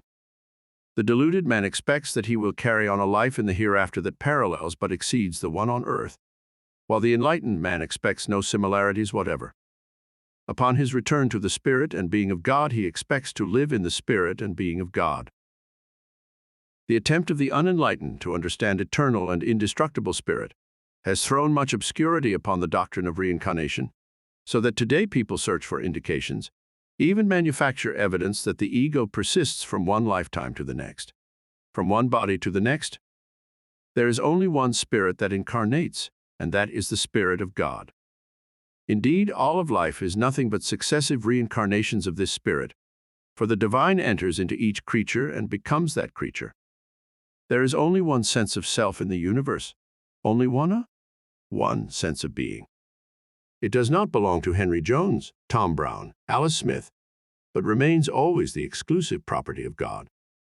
Jones, Brown, and Smith are but masks the infinite spirit has donned to work out the possibilities inherent in itself, and Jones, Brown, and Smith are not real, but illusions only, concealing the indwelling God. The whole end of spiritual enlightenment is a shucking off of personal ego and a subsequent identification with the being and self of the divine. When such enlightenment descends on the individual, it is as if he were touched by the hand of heaven. He attains to power and skill in works, for his will and God's are one. He attains to eternal youthfulness, for he truly dwells in a place where time is not. And he attains to immortality, for he is not attached to the body or to any created thing. The illumined man knows the true meaning of reincarnation, that it is the basic underlying activity of life, and that it does not concern the ego, which is only a blossom on the eternal tree of being and becoming. Arguments are frequently made in favor of the ego persisting from life to life, body to body. Cases are pointed out where persons have recalled previous lives, spoken languages they never have learned or heard, remembered in detail previous deaths. Many data have been accumulated, nearly all of it from persons in a trance-like state, either under hypnosis or in a reverie of their own induction. Under such circumstances, the conscious mind is cut out of the circuit of awareness, and there is exposed the great subterranean layers of consciousness, which for the purpose of convenience are called subconscious mind. This subconscious mind, or at least some part of it, is universal in nature, belongs to no one person alone, but is a community possession of all beings that live, of all beings that ever have lived. It is able to span space and time, actually seems to be everywhere at any time, giving good reason to suppose it is both infinite and eternal in nature. No other conclusion is possible than that it is the mind of God. There the lives of all are indelibly recorded and available for recall. Complete contact with universal subconscious mind may one day produce in detail the entire history of mankind. This universal mind is the central self that inhabits all beings, that incarnates endlessly in manifold expression of its infinite nature. This is the one true individual that encompasses all individuals, to whom the doctrine of reincarnation truly applies. This is the soul that stands invisibly behind every person. Soul's touch in the center. The divine in his wisdom enters into the body of each creature, and by his presence life ensues. That which is built up of worldly experience, of pain and pleasure, of aspiration and effort, is not a thing in itself, but simply a mask. We feel we know another person because we know his background and his behavior. We like him or dislike him according to whether he comforts us or provides us a threat. We cannot expose his spirit and ascertain it as our own, unless we already have spiritually united ourselves with the divine. If we act in the ego, we never touch another person, never truly feel his presence, never know him for the thing he intrinsically is, but constantly seek to confine him within the circumscribed bounds of a type of humanity. When you touch another person, you touch the living God, not by touching him with fingers, but by touching him with your soul. There is a center of spiritual feeling that exists at the core of every creature. To touch this center in just one other is to be united with the whole world. We are not little islands in a vast ocean of being, but rather consist of one entire mainland, and each of us is as integral a part of the whole as another. In order for God to become what he is to become, he had to become all that he has become, and each of us represents an absolutely necessary manifestation of his progressive unfoldment. Each man's life is lived under the direction of divine necessity, and each man is not just the man that he is, but he is God as well. Human personality is precious, not because of its completeness, but rather for what it indicates it might become. The play of character upon character, the conflict of construction and decay, are what give to life an underlying indication of that mysterious but never fully realized power for perfection that exists at the core of each creature. We are what we are only because we strive to be better, and when we cease striving to be better, we become nothing at all. Through latching onto the rolling tides of creation and aspiration, we center ourselves in the heart of life. By allowing ourselves to be thoroughly used, exalted or defeated, but always thoroughly used, we align ourselves with the divine, and his being fills the lonely hollow of our hearts. There can be no withdrawal, no retreat from life, or a person dies inwardly, in his soul, where it counts. Death of the body is nothing, when it becomes part of the spiritual progress by which a man attains to eternal life. But death of the soul is a sad and lonely thing. And men do kill their souls, kill them with hard and painful thrusts, by allowing their wounded egos to strike out at God. Salvation. Pain and effort and hardship are for the purpose of spiritual growth. Life is not a soft and effortless thing. Blades of grass grow through concrete, fighting their way into the sun. The young in heart meet every challenge for a joyous testing of their strength, for the opportunity for growth that lies there. Victory or defeat, exaltation or humiliation are accepted equally by those who bear the mantle of God's enlightenment. There is no growth except through pain. There is no gain except through loss. There is no attainment except through sacrifice. These are the laws laid down for God's creatures, for their redemption from the errors of the ego, and their salvation in the being of God. And when a person departs this life, what of the memories left in the hearts of his loved ones? What of his countless deeds, his innumerable influences on the trend and the body of humanity? Do these depart with him, or are they independent of him, God-like things, not of the ego or the personality? but forces disseminated in the world at the behest of the divine. Each of us leaves behind his indelible imprint on the history of life. We seem to form such small links in an infinitely long chain that we often believe that omitting our little lives would have no effect upon the outcome. But each life is so important that if one of us did not live in the space and time allotted to him, the universe itself would cease to function. Everything in existence hinges on the central being who pervades all. Nothing is wasted, nothing erroneous, everything serves a divine purpose, is absolutely essential in the scheme of things. Otherwise, it would not exist at all. We are immortal in spirit when we identify ourselves with God, for then we dwell in the long reaches of time, in the immeasurable spaces of infinity, but always we leave behind us the indelible mark of our existence, from one generation to the next, throughout the ages, regardless of how lowly our worldly position appears to be. Nothing can come out of nothing, any more than a thing can go back to nothing, wrote Marcus Aurelius. Our bodies do not simply materialize out of a fathomless void and return to that same state after an allotted time. Bodies and personalities and egos are surface indications of a vast underlying being, one that encompasses all existence, one that supports our surface selves as bubbles on a sea, but which remains the entire self of each of us. The divine is ageless, always and eternally young. The man who trades in the incomplete and limiting ego and centers himself in God's grace takes on the properties of the divine. The Spirit of God supports him, keeps him young. Windows of the soul. Youth is a spiritual attitude and has nothing to do with the number of years a body has aged. Youth gushes forth in all its energetic splendor from a fountain of divine origin, and pervades and sustains every being that exists as long as his inner vision perceives it. Any man's death diminishes me, wrote John Donne, because I am involved in mankind. It is the knowledge that all of us are part and parcel of one central guiding intelligence that gives us the mental and spiritual scope to understand ourselves in relation to others, in relation to God. When we see that we are not isolated, that in spiritual essence there is no difference whatever between ourselves and any person that lives, then we begin to emerge from the cocoon of our egoistic isolation and attain to a vast unity with everything in existence. The activity of life beats like a giant pulse.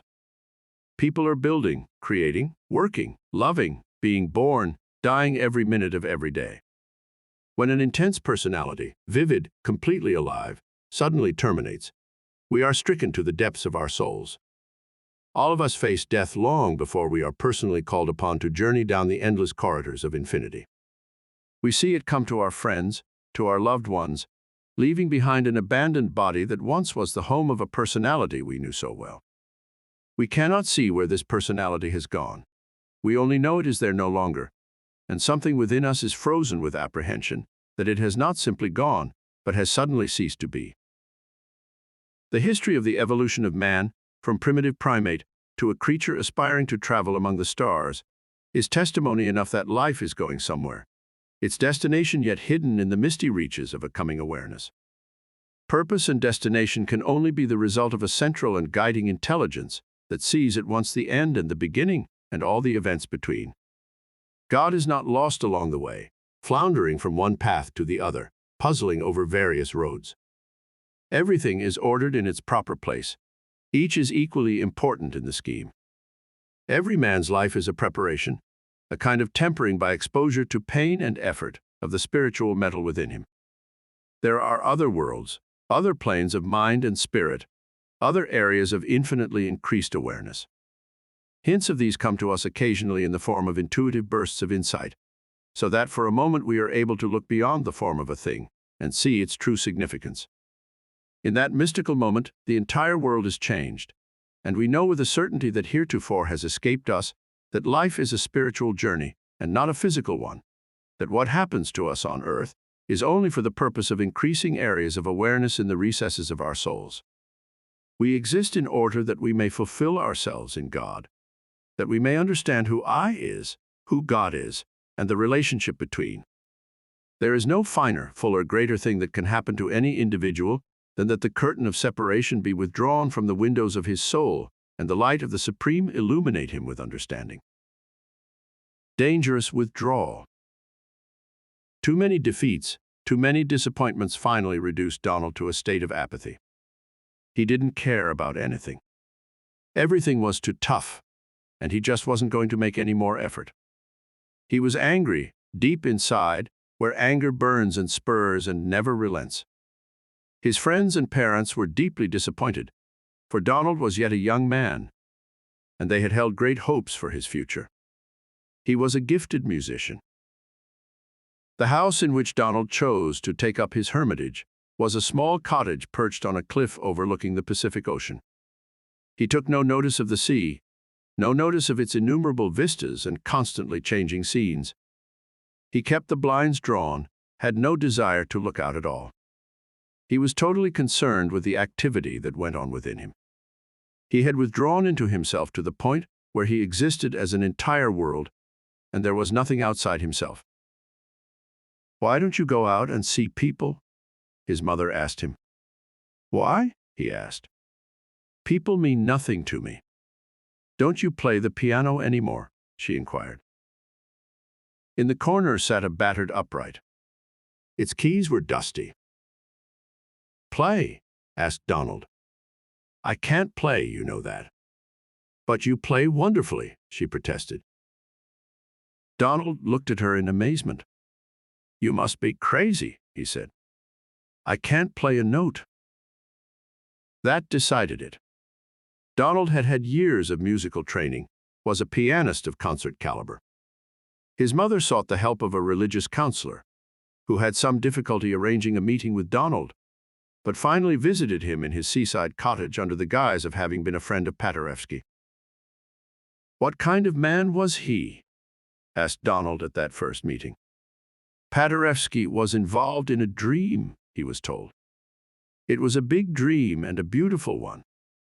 It reflected in the way he played and in what he tried to do with his life. "Did he ever tell you of the dream?"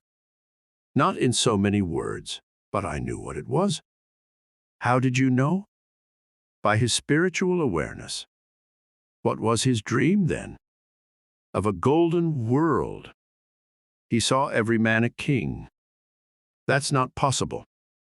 "He thought it was." "He must have taken an awful beating." "He did.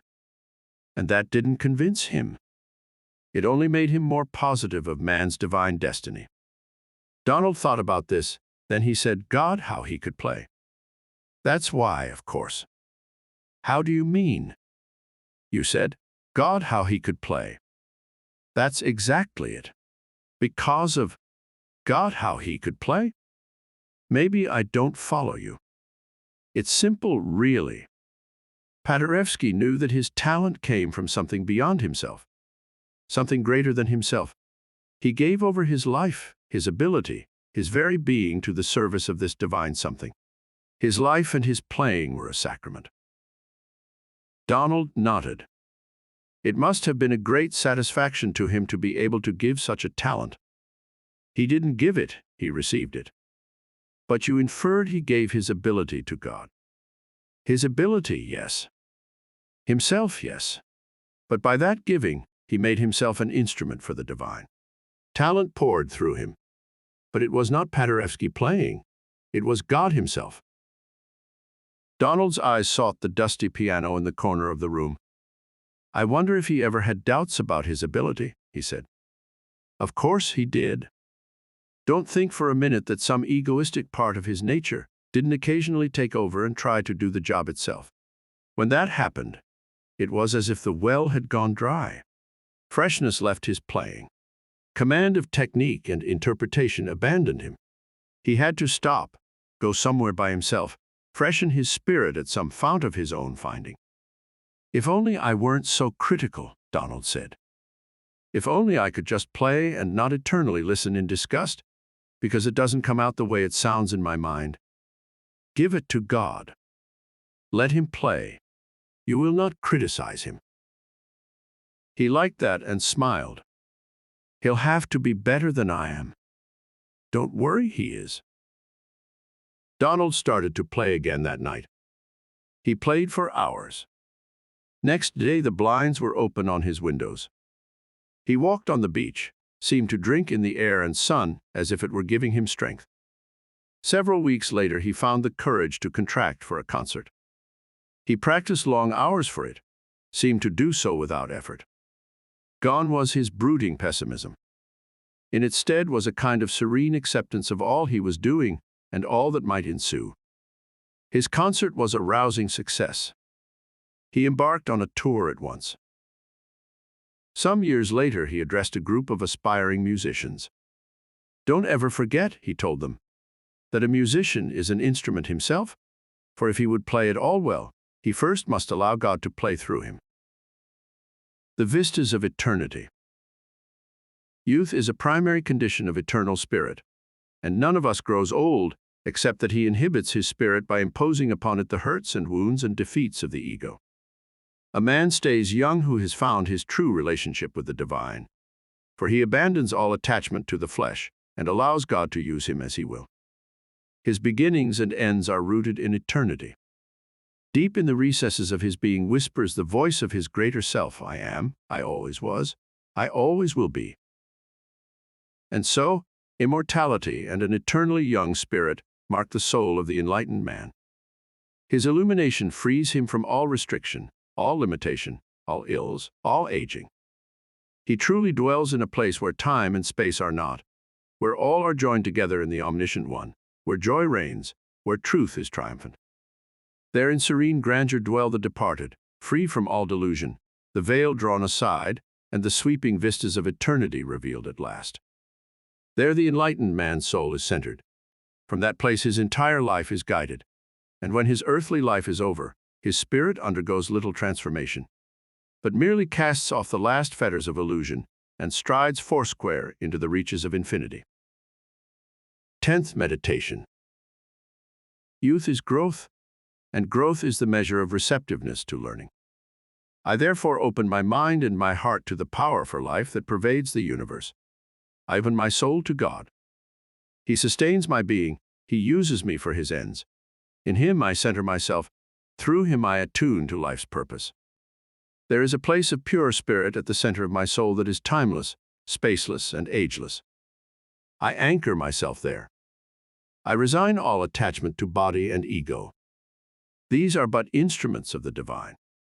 His spirit is not altered by entering a particular body, is not changed by the delusions of any ego, but remains always one and indivisible, above suffering and pain and effort and strife. Infinite serenity and omnipotence mark divine spirit, and they are qualities of my potential self, for divine spirit dwells within me. It is God in me who saves me from the flesh, who preserves me from death, who gives me immortality. It is God in me who is strong, wise, omnipotent. I clear the channels between myself and Him, displace the ego, make it subservient. My life takes on the luster of Him who guides it. Joy accompanies me on every quest, for I know that I shall find growth and wisdom. What strain, what struggle, what pain and hardship can there possibly be in this life that is but an infinitesimal second in the eternity of my existence? Never born, never dying, never aging, the spirit within me keeps me young forever. Chapter 11.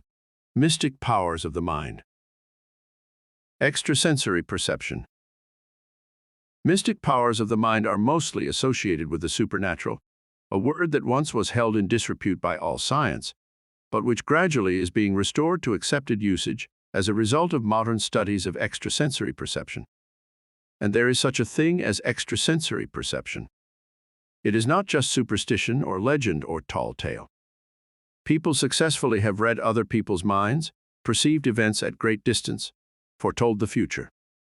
Such accomplishments have been so adequately documented that there now exists no doubt.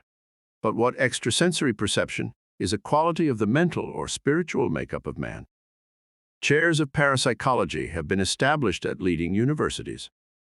Experiments are being conducted daily, seeking to establish by statistical analysis a realm of mental and spiritual being beyond the visible world, an area of increased consciousness wherein the individual no longer is contained by the body and its senses, but rather exceeds all, attains to some new and exciting state of being. Parapsychology experiments principally have dealt with thought transference, clairvoyance, and precognition. For purposes of definition, thought transference means communication between individuals without use of the five senses. Clairvoyance means the actual envisioning of an event that is happening or has happened elsewhere. And precognition means knowledge of coming events.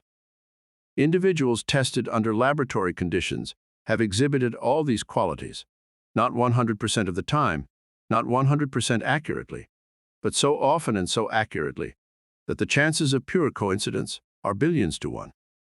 Not all people tested have exhibited this ability, and most of those tested are more able one time than another.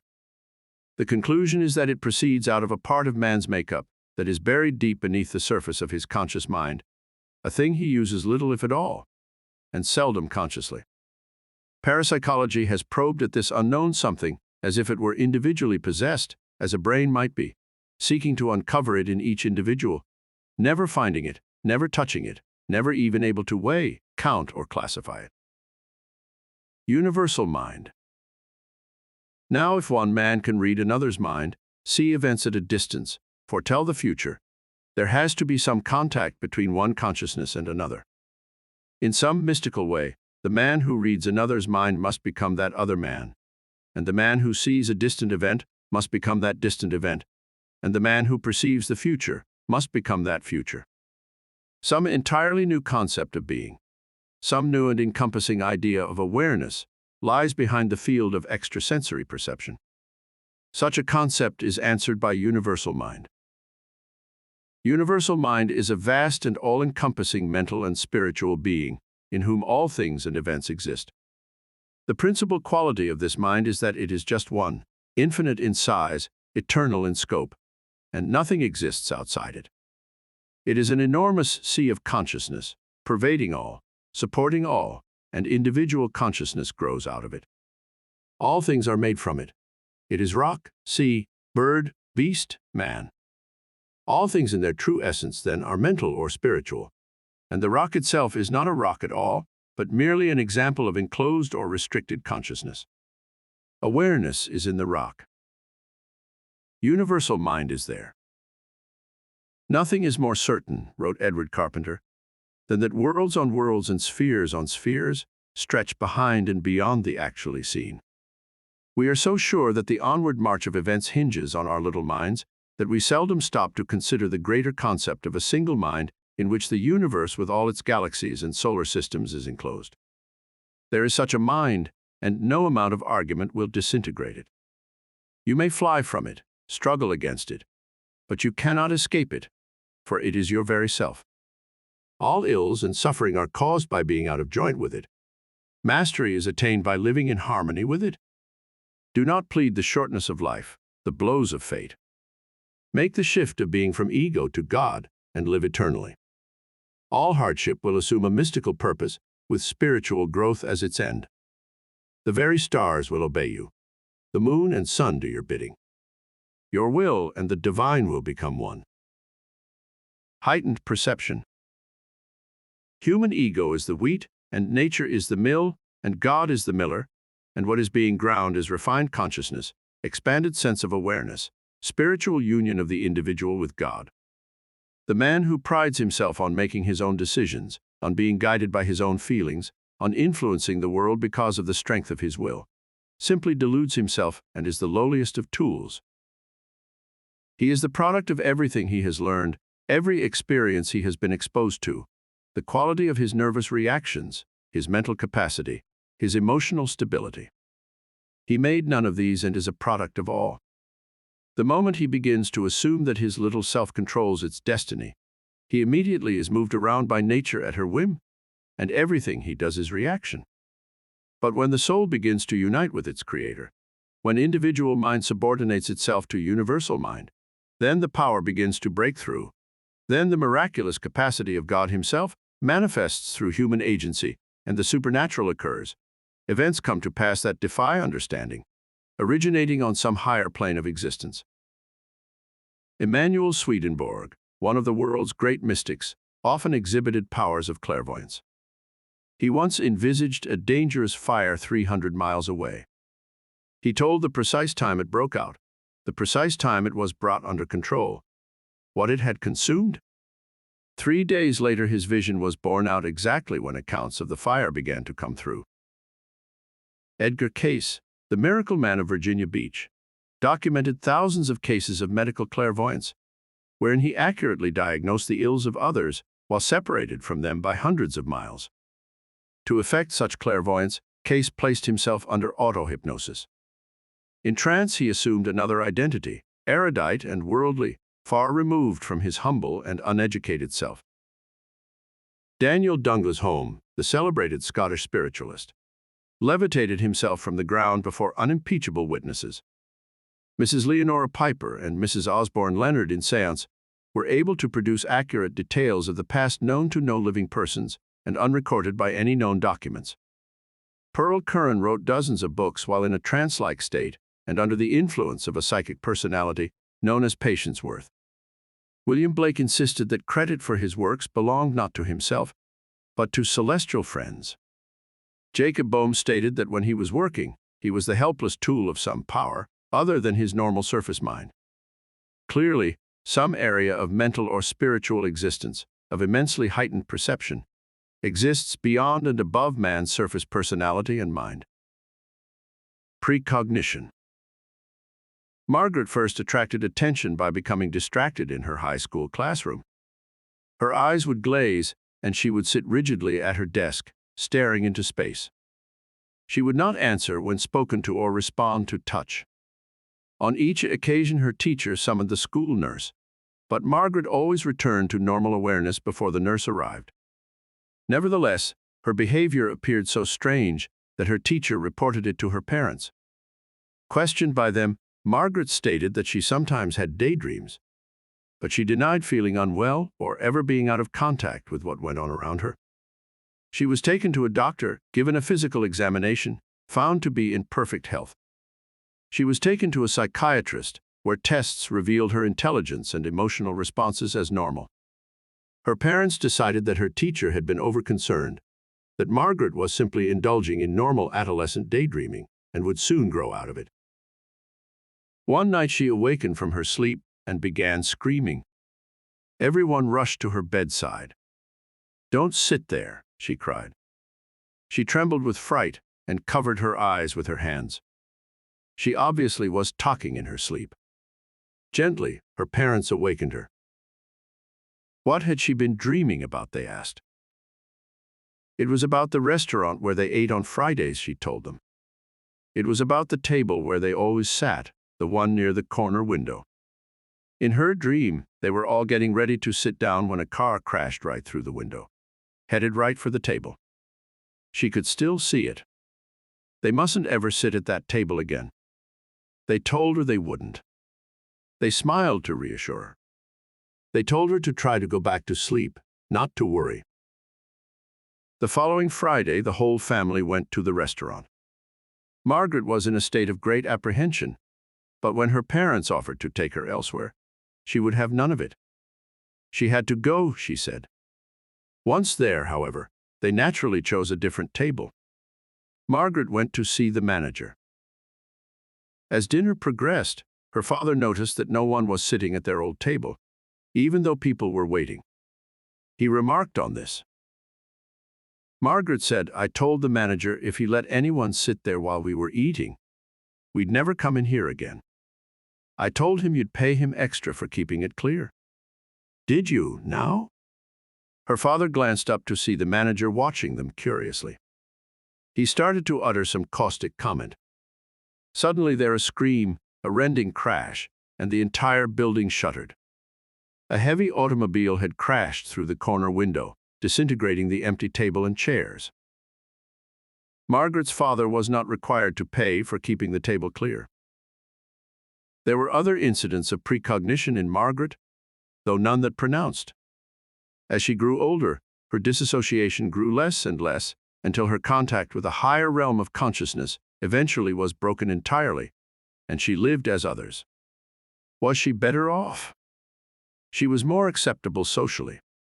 But during those times when her visions had come, perhaps she had stood at the very threshold of knowledge that might transform the entire human state.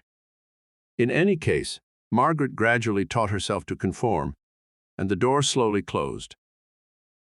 Magic alchemy.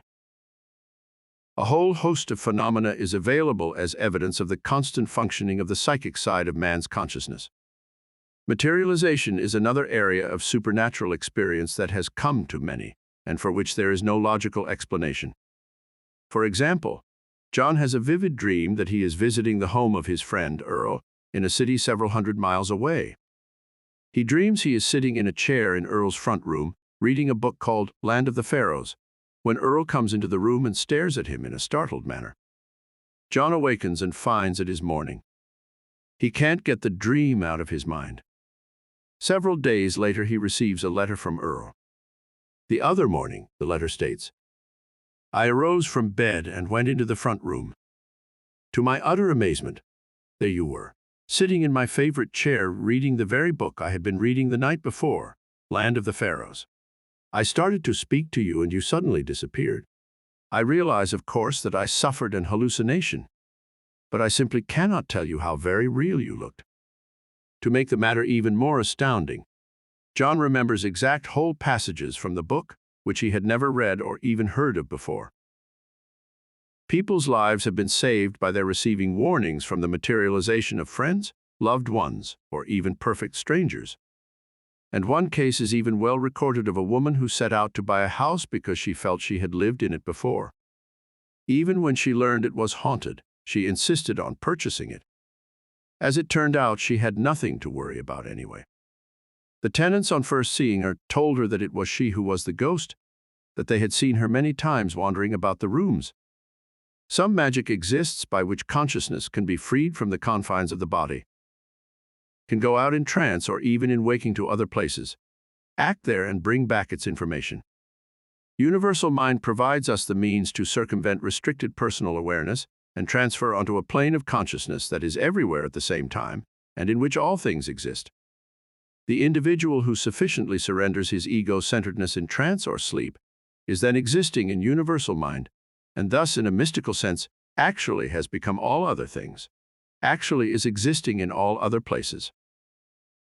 There is an area of awareness that exists on a fine hairline between complete absorption in universal mind and retention of personal awareness.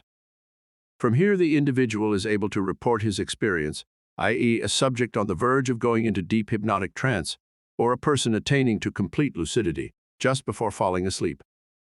Such reports are invariably of a new and completely changed world in which there is no such thing as an inanimate object. All things reveal a new and previously hidden meaning that cannot quite be grasped by the intellect, but which makes a profound impact on consciousness. Objects that were thought to be inanimate are seen to be in a state of intense activity, of constant movement and flux and change. One sees consciousness in them, arrested, fixed under some kind of divine limitation, and one sees the possibility of liberating that consciousness, of changing, as it were, the thing perceived into something different through the simple act of perception. It is this higher state of being, this condition of higher consciousness that undoubtedly was experienced by Jesus in the performance of his miracles.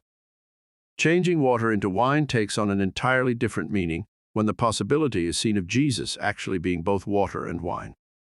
Feeding the multitudes with a few loaves, stilling the waters, quieting the winds, raising the dead, healing the sick, are all indications of an enlightened man who has attained to that higher plane of existence, wherein he has fused his being with universal mind, wherein he has achieved identical consciousness with God. He affects all created things simply by perceiving in them the change he desires, for his will and the divine will are one. Psychokinesis. Dowsing is a further example of the subtle contact between conscious mind and universal mind. For years, the water diviner held a prominent place in all communities. Nowadays, he is much more apt to be an amateur geologist and have access to subterranean charts. But there was a day when he wandered the earth with his forked hazel stick, dipped its nose to the ground, commanded, "Dig," and water was found. Many an oil well and vein of precious ore also have been discovered on such information. But with advancing technological progress, the art of the dowser has fallen into disrepute. And indeed, those who are adept at the art have become so scarce as to be practically extinct. But the evidence is there. Evidence that always points to a magical contact between the diviner and some consciousness inherent in water, oil and ore, as if they were he and he they, and all the art of finding them dependent upon an invisible psychic process that had nothing to do with the hazel stick at all. Spiritists, poltergeists, and mediums are additional evidence of the psychic ability of man to displace himself mentally in time and space and assume a different identity. Much trickery has been unveiled in investigations of professional mediums, but there remains a large body of indisputable evidence of materializations and wrappings and levitations, solid testimony that certain individuals either have access to a supernatural power or are used by such a power to effect its ends. Spiritist Daniel Douglas Home, through a lifetime of producing the most incredible phenomena, was never discredited as resorting to trickery. The James Hermans are an outstanding and current case of poltergeistism. The haunted Hermans have experienced almost every kind of flying object. Bottles and boxes fly off shelves, cabinets fall over, corks pop out, mirrors crack, radios throw themselves across the room, chairs tip over, and always at the behest of some mysterious and capricious power that apparently acts independently and shows a definitely mischievous character.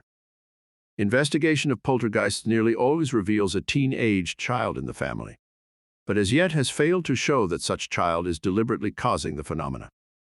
Perhaps the young have a closer contact with universal mind, and during periods of emotional upset, their tumultuous feelings act on higher spheres, manifest in a topsy-turvy household.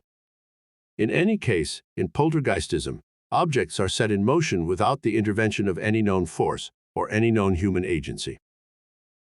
Mysterious mind. For the most part, men live unknowingly, without awareness of their umbilical tie with the power of creation, without being conscious of the vast reservoir of intelligence and psychic energy that is theirs to draw upon. It is perhaps necessary to this particular step in evolution that man should be absorbed in his own individual nature, in order that he eventually be led to his universal nature, but now he is blinded to the higher planes of his existence by the restricted horizons provided him by ego. He feels isolated, alone, and his awareness and consciousness are hemmed around with this false notion. Yet his tie with the divine is not altered. He is still a creature of God, is in spiritual essence actually God himself, and the pain and suffering and effort required of him by life are to provide the necessary tempering of spirit by which the individual soul exceeds itself and becomes the oversoul.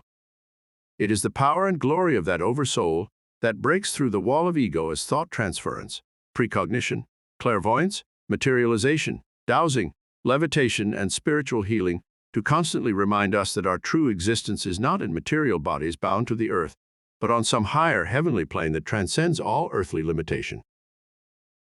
Hypnosis has provided a tool for the study of universal mind. Imperfect as its techniques might be, nonetheless it has exposed for clinical observation the vast reservoir of power and knowledge that lies below the level of consciousness. Psychology presupposes that each man possesses, in addition to his conscious mind, an individual subconscious mind.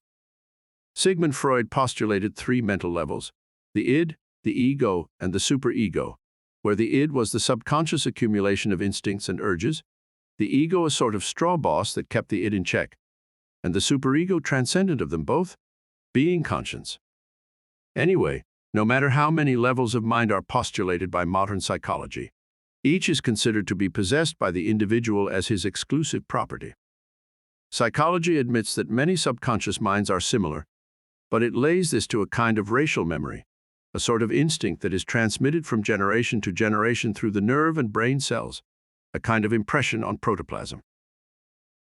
That an overmind exists, a sea of consciousness and intelligence that encompasses all life and from which each individual mind derives its being and its awareness, has been to this point largely the exclusive province of religion and speculative philosophy, though esoteric groups have held to such belief since the dawn of recorded history. Witness the Bhagavad Gita and the Vedanta. It now appears that hypnotic techniques have brought universal mind into the laboratory, opening up an entirely new field of scientific investigation. The trance. Hypnosis has come a long way since the days when Anton Mesmer displayed his peculiar healing method, when he proclaimed that by means of animal magnetism flowing through the tips of his fingers, he was able to draw pain and illness from sick bodies. Mesmer fixed his patients with the proverbial hypnotic eye, made passes through the air over the affected body part, and startlingly enough, made a considerable number of cures. There is evidence that he really believed magnetism flowed through his fingers. Certainly, he failed to realize that he had succeeded in blocking out the conscious mind so that the subconscious was exposed and respondent to suggestion.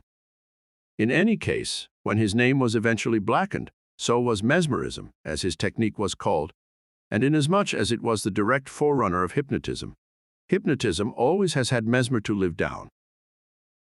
James Braid, a physician practicing in England in the 19th century, undertook to administer suggestive anesthesia to his patients with such outstanding results that he wrote a book about his findings, Neurohypnology, in which he first used the words hypnosis and hypnotism, which he coined from the Greek word hypnos, meaning sleep. For a while, hypnotism became a fad to be practiced by the unaccomplished upon the uninformed at all manner of parties and gatherings. Stage hypnotists put on shows in theaters and halls, all aimed at producing startling effects rather than dispensing knowledge.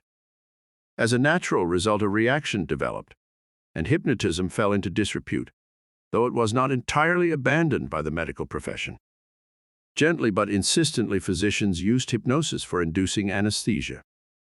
Even the development of excellent anesthetics such as chloroform, gas, and Novocaine did not cause them to abandon it. Sigmund Freud himself investigated hypnotism and even used it occasionally in psychoanalysis, but eventually he set his mind against it, unable to develop its technique to a science, or even in the last analysis to determine exactly what part of the human psyche it dealt with. Hypnotism today is commonly used in the practice of medicine, commonly used in the treatment of psychoneurosis, but still no one knows just what part of man's mental makeup it deals with, except that it lies below the level of consciousness. Now, essentially, what hypnotism exposes is universal mind. When the conscious mind is in trance, the entire mental, emotional, and spiritual character of the man is changed.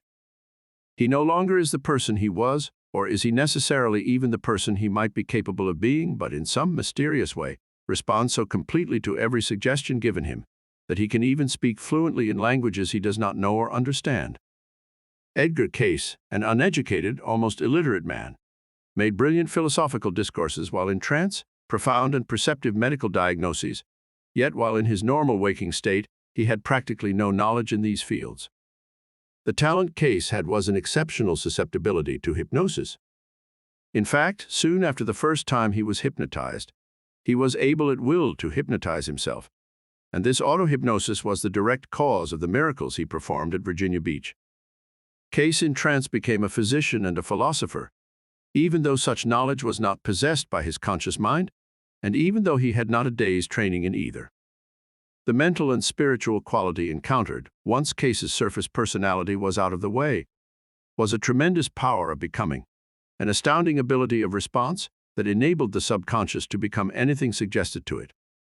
Only one conclusion is permissible from such evidence, and that is that the subconscious is capable of becoming anything. That resident in it is all knowledge of all events, and all procedures and all people, past, present, and future. This is universal mind. This is the mind of God. Clairvoyance. Christine was only 15 years old when she first experienced clairvoyance.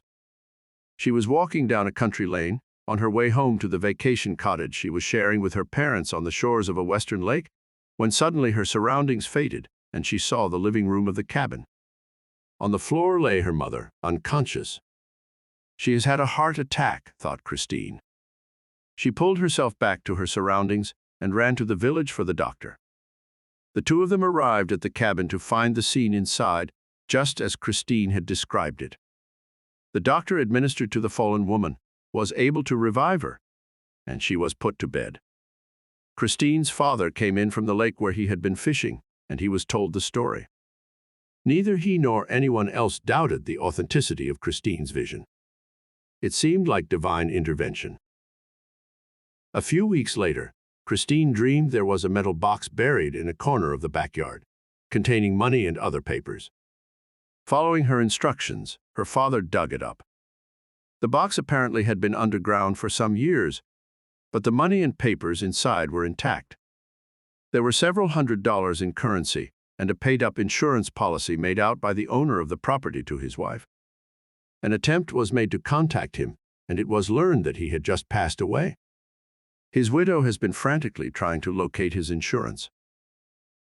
Christine now was almost 16 years old, and her parents, realizing the significance of these two occurrences of clairvoyance, had her submit to a thorough mental and psychological examination. The results were revealing. Christine possessed normal intelligence, but was inclined to be vague about what occurred around her. She might, for example, sit in the midst of conversation, but be unable to recall any of it when asked questions later. It was apparent that the focus of her attention was on an inner world, but of its contents she would confide little. She just liked to daydream, she said. Most marked of all was her suggestibility.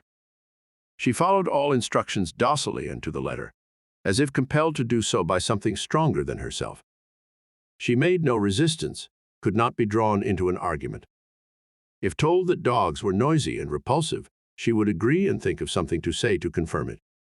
A short time later it could be suggested to her that dogs were lovable and loyal, and she would agree and think of something to confirm this opposite idea. She seemed unaware of any conflict in these different attitudes, and when they were pointed out to her, she was able to justify both positions to her satisfaction. It was obvious she would be a wonderful hypnotic subject, but her parents would not permit this, and no amount of reasoning could dissuade them. In the end, they were assured that their daughter was normal in all ways, but for a slight tendency to suggestibility, and that psychologically she was on the withdrawn side, an introvert, but well-adjusted. Christine had several other clairvoyant dreams, but they were not particularly significant. And as she grew out of adolescence into young womanhood, her ability gradually left her. It is interesting to note that later testing revealed that her degree of suggestibility had changed markedly, and that her introversion had been reduced by the incorporation in her personality of many extrovert qualities. Relating to God-mind.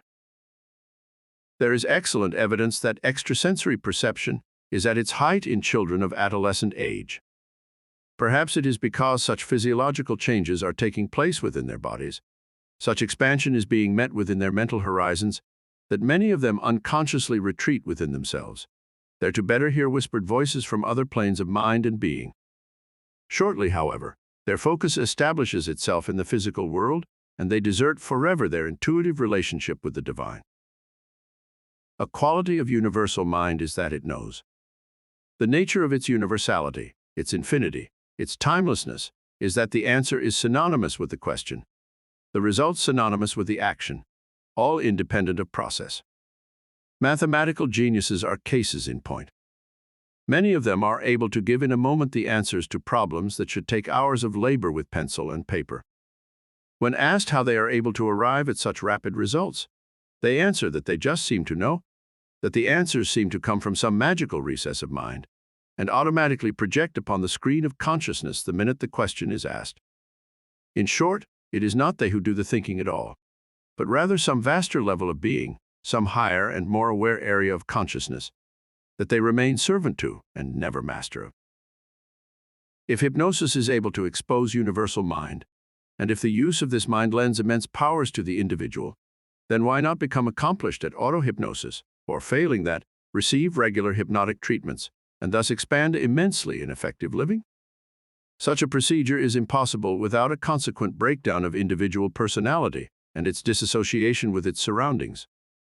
Occasional treatment by hypnosis produces beneficial effects, not only in mental and spiritual realms, but in body healing as well.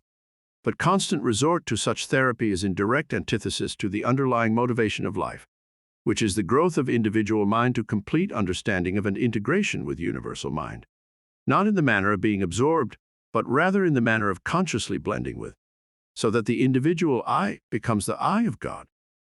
Complete immersion in the subconscious can only produce irrationality, for universal mind can manifest as a thing only through the window of personality.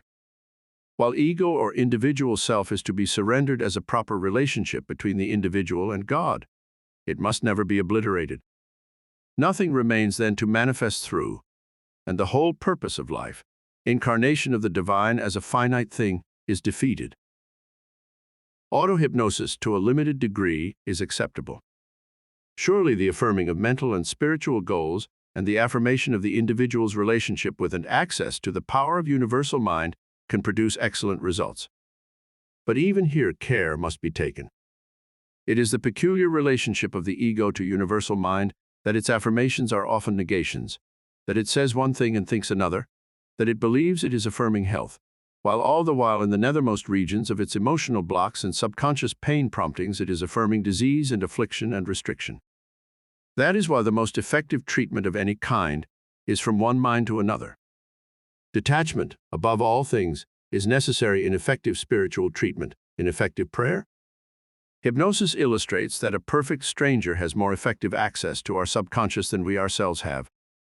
Creative prayer is that prayer that deals directly with universal mind, unimpeded by the twisted urgings and subconscious promptings of the ego. Creative prayer, therefore, is that mental and spiritual treatment undertaken by an enlightened man for the benefit of his neighbor. In short, the thoughts of others in regard to you are the source and cause of much that occurs in your life. Knowing this, the wise man cultivates the opinion of others in the same manner as he cultivates his opinion of himself, by seeing his relationship with the whole, his at oneness with all people, his at oneness with God. The unsolid world. Life is a strange and a wondrous thing. We seem to exist in a world of solid objects, of movement of things through space, and it is the reality that we give this world of things that makes us materialists, that causes us to be subservient to matter, to the world itself. Yet there is excellent evidence that the universe and all things in it are entirely mental. We gain our knowledge of an object by our own sensory apprehension of its vibration. We see some vibrations, touch some vibrations, hear some vibrations, smell some vibrations, taste some vibrations. The variation in the frequency of vibrations picked up by each of the five senses leaves vast gaps between where tremendous amounts of undiscerned knowledge about the object lie. And indeed, on either end of the high and low frequencies picked up by the senses lie an almost infinite number of frequencies containing hidden knowledge of the object. In addition, it is not the vibrations themselves that our senses pick up, but rather a mental and neural interpretation of them, for the vibrations impinge upon nerve endings and are transmitted to the brain, and there transformed into perception by some central observer. In short, the sensual data we receive from the outside world are but the barest indication of what is truly there. 1,000,000 times more remains untold about each object than our senses ever record. Perhaps there is nothing there at all in a material sense, but all things are thought things, apparently laid out in space and time and interacting, but in reality, only thoughts in the mind of God. The most solid objects we know, rocks, trees, steel itself, are not solid at all, but each consists of a certain number of imprisoned molecules, with far more space between them than in them, and each moving about with the speed of an express train, banging into each other and the limits of their prison. The molecule itself is not solid, but consists of a certain number of atoms with far more space between them than in them, and the atoms are partially confined too, though they may leave and reunite according to the laws of chemistry. Neither is the atom solid, but rather consists of a proton and a number of electrons revolving around it, much as planets revolve around the sun, and with proportionate distance between. Vibrations from the outside may cause electrons to leave or to enter the atom, giving rise to the science of electronics, and the atom itself may be fissioned or fused, thus setting off a chain reaction in all surrounding atoms, as protons and electrons seek new homes and a new balance in at-rest energy. These atoms, these tiny worlds, cannot even be seen by the most powerful microscope, but are so small they remain in actuality only mental concepts in the minds of those who deal with them. We deduce that they are there because we need some theory to account for the behavior of energy, but perhaps they are not there at all, and the world of the microcosm will finally convince us that the macrocosm too is in mind. Investigating the unknown. The past 100 years have seen such staggering advances in the world of scientific research that it is now quite apparent that man has arrived at the threshold of his dominion over the universe itself. Yet even as he prepares to embark into outer space, still he does not know himself, what he is, where he comes from, what his destiny is. It is almost as if his Creator turned his senses outward so that he could not see himself, and even when he finally has settled and inhabited the universe, still he may be ignorant of his own soul. Surely he is not purely an automaton, performing all unknowingly the bidding of some blind will. Surely the conquering of nature and her ultimate enslavement are not the goal and purpose of his existence. His tragedy is his failure thus far to find his origin and destiny. For until he is able to conquer the death of the body by transcending it, until he is able to rise above material existence by achieving planes of spiritual being, then he is nothing but a tiny link in an unending procession that marches eternally from womb to grave. Science has not provided answers for the eternally questing soul. Science has picked the bones of the material world, and the animating presence still is hidden. It remains for the inner vision of mystic and poet and saint to reveal to the weary wayfarer his kinship and likeness to God. For it is in the divine that we all are divine, and it is by spiritual union with him that we perpetuate ourselves, attain to immortality, dominion over earth. It is through investigation of the worlds of mind and spirit that man will fulfill his mission and himself. Much groundwork in the investigation of other spheres of consciousness has been laid by Drs. J.B. Ryan of Duke University and S.G. Soule of the University of London. Both Ryan and Soule have conducted endless experiments with specially marked cards in which subjects attempted to guess a card held by another person. Telepathy, guess one that would soon be drawn. Precognition, or guess one that was drawn by automatic means and not witnessed. Clairvoyance. Results, tabulated according to the most modern techniques of mathematics, have proved beyond any shadow of doubt that a factor of extrasensory perception exists in all persons. But how to approach it, how to develop it, is something else again. Neither Ryan nor Soule have found a solution. The London Society for Psychical Research has accumulated over the years an amazing number of highly authenticated cases of clairvoyance, psychokinesis, and precognition, concerning all manners and types of people, some of them well known. And Maeterlinck wrote of an occurrence of psychometry, object reading, when once he took to a certain woman a handkerchief that had been sent to him anonymously. The handkerchief's sender was described to the most intimate detail. Maeterlinck stated that he subsequently investigated and found this psychometric reading to be absolutely true. H.G. Wells often wrote of mystical experiences in which he was able to get outside himself and merge with something greater. Sir Oliver Lodge recorded many instances of extrasensory perception. Henri Bergson and Friedrich Nietzsche reported experience with the other world of consciousness. And the list of those with profound and moving knowledge of the invisible planes of existence is enormous and includes Jesus Christ, Gautama Buddha, Lao Tzu, Whitman, Wordsworth, Balzac, Bohm, Ruysbroek, Dante, St. Paul, to mention only a few. It is almost as if a crack occasionally appears in the hard rock of consciousness, admitting through for a moment a ray of light that bathes the world in a new glow. Then the crack is sealed, and the world returns to normal, but the memory remains. It entices us with its promise of things to come. Other planes of awareness. We are quickly taught when we investigate the world of phenomena that there is in each thing essentially the same quality of being that exists in ourselves. A thing is not a thing just from being so big and so hard and so heavy and shaped a certain way, as it is from fixed energy or arrested consciousness. Perhaps consciousness and energy are not exactly the same thing.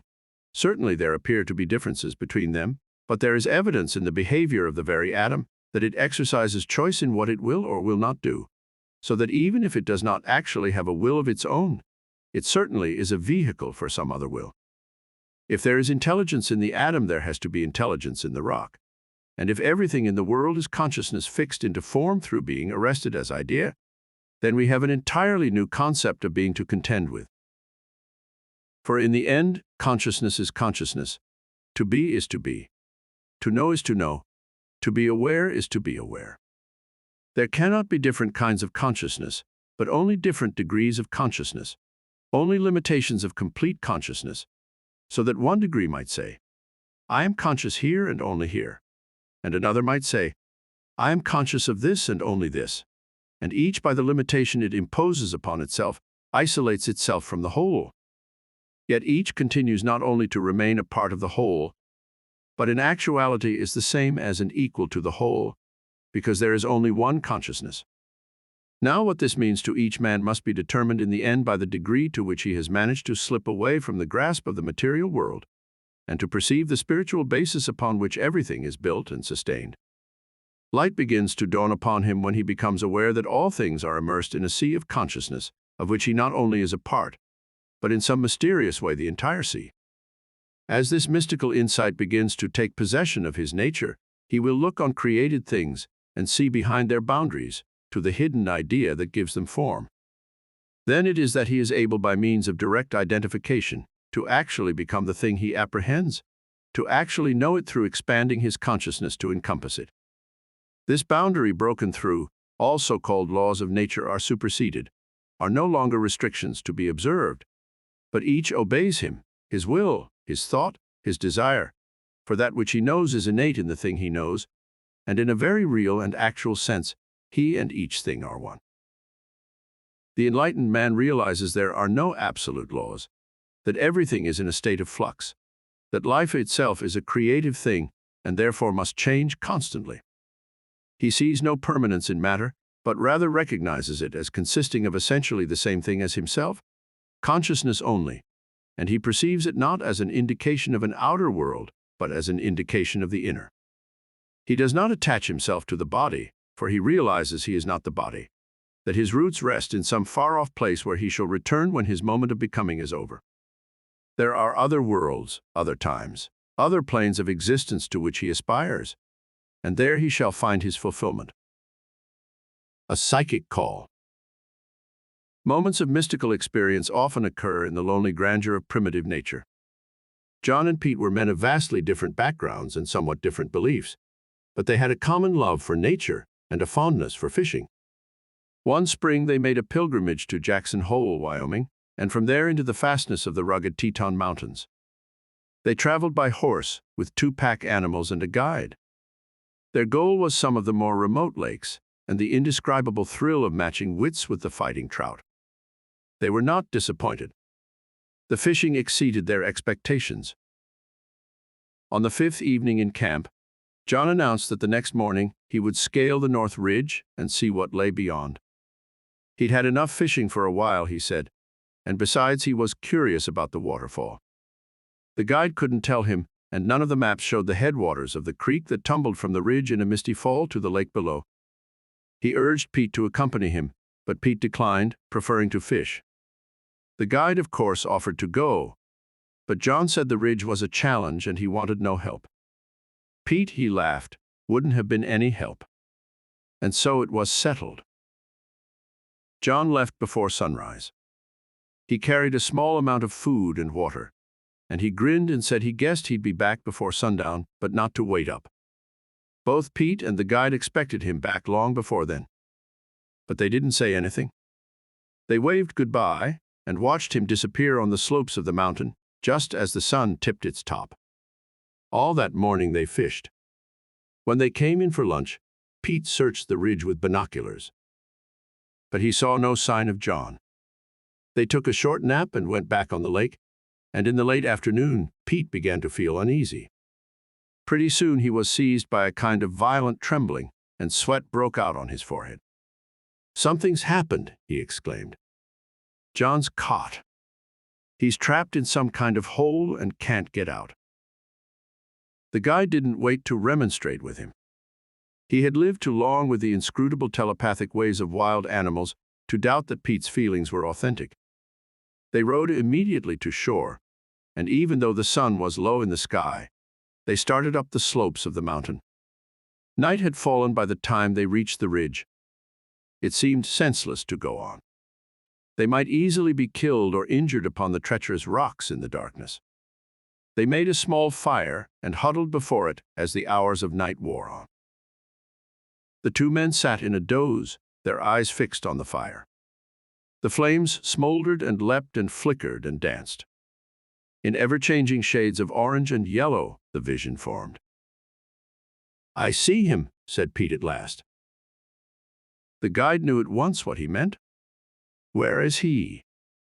"In a fissure in a big rock. He's wedged tightly in the bottom." "Is he alive?" "Alive, but unconscious." There is pain in his left leg, and his side hurts. He is very weak. He doesn't know whether to hold on or not. He thinks it is hopeless. Tell him it is not hopeless. I'll try. Pete peered into the fire. After a while, the guide asked, "Where is the rock?" "Down the slope to our left." After a while, there is a stunted pine. Beyond it, perhaps 200 yards, is the fissure where John lies. "We will go as soon as it is light," the guide said. At dawn, they set off. Within a half-hour, they came to the stunted pine. From there, it was a short distance to the fissure. Peering down into darkness, they could see nothing. One end of a rope was made fast, and the guide lowered himself to the bottom. His voice floated back. "He's here, and he's alive." The rope was tied to John. The guide climbed out, and he and Pete pulled the injured man to the top. He was barely conscious, but he grinned. "I knew you were coming," he said. "I could see you. You camped on the ridge last night." John's leg was broken, as were 3 of his ribs, and he was suffering from shock and exposure. They managed to get him back to camp, where they set the broken bones, treated him with sulfa, and gave him 2 days' rest. Then they made the return trip to Jackson Hole. John recovered completely. Neither he nor Pete will ever forget the complete spiritual rapport they established that eventful night. Significantly, it never again has occurred to either of them. Toward a magic moment. Gradually, the higher power of universal mind is breaking through. This very day, somewhere on the globe, some person, all unsuspecting, will be put in touch with universal mind, and for a moment, perhaps even an hour, will transcend space and time and the limits of his body. This visitation will leave as suddenly as it came, and he might never experience it again during all his life, but the memory of it will remain bright. That crescendoing experience will have shaken him to the foundations of his being, and he will be ever after a different man. Always he will be conscious of the higher planes of awareness that lie behind and beyond the visible world, and through knowing that he once climbed onto them, the entire yearning of his heart will be to re-experience that unutterable ecstasy, that range of easy and perfect power once again. So he will dedicate his life to a search for God, and so he will find him. All the power and perfection of universal mind is yours. If you will surrender your life and your desires to the divine, become an instrument for the working of his will in the world, then sooner or later your consciousness will expand into areas of awareness and perception that will transform your existence. It is not what you are or what you do or where you go that is important, but the self within you. Meditate on that. See behind the series of little eyes that are constantly performing their concealing dance in front of your true being. In some magical moment of complete repose, you will see, truly see, and your illumination will have begun. 11th Meditation. Behind the world of the senses are higher planes of consciousness, where the true causes of things exist. I affirm that these higher planes are within me, that my destiny is to know them, that they will reveal themselves to me insofar as I surrender my being and will and purpose to God. I know that the truth of objects is not completely revealed by my senses, that there is hidden significance in all things. I know that in actuality there are no inanimate objects, that each thing consists of arrested consciousness. I know this consciousness proceeds out of the mind and being of God, and that in its pure form it is idea only, awareness only, similar, even identical to my own. Therefore, I affirm my oneness with all things. In all I perceive the indwelling presence. He resides in the tree, the flower, the bird, the beast, in my neighbor. He is the observer that sits in the center of each creature, who is never restricted by the restrictions of form.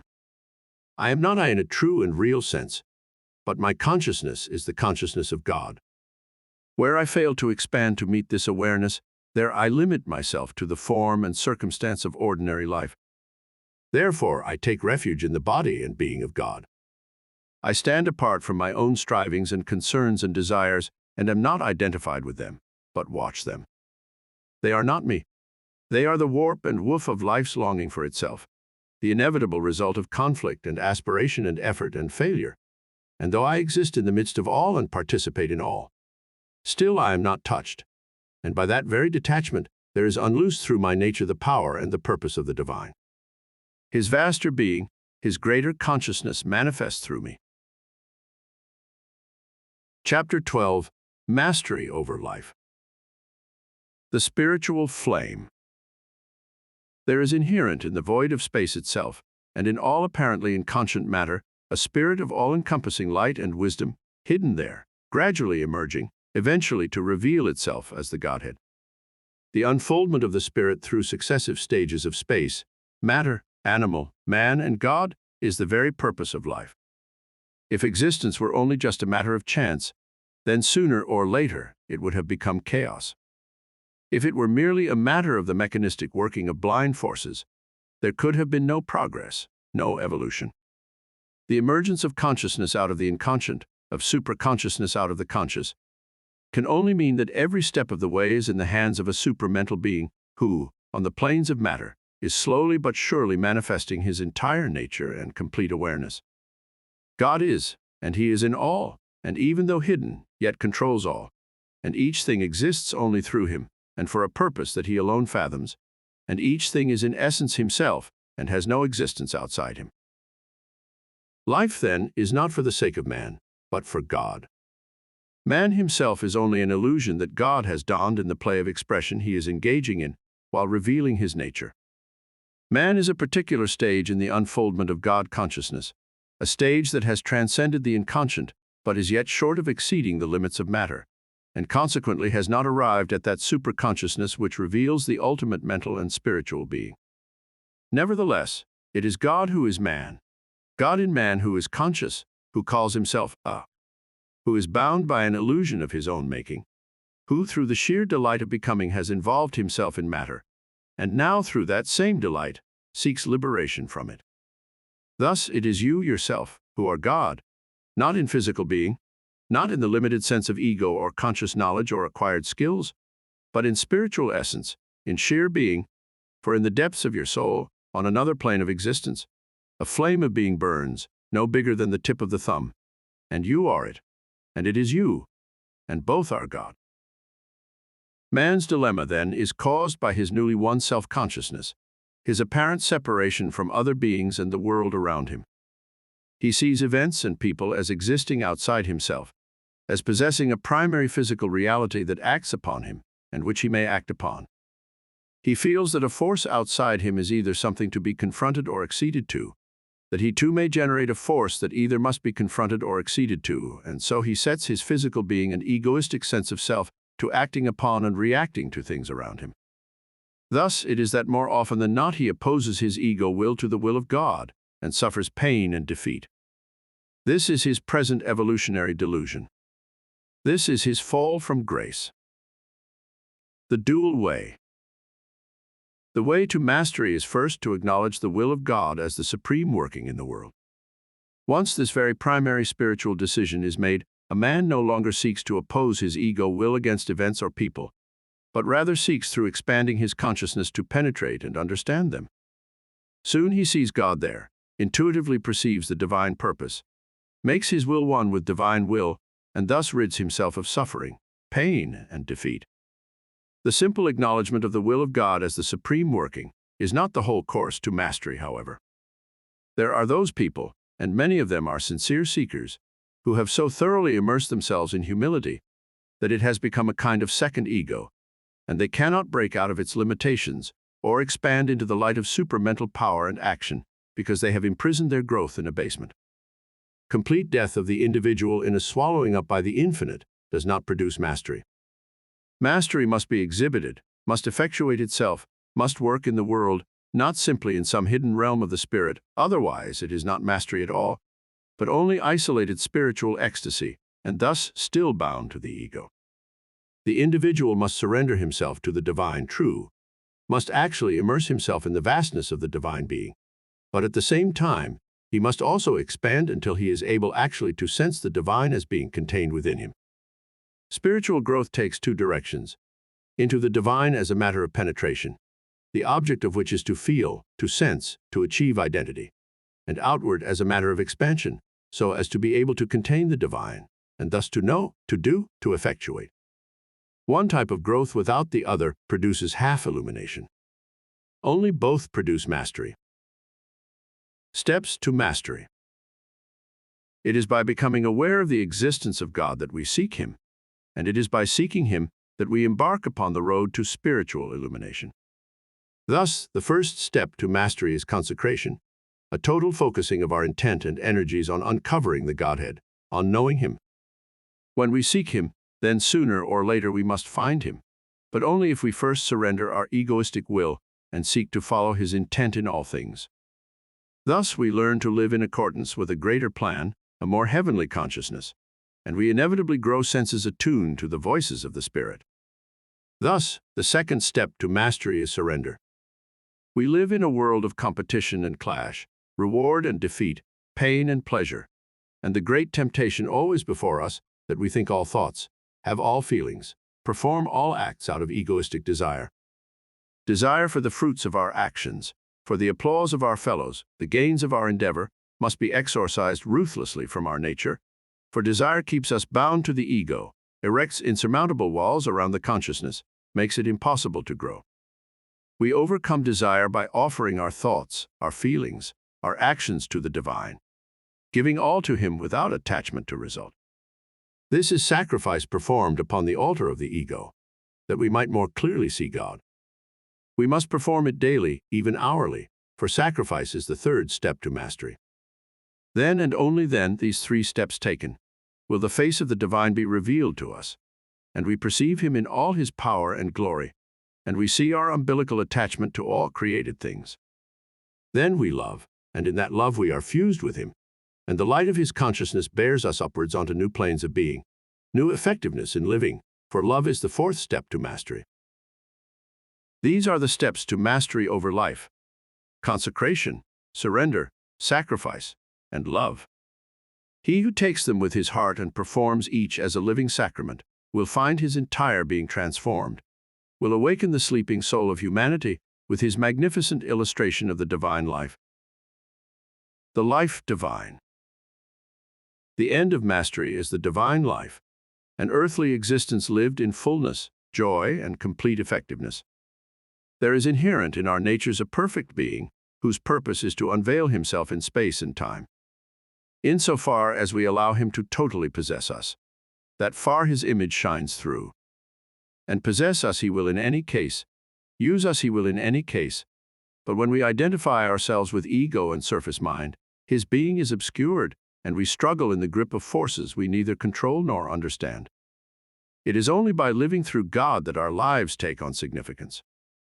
If we live in the ego, we live for an ephemeral, mortal thing, and we are saddened and frustrated. The divine life is not simply a spiritual realization that transforms a man's inner world and leaves the outer unchanged. Such realization would have but the barest meaning. Spiritual illumination that has not the power to effectively change the world is not true illumination at all, but only a kind of emotional and intellectual sham, a delusion of the ego still, and worse, one that chooses death instead of life. The enlightened man, by special deputation of the divine, is granted the power to act directly upon things through the power of his consciousness, not through being opposed to them, but through being one-souled with them. Through this mystical superseding of the boundaries of consciousness, what he perceives is what each thing perceives, and his will and that thing's will are the same. Purification. It is not into blown-up ego that the enlightened man elevates his consciousness. It is through abandoning ego altogether that he is able to perceive other planes of awareness. It is through a kind of dying, a complete letting go of his individual self and desires, that he truly becomes an instrument of God, and thus eventually is able to transcend the limitations of his earthly self. The will he has always known, desire will, must be let go of altogether, for it is through this will that he often falls into opposition with God's will, and thus experiences suffering and pain and defeat. The divine purifies each instrument by threshing it in its individuality, by exposing it to the fires and elements of existence, then accepting it home again, expanded now, cleansed of its false sense of self, a worthy instrument for his own being. This is the purpose of life. To be, to become, to bring into being, these are the surging forces that underlie all nature, that provide motivating force for everything that is done, everything that exists, every form of life. The great and awesome work that is going on in the universe is not under the plan and supervision of men, but of God. It is He in them who builds and conquers and explores and aspires. It is He in them whose sure hand can be seen bringing all things under dominion, removing inexorably the veil from space and time and cause. The great commandment of life is to be used, and we are only truly used when we offer ourselves as a living sacrifice to Him to do with as He sees fit, without tears or pleas, without anguish or remorse, but with joy and fulfillment. Let us then be what we truly are. Become that which we are capable of becoming. Bring into being that which we are capable of envisaging, all at the behest and under the will of God. Let us surrender ourselves to Him to be completely used in the fire that is life, so that in the end the Spirit may be fulfilled and proceed to its destiny, unencumbered by fear or frustration or remorse. The transcendent goal. To truly become ourselves is the thing to be done, and our true self exceeds the outer body and surface mind. If we salve the wounds and hurts of the ego, strive to understand its gropings and desires and hates, in the end we understand nothing, have appeased nothing, have dealt with nothing, for the ego never truly exists, but is only an infinitely changing mask behind which is hidden the one eternal and omnipresent self. It is this self which is our sustenance and our salvation. As long as we are separated from it by giving false reality to the ego, we are prevented from expanding our consciousness into universal mind, into God-being, into cosmic awareness. But that very instant that we put aside personal desire and seek only the will of the divine, that moment we irrevocably have placed our feet on the path to illumination. And the goals to be attained through enlightenment transcend all earthly things, have their roots in heaven. But just because they concern the root matters of existence, so they affect all material things. And the final proof that the Spirit has undergone transfiguration lies in its works in the world. Any other claim to mastery is false. Spiritual illumination that deals with the Spirit only and does not free it from its bondage to material existence is meaningless. Spirit is involved in matter for the purpose of rising above it, to become free of pain and defeat and death and decay. This redemption gives life its significance, gives creation a meaning, gives purpose to the eternal seeking of created things for their Creator. Directing the consciousness inward and living inward requires an extreme act of decision, a breaking away from the hold of the senses and consequent enamoration with the incessant parade of sensual stimuli. There is no other path to spiritual illumination. Inward the eye of the soul must be turned, there to discern the indwelling God, thus to exceed the limitations of the body and ego in a self-expansion coincident with the measure of the divine. Under no circumstance must this going inward be identified with that painfully introverted egoistic retreat from the world that is the mark of the wounded ego. The introverted ego adds to its psychological illness by becoming preoccupied with the movements and memories of the little dwarf it considers to be itself. The dwarf has not the courage or spiritual resource to abandon self altogether, and thus, through surrender, open up the vistas of a new world. But behind the dwarf, beyond the perception of the ego, exists a supramental being of light and power and beauty and perfection, whose image we adopt as our own the moment we perceive him. Transfiguration. In Nepal by Kathmandu, near the headwaters of the Ganges, dwelt the blessed Sanjaya. Chosen of God, bearer of the light, knower of the absolute, worker of miracles. A rude hut on the slopes of the Himalayas was his home, exposed to wind and elements, beset by storms in the winter, insignificant on the mountainside, but nestled in the lap of God. Many were Sanjaya's years and far were his travels, and he had dwelt among all manner of men.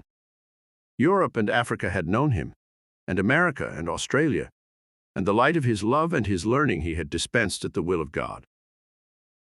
There came one day to his mountainside hut a man to whom the truth had been revealed, but whose heart had not accepted it, who had not yet resigned the dominion of the ego, who had not yet surrendered to God. The two men sat cross-legged before a small fire on the earthen floor of the hut, and outside the sinking sun set the mountaintops afire, left the valleys in descending night. This is their dialogue. "There is an ache in my heart," said the seeker, "and a loneliness in my soul. Joy is gone, and hope. Man is swallowed in the unimaginable abyss of space and time, and God does not even know him." Sanjaya moved his hand. The spirit of man is grown around with flesh, and in order to break through into his true existence, he must grow in two directions: inward into the heart of God, and outward to encompass the being of God. If he grows only outward, he magnifies his ego, and eventually is broken on the wheel of desire. If he grows only inward, he loses himself altogether and is saddened at his weakness. It is there that your progress has been arrested. You have penetrated but not expanded. You have not fully opened your soul. How is it that I have not grown outward? I have sought God with all my heart. Perhaps you have not sought him for his sake, but for yours. Action performed for the sake of desire is action performed for the ego, and if one acts in delusion, one perpetuates delusion. You have carried the false boundaries of the ego self with you, even though you have penetrated the heart of spiritual enlightenment. It is true that I have sought God for the sake of myself, for the sake of my inner peace and strength, but how else can one seek him? One can surrender to him, perform every act for him, think every thought for him. Thus one eventually is led by his will and not by ego will. Thus one eventually expands to include his power and purpose. The seeker felt the anguish of his heart. Then, as he peered out the open door at the darkened slopes of the mountain, something lifted off the shoulders of his soul and passed away into nothingness. He felt joy come over him. Ecstasy seized and possessed him. "God has spoken to you," said Sanjaya. "It is written on your face. Now the limits of your consciousness are down. Now you are open to receive him." The seeker felt the world recede. Vistas of light and shadow and color opened before him, all hemmed around with sound that was not really sound, but instead a kind of incredible harmony, mathematically perfect, but not cold, rather warm with lovingness and beauty. His innermost heart, long ago disappeared into impenetrable depths, returned to him, energized now with a vitality beyond itself, enlarged with a capacity that included all things. Sanjaya stood and touched him on the brow. A current flowed between them, powerful, relentless, but still compatible and loving, and it seized them and shook them, and they rose above themselves and stood atop the mountain and surveyed the machinery of the universe. And the seeker was awed by what he beheld, and fear began to flood into him, and he would have fled at this return of the ego. But Sanjaya gripped his arm and kept him faced into the countenance of God. "You are being threshed now," he said. "The chaff is being winnowed from you, so that the pure grain may grow and the ego trouble you no more. Let down the doors of your being and fully allow him to enter. Grow. Not only shall he possess you, but you shall possess him. Peace, power, and perfect action shall be yours." They stood, these two, guru and disciple, on the mountaintop that all aspire to, and as they surrendered to God, so God surrendered to them. And they knew that ecstasy, that indescribable wholeness and joy that comes of union with him. Your spiritual destiny. This evolution out of matter, this unfolding out of flesh of the Godhead in all its glory and power, is not something that must be awaited through further centuries of evolution, but is upon us now, is fully capable of realization now, for the secret and universal self is not gradually entering into his created existences, but is totally existent in the heart of each. God is entirely within you, all his power and presence and wisdom and knowledge. You are not just a part of God. You are altogether God, and God is altogether you. For the purpose of this self-finding did he involve himself in matter, absorb himself in each of his separate existences, and as he evolves and unfolds out of each, so he discovers himself, all aspects of his nature, and this is his delight. This is the salvation of each of us.